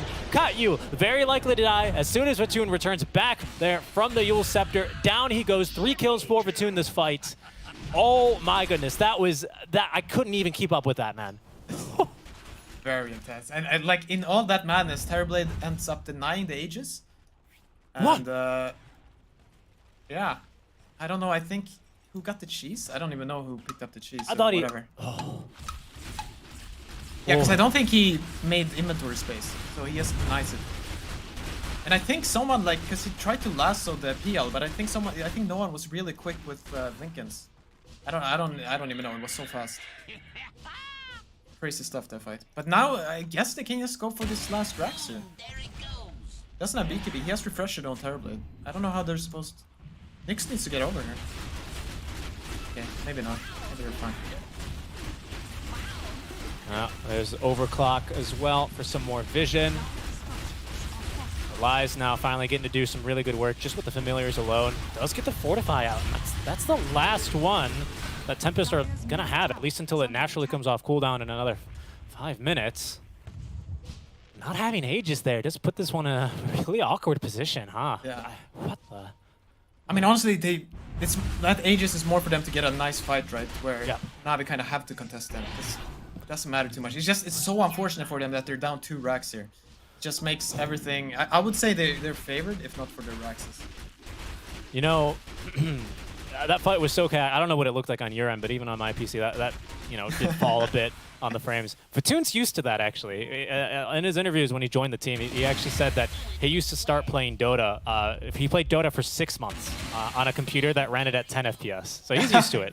He's trained for that. No, I've had stories like that before. When I played with the Envy, he had like a really bad PC. So he didn't understand his monitor settings either. So he was always playing on 60 hertz, maybe even lower. And then when he got to LAN, he was like, oh my god, this feels so good. There it is. And then he would perform better. They just never figured it out. Navi, they're figuring this one out. Up to the high ground they go. Yeah, no glyph, right? So no glyph. What was that just purchased? Okay, TB, he's not bought out actually. He still has buy, but he has just purchased a full Bloodthorn. So that'll help him get his hands onto the PL. He's got now some evasion of his own. Butterfly, but they found a lasso. Again. It's onto the Vengeful Spirit yet again. That's this time certainly going to be a dieback. Sebas as well the second time around. He's going to catch a big fish, and that's going to be live. The hookshot doesn't cancel the Phoenix Icarus dive, so Supernova is going to be a huge point for Tempest to fight around. Quadrado beating back now into Sweden Strong as Navi are forced back 1 by 1, but the 2 raid bosses left now. No one's going to go into Rolling Thunder and finds the kill there onto the Nyx Assassin. That's a dieback. Some good damage well onto Quadrado as Vatoon thinking about turning, going back on. Look, the Sunder! It's not good enough. Quadrado falling low, doesn't have Aegis. He denied it in the pit, and now he's going to be killed. Oh no, Draken, he's going to be next to die as well. Silenced and surrounded by Vatoon. But Quadrado rather, he buys back, pops the meta yet again, has BKB in 2 more seconds here. But it's too scary. Navi, after getting 2 kills there, there's blood in the water. They're going to go for more. They're at least going to get the Megas. Yeah, no, you see the PL versus Terrorblade here. This is when I guess it gets rough. Late game PL, man. Not something here Tempest seem to be ready to deal with. Mega's on the way, but Sebas just eaten alive there. He's got buyback, he's got no BKB. Might not even have a last on Quadrado. He needs help. Gets off a big Sunder. He found the real one as well. But Vatoon, he's just going to doppel and get out. He's going to be able to reset there with the heart regeneration. No one covering his retreat with a nice Rolling Thunder. And Navi, 30 seconds away. There's Megas actually. Took him a little while longer to get the range barracks pardon, but Megas now on their way. And I don't think they're done leaving the base yet. They want to dive back on Sebas. He gets the BKB off and is barely able to escape. But the disarm there on Quadrado Batoon is going to jump in on that. There's a disarm though. And now Quadrado is going to be able to dispel. Sebas looking for a jump. He's going to find a lasso. Oh, but Sweet is strong there to cancel it. The Sunray heals not nearly enough. Sebas trying to find safety over his Ancient. But down he goes. That's 3 dead as Tempest not being allowed to leave the fountain. And GG is called. Oh, Navi have brought this game back from the brink. Unbelievable stuff from them. Yeah, no, you have to. But really impressive. Like, that's just a really impressive win. Because the position they were in, it's very hard to play from. Like, the way, like, a lot of people don't think about that, like how you take that fight. Like, that Roche fight is crucial. Yeah. Really well played. And like any team can make that mistake. Like even if they're playing, I don't know, let's say LGD, like it's so easy for you to fall into that mental trap where you think you can contest. No, for sure. Well, let's take a look at the scoreboard here. I think a couple stories that this doesn't tell is going to be how well Vatoon, I think, played that early game, how patient he was, how patient Navi as a whole were. And, you know, I think against a faster lineup, you know, maybe this Tempest lineup is able to finish the game before Solo ends up being such a nuisance. I think I have to give credit to Tempest. Sebas definitely still understood the strength of this Vengeful Spirit, especially with the build Solo went for. And, you know, did the right thing, which was find Solo first in the fights. He did that actually 3 times. I was shocked, personally, that he was able to do so consecutively. But it still wasn't enough by then. They had PL problems, man. Yeah, no, it's just one of those games where one moment decided it all. Like they literally got Roche. They were 12k gold down with a worse lineup, I would say. And then they just outplayed them for 5 minutes, and that's enough. And get that 2 is Rags, get a Roche, and your PL is online. That's an absolutely incredible way to kick off the second series, I think, here for Navi. Unfortunately for Tempest, a little bit of heartbreak. They were just in such great position that game. And unfortunately, Navi just finding a way back in and really exploiting the weaknesses of Tempest draft and finding their victory here in game number 1 of this series. But do stick around, guys. 10 to 15 minutes, and we'll be right back. And if game 2 is even half as exciting as game 1, you're not going to want to miss it. See you soon.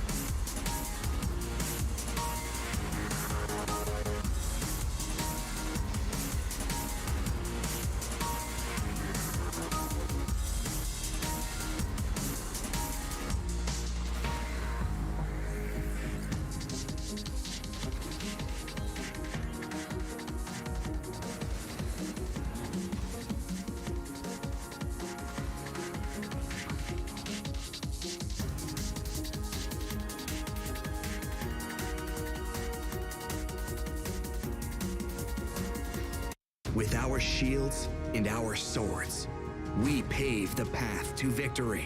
With our shields and our swords, we temper our courage. With our shields and our swords, we're making history. With those who make the game a reality, we're the vanguard. We're with the best. Let's raise our shields.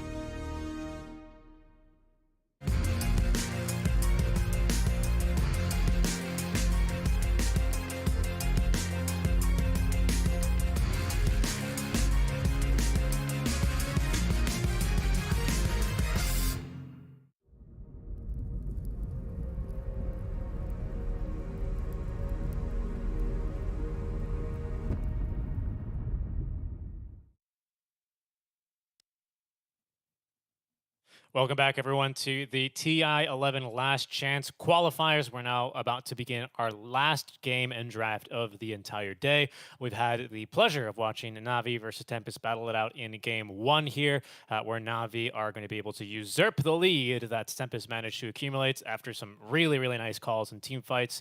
I think that's an incredible game so far to watch for sure. And I can't wait to see what Game 2 has in store here, so you can strike and pilot. Going to be bringing you the action as our draft for Game 2 already underway. Yeah. No, for sure. The last game was definitely the highlight of my day, at least. Yeah, that looked good. I don't know, man. And like, I think we were talking a little bit after, like, I think if I'm Tempest, like, it's frustrating because I don't think there were like any glaring weaknesses, any like glaring misplays. No one like fudged a BKB, you know, or like sold an eye. Like, it was just like Navi played really well, you know? Yeah, I mean, yeah, you can definitely like blame yourselves in certain situations there, but like so far they played 3 games today, and this was definitely by far their best game. And this is one of those like, yeah, you can be hard on yourself, but I don't know. Like, yeah, you can. There's so many positives to take from this, even though unfortunately you lost. Agreed. Yeah, and over for Navi, it's just more of a good thing. They started off the day, I think, with a win, and then they drew, and then now a win here. Pardon me. So of a total of 6 matches now, they find themselves with an opportunity to claim 5 points, which is going to put you in a, if nothing else, a fantastic position to get into the next round. Maximum of 10 points, right? And for those who are going to be following along for the group stages, it's still a little bit too early to really start counting out teams of upper bracket and whatnot. But when it really, what this really means is that Navi, they're feeling themselves, right? They've got momentum in day 1. They started off the LAN on a hot streak, and generally teams only get better as LANs tend to go longer.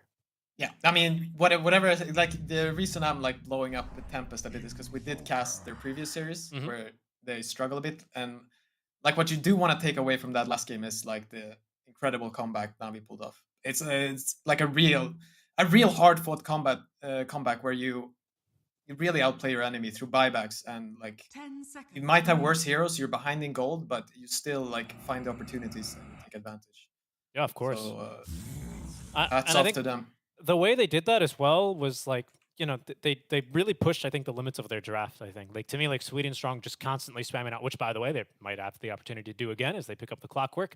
This is going to be a Sebas Invoker, by the way. Very exciting for this, just to take a look at the heroes so far. But, like, what impressed me about Navi is, like, they just knew the strengths of their draft very well, right? And they even tried to execute on them, even when their draft wasn't at its peak. Like, look at Solo swapping people out basically a little bit uselessly for the first 20 minutes of the game, you know? Yeah. Like, what else is he going to do, the poor man, you know? But eventually he keeps doing the same things, and it looks amazing.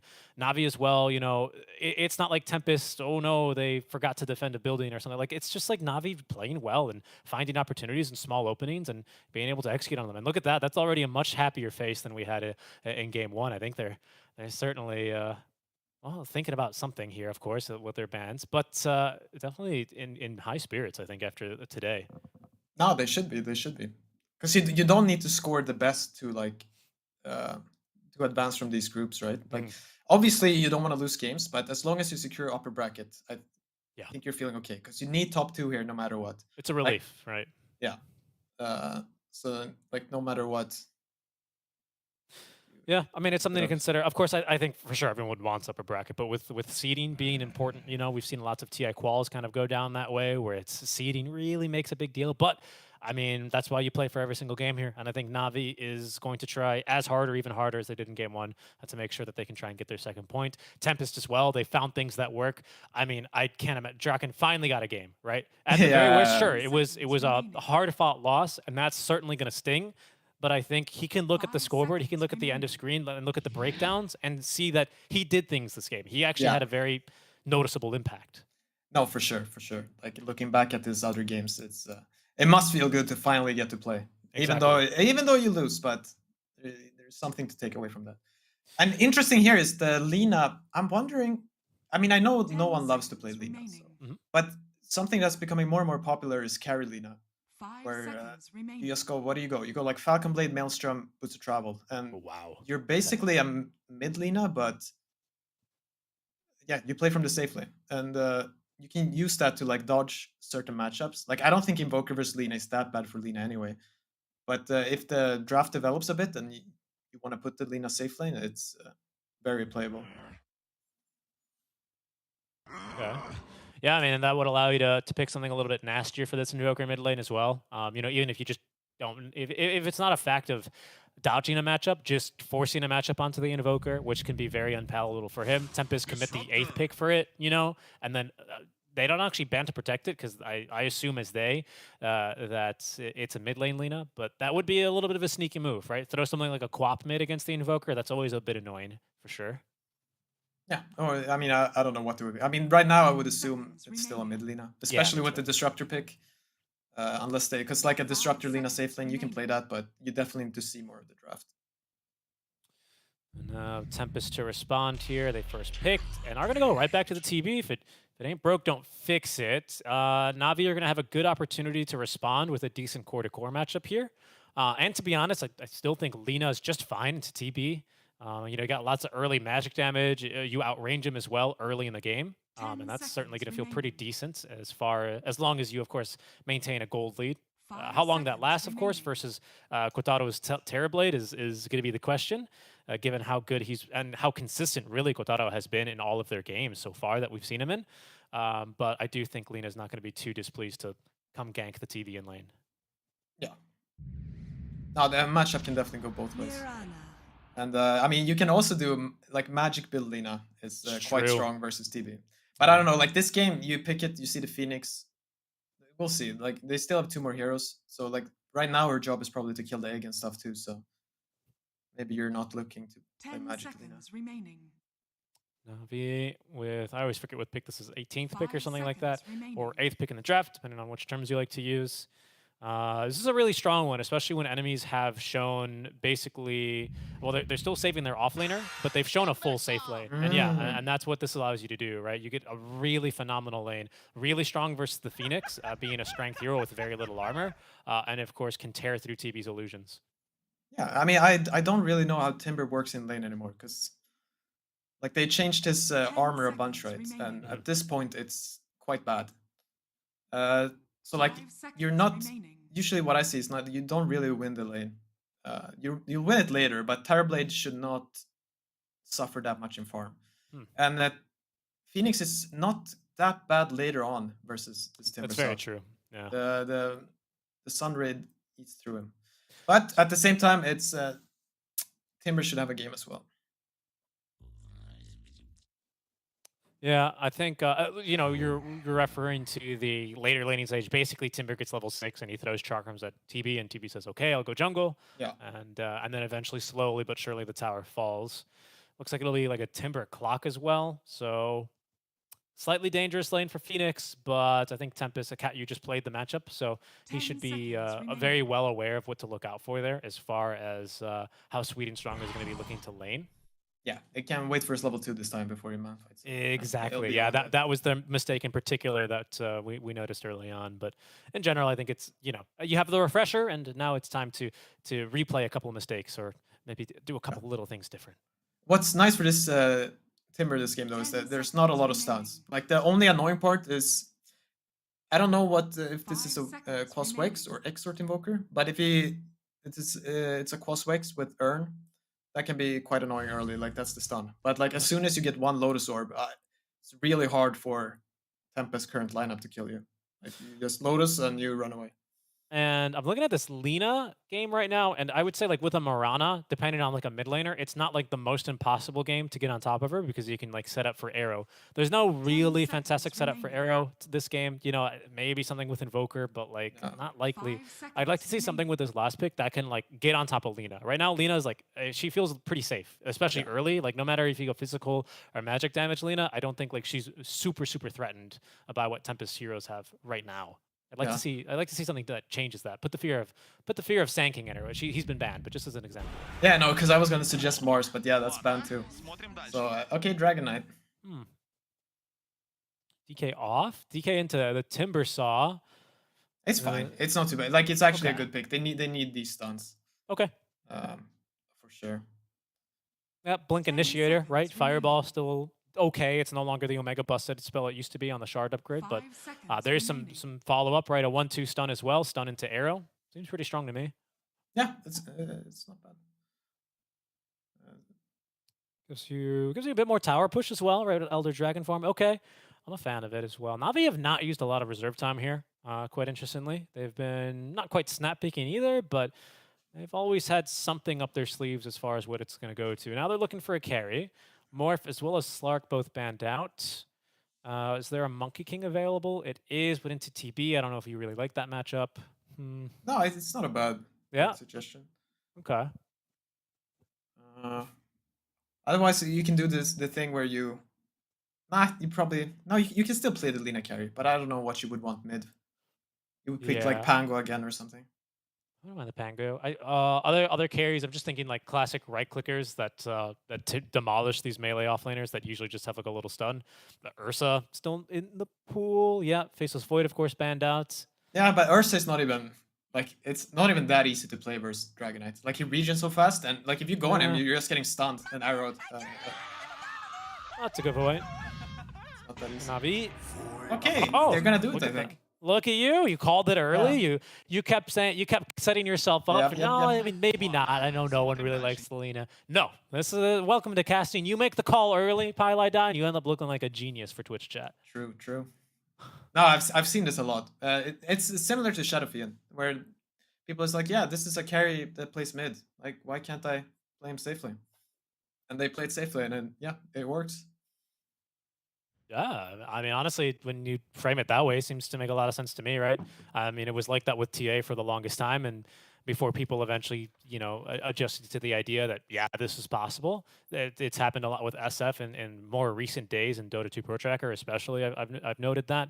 But the Lina has flew under my radar. So you say it's mostly the same. Are we going to notice, like, any major differences as to how a mid-lane Lina would normally play? Or is it mostly the same, just from the carry? The biggest difference is... like the playstyle is kind of the same, like you're just farming, but usually, especially now, they're playing versus TB. Like a lot of people go Gleipnir, so they'll end up. They usually go Falcon Blade into Maelstrom, then they go back for the travels, and then either you go Gleipnir right away or you go BKB first, and from there on, I don't know, it's whatever you go like Silver Edge or whatever you want. So like that's and she's. It's very annoying when that Lina shows up with Maelstrom and hits you. Like it's a lot of damage. Yeah, and it's some good illusion clear as well here, because I think for all the differences in terms of how Tempest have like shown us today in our 3 games and now heading into the 4th, the constant has always been Kotaro's had a pretty okay lane, even into some more difficult lanes, and a good start as far as his farm goes, right? Things have kind of varied from there, but I am quite a big fan of how things have gone for him here. And this matchup versus the carry Lina, I think there's a lot of things Lina can do to make his life difficult. That kind of scares me for Tempest. Yeah. No, but I feel though that Kotaro should be fine this game. Like he should find his farm, and then we'll see like how this matchup goes. Because at the end of the day, like when a TB with Skadi pops BKB and hits the Lina, I think he still wins that man fight. Obviously, there's 8 other heroes in the game that might change stuff. There's also Alacrity coming probably. So yeah, it's gonna be interesting. Yeah. We'll see here as we get underway with game number 2. That'll be pretty good to see. I'm also curious. Let me go ahead and for the folks at home, it's going to be probably, I think this is Wex Invoker. I'm not so good with my Invoker starting items because I think this could be a null tally that's about to be assembled, which is usually Exord, isn't it? Yeah, I mean, I would expect him to go Coswex Because as you said, that setup for the arrow, like it would be nice to have a longer duration tornado. But I like Invoker players do prefer to play Exort, and it's definitely the more popular build nowadays. And finally, because I didn't realize that you can actually do the compendium predictions. Quick, you have 10 seconds. Total number of trees destroyed by 30 minutes. How many this game? Right, what are the options? That's, It's always less than you think. I'm thinking 300. I went 300 last time. 51 to 175. Okay, there you go, folks. You'll see. I went 300 that's plus. the I mean, there is a Timber Saw in the game. Yeah, you say that, but then there's way less than you think. We'll see. This is the real analysis. Yeah. Coming from us. Quick D-ward as well in the mid lane in favor of Tempest is going to leave Navi a bit more blind in the mid lane. That'll be a little bit more important when it comes to contesting top rune, especially. Yeah. As, that's where the ward was. I'm kind of surprised a little bit. I feel like they could have played the Clockwork bottom this game. And put Disruptor top with the Timber Saw. But, I mean, this is going to be fine too. What's the idea of Clockwork bottom? Is it just so that if you ever get someone in cogs, you have an easy setup for LSA? No, it's just he can protect the Lina easier. Because the Dragon Knight can actually just run up to the Lina a lot of the time. I see that. I see that a bit more. Yeah, because I was looking at Marana and I was thinking, well, but she just leaps outside, which is true, but it's not so much about the aggressive nature, right, as a 5 in this lane. It's more so, as you say, keeping space between the DK and the Lina. Yeah. Well, we'll see what he can get on top. I mean, that being said, Sweden Strong did a lot of work up top lane, and here they go again, right before level 2. Quintaro falling a bit low, but actually this time Sweden Strong is taking a lot more damage than he found himself taking last time. I'm a bit curious too how Timber Saw will play this, because maybe you don't even skill reactive armor anymore. I think I've seen a bunch of people do that. I've seen it a bit more ignored. And by the way, 51 trees destroyed already, so... We'll see. Maybe he want level Chakram, right? And he just want to destroy trees. In they go, though. Here's level 2 early for Quintaro, and the move speed slow lies no chance. He did actually go for that reactive armor. No point to the Timber Chain, and down he goes. Yeah. Quick reaction there from Tempest, of course. You can just click on his hotbar and see if he gets the reactive armor buff, and then you can probably just kill him. That's like when you actually, like, you know, there's a lot of numbers, right? You're reading like 10 max stacks, 0 point blah blah blah. And then it ends up being like 4 armor and 4 HP regen. You know, it's nothing. Yeah, big number is not more survivability, unfortunately, sometimes for Timber Saw, which is a bit more difficult for him. Yeah. Now you've piqued my interest. I'm going to go ahead and take a look at some stats and see what offlane Timbers are doing these days, because you're right, that is a significant change whenever we see those things done. Sometimes they rebalance it through the reactive armor, and he still has that 15 reactive armor stacks, but seeing that it's only 6, I don't know. Up to 46 max stacks? That's, you know... Yeah, I mean, like, when he maxes out reactive armor, it's still basically the same. But these early levels, it's just very awkward. It doesn't do that much. And Sweden Strong exchanging a couple of lancing blows top lane. Nice cogs, push back into the double whirling death. That'll get Sweden Strong safe. Fire Spirit burn, not nearly enough. And there was a Fairy Fire. Cat U on his last one. Actually connects. Is that a kill? Fairy Fire? And the last one is going to miss. Yeah, okay. And then just checking in with our Invoker is Quaswex. I figured it was going to be Quaswex as well, but I don't remember always seeing Null Talismans early. Sometimes I tend to see an Urn Rush first for these Invokers that tend to go Quaswex. Yeah. No, I feel like this circlet right here, you should not go for second Null. Just go for Urn, but what do I know? Yeah, I mean, agreed. I'm not a big Invoker player myself. My hands are far too slow to play the mid lane, to be honest. So instead I just watch. And there's a nice EMP, Cold Snap, yeah, to burn the mana. Really good combo there. That'll hurt no one a bit because he's got no bottle sips here. Yeah. Shouldn't be a kill, but yeah, it's going to be fairly annoying. It would be nice if Mirana could... Oh my god, is he level 30 Mirana, this guy? Is that the 30 badge? That is the 30 badge, yeah. Okay, I'm expecting big things. Some big arrows. That'll reveal the ward here. Oh, okay, and the glimpse might secure this kill here. Slavian, is just going to TP away. Okay, goodbye, Solo. Solo Disruptor also brings back a couple of memories, doesn't it? Oh yeah, that's definitely here. He plays a lot. I'm looking forward to this game quite a bit. And Vatoon, this seems a little bit more out of his wheelhouse here on the carry Lina.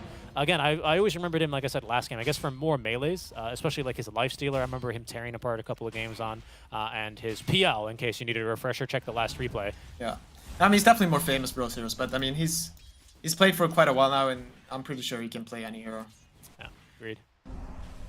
Let's see here what his build-up's going to be, but it seems like, as you say, is Falcon Blade and then Maelstrom and then like the OTs. Is careful here. Sladin able to escape. No LSA ready. Mid lane, Sebas connects another EMP, Tornado, Cold Snap combo onto no one. So no one is actually having to make the walk of shame back home real quick to refill. Broker player proving to be quite experienced in setting that one up against Void Spirits especially. Yeah. Sladin's really getting bullied by this. By a Soul Disruptor. I feel like he should be a bit more farm there. Probably arrow a few more big creeps in between.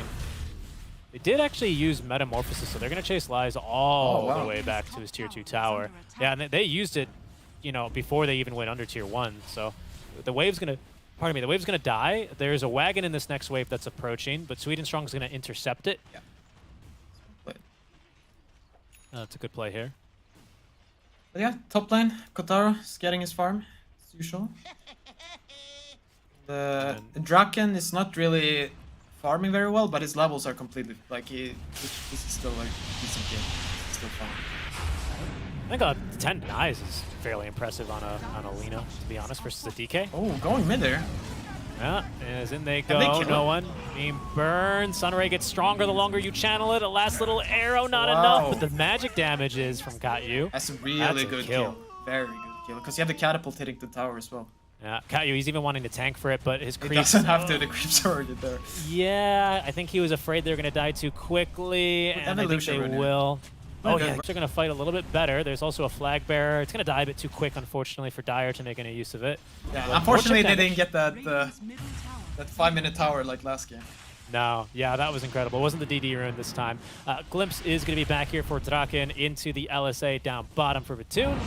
And with a couple more right clicks, and even last Dragon's Life, just barely enough mana they've got a kill. But over mid lane, Sebas is not going to be able to get the skill into no one. It sounded like they initiated on the no one there. Yeah, they did. They hit very nice tornado arrow combo, but not quite enough damage. Okay, maybe I was wrong. I guess you've got a Grandmaster Murana on your team. You say I'm going to tornado, and she simply says, okay, on it. Here's another one. No, behind the tower, Cold Snap. beautiful. Wow. Right as he gets level 6. Yeah. To add insult to injury. Yeah, solos. And now, Solo taking some little shots out from this Murana underneath the tower. Sebas as well finds himself a bit low, but he's got another creep wave here to tank up more. Solo does get off the glimpse, but the arrow already mid-flight cuts him down. Sweet and Strong looking to escape here. Cold Snap now with, I guess that's going to be Fire Spirits and even Sunray. Very tanky Clockwork, hey? Yeah, and at the same time, Timbersaw killing Terrorblade. Auto. Oh, and everyone's just dying. It's very... Sweet and Strong died in the river. I missed the kill top lane personally because I was surprised at how tanky that Clockwork was, but that's Chakram, maybe. Yeah. That's just Chakram, isn't it? Yeah. Kotaro's still farm though, but yeah, it's very unfortunate to die like that. I don't know if I would TP back here. I guess he's quite decently low on mana, but I guess you can use meta, farm a couple of waves and then get out. Yeah, guess so. Middle lane, there's lots of heroes as the Invis rune is going to be claimed by Wu. Oh, but they're still going to kill him all the same. Oh. Yep, he's just underneath that sentry there, and he will die for trying to be a little bit more explorative. Kotaro, he's going the wrong way. There he goes. Okay, he's Dire. He figured it out. He's just avoiding ways, of course, lies. Okay, they're looking for him. They know he TP'd top. It's true. He's on cooldown for 40. Sweet and Strong from behind. He made a play like this for First Blood last game. He's got Sunder though, again. Oh, careful though. Lies. Oh, they're going for the kill. Yeah, it looks like it actually. Here's Katyu, Lies as well. Only 4 stacks with the reactive armor. Lots of magic damage here for him as well. As there's Sunder inside of the cogs. He's going to go with Kotaro, and no one's going to jump in there with him. It's getting real cozy and warm now with the Sunray on top, but ultimately no one able to secure the kill onto the Terrorblade. Lies and Sweet and Strong both still alive. And Sebas, his TP just too long, honestly. Couldn't get here in time to really make a difference. He'll just be running back to mid. Yeah, I mean, that was very cocky by Kotaro. Because I don't think he saw Void Spirit for a long time, and then still go for that kill. It could have worked. Like if the Invoker had TP'd way earlier, then they can probably do that. But or if it's, I think it's if it's Exord Invoker, you know, he just tosses in a Sunstrike. Like I see that, but it felt like they needed a little bit like more of a +1 there. Yeah, I mean he got a +1, but it's a Phoenix. Yeah, I mean True. Gonna- Well, Phoenix 6 around. He gets level 6. It's a pretty fast level 6 for Wu, to be honest. Yeah, very. See if he can make any use of that. It's actually Slavin who, you know, surprisingly on the Marana is lagging a little bit further behind in levels. He'll probably get the Tome here to get him higher, as Katyu at least avoids that little kill attempt on his life. Mid lane, 2 heroes smoked up. Sebas, he's sweet and strong. 10-minute rune about to spawn in. Sebas got the top one covered. It's a haste, and he's thinking about running up to the triangle. The cogs are going to stop him in his tracks, though. Yeah, so no one is kind of just being a living ward right now. Okay, he wants to dive top. But they have TP. Okay, no, he's TPing bottom with Invoker. And Katyu, he does not have an Icarus dive. Had a Supernova, but versus 2, it's no chance there. He loses. Same time, they're going bottom on Chapter, and they get him. CMP Tornado there to secure the kill for Draken. And that might be Tower. He doesn't have Elder Dragon form, but with the wagon. Oh no, the wagon. The wagon. Sometimes I just hate it when it does that. I think it's fine though. Yeah, Draken, he's pushed the wave enough. Well done. It's scary though, to tank like this. Yeah. But I guess he doesn't see Lina, but He sees Void Spirit. See, he's just killed Solo, and in fact they're fighting top lane. yeah, Sladin doesn't want to give this up.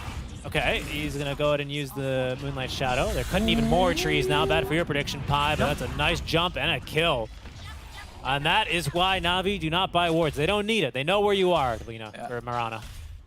Wow, they're just playing every lane. Now they're pushing mid at the same time, pushing bottom. I think they're gonna get mid tower. Yeah, looks like it. I don't think that fortifies enough. Queen Strong he maybe. does not have hookshot, so I don't know. It's a bit uncertain for me. But no, they're not going to force it. Okay. They have glimpse here, right? No, they don't. Level 2 glimpse. Very Cesaro. intense game here, and they didn't even finish the top tower. But I guess they can't defend that. And Quataro's holding on to now not a max metamorphosis, still level 1 meta. Maxing the Conjure image, definitely recognizing he needs to do a bit of farming. His jungle, by the way, the jungle of Tempest, that is incredibly warded right now. It is very dangerous for him to go on his side of the map. the pieced out of there. Okay, Solo walking up a ramp here. Yeah. And there's going to be the glimpses onto the TB. Sunray, is that going to be more of the problem here? No. He will make it out alive. The reflection slow, not good enough. EMP Tornado, just to annoy Sweet and Strong. That'll burn all of his mana. So annoying. Can't do anything. And we have to bring up Draken again, because he actually has a game. Top net worth on his team. Blink Dagger ready, the Dragonite. He's going to go ahead it's ready. Go for a reveal. Mid did fall in the end there in favor of Tempest, so he actually can still continue connect through here. Finds the range stun as well onto Lizen. Oh, the arrow combo. Beautiful stuff here. I think even if he lives through this, he'd be stunned pretty much instantly by the Supernova exploding on him. That is a kill into the enemy offlaner. Nicely done. Yeah.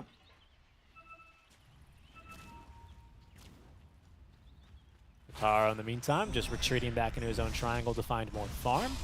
Lina, who is the carry, doing the same. Solo is almost dying to an illusion. Draken has no blink and no spells, but the tornado, almost catching him. Solo actually making quite a bit of space with these keywords. Let's see if Sliding goes for this. Wow, they even scanned him.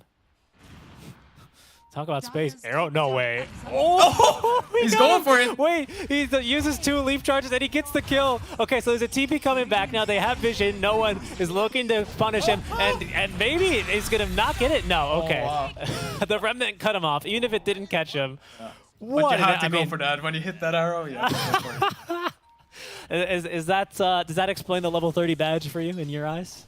Yeah, for sure. But it also explains, I don't know, Solo. I don't know what he's doing. What is he doing?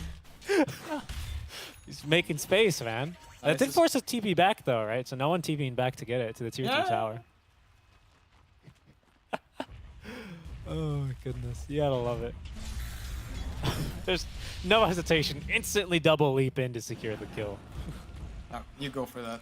Yeah. Respect, honestly. Vitoon's chugging along really nicely on his items. BKB before he seems to be wanting to go for the Boots of Travel, and so that's fine. We have smoke on smoke here, so I think no one is looking for Terrorblade, and Draken is looking for Lina. Not a lot of mana on the DK. He's actually got Soul Ring coming to him in the core area. He's got enough at least for a stun. And of course, Elder Dragon form, so he'll be okay. And now with the Clarity completing, he is good to go. But the smoke on smoke action seems like they're both going to miss. Yep. Navi were really close to hitting it, though. Maybe a fight will break out here? it looks like it'd be a little bit better for Tempest. They've got some decent vision up here. They're actually blocking a camp as well, actually, with a couple of wards in the camp. They smell Solo. They do, and they want him slide in. The arrow, it always strikes true, and they're going to be having plenty of follow-ups on Tornado, as Sebas is going to secure the kill with style. No one, I don't know if he cancels his TP, but he's behind them here with no TP. Good point. Seems like, let me just check his courier. He didn't, he just didn't have a scroll. Looks like it's not on cooldown. Okay. So scary moments for him. As, by the way, there's 302s destroyed at this point, and that's the last I played it. I just remember when I did these predictions before, like, I always bet high on the trees, and no trees ever died. Yeah, well, everyone breaks trees these days. Okay, here we go. Solo, again. He's like instantly aggroed, but Swedenstrong tanks the arrow for him. Fight breaking out. The Static Storm as a result's going to catch two. Lies turning to fight as well, as they're onto Sebas as well. Swedenstrong tanks the arrow, jumps right back on in, and the damage from Supernova is just not nearly enough. Everyone's still alive and pretty healthy. Kotaro's showing up to fight. Going in. Level 3 Metamorphosis ready to go, as now Sunray used is going to burn through Swedenstrong. Another arrow is actually going to find a no one. The right-click damage in time is sufficient. Got you with a double kill, but it's Kotaro doing the damage there. All set up with another great arrow by Sladin. Yeah, you have to shout out that level 30 Mirane. Yeah. It is actually quite nice. Okay, so they're looking for... I mean, V2 has been very slippery this game. And very quiet. Like, he's just farming. Yep, dodging every gank. Mm-hmm. And that's a really, really good map read as well. It's not really too much else that, to be honest, Tempest would want to go. But from Vitun's perspective, they're either farming in his triangle, or they're smoking and rotating towards him, or they're naturally going to rotate to him anyway. He doesn't know what path they're going to take. Navi don't have vision anymore in the jungle. It's just the right move to make. For sure. Really good stuff reading the map there. Drake... Uh-oh. Or? Blue fire. Hookshot's going to whiff. But Can he get some TPs? It actually, that's pretty big, because it puts Swedenstrong in range for the battery assault and now the cogs. So even if Hookshot missed, the fact that no one jumps in there to cover for it is going to still result in a kill. Yep. No TPs. That is Navi with a pick off. However, at what? No, at no cost. Okay. Okay, and V2 went for BKB before travel, so he'll have BKB in 200 gold, and then he's also down to show up for some fights. Yeah, and he'll have a lot of damage, like you say, between Maelstrom and the bonus attack speed. Oh, arrow. Goodbye to your mana, Timbersaw. He's got Soul Ring, so he'll still have enough, but it's annoying for him, especially as another Veil here for Wu means he's pretty low on HP, half HP there from full. This Phoenix is really farmed. Almost has a full Yule Scepter. That's 18 minutes in. Expensive item. Yeah, no, I'm a bit surprised, because usually on 5 Phoenix, you just want to get that Ag Shard. Like Ag Shard level 12 and you're done. Okay, Solo. Yeah. Oh, there it is, Solo. Oh, this time the arrow from Stallion is going to miss. They want Sebas, though. Swedenstrong saw him briefly, but Ghost walked up with the Wex Orbs. He's just too speedy here. And now Swedenstrong kind of wrapping around his enemies. Solo as well up on the high ground. Does find himself at least a Phoenix. He's going to Icarus nice to the high ground. Really good egg placement here. No one's on top of it. So is Vatoon, though. And with BKB used, it's a kill, but a big stun onto 3. Static Storm as well is going to be pretty decent for the kill. 2 dead already for Tempest. Make it 3 now. Solo still alive as Sebas trying to fight this one back. The Glimpse actually puts him in a position to kill Solo, but it's all a bait. He's pick-pulled up, and the stuns are there from Navi. Tempest are just bloodlusted every single time they catch a glimpse of Solo, huh? Yeah. No, it's just, yeah, you let that egg die and you back off. But, yep, they decided to commit. Maybe if you have a black hole there, you can do it. Agreed, yeah, but unfortunately, without this, what is it, AoE Dragon Tail stun talent, it's, I mean, no chance there. Yeah. They needed way more lockdown to be able to reasonably take the fight. I don't think Tempest were fully aware with how many heroes were in that top area either. Didn't look like it. Yeah. They took kind of a weird path. They didn't actually pass by like this Dire Ward that Tempest have near the Radiant's tier 1 top. They went through the river instead, which is not every team will do that. More risky just walking uphill blind. For sure. Yeah, so I think Navi are getting more and more comfortable here. Both games have gotten kind of similar, where Tempest have gotten everything they wanted, and Navi like a bit on the back foot, but like definitely not lost at all. And I feel like the state of games here for Draken in terms of, again, just focusing on him. Last series, right, when they got 2-0'd, he just didn't really feel like he ever got to play real Dota. Even on the Visage game, he had a really hard time with it.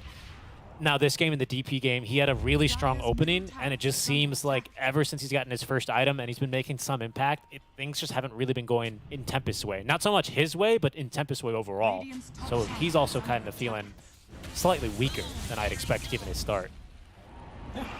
Oh, wow, the smoke. Oh, no, and I mean, that's just really great game sense by Sweden Strong. He caught a glimpse of them going under Moonlight Shadow, and that'll be a tier 1 tower here for Navi. Yep, Navi got their BKB on Lina with top. Travels. Solo, nice. Yeah, we'll see how aggressive he wants to get. Does kind of have to keep his spacing as to not die to the Invoker, but yeah, Glimpse is maxed, and he's got lots of cast range into the kinetic field, and down he goes. Kill is taken by a creep, but it's over towards Navi anyway, as they are going to have to sacrifice Sweden Strong in the mid lane in exchange. Yule Scepter now up here for Katyu is pretty nice. You can Icarus dive in, use the Yule Scepter without interrupting his dive to set up for an arrow for Slavin. Yep. Risky move, but it can work. It can. I mean, right now they're probably just waiting for Terrorblade Skadi. And then, I mean, it's still not going to be easy to fight, because this Timbersaw will go in without fear.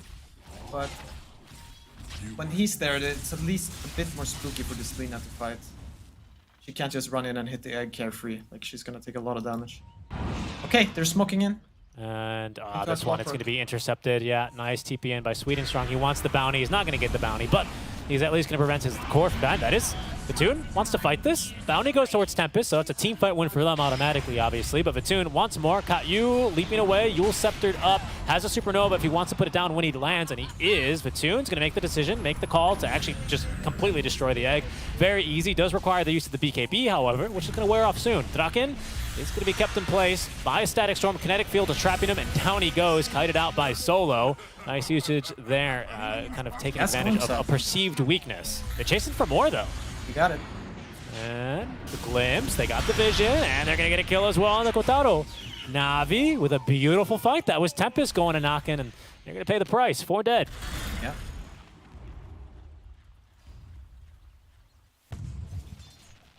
That was just straight up really good. I mean, that was all underneath a Tempest ward as well. Wow.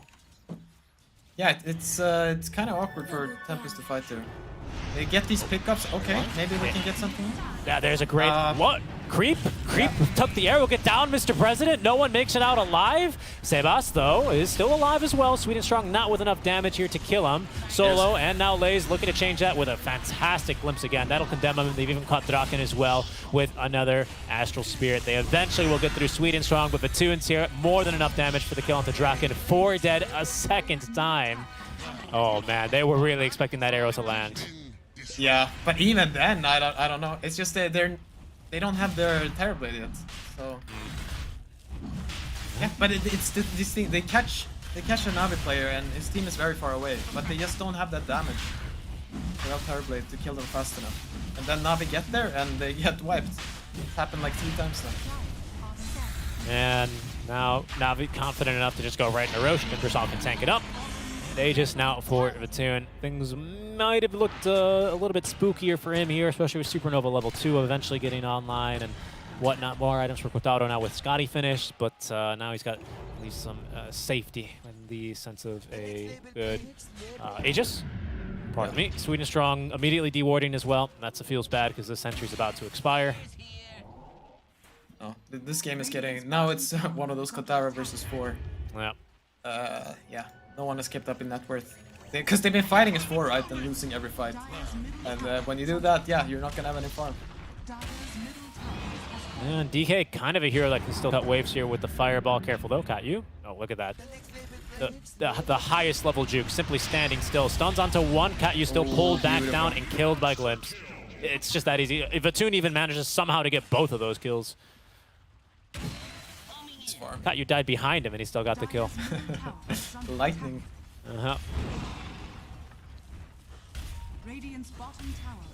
It's Navi really looking in, what is a tip-top shape here. Yeah, they're really good at keeping the snowball up, like killing players. Like they don't let you breathe.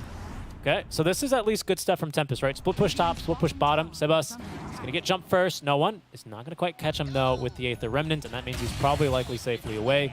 That'll also make it slightly safer for Kotaro, as he's going to see 2 more heroes show top lane. So he might stick around and farm a bit more. We'll see. Vitoon showing bottom is really scary for him, too. He can't really fight anyone, it feels like, by himself. No. Radiant are scanning. Trumla, at least it's level 2 egg, right? Okay, yeah. Level 2 egg, but Navi, once again, continue to try and keep the snowball rolling. They're going to scan and try and head into the enemy, triangle. Where he popped Katyu's meta. going to break the smoke and be able to Icarus dive away. Arrow did miss, though. That's a significant portion of Tempest's lockdown, as Yule Scepter buys Katyu a little bit more time, but the magic damage from Lina is immense. Aether Remnant almost catching him there from no one. Just barely missing, but they're going to continue to chase. This is a blind chase still here by Lies. Oh, Vitoon looking for the kill top, but it's in Moonlight. Yeah, and Sebas. Oh, he actually gets stunned. So Sebas is dying top lane by the looks of you got things. Ghost They Walker. also forced the Supernova mid. This is just wins for Navi all around. Oh, can they Maybe. find? Can they kill it? No, they can't. No, he's away. It's so Oh, much they're more killing damage to terribly Draken. though. They're killing everyone. Oh no, he got left behind. Draken, he's going to do what he can. Can there Sunder? Yes! Yeah, and even Sunder's sweet and strong. It's not going to save Draken. 2 dead, though, for Navi, but it's not going to matter much. Vitoon's got way too much damage, and Slathin is killed off by not the Maelstrom Lightning, but by the Laguna Blade itself. Even more damage now. Katyu on the run, and maybe makes it out alive. Vitoon's really fast, diving tier 4 towers, gets the kill, and is still going to live through this barrage of tower hits. Wow. Radiant's top Yeah, tower no, this is game under spiraled out of control. Dire's middle Sure. tower is under attack. This one's starting to look a bit worse and worse, unfortunately, by the death, really, for Tempest, as this Aegis still has 90 seconds left on strike. Just never lucky there. That's It's so just close. unfortunate that he they takes have- 1 more second to TP while he's running back, and they actually snipe Aegis, but nope, not meant to be. Yeah.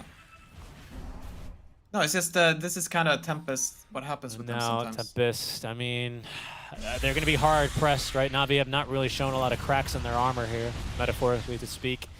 But pick-offs are not impossible if the team's in position. Uh-oh.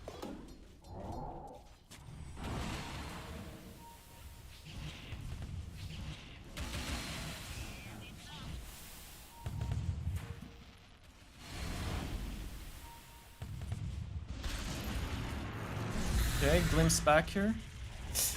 Looking rough for Tempest. Draken dying in a few hits. Like gasping for air here. Kotaro's still decent net worth. Radiant's bottom tower So is like under that's their attack. hope right there, that he gets to auto attack for a long time. Maybe a big egg goes off. But right now Navi are just looking to end this game. Is under attack. Dire's middle tower has fallen. Let's see here. Dire's structures are fortified. It's really hard. He's Invoker getting solo killed by Void Spirit. Dire's middle Or maybe he can barracks are live. under attack. And Chase that, he should be fine. But Midrack's falling, so not much of a price right there. Age is running out, Kotaro's sneaking up from behind. Radiant's top tower But it's so hard to get in there. You gotta fight started. Clockwork stunning himself right in front of the base. No cares. Here. So hard for Tempest to get anything going. Gets glimpsed Fortunately, back. I don't know if Pylai is casting or not. Dead in 3 hits. There's Kotaro Slathin going finally down. I with hope the we're team not both fighting casting here. at the same time. That'd be unfortunate.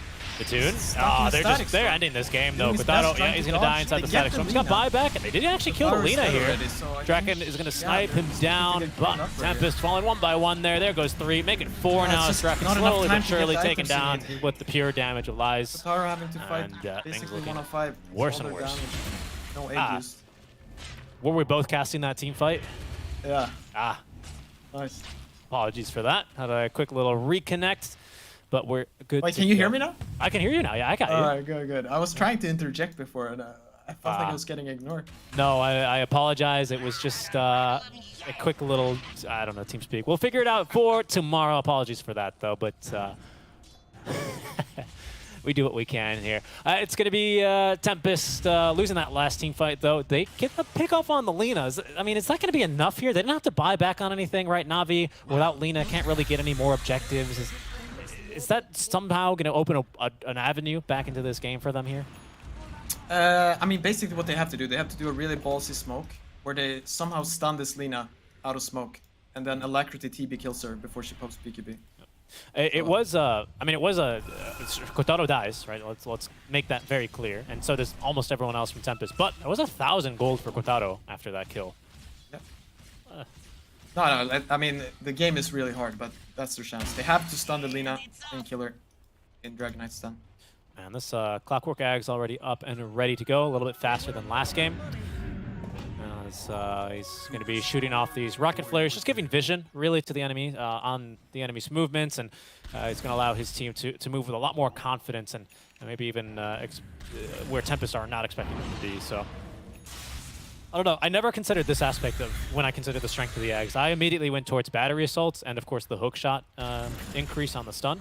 But yeah, that looks real good. Yeah, this red, see everything. I mean, how are you going to jump the Lina now? Just try. Hey, they're even canceling blinks. And yeah, forcing Wu to just get the heck out of there. There's a ward here on the cliff that Tempest can see Navi approaching from, but this is looking like a really clinical approach to end. Yeah, and the plan is kind of dead now too. He picked up a link and some Lina. I don't even know how you do this anymore. Oh no, and that's your team fight just deleted. He's got by Draken. Oh, uh-oh. Oh, he's in dragon form. Good blink out, at least avoids the Timber Chain. Sweet and Strong is going to shoot one last rocket flare up and be Yule septed up. The rest of Navi eager to try and defend their mate. Can't they get anything done because he's stunned by the arrow? No. He's going to go down, but Sebas dies in exchange. Lies now looking for a second one as Draken is going absolutely nowhere. He's tanky, but not tanky enough. Cut right through by the Whirling Death. And Slythin, Grandmaster Mirana is going to go sharpshooting again here from distance, but not much else he can really do to defend the top lane. Yeah, and Kotaro just chilling in the jungle. Yep. I mean, Kotaro's still farming, but he's not really going to be able to do anything else without this BKB. I guess he's maybe hoping for buyout. Once again, Navi have not taken bottom, even tier 1 tower, so they can't threaten for the megas. So it's more time for him to farm. He's cutting 2 waves now as well. Yeah, I mean, most likely they're, 1 minute to row share. Yep. Gonna wait for that and then try to end this game.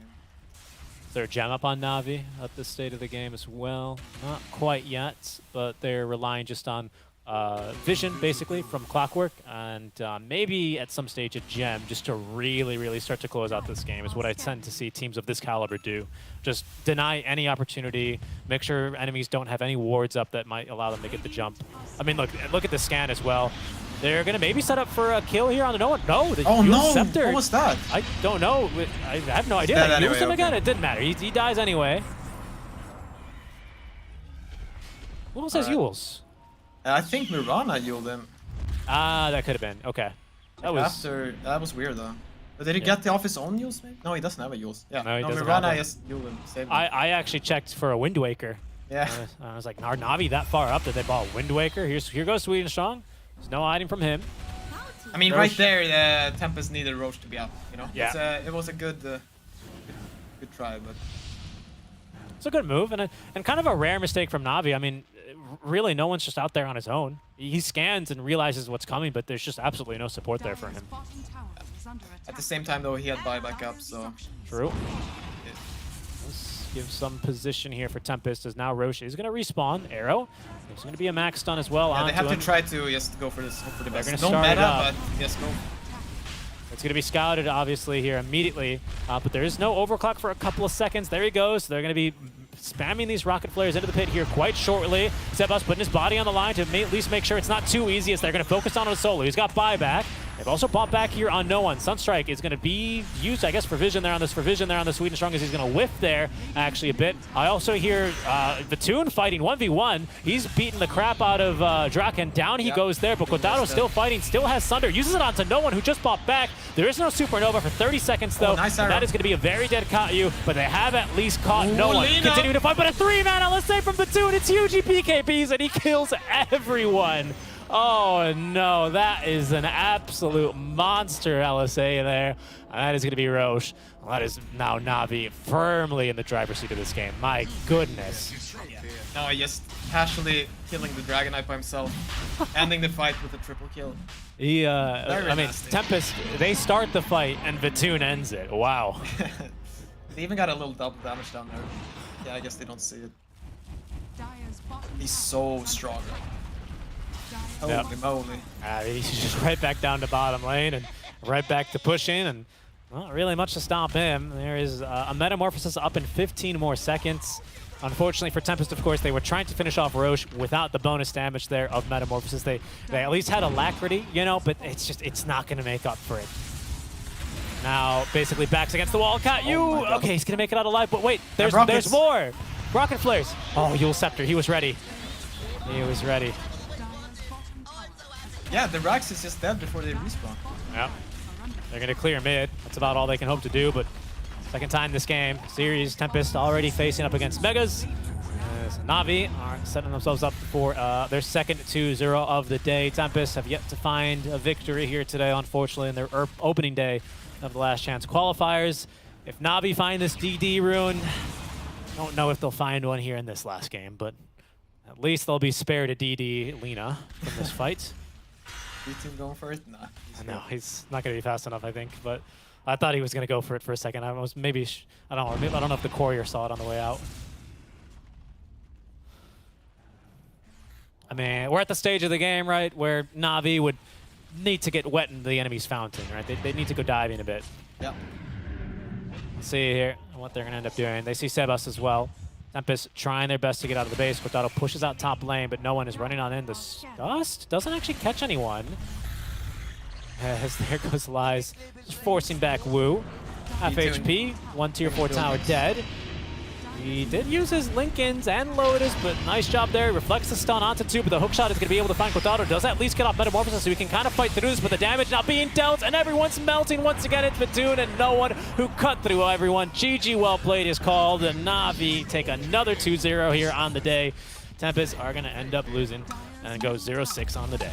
Yeah, a nice little ending there with Solo blinking in and using Aghanim Scepter ultimate. So Terrorblade can't pop his BQB. Yep. Yeah, that's going to be way too punishing. That's Static Storm, Solo, no one playing it exceptionally well. Vatoon as well, being there when he needs to be, right? And knowing when it's about time to close out this game and just joining the team in their movements. Nice last effort there from Tempest. And, you know, in a different universe, maybe if Roche's respawns, we're still in game and we're still, you know, casting maybe what could be a Tempest comeback, but wasn't in the cards here. Navi play almost everything right out from the laning stage and are going to be rewarded with a 2-0. Well done for them. Yeah, no, really well played. You could see that, like, I don't know, they didn't get that, like, laning stage advantage. Like, honestly, they were a bit behind in both games after 10 minutes. But then they start playing really well, especially the second game. It was like they made it look really easy. First game, they really had to work for it and pulled off a pretty nice comeback. First game, they definitely earned it. And I think that's going to be maybe some frustration for Tempest, but certainly things to learn as well. I mean, if they're going to keep going back to this TB as they had in game 2, they're going to have to know this TB and Phoenix combo, especially, actually, they have to know it comes with downsides. You know, the laning stage being somewhat exploitable, I think, whenever you have a Phoenix, that's always something you can look to do. And of course, just cooldown reliance, right? At least before you get Refresher, which is like 7th item basically for a TB. And it's going to be a tough 2-0, but we'll see how Tempest can bounce back and look for at least maybe some wins tomorrow, as of course Navi as well going 5-1, so a great start for them. But for groups, of course, we have one more day to play, and since we did 3 matches for all the teams in this group, that means we're going to have 2 tomorrow to wrap them up, and then of course any tiebreakers will follow after that. We can take a look at the games we saw at least on this stream, of course, as we wrap up the show for Stream B. Tempest also kicked off this stream with a 2-0 loss versus Secret. And then it was Vici Gaming versus Navi, where I believe that one also went 1-1, if I'm not mistaken. I think I'm mistaken, though. But I'm sure we're going to have that result on Wikipedia anyway. And of course, the standings. I think I've gotten it wrong off the top of my head. But that's all. That's going to do it for us here, everyone. On behalf of actually, Pi, any last words for the day before we end what is day 1 of Last Chance Qualifiers?